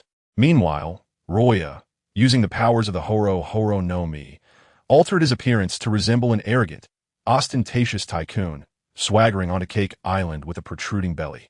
Just as he set foot on the island, Katakuri, one of the suite commanders, intercepted him. "Please present your invitation." Feigning a furrowed brow, Luo Ya exclaimed, "What is the meaning of this? You invite me and then subject me to this?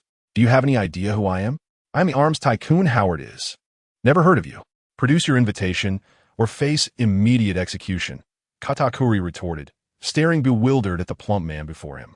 Just then, Stussy, the queen of Pleasure Street, elegantly approached from a port. "I say is, if you simply present the invitation, we could avoid all this hassle," Stussy offered, handing her invitation to Katakuri, who verified it before respectfully welcoming her. Luo Ya, embodying Howard is, clutched his belly with an unfriendly expression and scoffed. "Just a doorman. I assentee. Here, take a good look at my invitation. The illustrious name of Howard is." With that, he tossed the invitation at Katakuri, who effortlessly caught it. In the shadowy realm surrounding them, the influential figures observed the unfolding scene, sensing an undeniable aura of power emanating from Howard is. Although they were not well acquainted with the name Howard is, the fact that he recognized Stussy indicated that his stature was likely superior, if not at least equal, to theirs. This sentiment was shared not only among those present, but also by Katakuri. The audacity with which he carried himself, coupled with his knowledge of Stussy, suggested that he was indeed a formidable figure, one not to be trifled with. Suppressing his inner resentment, Katakuri glanced at the invitation from Roa and addressed him. "Howard is, we welcome you to the tea party." Chapter 75. Roa's arrival on the island. The 8 gates of Duinja disguised as Howard is. Roa followed Stussy deeper into the heart of Cake Island. Stussy appraised Roa with a bemused expression, remarking, "Dove, I had heard your demeanor was quite different. It was merely a ploy to toy with Katakuri. However, your fruit ability is exceptionally useful. If you were to join Zero, it would undoubtedly become the most formidable force." Roa replied with a grin, cradling his illusionary, rotund belly. "No, I find the role of a general quite agreeable." Stussy ceased her conversation with Roa as she spotted the newspaper magnate Morgan's in the distance. Roa, unfazed, began to leisurely explore Cake Island, keenly observing the terrain and the distribution of personnel. Meanwhile, in the skies above, Roa's true self was aboard the Ark Noah, cloaked and surrounded by fierce gales. Ding! Sign-in task initiated. Cake Island. Reward. Perfect 8 gates of Duinjia. Time. 3 days. Upon hearing the electronic notification in his mind, Roa's lips curled into a smile. At last it has arrived. I eagerly await the perfect 8 gates of Duinjia. He stretched languidly, relishing the exhilarating feeling of strength that came with empowerment. 3 days swiftly passed, marking the commencement of the tea party. Although Big Mom had yet to emerge from her palace, her subordinates filled the vicinity. Even the 3 suite commanders were present before the crowd.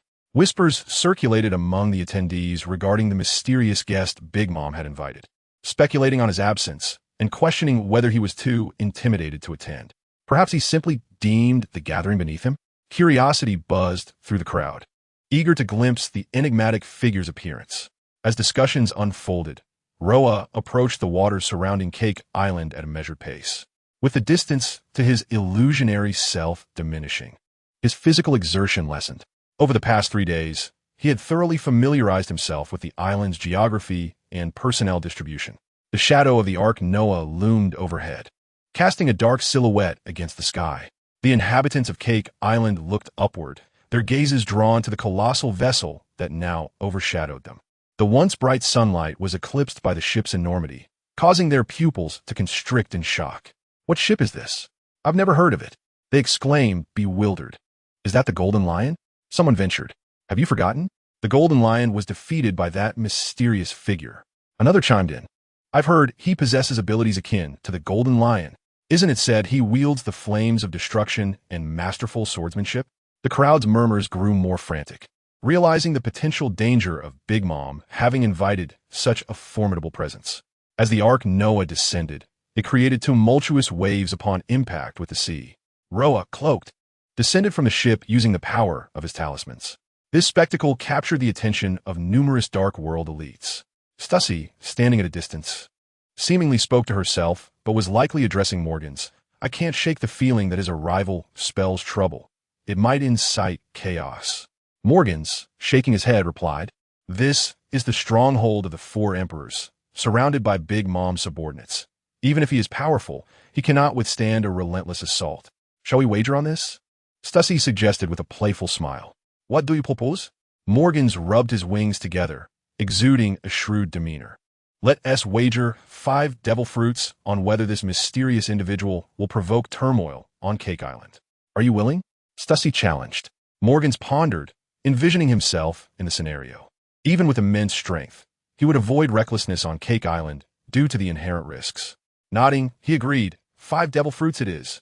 Upon Morgan's acceptance of the wager, Stussy's smile deepened. The moment Roa set foot on Cake Island, the system's electronic voice echoed in his mind. "Ding. Congratulations, host. You have obtained perfect 8 gates of Duanjia." The 8 gates of Duanjia consists of 8 gates, each granting immense power upon opening. The 8th gate, the Door of Death, allows one to unlock its potential without sacrificing life. Truly the perfect 8 gates of Duanjia. With the system's notification, Roa felt a sudden influx of knowledge regarding the unlocking methods of the 8 gates of Duanjia. A mysterious smile graced Roa's face beneath his cloak as Katakuri approached him. "Please present your invitation," Katakuri requested. Roa merely turned his head, suddenly exuding a formidable presence that pressed down upon Katakuri. Confronted by the overwhelming aura of Haki, far surpassing his own, Katakuri froze in astonishment. It was only as Roa stepped further into Cake Island that he regained his composure, his eyes wide with awe. "Incredible, so powerful," he murmured, recognizing the sheer strength emanating from Roa. Roa paid little mind to the spectators. His kindness was reserved for the virtuous. Yet those around him had stained their hands with countless lives. In such a context, the more disdain one exhibited, the more respect they garnered in return. After all, this is a world where the weak are devoured by the strong. Yet at this moment, a powerful presence of Conqueror's Haki surged within the palace. Chapter 76, Mysterious Codename. The Alliance of Big Mom. "Who dares to be so brazen at my tea party?" A somewhat unpleasant female voice echoed throughout the palace. Accompanying this voice was an overwhelming aura of Conqueror's Haki. However, perhaps due to the tea party itself, not many were fainting from it. The doors of Cake Island slowly opened, revealing the massive figure of Big Mom emerging from within. Thud, thud, thud. Each step she took resonated with a mournful sound upon the ground. Following her were Prometheus, already ablaze, and Zeus, crackling with lightning. As Big Mom fully emerged, unleashing her Conqueror's Haki, Roya showed no sign of yielding. Boom! At that moment, the originally azure sky was abruptly cleaved in two. Behind Roya roared a furious wind, while thunder rumbled behind Big Mom. The sky was perfectly bisected before them.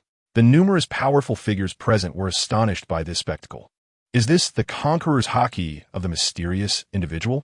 Why do I feel it possesses even greater aggression than Big Mom's? The level of pressure is simply terrifying. Faced with such a situation, the powerful figures were both excited and cautious. After all, it was not uncommon to be struck down while merely observing. At this moment, Stussy turned to Morgans, smiling slightly, and said, "It seems I have one. This is merely a contest of conqueror's Haki, and no blows have yet been exchanged." Upon hearing Morgan's words, Stussy merely responded with a nonchalant "oh," as if he had foreseen the future. He then addressed the illusion, Howard E.S., asking, "What is your take on this?" Howard E.S., cradling his belly, replied, "I am unsure, as this mysterious individual seems incredibly formidable." Stussy then inquired, "Do you believe you can defeat this mysterious individual before us?" Upon hearing Stussy's question, Morgan's pupils dilated, and he looked at E.S. in shock, exclaiming, "Stussy, what do you mean? Is this man truly that powerful?" "I was merely jesting," Stussy replied, sticking out his tongue at Morgan's. This action caught the attention of Luo Ya, who noticed that Stussy seemed to harbor ulterior motives. With a slight smile, Luo Ya said, "Indeed, Stussy is joking. Do you truly believe my physique can vanquish this mysterious individual?" "Haha." As Howard E's laughter faded, the main body, concealed beneath a cloak, revealed a subtle smile at the corners of his mouth. Following this, both individuals seemed to share a tacit understanding and withdrew their conqueror's Haki. Big Mom's voice echoed across Cake Island. "Mama, are you the mysterious individual long rumored across the seas?" "It is I," Luo Ya replied, his voice low and calm. Big Mom scrutinized Luo Ya, nodding repeatedly. Not bad, not bad. With such remarkable conqueror's Haki, your true strength must be even more impressive." After speaking, Big Mom continued, "Katakuri, grant him a seat." "Yes, Mama," Katakuri responded, momentarily taken aback, but quickly regained his composure and approached Luo Ya to escort him to the most esteemed position. Witnessing this scene, all the prominent figures of the underworld speculated that Luo Ya was likely to join Big Mom's ranks. They even began contemplating whether to invest more resources into her faction. In the underworld, they were all astute individuals, well aware of the trends upon the seas. Stussy, it seemed, would likely refrain from making a move, instead being drawn into Big Mom's crew, which would mean you're destined to lose to me. "Oh, I'm quite looking forward to it," Stussy remarked to Morgans. Observing Stussy's demeanor, Morgan shrugged, saying nothing further, and promptly returned to his seat. At this time, Luo Ya also commanded the illusion to report to Sengoku, indicating that the tea party had commenced. Big Mom sat in the most prominent position, surveying the crowd. Beside her were the three suite commanders, as well as Luo Ya, Stussy, Morgans, and 4 other figures of equal standing. Following them were Big Mom's children and other pirate leaders or figures of authority from the underworld. "Welcome, everyone, to my inaugural tea party. Please enjoy yourselves," Big Mom declared, her arms outstretched towards the assembly. Hosting this tea party served to solidify her power and consolidate these formidable individuals. Ultimately, it was about her grand vision for Tato Land, as achieving the first 2 aims would enable her final dream to be realized. Big Mom had set her sights on Luo Ya, wishing to incorporate him into her faction. "Mama, would you care to introduce yourself? Until now, we have yet to learn your name." Upon hearing Big Mom's words, Stussy's eyes brightened as he turned to the cloaked Luo Ya. Luo Ya had long anticipated this question. "You may call me Zero." "Zero? Is that a code name?" Big Mom inquired. "Sort of," Luo Ya replied. The assembly was taken aback by this revelation. Big Mom contemplated whether capturing Luo Ya would indirectly lead to the subjugation of the organization behind him. Surely, those who could be associated with someone named Luo Ya must possess considerable strength. Such thoughts were not confined to Big Mom alone. However, she was the only one bold enough to voice them, as she was the strongest individual present besides Luo Ya. Regarding her approach to win over Luo Ya, Big Mom opted for her tried-and-true method, an alliance through marriage. She clapped her hands 4 times, and all who heard her applause rose from their seats. Those standing were all women. Big Mom addressed Luo Ya. "Zero, do you have your eye on any of those who stood?" Chapter 77. Ace appears. Ace is defeated. Big Mom paused before adding, "If you have a preference for any one of them, feel free to let me know. Regardless of who it is, with my word, she will become your wife, and you will directly join our family." Big Mom exhibited a degree of respect towards Luo Ya. After all, one would truly not wish to provoke someone possessing such formidable conqueror's Haki as Big Mom. Upon hearing her words, Luo Ya could not help but smile, even bursting into laughter for a moment. Big Mom, Are you serious about what you just said? Big Mom replied, of course I'm serious. Choose freely. But is it really appropriate to treat your own children in such a manner? Luo Ya's laughter abruptly faded, replaced by an unprecedented seriousness. The women who had stood up were momentarily taken aback by his words. They had never anticipated that he would speak on their behalf. This left them feeling a profound sense of gratitude, for no one had ever been willing to advocate for them from their perspective. Among them, the most moved was the 35th daughter, Charlotte Bryn, whose tears were already welling in her eyes. As Big Mom heard Luo Ya's statement, her smile gradually vanished. They're all my daughters, naturally tools for my use. If they cannot even fulfill their functions, what purpose do they serve? She cared little for their feelings as she spoke these words openly in front of many. Then it seems I can choose any tool at will without causing you any distress, correct? Of course, she affirmed. Then I choose her, Luo Ya said, pointing to a woman not far away. This woman was of the long-legged variety, known as the Juice Minister. Indeed, the person Luo Ya pointed to was none other than one of the Sweet Commanders, Smoothie. Smoothie, upon realizing Luo Ya was pointing at her, was clearly taken aback. What did I just witness? This man actually intends to marry Smoothie. This is utterly unbelievable. It is a blatant provocation. As expected, upon hearing Luo Ya's words, Big Mom's brows furrowed, and her imposing aura surged forth. Are you seeking trouble? Knowing full well that Smoothie is one of the Sweet Commanders, you dare to propose to her? You claim they're merely tools, so I thought you treated them equally? Yet it seems there are distinctions. The powerful are to be utilized well, while the weak can be discarded without remorse. Luo Ya gazed at Big Mom with a smile, though beneath his cloak. His expression was inscrutable. His words sent shockwaves through the crowd, as it was a blatant attempt to sow discord within Big Mom's pirate crew, or rather, the Charlotte family. Stussy, seated beside Luo Ya, picked up a glass of red wine and remarked to Morgans, it appears this time, victory is mine. Just as Stussy's words fell, a blaze of orange flames erupted in the distance. Big Mom, I am here to challenge you. Let me witness the true power of one of the four emperors. As the proclamation resonated, the flames coalesced, revealing a man with black hair, freckles on his cheeks, and a tattoo on his left arm, adorned with a cross. He wore an orange cowboy hat, with badges of both joy and sorrow on the brim, and charged in from outside. Upon witnessing this scene, Morgan smiled at Stussy, saying, Stussy, it seems I have not yet lost.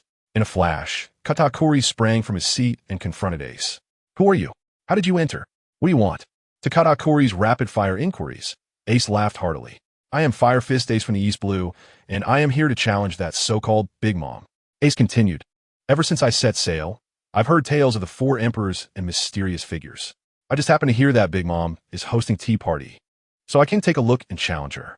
Luo Ya observed Ace in the sky, pondering, shouldn't he be seeking Whitebeard? Why is he here challenging Big Mom? It is well known that Big Mom shows no mercy. To challenge her, you must first get past me. Just give me a second, and I could bring you down. Ace shouted at Katakuri. From Ace's current assessment, Luo Ya believed Ace had been at sea for quite some time.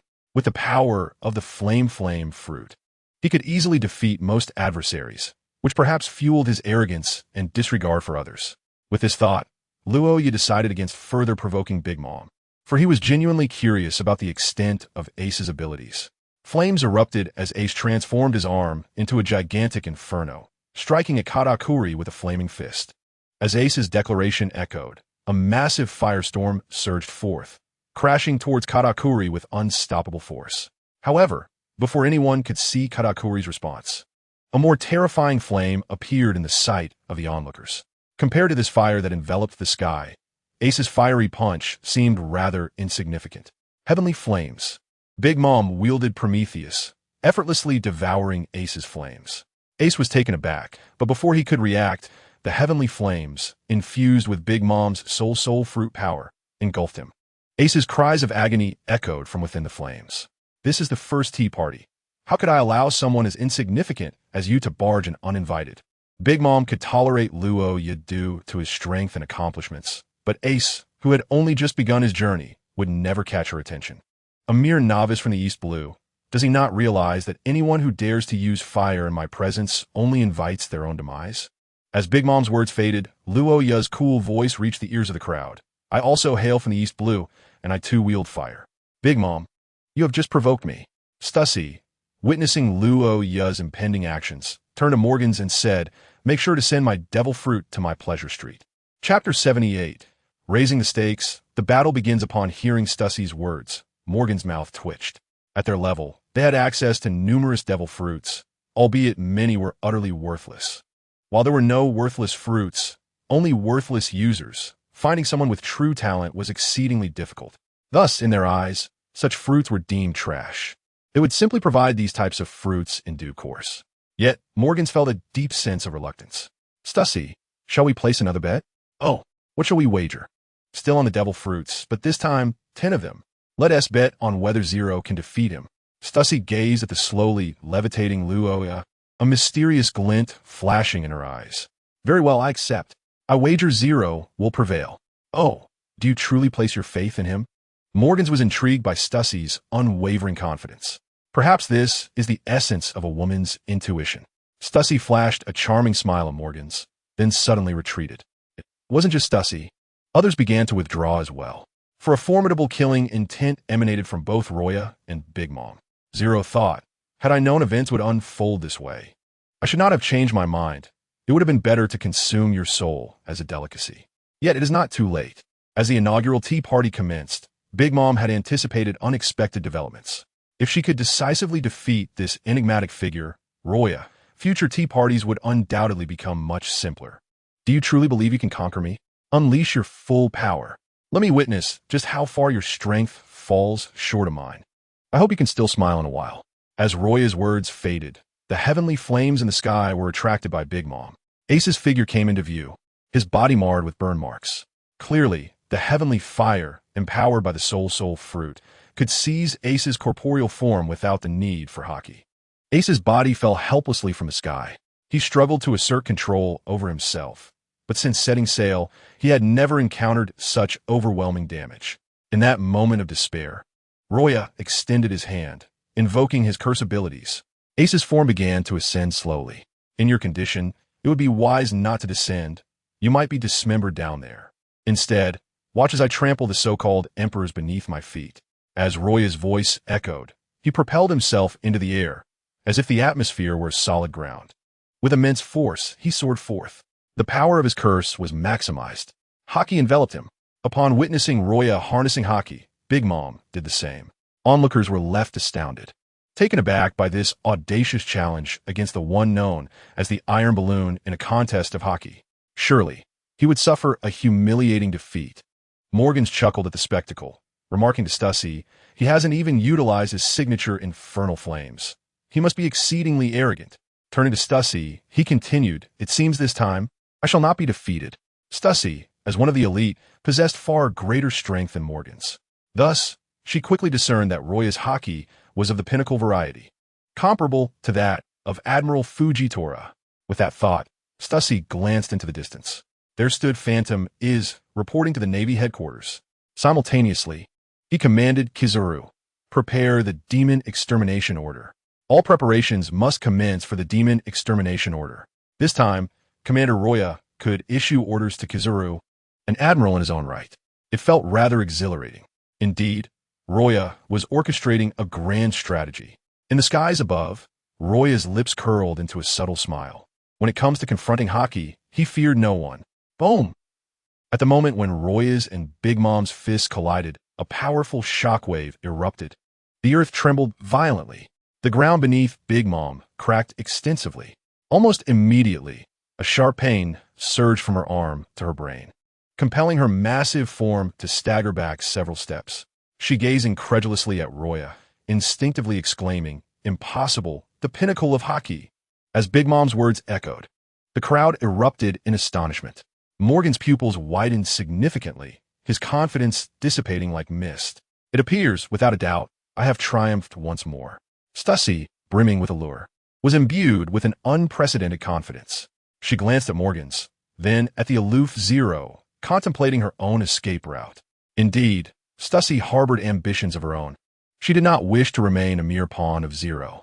As her influence within the underworld of Happy Street grew, her reluctance to be a mere tool of the world government, the Celestial Dragons, or Zero, intensified. She yearned for independence, for the ability to control her own fate. With such ambition, Stussy had been discreetly seeking allies since the inception of this thought. Yet it was only today that she truly recognized the potential ally before her. 0. Today shall determine if you can be utterly vanquished. Stussy mused, a smile gracing her lips that only she could comprehend.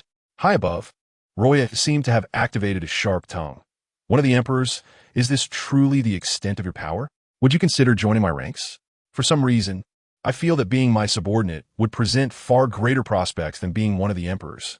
To the ears of those present, this was undeniably an audacious proclamation. One that stung fiercely.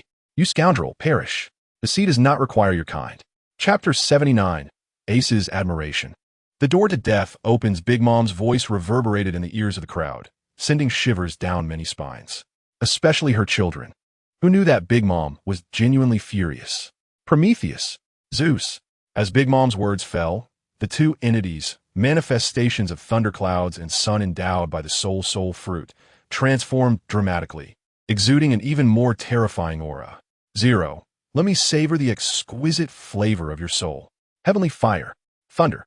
With heavenly fire in her left hand and thunder in her right, Big Mom conjured flames and lightning that seemed to consume the entire sky. The sky was filled with intertwining lightning dragons and fire clouds, imparting a sense of an impending apocalypse.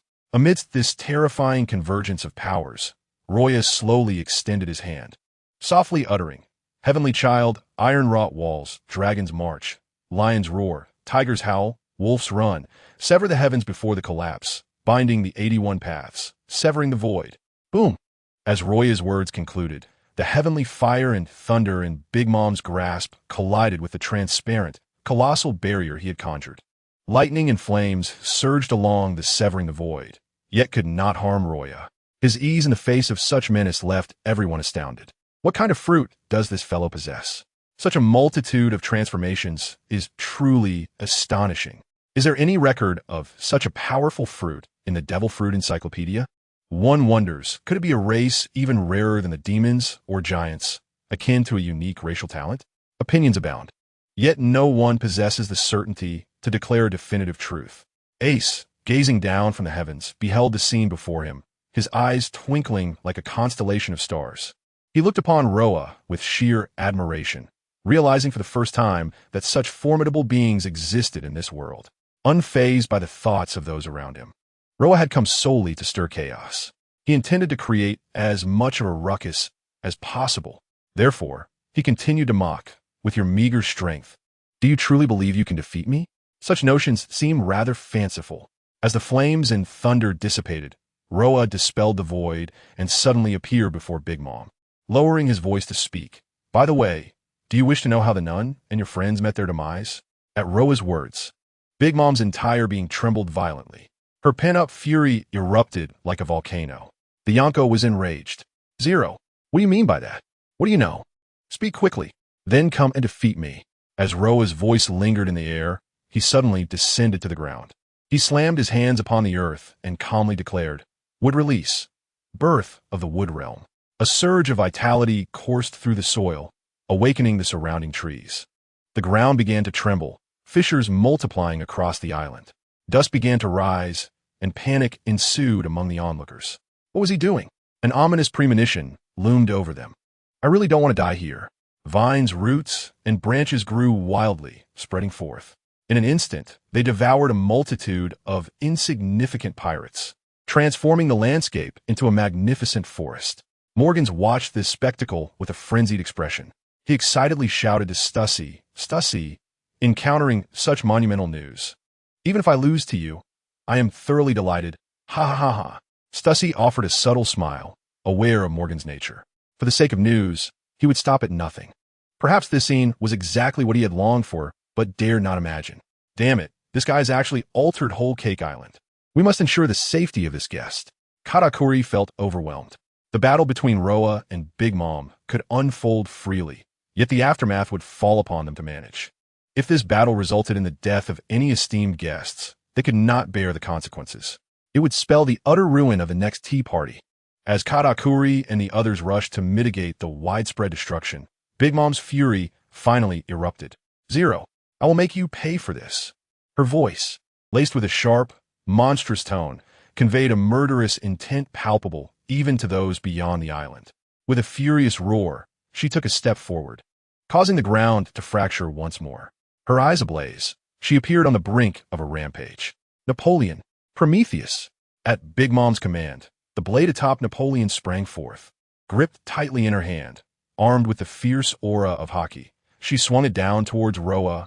The sword's edge gleamed ominously. And before Big Mom could complete her strike, a tempest arose, swirling debris around her, charging directly at Roa. A semicircular arc surged towards the ground in a flash, shattering trees and roots in its wake. Whoosh! A dazzling, blinding slash filled the air, leaving onlookers in stunned silence, their eyes wide, captivated by the spectacle. Yet, in the face of this formidable assault that sent chills through countless spectators, Roa remained unfazed. Is this truly the extent of your power? How can you call yourself a Yonko? As Roa's words echoed, he declared the 8th gate of the 8 gates, Death Gate, open.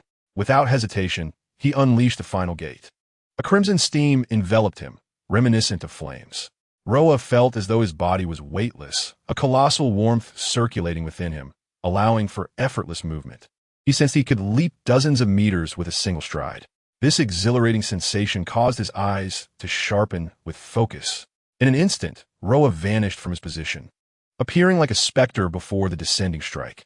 He did not even bother to wrap his fists in Haki, instead launching a rapid-fire assault of punches aimed at the point of impact. The air was compressed under this skill, then released in a powerful burst. The resulting air cannon bore the likeness of a tiger. This technique was known as the 8th gate of the 8 gates, Day Tiger. Chapter 80, Big Mom's Defeat. Mirror world as the clash between Big Mom's Prometheus and Roa's Day Tiger reverberated. A thunderous roar erupted, piercing the ears of all present. Boom! The very earth trembled and shook. The ground quaked under the force of their collision, as if the heavens themselves were splitting apart. The earth cried out, producing a cacophony that soared into the skies. Gales swept through the atmosphere, thickening the clouds ominously. Those witnessing this scene wore expressions of sheer terror. With the ground quaking and roots rampaging, despair settled in Katakuri's heart. This man was undeniably powerful, yet, inexplicably, he was rather impressive. Bruley instinctively voiced her thoughts. Instantly, the surrounding family members turned their gazes towards her. Bruley quickly switched to her dark persona, determined to obliterate this visage to appease her mother. Enough chatter. Come here and assist. We must safeguard all esteemed guests, understood? Yes, understood, brother. However, before they could take action, Roa had already advanced to Big Mom's front. His voice, echoing like that of a demon, resonated in Big Mom's ears. Considering your pitiable state, I shall reveal to you the whereabouts of the nun. A smile crept upon Roa's lips beneath his cloak. Seizing the moment while Big Mom was still reeling, he whispered something only she could hear. The nun has always been with you. She's in your belly, having been consumed by you. What? Big Mom's mind reeled. Yet, this was only the beginning. Roya remarked, it is not just the nuns. Even your former companions have all been devoured by you one by one. His words struck like the sharpest blade, mercilessly piercing the most vulnerable point of Big Mom. Impossible. You must be lying. Chaos filled Big Mom's eyes as she struggled to accept the truth. Yet her subconscious confirmed that Roya was entirely correct. In an instant, she seemed to be transported back to the day she and the nuns, along with her little friends, had dispersed. In her haze, she inadvertently revealed her own weakness. Known as the Iron Balloon, her defensive capabilities significantly waned when in a frenzied state. To Roya, it seemed like a single strike would suffice to eliminate her. This was precisely the outcome he desired, for he had no inclination to engage in a protracted battle that could sap his strength. Moreover, the longer the confrontation lasted, the more unpredictable the circumstances became. Roya could not guarantee whether her old lover, Kaido, would come to her aid upon hearing the news, nor whether red-haired Shanks would intervene to maintain the balance of the seas and ensure the presence of the 4 emperors. The arrival of any one of them would spell trouble for Roya. Thus, seizing the moment when Big Mom exposed her fatal vulnerability, he softly murmured, all things return to ashes. The flowing blade is like fire. As his voice faded, an inferno erupted before the eyes of the onlookers. The flames surged like a great river, shooting skyward, illuminating the heavens in an instant. The dark clouds vanished, the thunder ceased, and the storm subsided, leaving only the intense flames that engulfed the sky. Ace gazed at the scene in astonishment. Though he too wielded fire, he felt an unprecedented thrill emanating from this blaze. It was unlike the heavenly fire Big Mom had previously summoned. It bore the weight of a higher flame, reminiscent of the suppression between devil fruits. Incredible! This is simply astounding. Ace's eyes sparkled like the stars as he regarded Luo Ya, filled with an unexplainable admiration, an admiration for the powerful. The ability to manipulate flames with such mastery left Ace in awe. The fire, devoured once more by Luo Ya's flowing blade, enveloped him, sending chills through the crowd as if they had been plunged into an ice cavern. A bone-chilling dread, akin to nothingness, took root in their hearts. At that moment, Stussy glanced at Morgans beside her and smiled lightly. It seems that once again, I have triumphed. Her eyes sparkled with a light that only she and Ace could comprehend. As if to validate Stussy's words, Luo Ya suddenly moved in the air. Activating the 8 gates formation, he gripped the flowing blade and descended rapidly. A line of fire appeared in the air as if etched into the atmosphere.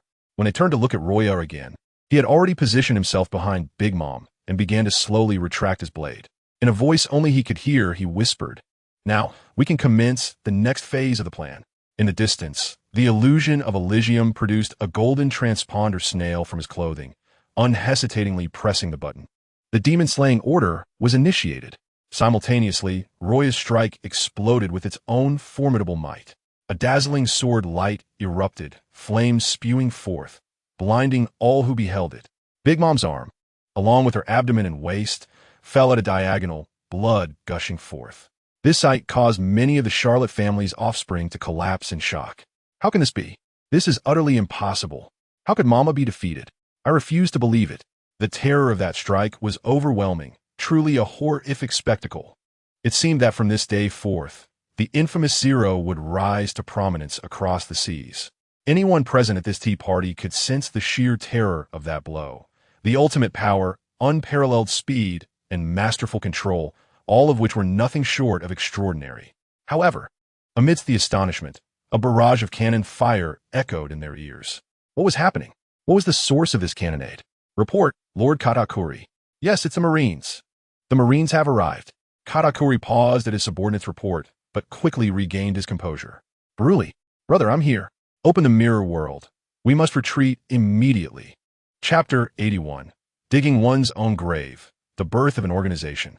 Big Mom's agonizing cries reverberated through the crowd as she succumbed to unconsciousness due to her injuries.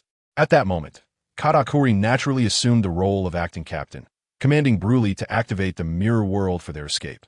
The mirror world, a unique technique of Bruli's derived from the mirror fruit, could only be accessed with her permission.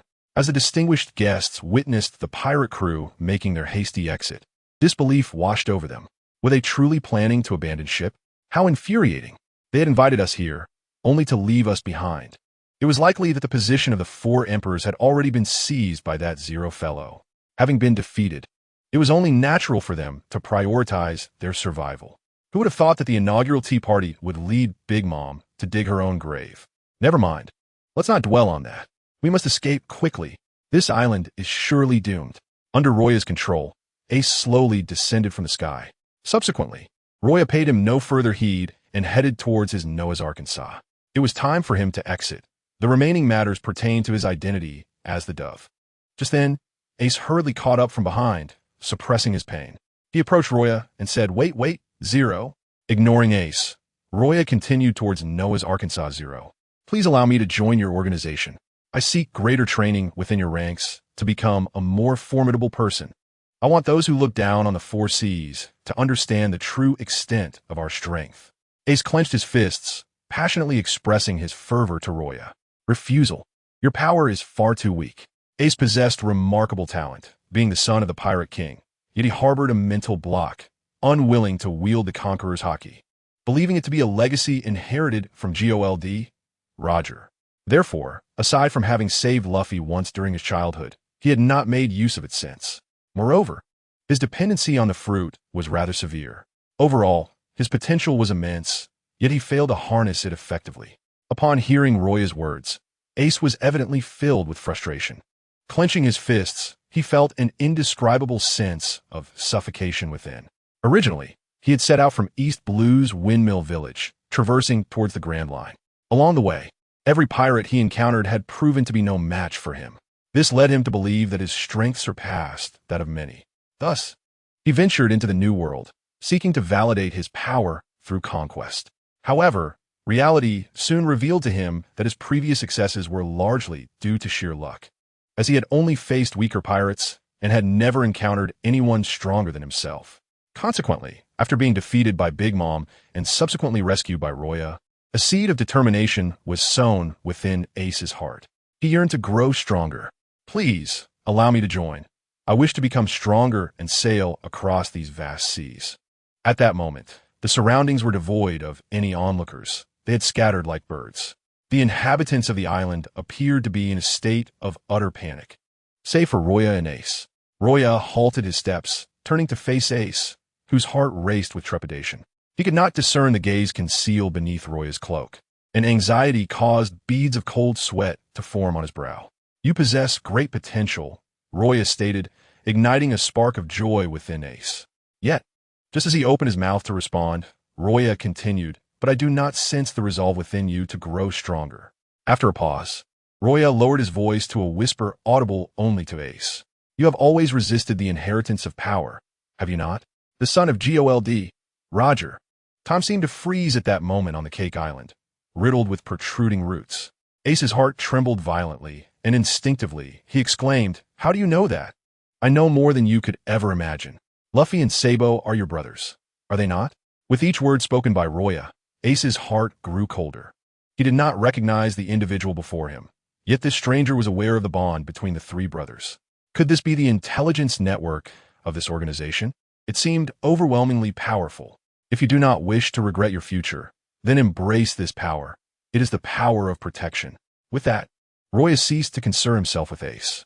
Whether Ace comprehended the meaning was of no consequence to him, as he was not particularly invested. However, just as Luo Ya turned away, a formidable conqueror's Haki suddenly emanated from behind him. In that instant, Ace took a step forward, extending his fist towards Luo Ya. Please, allow me to join you. I wish to grow stronger, to protect those I cherish with my own strength. Your understanding appears commendable. Since you have resolved your inner conflict, congratulations on joining us. However, I must forewarn you, our training is exceptionally arduous. No matter how difficult it may be, I fear not, as long as I can grow stronger. The spell was activated. Ace felt his body lift uncontrollably into the air, accompanied by the nearby Noah's Arkansas. As Luo Ya and Ace soared into the sky aboard Noah's Ark, Ace's eyes sparkled with excitement. Sailing through the skies is simply incredible. By the way, Zero, what is the name of our organization? Upon hearing Ace's inquiry, a subtle smile graced Luo Ya's lips. The name of our organization is Morning Dove. Morning Dove, Ace echoed, yet he failed to grasp its significance. Thus, Luo Ya took the time to explain. The Morning Dove symbolizes the crow. Countless individuals despise and fear the crow, believing it to be a harbinger of death. Yet, they remain oblivious to the fact that the crow is among the most filial and disciplined of all birds. The crow represents the bird of peace. The bird of peace. In an instant, a radiant light flickered in Ace's eyes. Suddenly, he found himself surrounded by an expansive, azure sky in every conceivable sense. Chapter 82. Ace joins. Pirate actions upon the vast ocean. Numerous warships, under the command of Kizaru, advanced towards Cake Island. The bombardment was relentless, with countless cannonballs raining down upon the island, creating small craters amidst the roots and soil. Suddenly, a shadow loomed over them. Kizaru gazed skyward, observing Noah's Ark ascending without hesitation. He retrieved a transponder snail from his pocket and reported to Admiral Pigeon, that should be the ship of the mysterious individual above. Should we intercept it? No. Our objective this time is solely to obliterate the pirate crew. Understood. Kizaru, I implore you to exert your utmost effort this time. I shall compensate you with triple your salary. Upon hearing Luo Ya's words, Kizaru's eyes brightened. Alala, I thank you, Admiral Pigeon. As Kizaru spoke, he transformed into a beam of light, speeding towards Cake Island. At that moment, Luo Ya utilized the abilities of the Moro fruit to assume the identity of Pigeon. He snapped his fingers in the air, causing his disguise to shatter, revealing a gentle smile.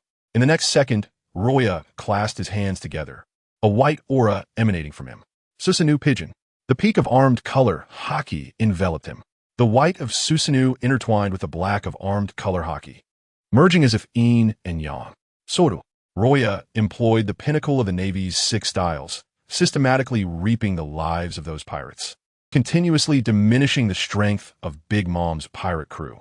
Most of the direct family members had already entered BRLE's mirror world.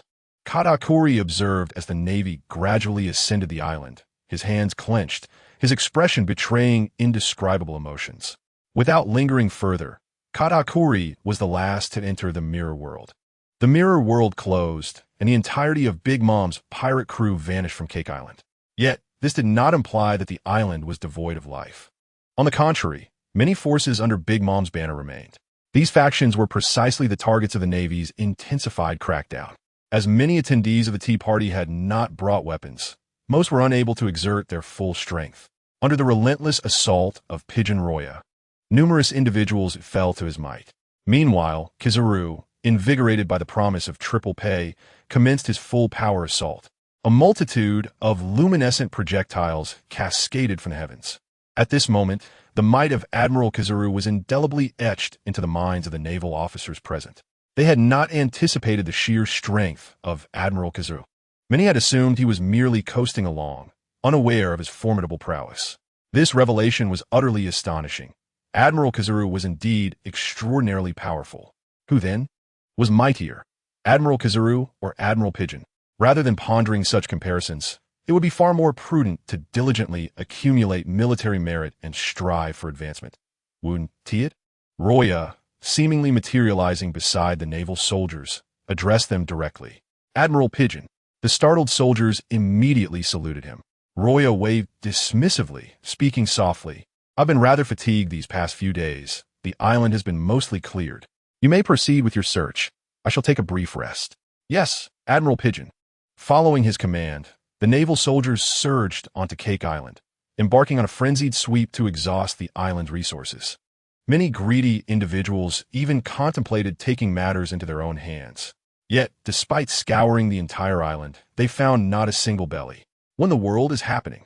Have we been outpaced by someone? No, it must be that the Big Mom pirates have absconded with everything. Their disbelief fueled their determination.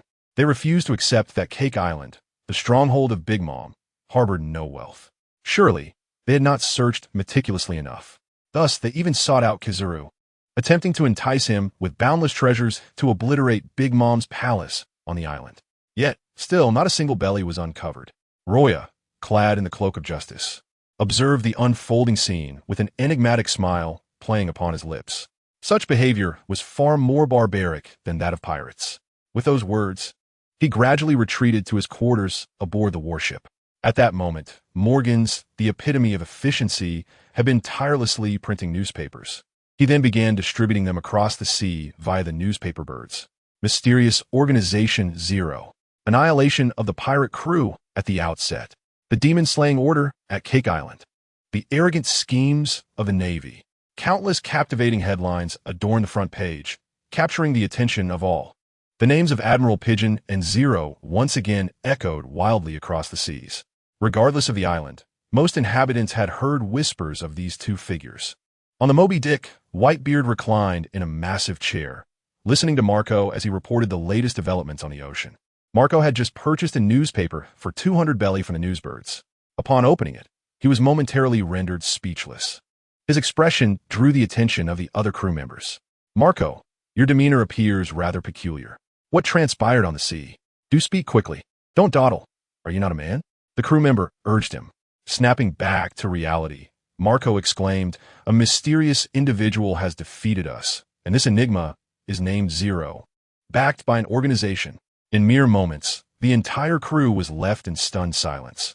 The ship enveloped in a heavy stillness. Even Whitebeard, who was dangling a medicine bottle, wore a grave expression. He had not anticipated that Big Mom's tea party would end in utter failure. The seas were poised to descend into further chaos. His words reverberated throughout the ship. At that juncture, a crew member approached Whitebeard, fruit in hand. Old man, do not dwell on unpleasant thoughts. I've just salvaged a fruit from a sea. Upon hearing this, Blackbeard turned to the captain, his eyes widening in shock at the sight of the fruit. Internally, he mused, the dark fruit from the mysterious organization. As the news from the newspaper continued to ferment across the oceans, Kaido, upon seeing it, tore the paper to shreds. Casting the fragments aside, Big Mom, it seems you have not prioritized strengthening your own power during this time. All this talk of nations is nothing but a fool's dream. The only true path lies in enhancing one's own strength.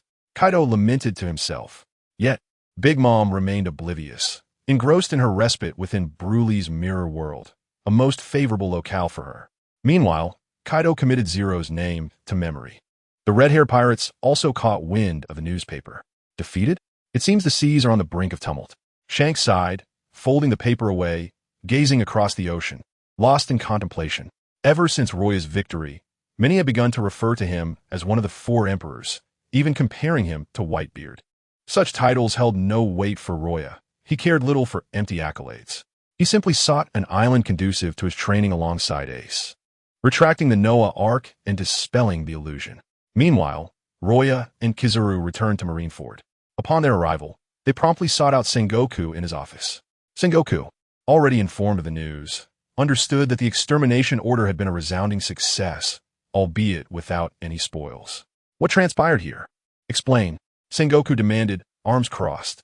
Scrutinizing Kizaru and Roya, Kizaru shrugged, casting a glance at Roya, who appeared somewhat disheartened. After all, Roya had hinted that the promised salary increase hinged upon the spoils from this operation. Yet now, not a single belly was to be seen on Cake Island. He feared his triple salary might be in jeopardy. Reporting Marshal, after clearing the minor foes, I returned to the warship. All collection duties were carried out under Kizaru's leadership. Roya stated, implying his non-involvement. Kizaru nodded in agreement, aware that Roya had been exerting considerable effort to maintain his illusion. Leaving him exhausted after dealing with the minor foes and returning to the ship to delegate the collection task to Kizaru. Reporting Marshal, we scoured every corner of Cake Island.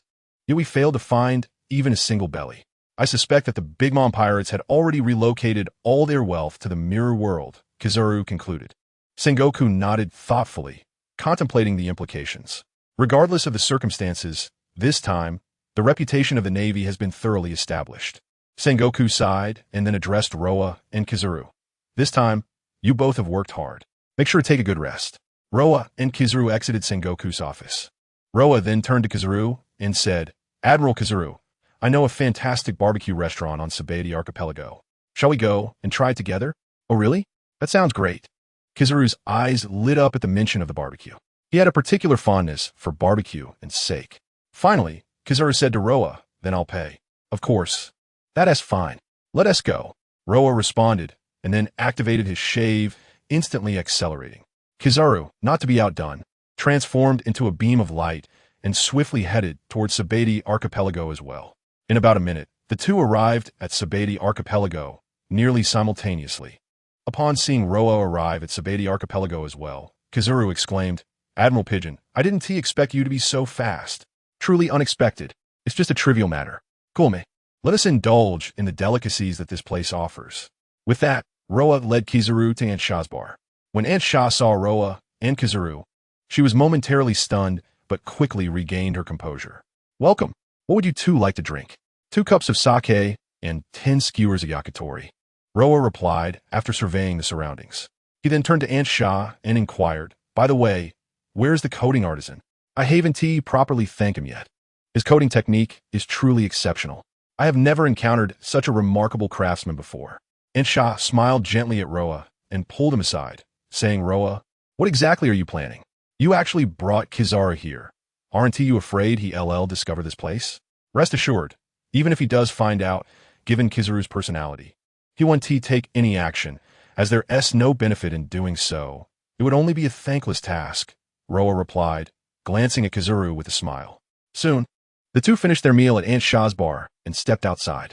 Not long after they exited, Roa spotted a figure draped in pink feathers approaching them.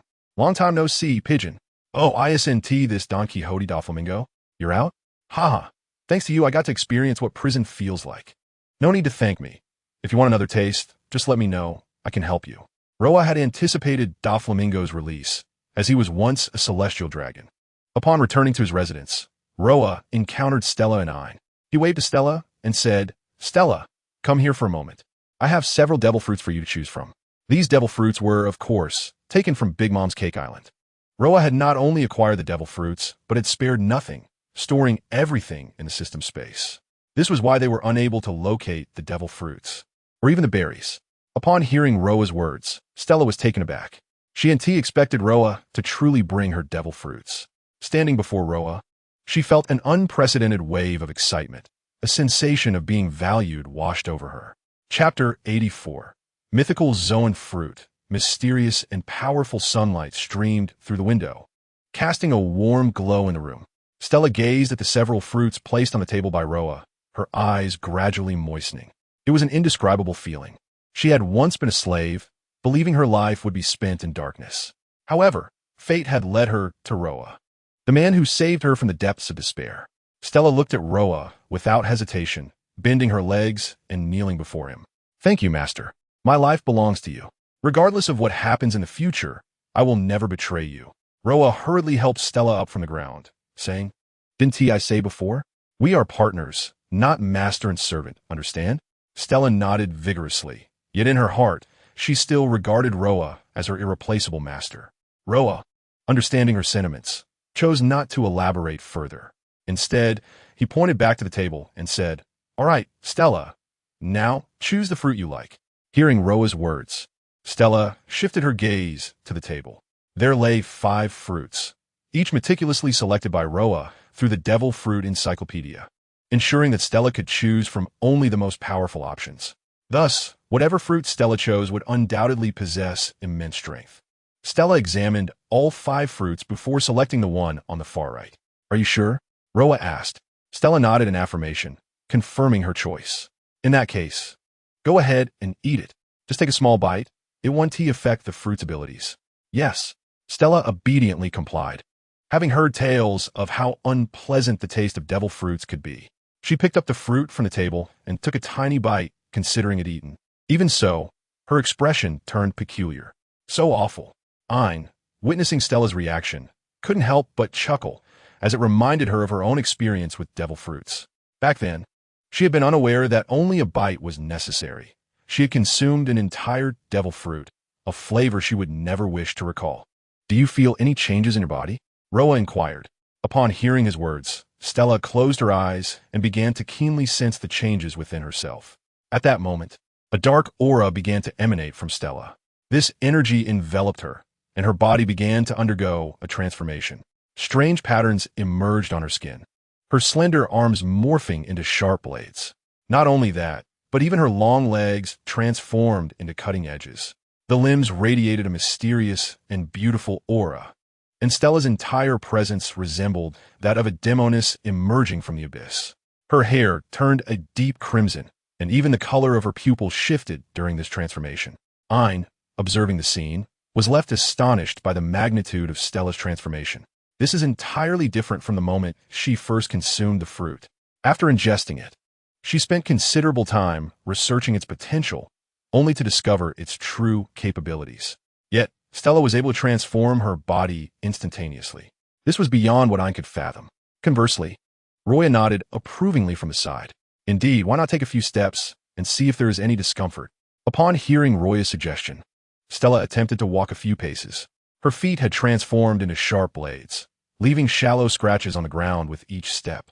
It could be said that Stella was now a weapon in her entirety, an exquisitely lethal one at that. The sensation of walking was not significantly impacted, though it felt rather peculiar. Stella remarked to Roya about this oddity. Roya, in a contemplative manner, nodded in understanding. "Feeling strange is quite normal.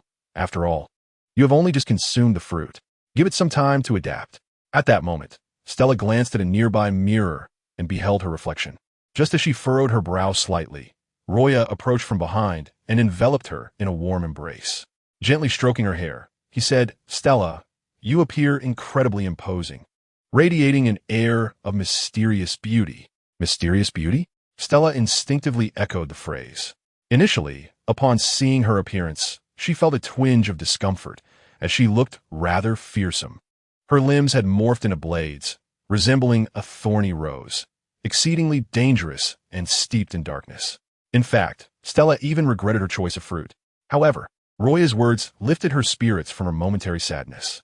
This was a gift bestowed upon her by her master, Roya. How could she possibly harbor disdain?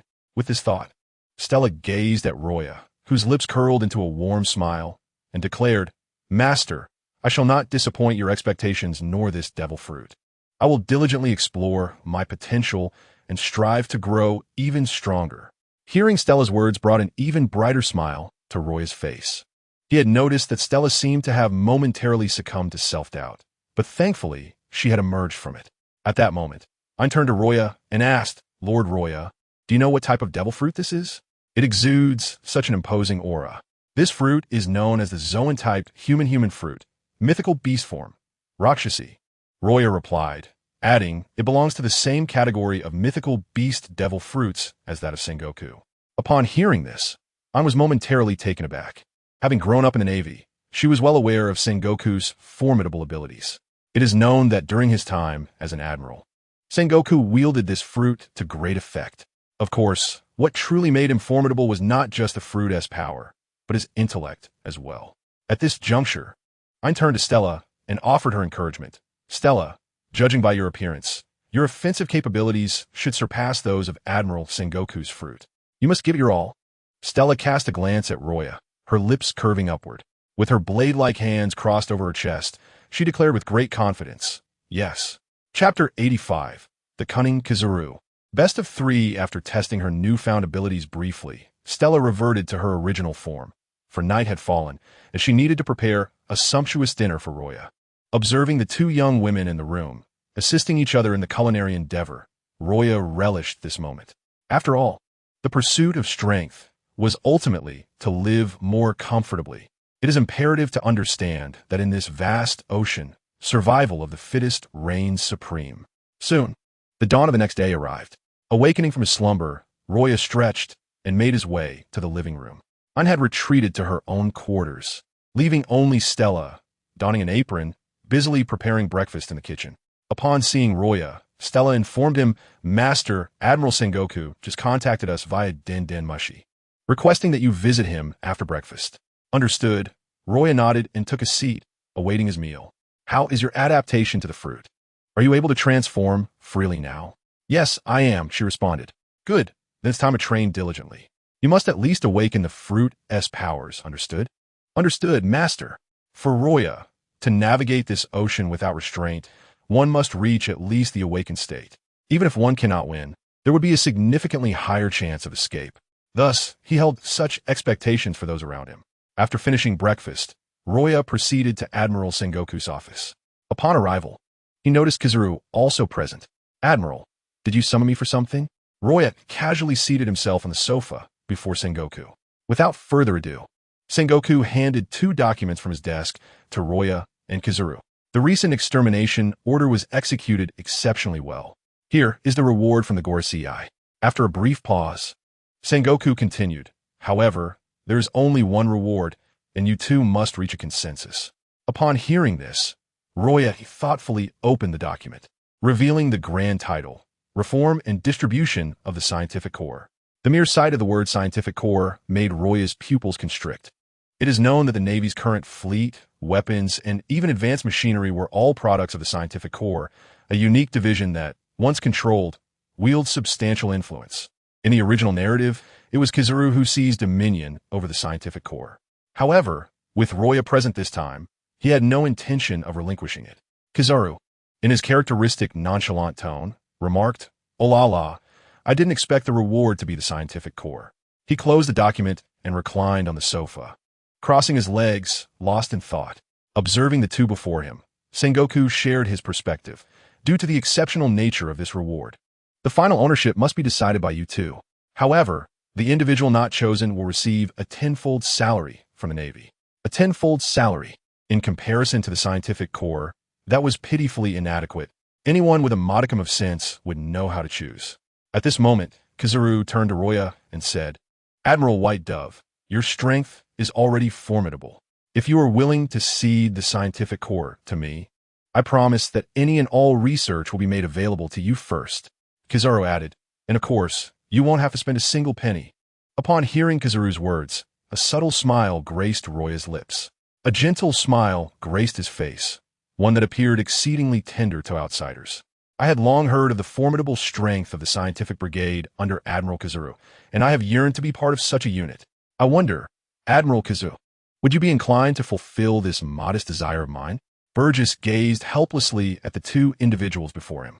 He could already sense the overwhelming scent of gunpowder emanating from within.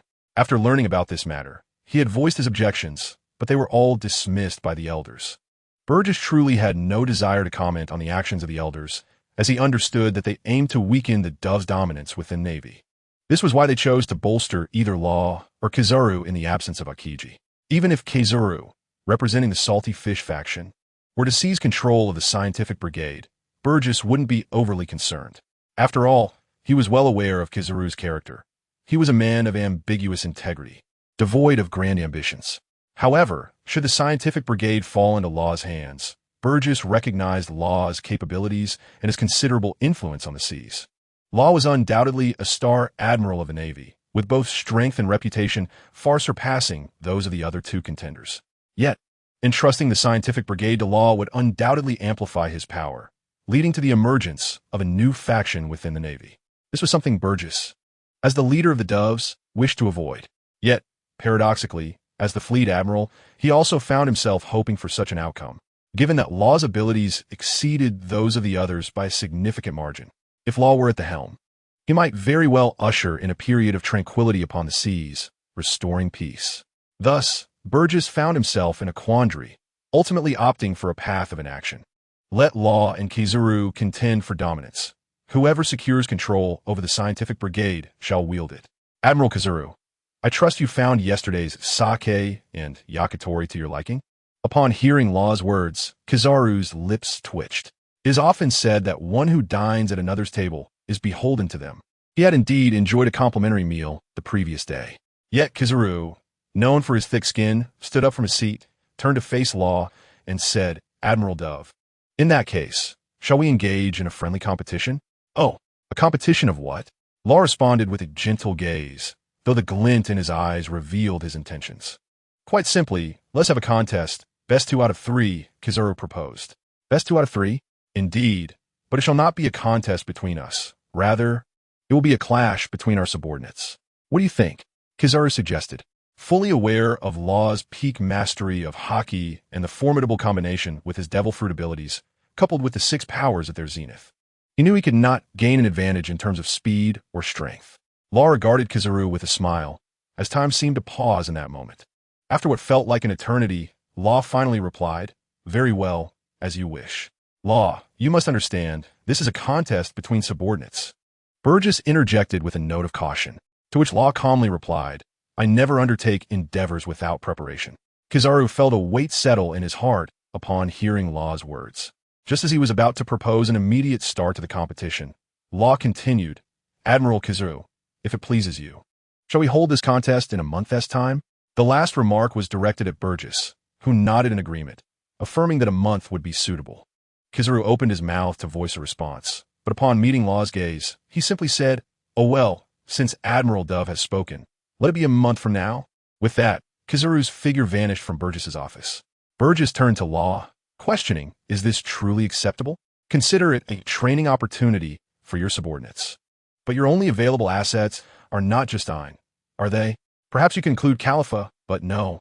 She is currently engaged in special training on a secret island and cannot be withdrawn. Thus, the only person you can rely on is one.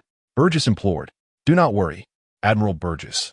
I never embark on unprepared ventures, Law assured him before departing the office. Burgess, observing Law's confidence, found himself at a loss for words. In his estimation, Kizaru might not match Law in strength, yet the uncertainty of a battle among their subordinates left him perplexed. With a sigh, Burgess shook his head and redirected his focus to other documents, allowing Law and Kizaru to navigate their own affairs. This matter spread rapidly. Soon, the entire Marine Fort buzzed with the news of Law and Kizaru's impending duel.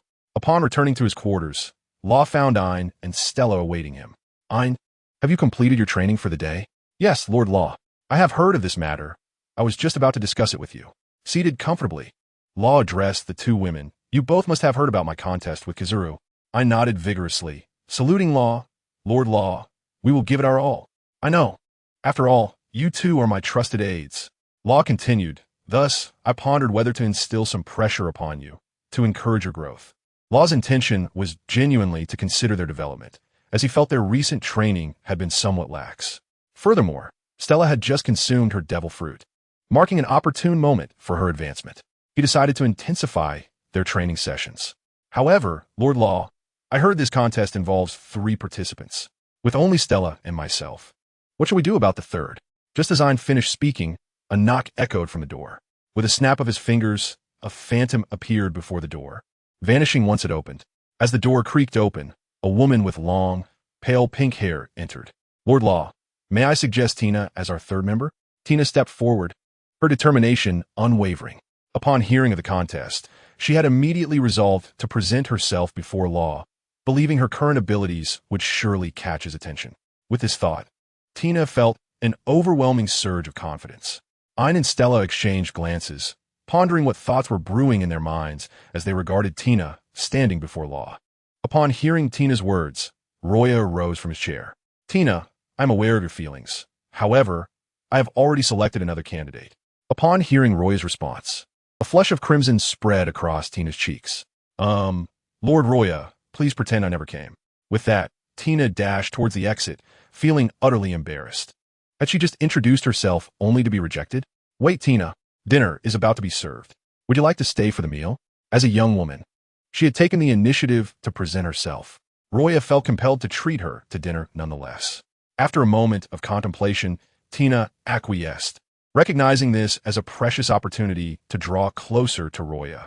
At the dining table, Tina inquired, Lord Roya, may I know whom you intend to invite? A woman exceptionally skilled in swordsmanship, Roya replied, taking a bite of sashimi. One must admit, in the world of pirates, fish is abundantly available. Upon hearing Roya's statement, the 3 women fell into deep thought. However, despite searching their memories, they could not recall anyone in the Navy known for their swordsmanship. As afternoon arrived, most of the Navy personnel were on their break. Meanwhile, Roya made his way to another residential area of the Navy where the vice admirals resided. The accommodations were fairly decent. He approached a door and gently knocked. It opened slowly, revealing a striking woman before him. Admiral Pigeon, what a rare visitor, Roya exclaimed. In truth, I have long wished to visit you, but I have been exceedingly busy of late, so I hope you do not take offense. Is it because of that duel that Admiral Pigeon has come to seek me? Asked Peach Rabbit. That is indeed one of the reasons. I apologize, Admiral Pigeon. Peach Rabbit replied, her gaze unwavering.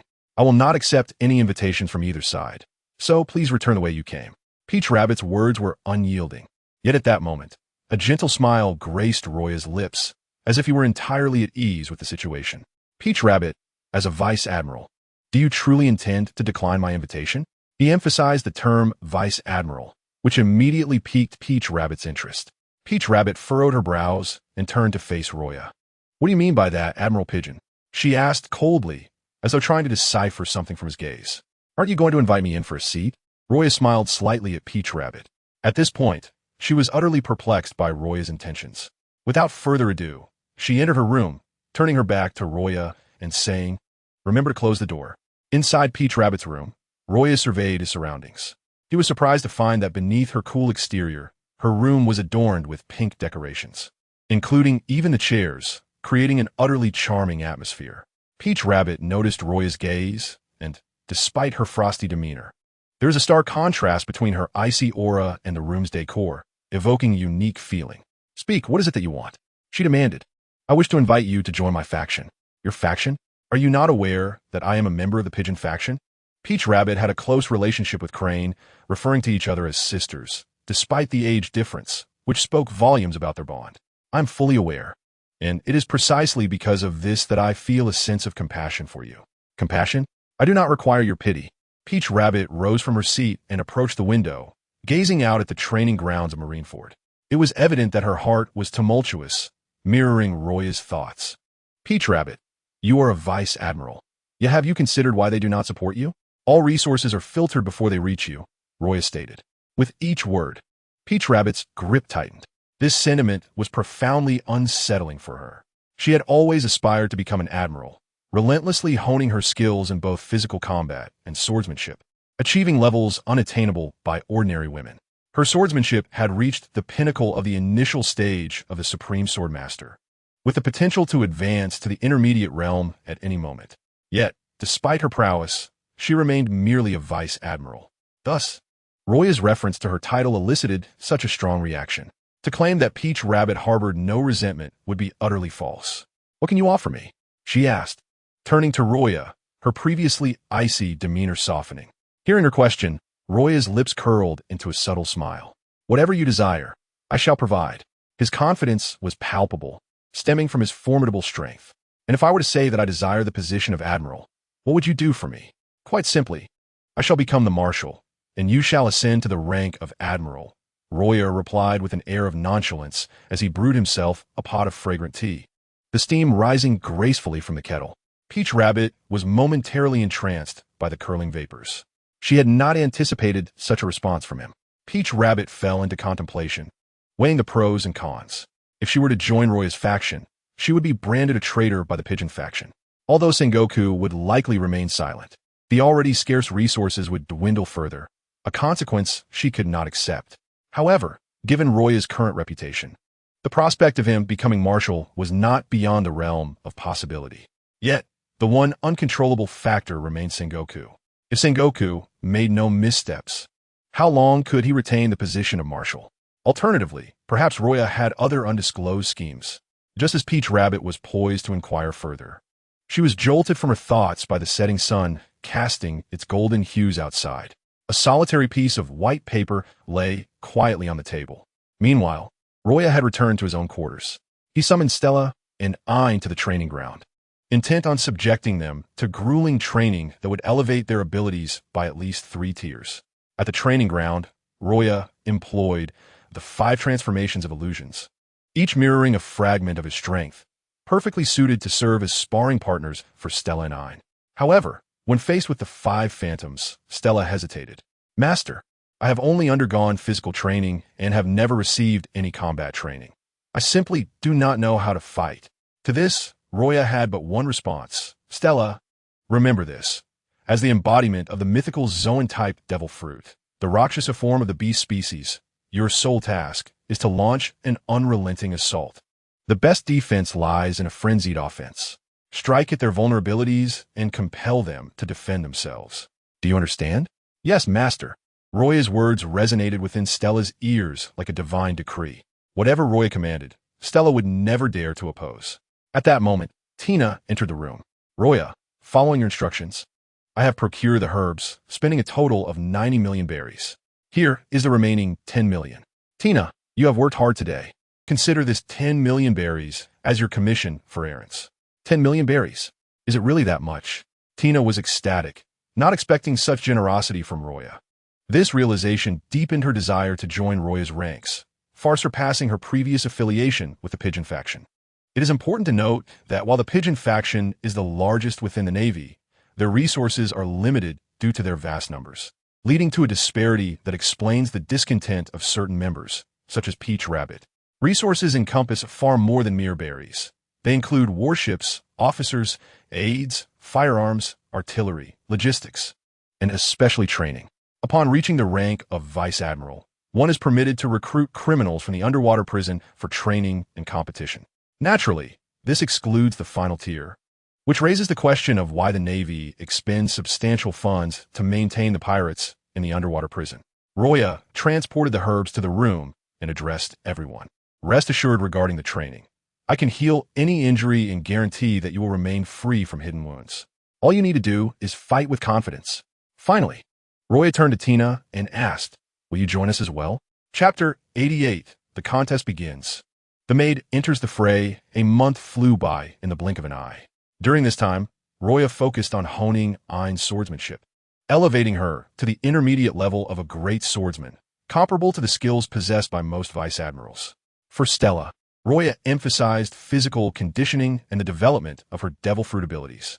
To his surprise, Stella's talent proved to be exceptionally remarkable. far exceeding Roya's expectations in her ability to wield the powers of her fruit. As for Tina, her strength had multiplied several times over. However, since she was not the third participant, Roya did not intend to have her compete. The training ground was now a sea of humanity, filled with countless Navy soldiers eager to witness the upcoming competition. Such opportunities are rare in everyday life, and they were curious to see whether Roya would emerge victorious or if Kizuru would claim the top spot. I believe the pigeon will likely lose. I share the same sentiment. After all, the pigeon team consists solely of women. Hey, why do you say that? I envy the pigeon's charm with women. But surely, he cannot compete with Kizuru, can he? Sigh, the pigeon is being overly arrogant this time. Despite the soldiers murmuring with their heads down, Ein and the others overheard them. Ein looked at Roya and inquired, Lord Roya, could you enlighten me on who our third participant is? Roya chuckled. Well, that will depend on her. If she declines, we will effectively have no third participant. He continued, however, since this is a best-of-3 contest, as long as you two secure victories, what does it matter if the third person is absent? With that, Roya turned to Ein and Stella. Both women radiated confidence, assuring Roya, rest easy, Lord Roya. I will not let you down. Neither will I, Master, Stella pledged. Roya nodded slightly, but added, however, it is crucial to gauge your capabilities. If you truly cannot prevail, do not hesitate to withdraw. Hearing Roya's caring words warmed their hearts. As time passed, it was now 9 o'clock in the morning, the official start time for the contest. Roya and Kizuru stood on the training ground, locking eyes. The blazing sun cast a sweltering heat over the air. Admiral Pigeon, you seem quite confident, Kizuru remarked. Indeed, I never engage in unprepared endeavors, Roya replied coolly. Kizuru smirked at the calm demeanor of Roya. Oh dear, how terrifying. So, Admiral Pigeon, who will be your first combatant? Stella. As Roya's words fell, the crowd erupted in a chorus of jeers. Stella? Is she not just the pigeon's maid? How formidable can a maid truly be? It seems the pigeon has become overly arrogant due to recent successes. Stella, clearly aware of the whispers surrounding her, chose to remain silent. Strength is the best explanation. Clad in her maid's attire, Stella stepped into the center of the training ground under the scrutiny of the crowd. Kizuru observed the scene, his brow furrowing in confusion. He could not fathom what the pigeon intended by deploying a mirror made for such a crucial contest. Major Lakovar, I entrust the first match to you. No problem. Suddenly, a thunderous voice resonated across the training ground. A giant, who had been seated on the ground, slowly rose to his feet. He was a giant vice admiral, towering at 10 meters, surpassing Whitebeard 2 by 2 meters, robust in physique, wielding a blunt greatsword. From a purely physical standpoint, Stella would undoubtedly be unable to defeat Vice Admiral Lakovar. Fortunately, the training ground was spacious enough to accommodate the giant's assault. As the crowd witnessed Vice Admiral Lakovar take to the field, their astonishment was palpable. It was clear that a maid could not possibly contend with a giant vice admiral. Indeed, why not keep such a beautiful vase close by instead of sending her to face certain defeat? The pigeon must be incredibly arrogant. Lakovar loomed over Stella, his voice rumbling like thunder as he addressed her. Little girl, you are no match for me. It would be wise to concede. It would be unfortunate if you were injured. Stella, however, ignored Lakovar, merely regarding him with an expressionless gaze. Awaiting the commencement of battle, Admiral Lakoval beheld Stella, resolute in her demeanor, and cautioned, be careful. I am not waterproof. Just as Lakoval's words reverberated, the announcement was made that the contest was officially underway. Prepare to receive my blow. The might of a giant. Lakoval raised his colossal fist, propelling it towards Stella with tremendous speed. The air crackled with the force of his strike, his sleeves rustling ominously. Quickly, dodge. Are you blind? This is the end for a flower. As the spectators held their breath in suspense, Stella's eyes suddenly sparkled with determination. Rosa form. With a soft whisper, she radiated an intense dark aura enveloping her form.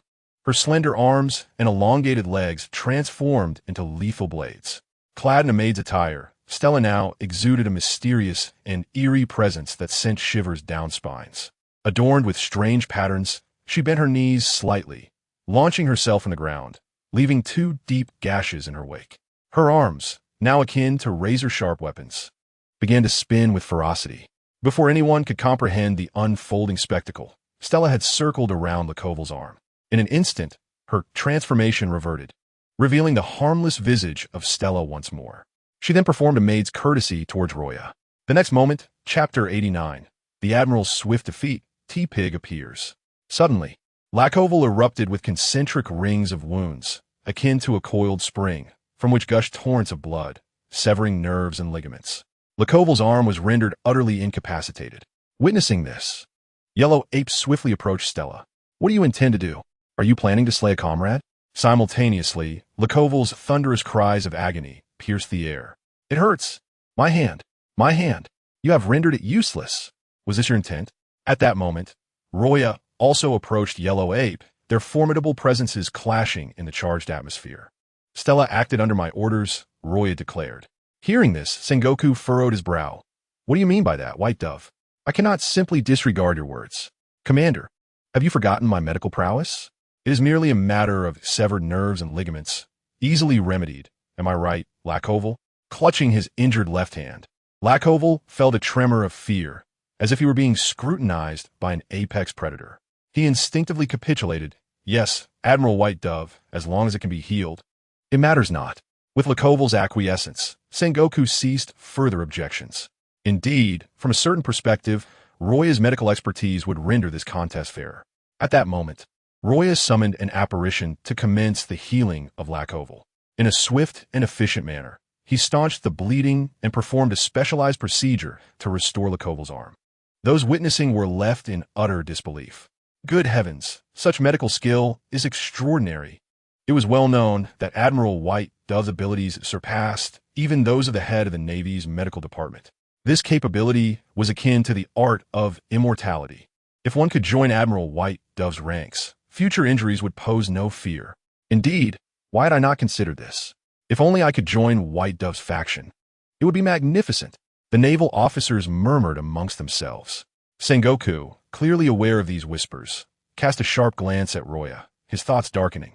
"Luo Ya, could this be part of your scheme? By showcasing unparalleled medical skills, are you seeking to attract more followers to your cause, thereby establishing your own faction and securing greater resources in Marineford?" Carp, observing Sengoku's deepening contemplation, feigned a cough and nudged him, whispering, "Sengoku, perhaps it is time to announce the next contest." Returning from his reverie, Sengoku surveyed the training ground. Lakoval had exited the stage, leaving only Stella, the maid, standing there with an expression of icy indifference, emanating a chilling aura. It was at that moment that the surrounding naval soldiers ceased to regard Stella as merely an ordinary maid. This was no ordinary maid. She was a demon from the abyss. Her terrifying and enigmatic exterior suggested that embracing her would lead to certain doom. The second match shall commence now.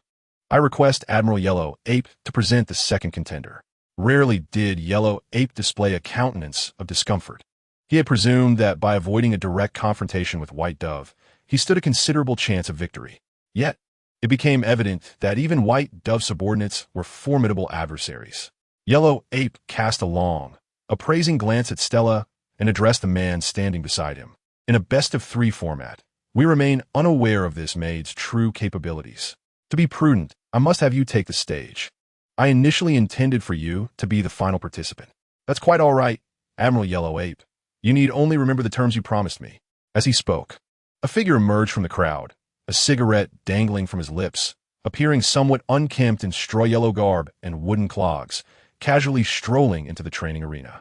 Upon his arrival, silence enveloped the soldiers, disbelief etched upon their faces. Many trembled slightly at the corners of their mouths. "TTT Pig Admiral. Is this the substitute Admiral T. Pig?" Indeed, the man who professed his love to Admiral Peach Rabbit 100 times, only to be met with failure. Alas, this maid is doomed now. Regardless, he is a substitute admiral. His strength must be at least that of a rear admiral. Luo Ya recognized the individual before him. "Stella, stand down. You are not yet." Before Luo Ya could finish, Stella turned to him, her voice soft and pleading, "Master, I wish to give a try." The soldiers around them felt their bones weaken at the sound of her tender address. Only Luo Ya gazed at Stella with a clear and gentle expression, slowly nodding in affirmation. "If you wish to fight, then do so with confidence. I shall always be your unwavering support. With Roya's response, Stella promptly turned to face the tea-pig before her.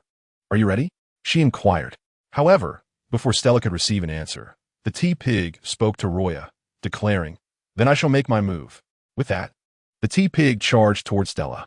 The soldiers who witnessed this spectacle were utterly astonished by the tea-pig's audacity. This fellow had launched an attack without waiting for confirmation? How shameless! Though they had heard of the tea-pig's notorious boldness, this was exceedingly brazen. In response to the tea-pig's assault, Stella transformed once more. At the same time, she activated her basic observation Haki. The foundational armament Haki enveloped Stella's hands, sharp as blades. Blood song, she murmured, echoing her previous movements. Like a whirlwind, Stella surged forth.